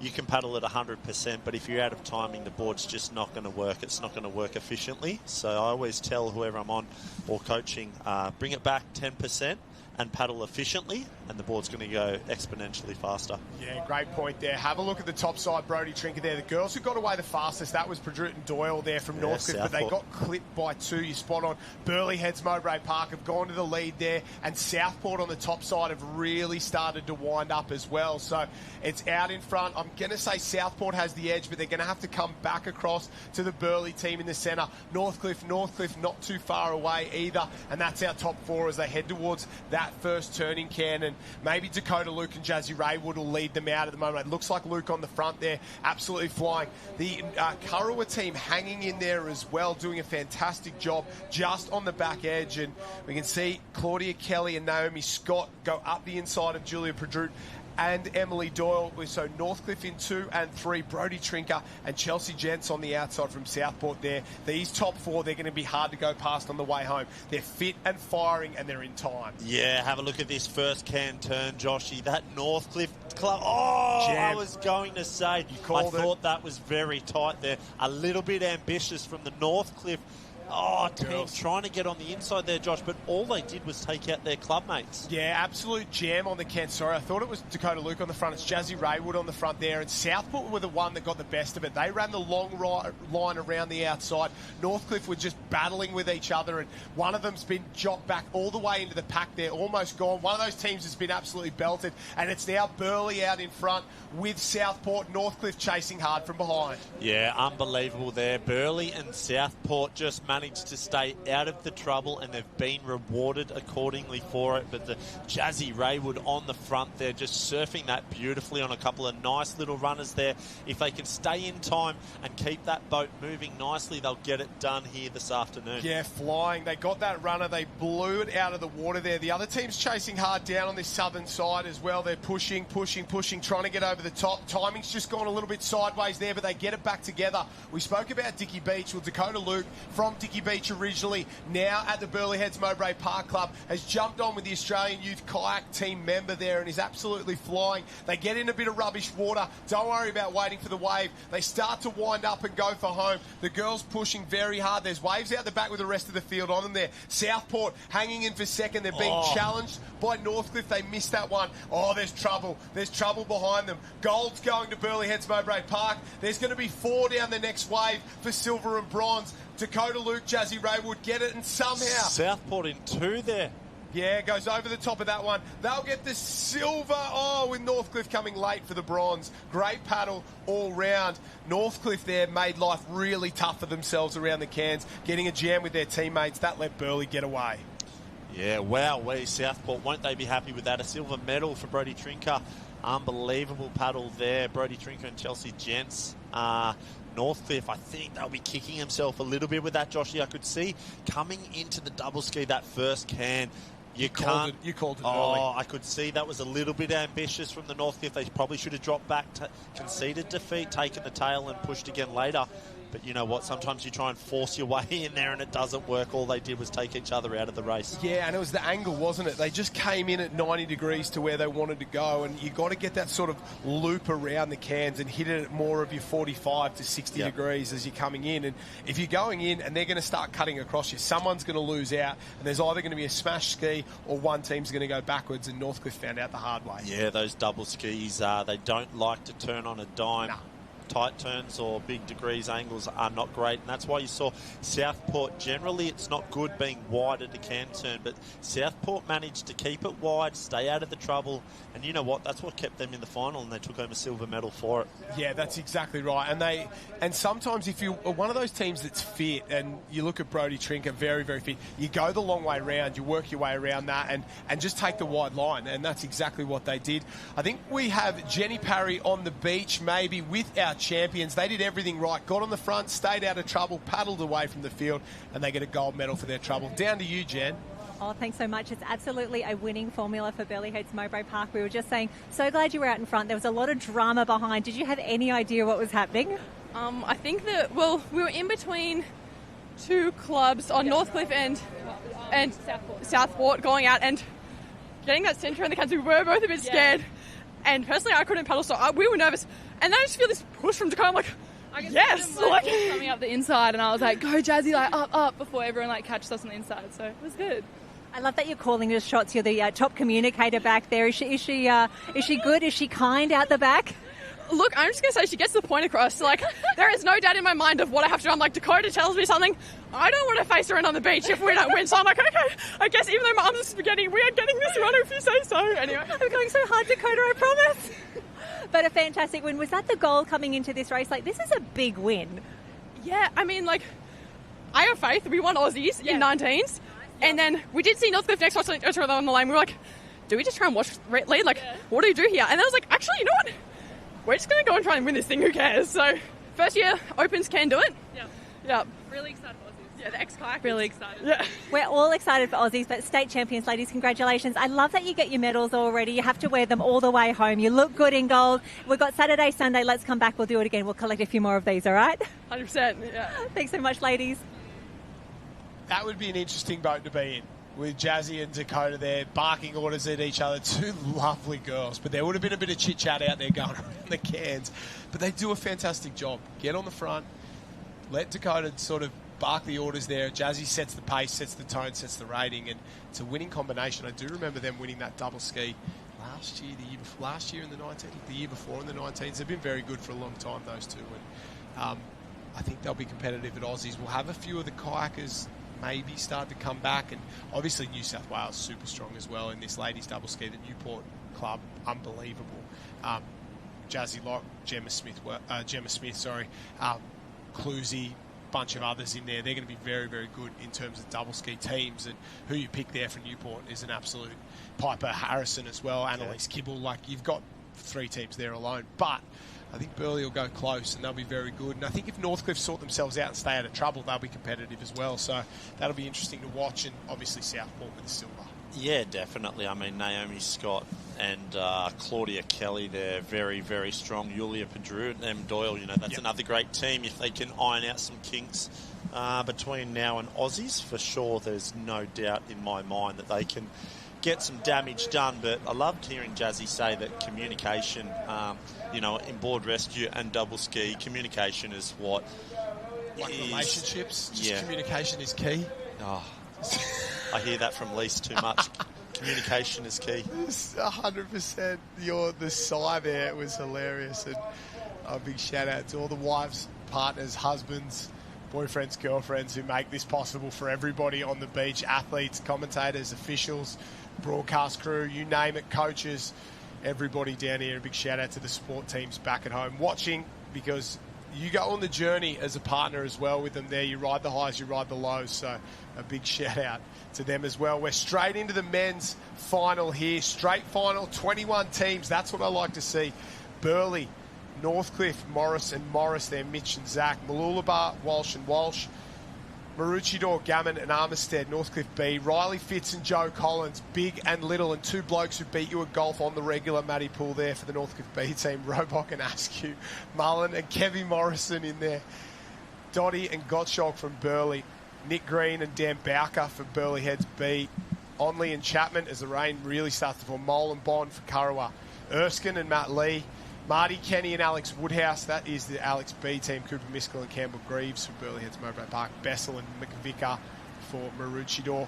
McGee and Andrews for Tally. Norton and Norton for Talabudra. They're my favourites. Sheeb and Bolt. Kenny and Jamo Porter, well, maybe we've got a new favourite there. They'll go close. Tom Green and Jake Morris. Oh, then every time I say new team, I think they're better and better. And then right on the end here, Jai Timperley and Tannen Linden. Tom Green. The Tom Green and Jake Morris. The Tom Green. Wow. Australian kayaking superstar. Jake Morris. Green on the back. Olympic gold medalist. Yes. That Tom Green. That Tom Green? Maybe the best ever ski race I've ever seen by any paddler ever, when he was a junior for Currumbin and he paddled around the wrong set of cans at the Aussie titles and still won the race. So he went two sets of cans and won the race there. That might be the best ski paddle I've ever seen by anyone ever. That Tom Green. Welcome back to racing, to the big fella there. Obviously, weren't a part of the Shannon X9 Ironman Classic due to kayaking commitments. Riley Fitz was the same, so he'll go with Joey Collins. Yeah, they had their GP event last weekend, and it was those boys all up the front of all the kayaking results, doing all the right things as we get closer towards those Olympic years. There are Riley Fitz has certainly put down the golf clubs, much to the satisfaction of Georgia Fitz. She'd be elated to hear that the clubs have gone back in the garage for now. And for you as well, I'm here. I heard you lose a little bit of cash to the big fella. Mine are on Marketplace after last night. I won't talk about how much I beat you by. If this was a golf live stream, I'd be all over it. But 3 over through 14 is great stuff from me. I never really give myself a shout out, but that was pretty good, you got to admit. And having it on easy mode on the sim was great as well. The boys look like they're set and ready to go. Marty Kenny, the oldest in the field by a long way, but I wouldn't count him out there. He'll go round. Jet Kenny, J-Mo Porter have paddled together basically their whole career since J-Mo Porter sort of made the move up here. That's them stepping out the back and they're sort of barking orders, trying to get themselves set. The ski, I don't know if their ski's locked in there, and this is what happens double ski racing. Jet Kenny's you start got to play GoPros games on the ski and it's just playing up a little bit. Boys there. That's Tom Green, Olympic gold medalist. That's Tannen Linden on the right. Jai Timperley wearing the fluoro. Jake Morris. So the 3 Morris boys in here. There's Mitch and Zach in one boat. Jake. Mitch and Zach. Yeah, paddling. Jake paddling with Tom Green in this end. I wonder how that combination goes. So Tom Green has one of the most controlled and slow but incredibly strong techniques, and Jake Morris arguably one of the fastest rating sort of paddlers. So Jake would have to be very conscious not to overrate too high. You know, as we keep mentioning, timing is key, and you know, if Tom and Jake can get their timing right, wow, you know, they would be absolutely flying. So there we see now the boys about to get underway. They're locking and loading down. It's all on this end, I think. It's the Norton boys are in there as well from your mob. Talabudra, watch for those two. The 2 Tasmanians now up on the Gold Coast. Brothers, 2 of the best paddlers there. Just sort of short of them. Yeah, I would love to see the Norton brothers get the dub here, and very well deserved. As I mentioned earlier, they got a bronze last year at Aussies, only, you know, inches away from getting a gold. But I was going to say, I can see Dan Bowker on the back of that North Burleys. He's come close a lot of times. Boys are in and away. It's all about getting the rating up right now. Have a look at Riley Fitz and Joe Collins go on the far side, but on this edge, Tom Green winds up with Morris. But inside that, it's the boys there, the other of the Northcliffe teams, not who was I expecting. Chris Bold on the front there to jump away, and Kate Sheeb inside him. So an absolute flyer.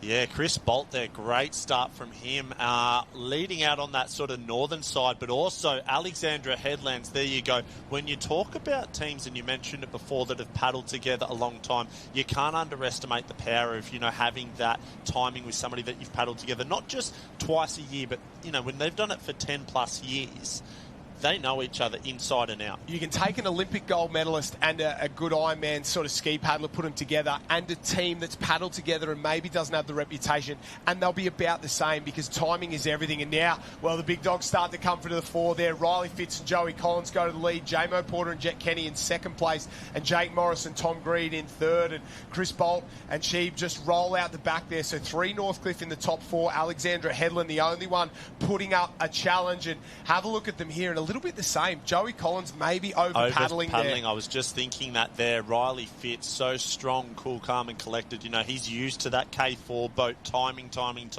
Joey Collins maybe a little bit more excited. The Ironman blade, he's probably got teaspoons on the end of his paddles there, so he can really spin it a little bit faster. But you know what, he's got to stay in time with Riley Fitz if they want to close out this race. Northcliffe in 1 and 2, Alex in 3, Northcliffe in 4, then Burleigh Heads, Mowbray Park starting to wind up. That's 1 and 2. The Olympic medalist Riley Fitz on the front, Joe Collins, he's just looking at the back there, gets the timing perfectly.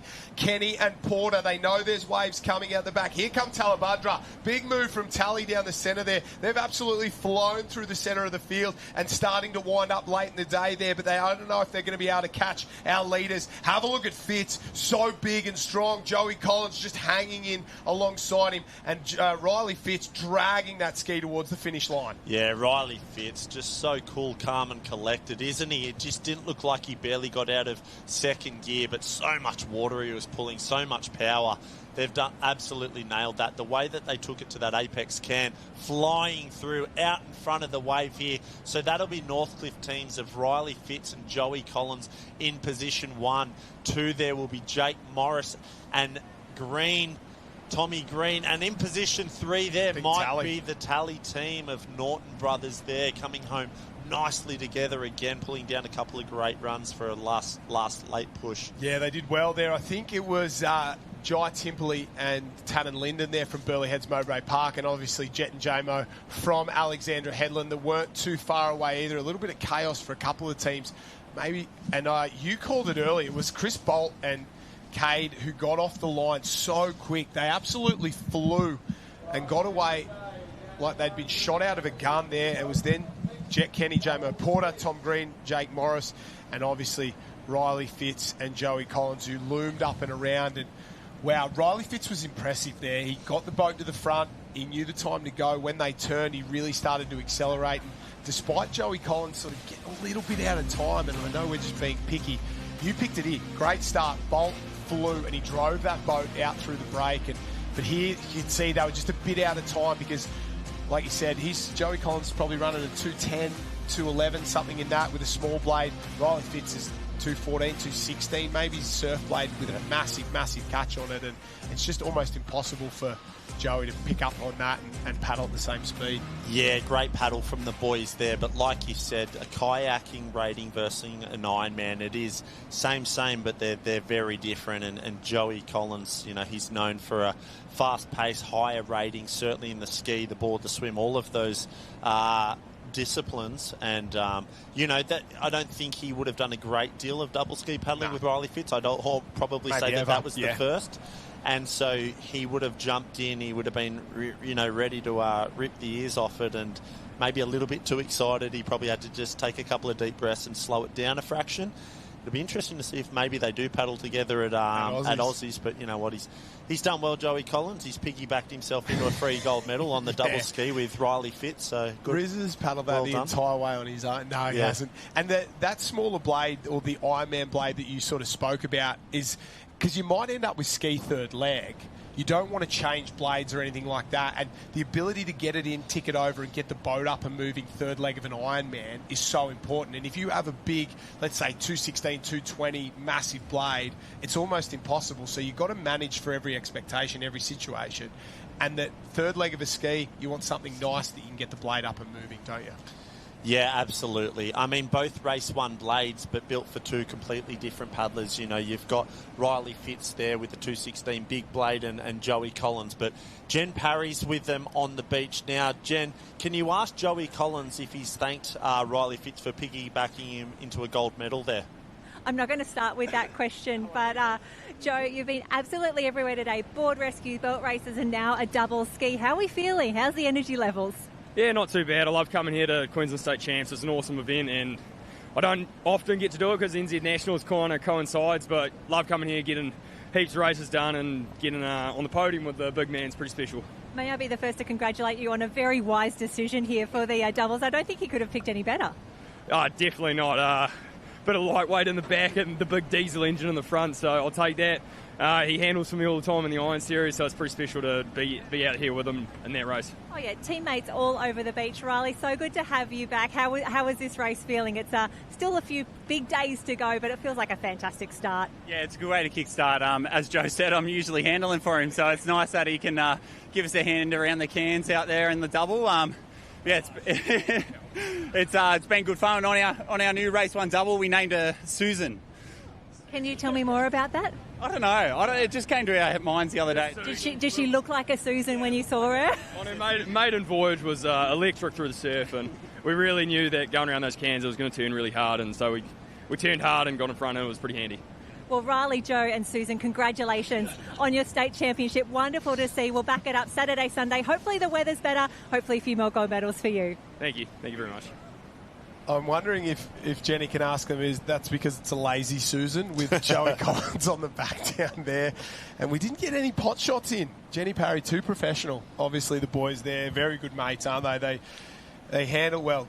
Rizza handles for Joey out there, and I don't know if he's doing him a favour by paddling in the back of the boat, but maybe it's Rizza as a one-way street. And they play a lot of golf together, don't they? So great mates and two of the best blokes on the beach by a country mile. Yeah, absolutely. Two great humans of the sport, so well-deserved and great paddle from them. Yeah. And so we have a look out the sea there, Joshy. That is absolutely UGLY. Yeah, that is, isn't it? It's not that nice. A couple of big sets coming through. So that's Point Cartwright. I'm sure you guys have spoken about it all day. It just curls around there into the bay. I think the only event left to run is the mixed double ski final, and we had roughly 30 teams. That result as well, it was Northcliffe B, Northcliffe A, and then Talabudra got the bronze there. Burleigh and Alex were the top 5, and all of them will be in the mix at the Aussie titles there. And the rain starts to fall again. A few of these guys will be doubling up off the back of the double ski final into the mixed double ski rounds. We'll try and pick that one up. I think we've got two semi-finals. Two semis, it looks like there for the open mixed double skis. So backs to semi racing, and this is going to sound wild as we get another look at the weather there. Some more wind and rain coming through. We're just catching the edge of that on the northern side of that cell as it goes through there. And traditionally, because of Buderim, you either get the wind and the rain push sort of the northern side or the southern side. It has that weird thing. It doesn't normally sort of push over the top of Point Cartwright, but today, for whatever reason, it must be a little bit higher up, and it sort of hits it hard on. And mixed double ski, it's all about the girls. If you can be lucky enough to have a really good lady ski paddler in the boat with you, you will go a long way in this one. And the girls who can get a boat up and moving are nice and strong and have good timing and pull a big blade. They're the ones you're looking for, and it's not always the best ski paddler. Sometimes it's the strongest girls that are really, really good. And I remember Riley Fitz, Georgia Fitz now, in the Love Boat a couple of years ago at the Aussie titles, and it's about Georgia, nice and strong, very good timing, getting the back great on a ski, and that's what you're looking for. It's not always the best ski paddler, it's the one nice and strong to get that thing moving. Yeah, absolutely. Timing is key, as we've seen time and time again. And they were unbelievable to watch again. I don't think they'd done a great deal of double ski paddling together, and they jumped in the Love Boat together for Aussies and dominated, rode it all the way home. So, and you love a fairy tale story, don't you? Love a fairy tale story. I know, and it's I'm surprised there's any fairy tales left between Georgia Fitz and Ali Day over the last 2 seasons. I think we're all fairy taled out, and There's been a few. There's been a few, without a shadow of a doubt. Her off the back of the Love Boat into her Australian title. Then we had Ali Day, Shaw and Partners, Coolangatta Gold, Shaw and Partners Iron Series, the Taplin win by Surfers Paradise. It's been pretty special, and you can see the boats making their way down there. And unfortunately, we're probably going to say goodbye to a couple more athletes over the next sort of few weeks as well. And that's always the hardest part about the Aussie titles, saying goodbye to the athletes who we've known for a long time doing their thing here. And it's for a lot of them, hopefully, it's not goodbye, it's just see you later, and they'll be back maybe racing later. See you later? Yeah, something like that. Oh, how poetic of you. You got a fairy tale too, don't you? Start. I did have a fairy tale. Shannon X9 Ironman Classic, but let's not talk about heartbreaking loss to Ben Carberry the weekend before into the fairy tale. You did, it made me laugh. And then a terrible Aussie titles performance. Should have let it go. Should have let it go. Awful. Should have gone out after the X time. You've had a couple of big semi-final blowouts. Archie Vernon actually crushed my fairy tales. And Jack Hansen did back in the day as well. So very, very tough out there. The 2026 Queensland Surf Life Saving Championships continue. Join the conversation on Facebook, X, Instagram, and all the other social medias that the kids are doing these days that I don't really understand. Get involved. Hashtag 2026 Queensland Champs. Join us on there. A big thank you as well to Sunshine Coast City Council. Obviously, Tourism and Events Sunshine Coast. Engine Swimwear, Race 1 Surfcraft, Strutties, and Body Armour as well. We can see some of the Masters and Junior distance running events going off in the distance there. The last event of the day for us on the live stream will be this surf event here, the mixed double ski, and looks like we're almost ready for the first semi-final. A couple of beach runs up the back there, Josh. I didn't. Yep. 2K beach runs. 1K beach run, 2x500 metre beach relay. Absolute nightmare out there. It looks almost like a surf race. There's that much water coming down. A couple of guys started with goggles on. It was probably a good move in the 2K run. Running in goggles? Yep. When it's this rainy. Yeah.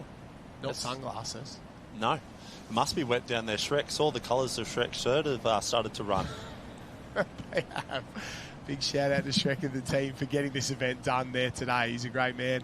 He's getting it done. We can see marching orders getting there for the mixed double teams in the background there. A couple of clubs fixing boats. They have to adjust those skis, so all those double skis are adjustable out there, and you've got to make them work for the entire team, so the entire club. So they need to move back and forward and make sure that You can fit right to that length. You've got good leg drive through there. And looks like we're about to get started again.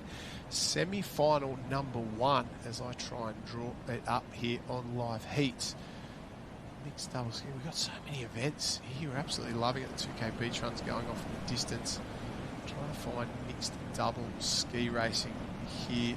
Of course, liveheats.com for all your Masters events. 25 teams all up. Team 1, Heat 1 will be Emu Park. Thank you, boys. I really appreciate it. Hooton and Keo, Emily Doyle, Riley Fitz backing up there in Northcliffe Team C. Mullen and Nat. Emu Park, Hooton and Taylor. Emma Woods, Jet Kenny, Alex Team B. We go further down the page there. Bolton, Claudia Kelly. Watch for them. They'll be good. McConkey and Campagna.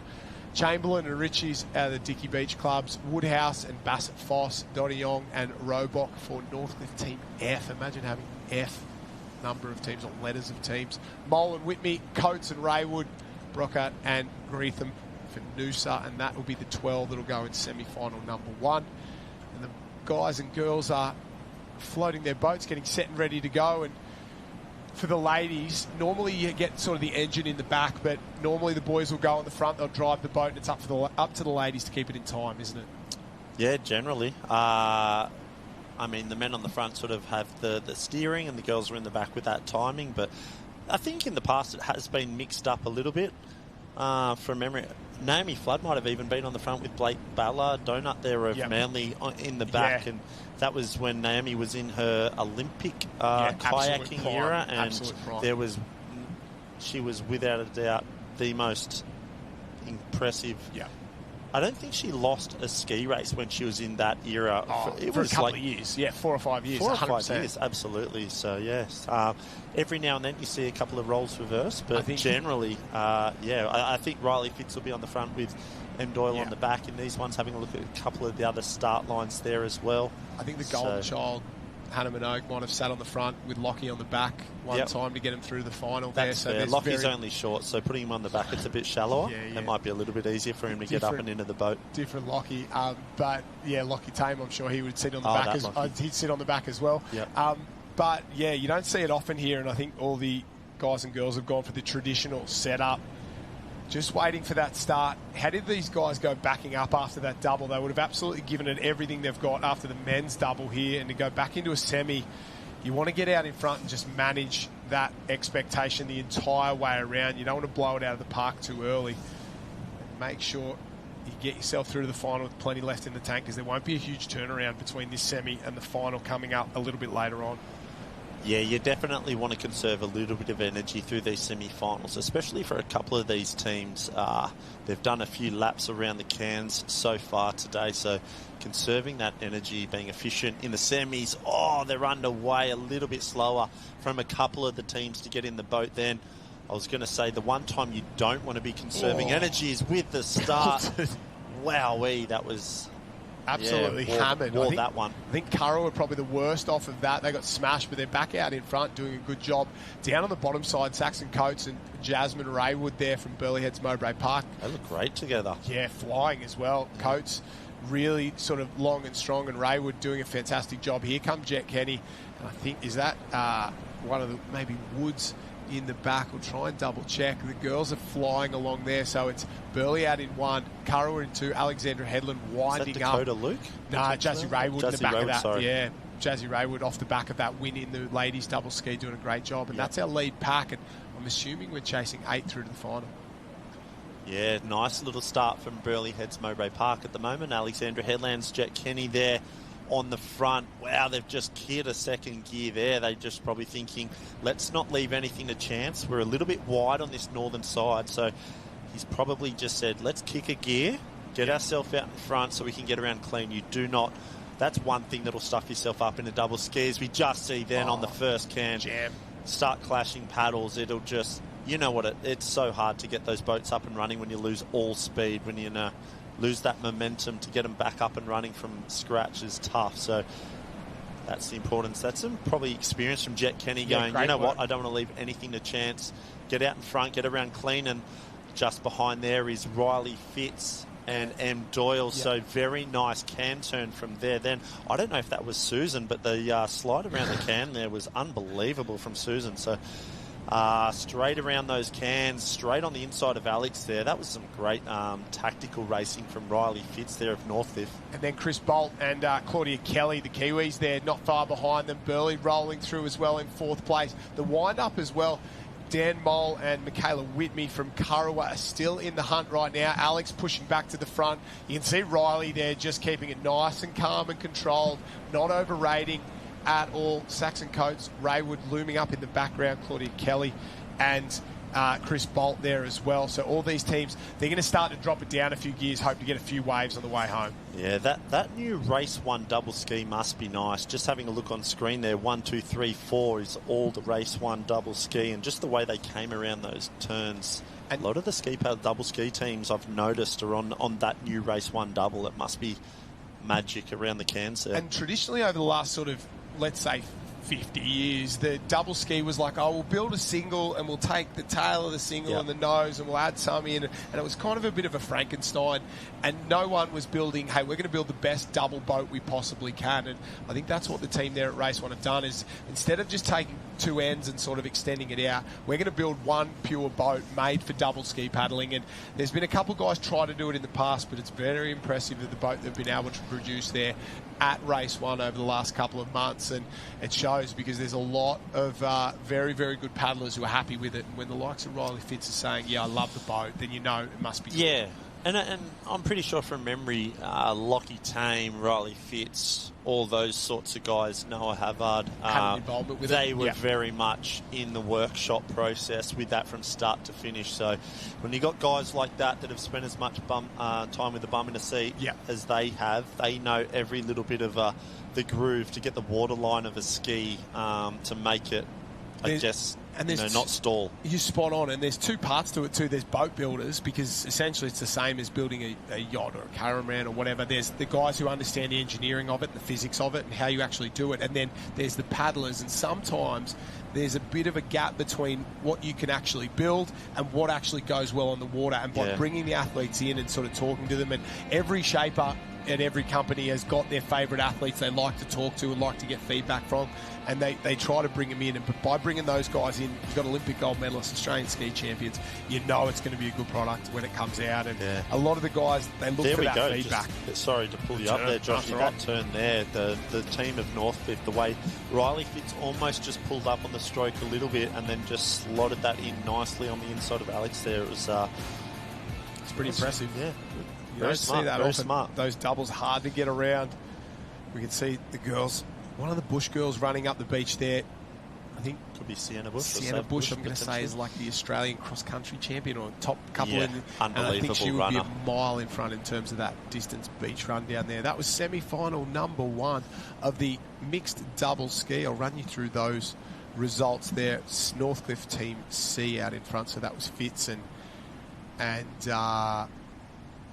Emily Doyle. We're just waiting for the rest of the results to drop in. As soon as we get them, we will let you know, but it'll be top 8 going through the final. And the girls there, we're having a little trouble with live heats right now, but we're loving the live heats crew. Big thank you to Friendy and the entire group there at live heats. We love that. Let's take a look at the start list now for the next semi-final. And as we jump in, a couple of good teams in this one as well. Burleigh Heads, Mowbray Park, Wood and Dotty.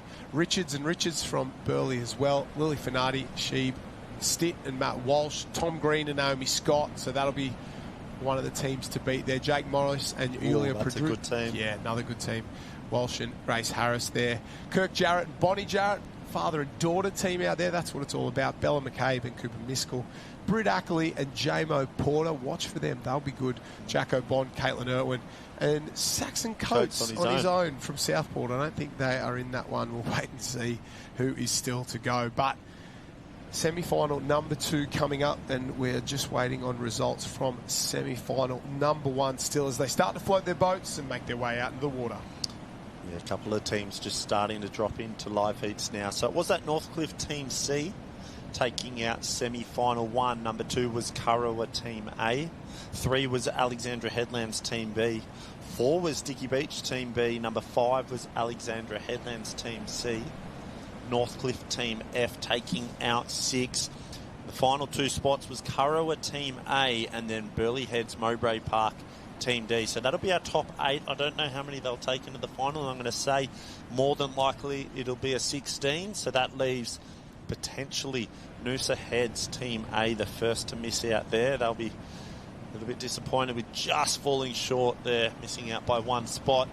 But now cast our attention over to semi-final number 2. Our starter with an arm in the air, getting ready to go. And they're just waiting at the moment. You can see tough for Kurrawa there, starting on different sides. That makes it really, really difficult when you've got a lefty and a righty. And were you ambidextrous, lefty ski start? I was ambidextrous, Josh, yes. I did my board starts left-handed, and I did my ski starts right-handed, which was an absolute nightmare for Ian. I was going to say, you handle it. When you can see the Kurrawa team there, it's Caitlin Irwin on the back of that one there, and on the front of the boat, Jacko Bond. And starting on opposite sides makes it hard, not so much in terms of jumping in the boat, but that first stroke. So if you're a right-hander, you get in and your first stroke's going to be on the left side. If you're a left-hander, you jump in and your first stroke's going to be on the right side. And one of these two is going to have to sort of have a half stutter stroke or see them in and away. It doesn't matter anyway. She's butchered it there, got in now and got going, and not the start you would have wanted, but they're still in the mix at the moment. J-Mo Porter, Brett Ackley from Alexandra Headland absolutely flying. Yeah, Jake Morris also has a fantastic start there with Julia Pedroot in the back as well. They're going to be very powerful on their way out, but all Kurrawa at the moment doing it very well. They didn't have a great start. We just talked about the opposite sides, but you know what? They didn't lose much from it there on the inside. If they can keep Northcliffe wide, they'll take the inside into that can run, but I think Jake Morris and Julia Pedroot will be too powerful. And let's wait to see. I reckon they'll kick at those cans and leave nothing to chance. Yeah, Tom Green and Naomi Scott over that other side as well. They're starting to come across. So it's Jake Morris has got the black top on there, leading out in the orange and white race 1 ski. On the inside, yellow cap. That is Alexandra Headland. J-Mo Porter there. Here comes Tom Green, the big lad with Naomi Scott, the former Australian ski race champion there on the back of the ski there. He is a massive human, isn't he? Yeah, Tommy Green would be one. Not to say that he doesn't have fantastic surf skills, but he's just so strong and powerful and spent so much time in the kayaking boat. I reckon he would take a wider turn around those cans because he doesn't need to clash paddles. He backs his strength and power. And with Scotty on the back, have a look at that there. Jake Morris and Julia are very strong and fast, but Tom Green and Naomi Scott, they are just strong, hey? Absolutely dragging them up and around. It's Southport, not too far away as well. I know Chelsea Jens is on there, maybe Kai Onley. I can't quite pick up who that is. They'll go around in 4th place, starting to wind up very, very well. Burleigh Heads, Mowbray Park are there. They're another one of the Alex teams. Maroochydore not too far away as well. As they start to go for home, the rain's starting to pour. 2 different lines on the way back to the beach. Jake Morris and Julia Pedroot have taken that run a little bit earlier, and it looks like Tom Green and Naomi Scott are just holding back, and because it's sort of pushing from right to left, the earlier you go, the more you're sort of going to have to fight it late in the day, whereas if Tom Green holds on, then releases, he's going to get all that push when they're getting tired. It's interesting tactics from these two men, and have a look at them there. The rating's so high from these two compared to the others in the background, sort of Tom Green, so much slower. Yeah, they haven't taken their foot off the gas at the moment. Big lead from the Northcliffe of Jake Morris and Julia Pedroot there in 1, Tom Green and Naomi Scott in 2, J-Mo Porter and Britt Ackley in 3 at the moment. Really stretched apart this semi-final. Those top 3 or 4 teams, really opened up a nice lead for a semi-final. And then side by side, they're going to make their way down. They'll end up on the same wave here, so strong from Morris and Pedroot there. They'll just cruise across. They can turn it off now, cool their jets. They're through to the final. Top 8 is what we're chasing. Alexandra Headland will be joined by a couple on the way back to the beach as well. Oh, a little bit of a dash here at the end. 1, 2, 3, 4, 5. We've got 6 across. Oh, Burleigh Heads get there. Northcliffe will go in 7. We're just chasing one more, so whoever's on the next wave, and there's a bit of a wave coming through, will be the last one into the final. Here we go. Mooloolaba, Maroochydore, Burleigh Heads, Mowbray Park. Maybe, I'll leave that to the judge. Maybe Maroochydore in the middle? Not too sure. Jarrett and Jarrett, give it to them because it's father and son. Let them in the final. They deserve it. Love to see a father and son deal go. I don't know how I'd go with my daughter on the ski. She's only a little bit. I'm sure she's got plenty of attitude there. She'd tell me how it's done. Maybe she should sit in the front and I'd go on the back. Well done to the Jarretts there. Possibly getting themselves through to the final on that one. From Maroochydore, So semi two's been run and won. All that's left is the final, and that start, exactly what you were talking about there. Caitlin Irwin struggled to get in, but once she got in, they got it moving pretty well. Yeah, I'll tell you what, a little bit of a slip up earlier at the start for that Karawa, but they made up for it and they got off nicely. Had that inside run there, and they did enough there. I don't know what happened then. Julia Petrucci just smashed by one of the. I don't know what she did then. A little bit of a crash and bang, but neither do I. But it doesn't matter when you're through. That's all good. Through. Keep it nice and safe. Keep it nice and safe, and we're absolutely loving it. Down here, the rain's falling, but we're almost at the end. We can see the girls and guys getting ready. They're just hanging around because they know the next final is coming up, and while we wait for live heats to update with who has got themselves through there. You've seen the two semi-finals. Who do you like, Matt? Obviously, Northcliffe very, very strong. Doyle and Fitzsimmons in one were very, very good. Claudia Kelly and Chris Bolt, not too bad. And then you had in that semi number two the likes of Jake Morris, Tom Green, Julia Perdut, and Naomi Scott. Is it going to be a Northcliffe show? Or are we going to have somebody upset the apple cart? Yeah, look, it's hard to say. At the moment, Jake Morris and Julia Perdut looked really good in that semi-final then. Tom Green, Naomi Scott, obviously, also quite impressive. Jamo Porter, Britt Ackley, they looked really good in moments as well. If they can get off the beach a little bit quicker, not let those big kayakers sort of dominate them in that explosive sort of initial 50 metres.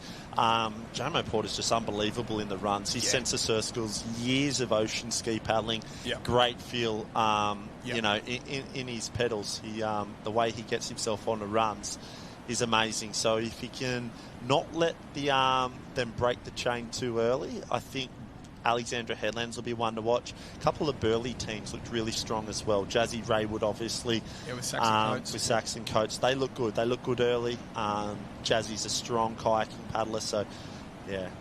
I think it's an exciting final. I think it's going to be, barring no sort of getting clipped or getting hit or whatever it is, I think it's going to be a two-way street. I think it's Alex and Northcliffe will be on the front end of this. There'll be a couple clubs that'll throw their hat in the ring as well, but Jamo Porter, Britt Ackley look good. Emma Woods is as tough as nails. I don't think there's a better team competitor. Maybe Hannah Scully in terms of just producing when it matters most. Emma Woods is unbelievable at finding something when everything's on the line. So her and Jet Kenny will go well. But those three Northcliffe teams with the kayakers, the two big boys, and that Kiwi team of Bolt and Claudia Kelly, very, very good. Yeah, and there he is there. That's probably a secret to the success at Northcliffe at the moment. The man from Snowy River looks like it's Tate Smith, the ski coach at Northcliffe. Yeah. He was just on screen at the moment there. So when you've got Tate Smith as your ski coach and Naomi Flood as your head coach, it's Olympic gold medalist. A little bit of Tate Smith. Wisdom and knowledge, you'd have to say there. So just getting to the results now, that semi-final number 2 was Northcliffe, Team E, A and B in 1, 2, 3. Just trying to the make Lullaby sure. Team C in 4, Maroochydore 5. I thought Alexandra Headland were in there, so I don't not 100% on how that has played out, whether they've missed Alex or whether they just rolled across. Yeah, they're there in 7th place. Sorry, Yep. I thought they were a little bit higher up, to be completely honest. Oh, maybe they took their foot off the gas. Maybe Jamo said, you know what, we're through. 8 to go through. Take all gas, no brakes. Yeah, and Maroochydore did get through there, so they weren't in 5th, so I think that's just in whatever order. They've wandered up and got their tag there because Maroochydore, that Jarrett, cool. They've got themselves through there. So great to see Maroochydore have got themselves into the final on what was meant to be their home Queensland Championships there. The field is set. We're ready to go. The final event of the day in the water, the open mixed double ski final, is coming up now, and that is Tate Smith in the centre there. Great beard. Great hat as well. And he, I don't know about you, Matthew, but I did a couple of ski relays at the Aussie titles back in the day, and I don't want to tell old war stories, but Tate Smith was a scary man to paddle against. He was so good, and he just had that air about him, and you knew when he was at his best, there was very few who could go with him, and when you're the level of Olympian and champion that he is, it's understandable, but yeah, he struck fear into a little bit of me. I was his roommate. I was constantly living in fear. What was he like as a roommate? Terrifying. Especially if you have an 80 cereal box or anything like that, which his I must ice say, cream? Did you steal his ice cream? Eat his ice cream. That's still a sour point for Tate. It is. We won't bring it up. We won't tell him about it. Let's take a look. Northcliffe, Karawa, Northcliffe. So the Gold Coast getting it done here. A couple of those teams, Northcliffe Team B, Northcliffe Team D, watch out for Alex B, Northcliffe Team A of Green and Scott, Noosa Heads of Brockett and Greetham, Woodhouse and Bassett Foss from Alex, Britt Ackley down there, that's Southport, I think that's Onley, and Chelsea Gents, actually from the Southport Club, Walsh and Harris from Mooloolaba, Mole and Whitney out of Currawa, Ackley and Porter from Alex, Doyle and Fitzsimmons, watch for them. Jarrett, Finati, Sheeb, Coates and Raywood, McCabe and Miskell. So Burley on this edge. That'll give them a little bit of room there, but all the big guns sort of in that first few there. Those Northcliffe teams, they're going to be tough to beat, that is for sure. Yeah, there's a new love boat in town, Bella McCabe, Cooper Miskell.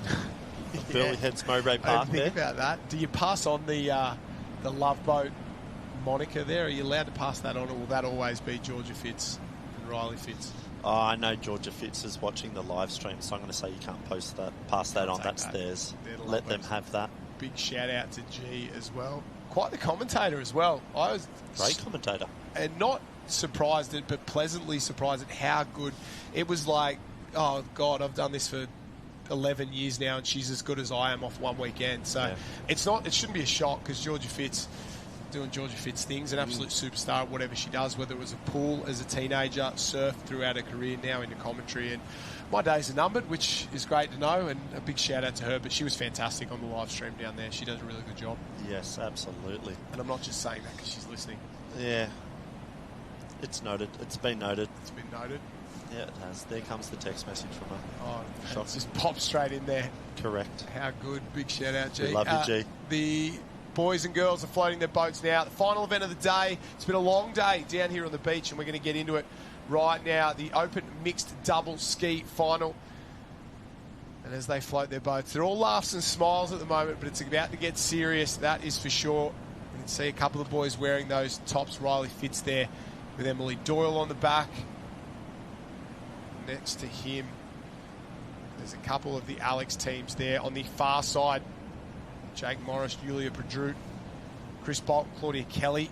They get off quick. Chris Bolt has had some fantastic starts today. Yeah. Great, just getting that bum in the seat in those first couple of strokes, so powerful. If you miss a stroke at the start in the skis, you generally pay the price for it. So you can't win the double ski at the start, but I feel you can definitely lose it. Three on that far side, so next to each other: Bolton, Kelly, Woods and Kenny, Tom Green and Naomi Scott, side by side by side, and three of the fastest starts in the field. I think that's where it's at. Yeah, that left side. And you know what? Interestingly, it'll be fascinating to see the tactics there, right? Because Jet Kenny's a racer, so is Jake Morris. If they get off clean and out front, they're going to drive the whole field down. They're going to cut across and try and push everyone inside at the cans. 100%. It's a tactical game of chess, and that's, if they can nail their start, that's what they've got to do. They don't want to be going around those first cans, especially 5 or 6 wide. And that tactical game of chess is done at full pace with 180 heart rate in there as they go out and full stick. And the new Love Boat, or Love Boat 2.0, on this edge in there. You can see wearing the cap, pushing forward, Kirk Jarrett. And he's probably, he's the most experienced man in the field. He'd be, I don't want to overage him, he'd be the wrong side of 50 at least, maybe. I don't want to, yes. He doesn't look 50, it. He's still paddling unbelievable. Yeah, but he's a very, very good paddler there, so still got it at old age. On and away, here we go. There's a wave they're going to have to deal with now. Boat speed's going to be important. Bang, up and over. And the Northcliffe team on the top end, have a look at them go. They're absolutely flying. Tom Green. Naomi Scott, absolute power. Jet Kenny going with him. Yeah, that was Tom Green and Naomi Scott off to a flying start. Riley Fitz also had a very good start. One of our Alexandra Headlands club also doing very well. So it looks like 2 Northcliffe and 1 Alexandra Headlands in that top 3 at the moment. But have a look at Tom Green, the man on the front. He's absolutely pulling buckets of water right now. Absolutely flying. So Northcliffe in 1, Northcliffe in 2, Alex, and then Northcliffe again. So Chris Bolton, Claudia Kelly trying to wind up the outside of Jet Kenny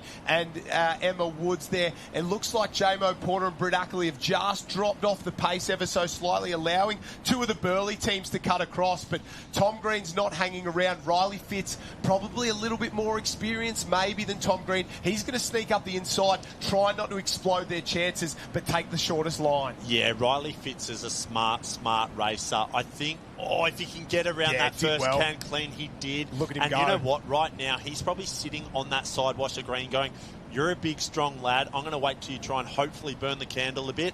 Maybe Riley's going to try and push at the finish line and hope that he can gas Tom at the moment. But it's all the Tom Green and Naomi Scott show at the moment. I think he's dropping back deliberately there, just giving himself a little bit of space. Yeah, he was. He knew the jam on the can was coming. He dropped back ever so slightly, thought, I'm going to rest up. The two Northcliffe teams came together, and Jet Kenny on the right-hand side has got himself at least a ski length out in front. Emma Woods hanging in behind as well. You can see her struggling to keep up with the pace there, absolutely flying. Back comes Riley Fitz and Emily Doyle on the far side there, caught in the middle in no man's land. Tom Green and Naomi Scott, and they wind up again. So it's Kenny and Woods out in front doing absolute magic from Alexandra Headlands at the moment. But here comes Riley Fitz and M. Doyle now. They've pulled up alongside Tom Green and Naomi Scott. Maybe they've burnt all their biscuits at the early part of this race because they're starting to wind up Riley Fitz and M. Doyle. They're looking really good. Here we go on the way home. The big ski paddlers on the front and with the Iron Women on the back. That's the combination I like to see. They've got down a little runner here, and timing's going to be everything.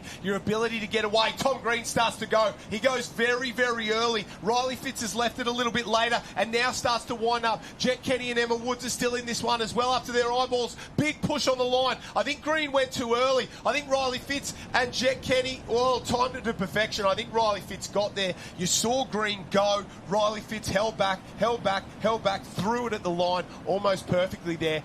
Jet Kenny, Emma Woods, you know they're going to be there or thereabouts. Big run from Kurrawa as well to finish in fourth place, but great paddle out in front. What a race. Yeah, what a great race there. I can't but help feel that Riley Fitz really had the control of that throughout the race. Yeah. When I thought he wasn't pushing up at that first can, I think it was a little bit tactical. He thought, you know what, Tommy Green's too big, too powerful. Maybe we'll conserve a little bit and then make a push towards the back end, which is more or less what they did. And what a less experienced paddler would have done is maybe try that jam on the last can and get the nose in there. But instead he thought, well, I'll have a rest now. I'll get myself round nice and clean because I'll still be in the race, and we know they're finishing in sort of flurries. If I can get on the same wave, maybe I can time it.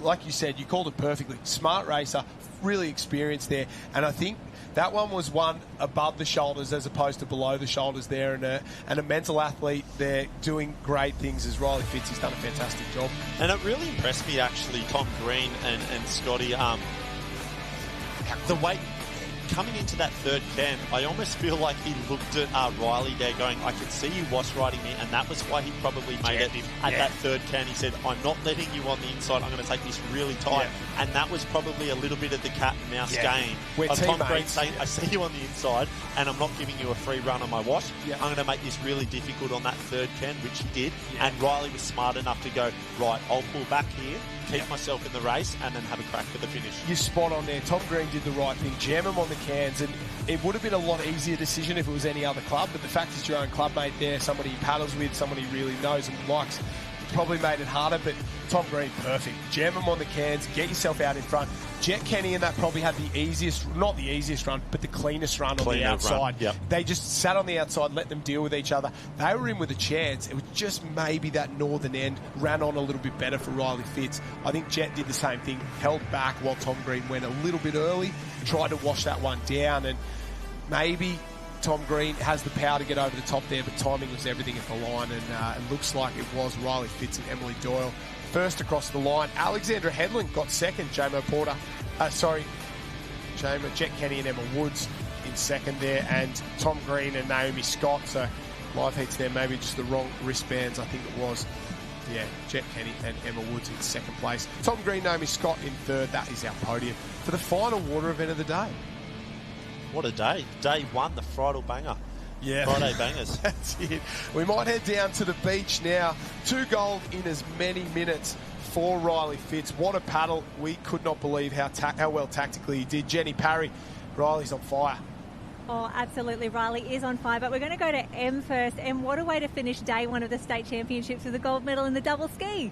Yeah, that was really fun. It's been such a long day of races, and to do a mixed double to finish it off is pretty cool. I've never paddled with Riley before, so I was really nervous before we started, but our heat was good, and then in the final we had a good good line with the other Northcliffe teams, and yeah, it was a good race. Tell me about that finish as well. It was so tight on the line. Do you think that you had it, or was there a little bit of doubt? I think, well, we got it, so I'd say, yeah. I could see that we were just in front. I was waiting for another team to kind of come through at the end, but Riley gave us enough momentum when it counted, and yeah. Oh, fantastic. And Riley, 2 gold medals in the space of about half an hour. Was this the plan all along? Is this how we were hoping day one of States was going to feel? It's always how you want it to play out, I guess, to come away with some wins. But, yeah, it was awesome. Bit of fun out there. I have a great friendship with them, and it was awesome to get in the double ski with her. I got George's blessing, of course, before. It's the friendship boat now, not the love boat, guys. But now this has got to fill you with the confidence for your individual races after having such fantastic team events. 100%, and I think the biggest thing is to give BMD Northcliffe a bit of momentum moving forward over the next few days. So I think the team's done a great job today. We're racking up the points, so looking forward to Saturday and Sunday coming up.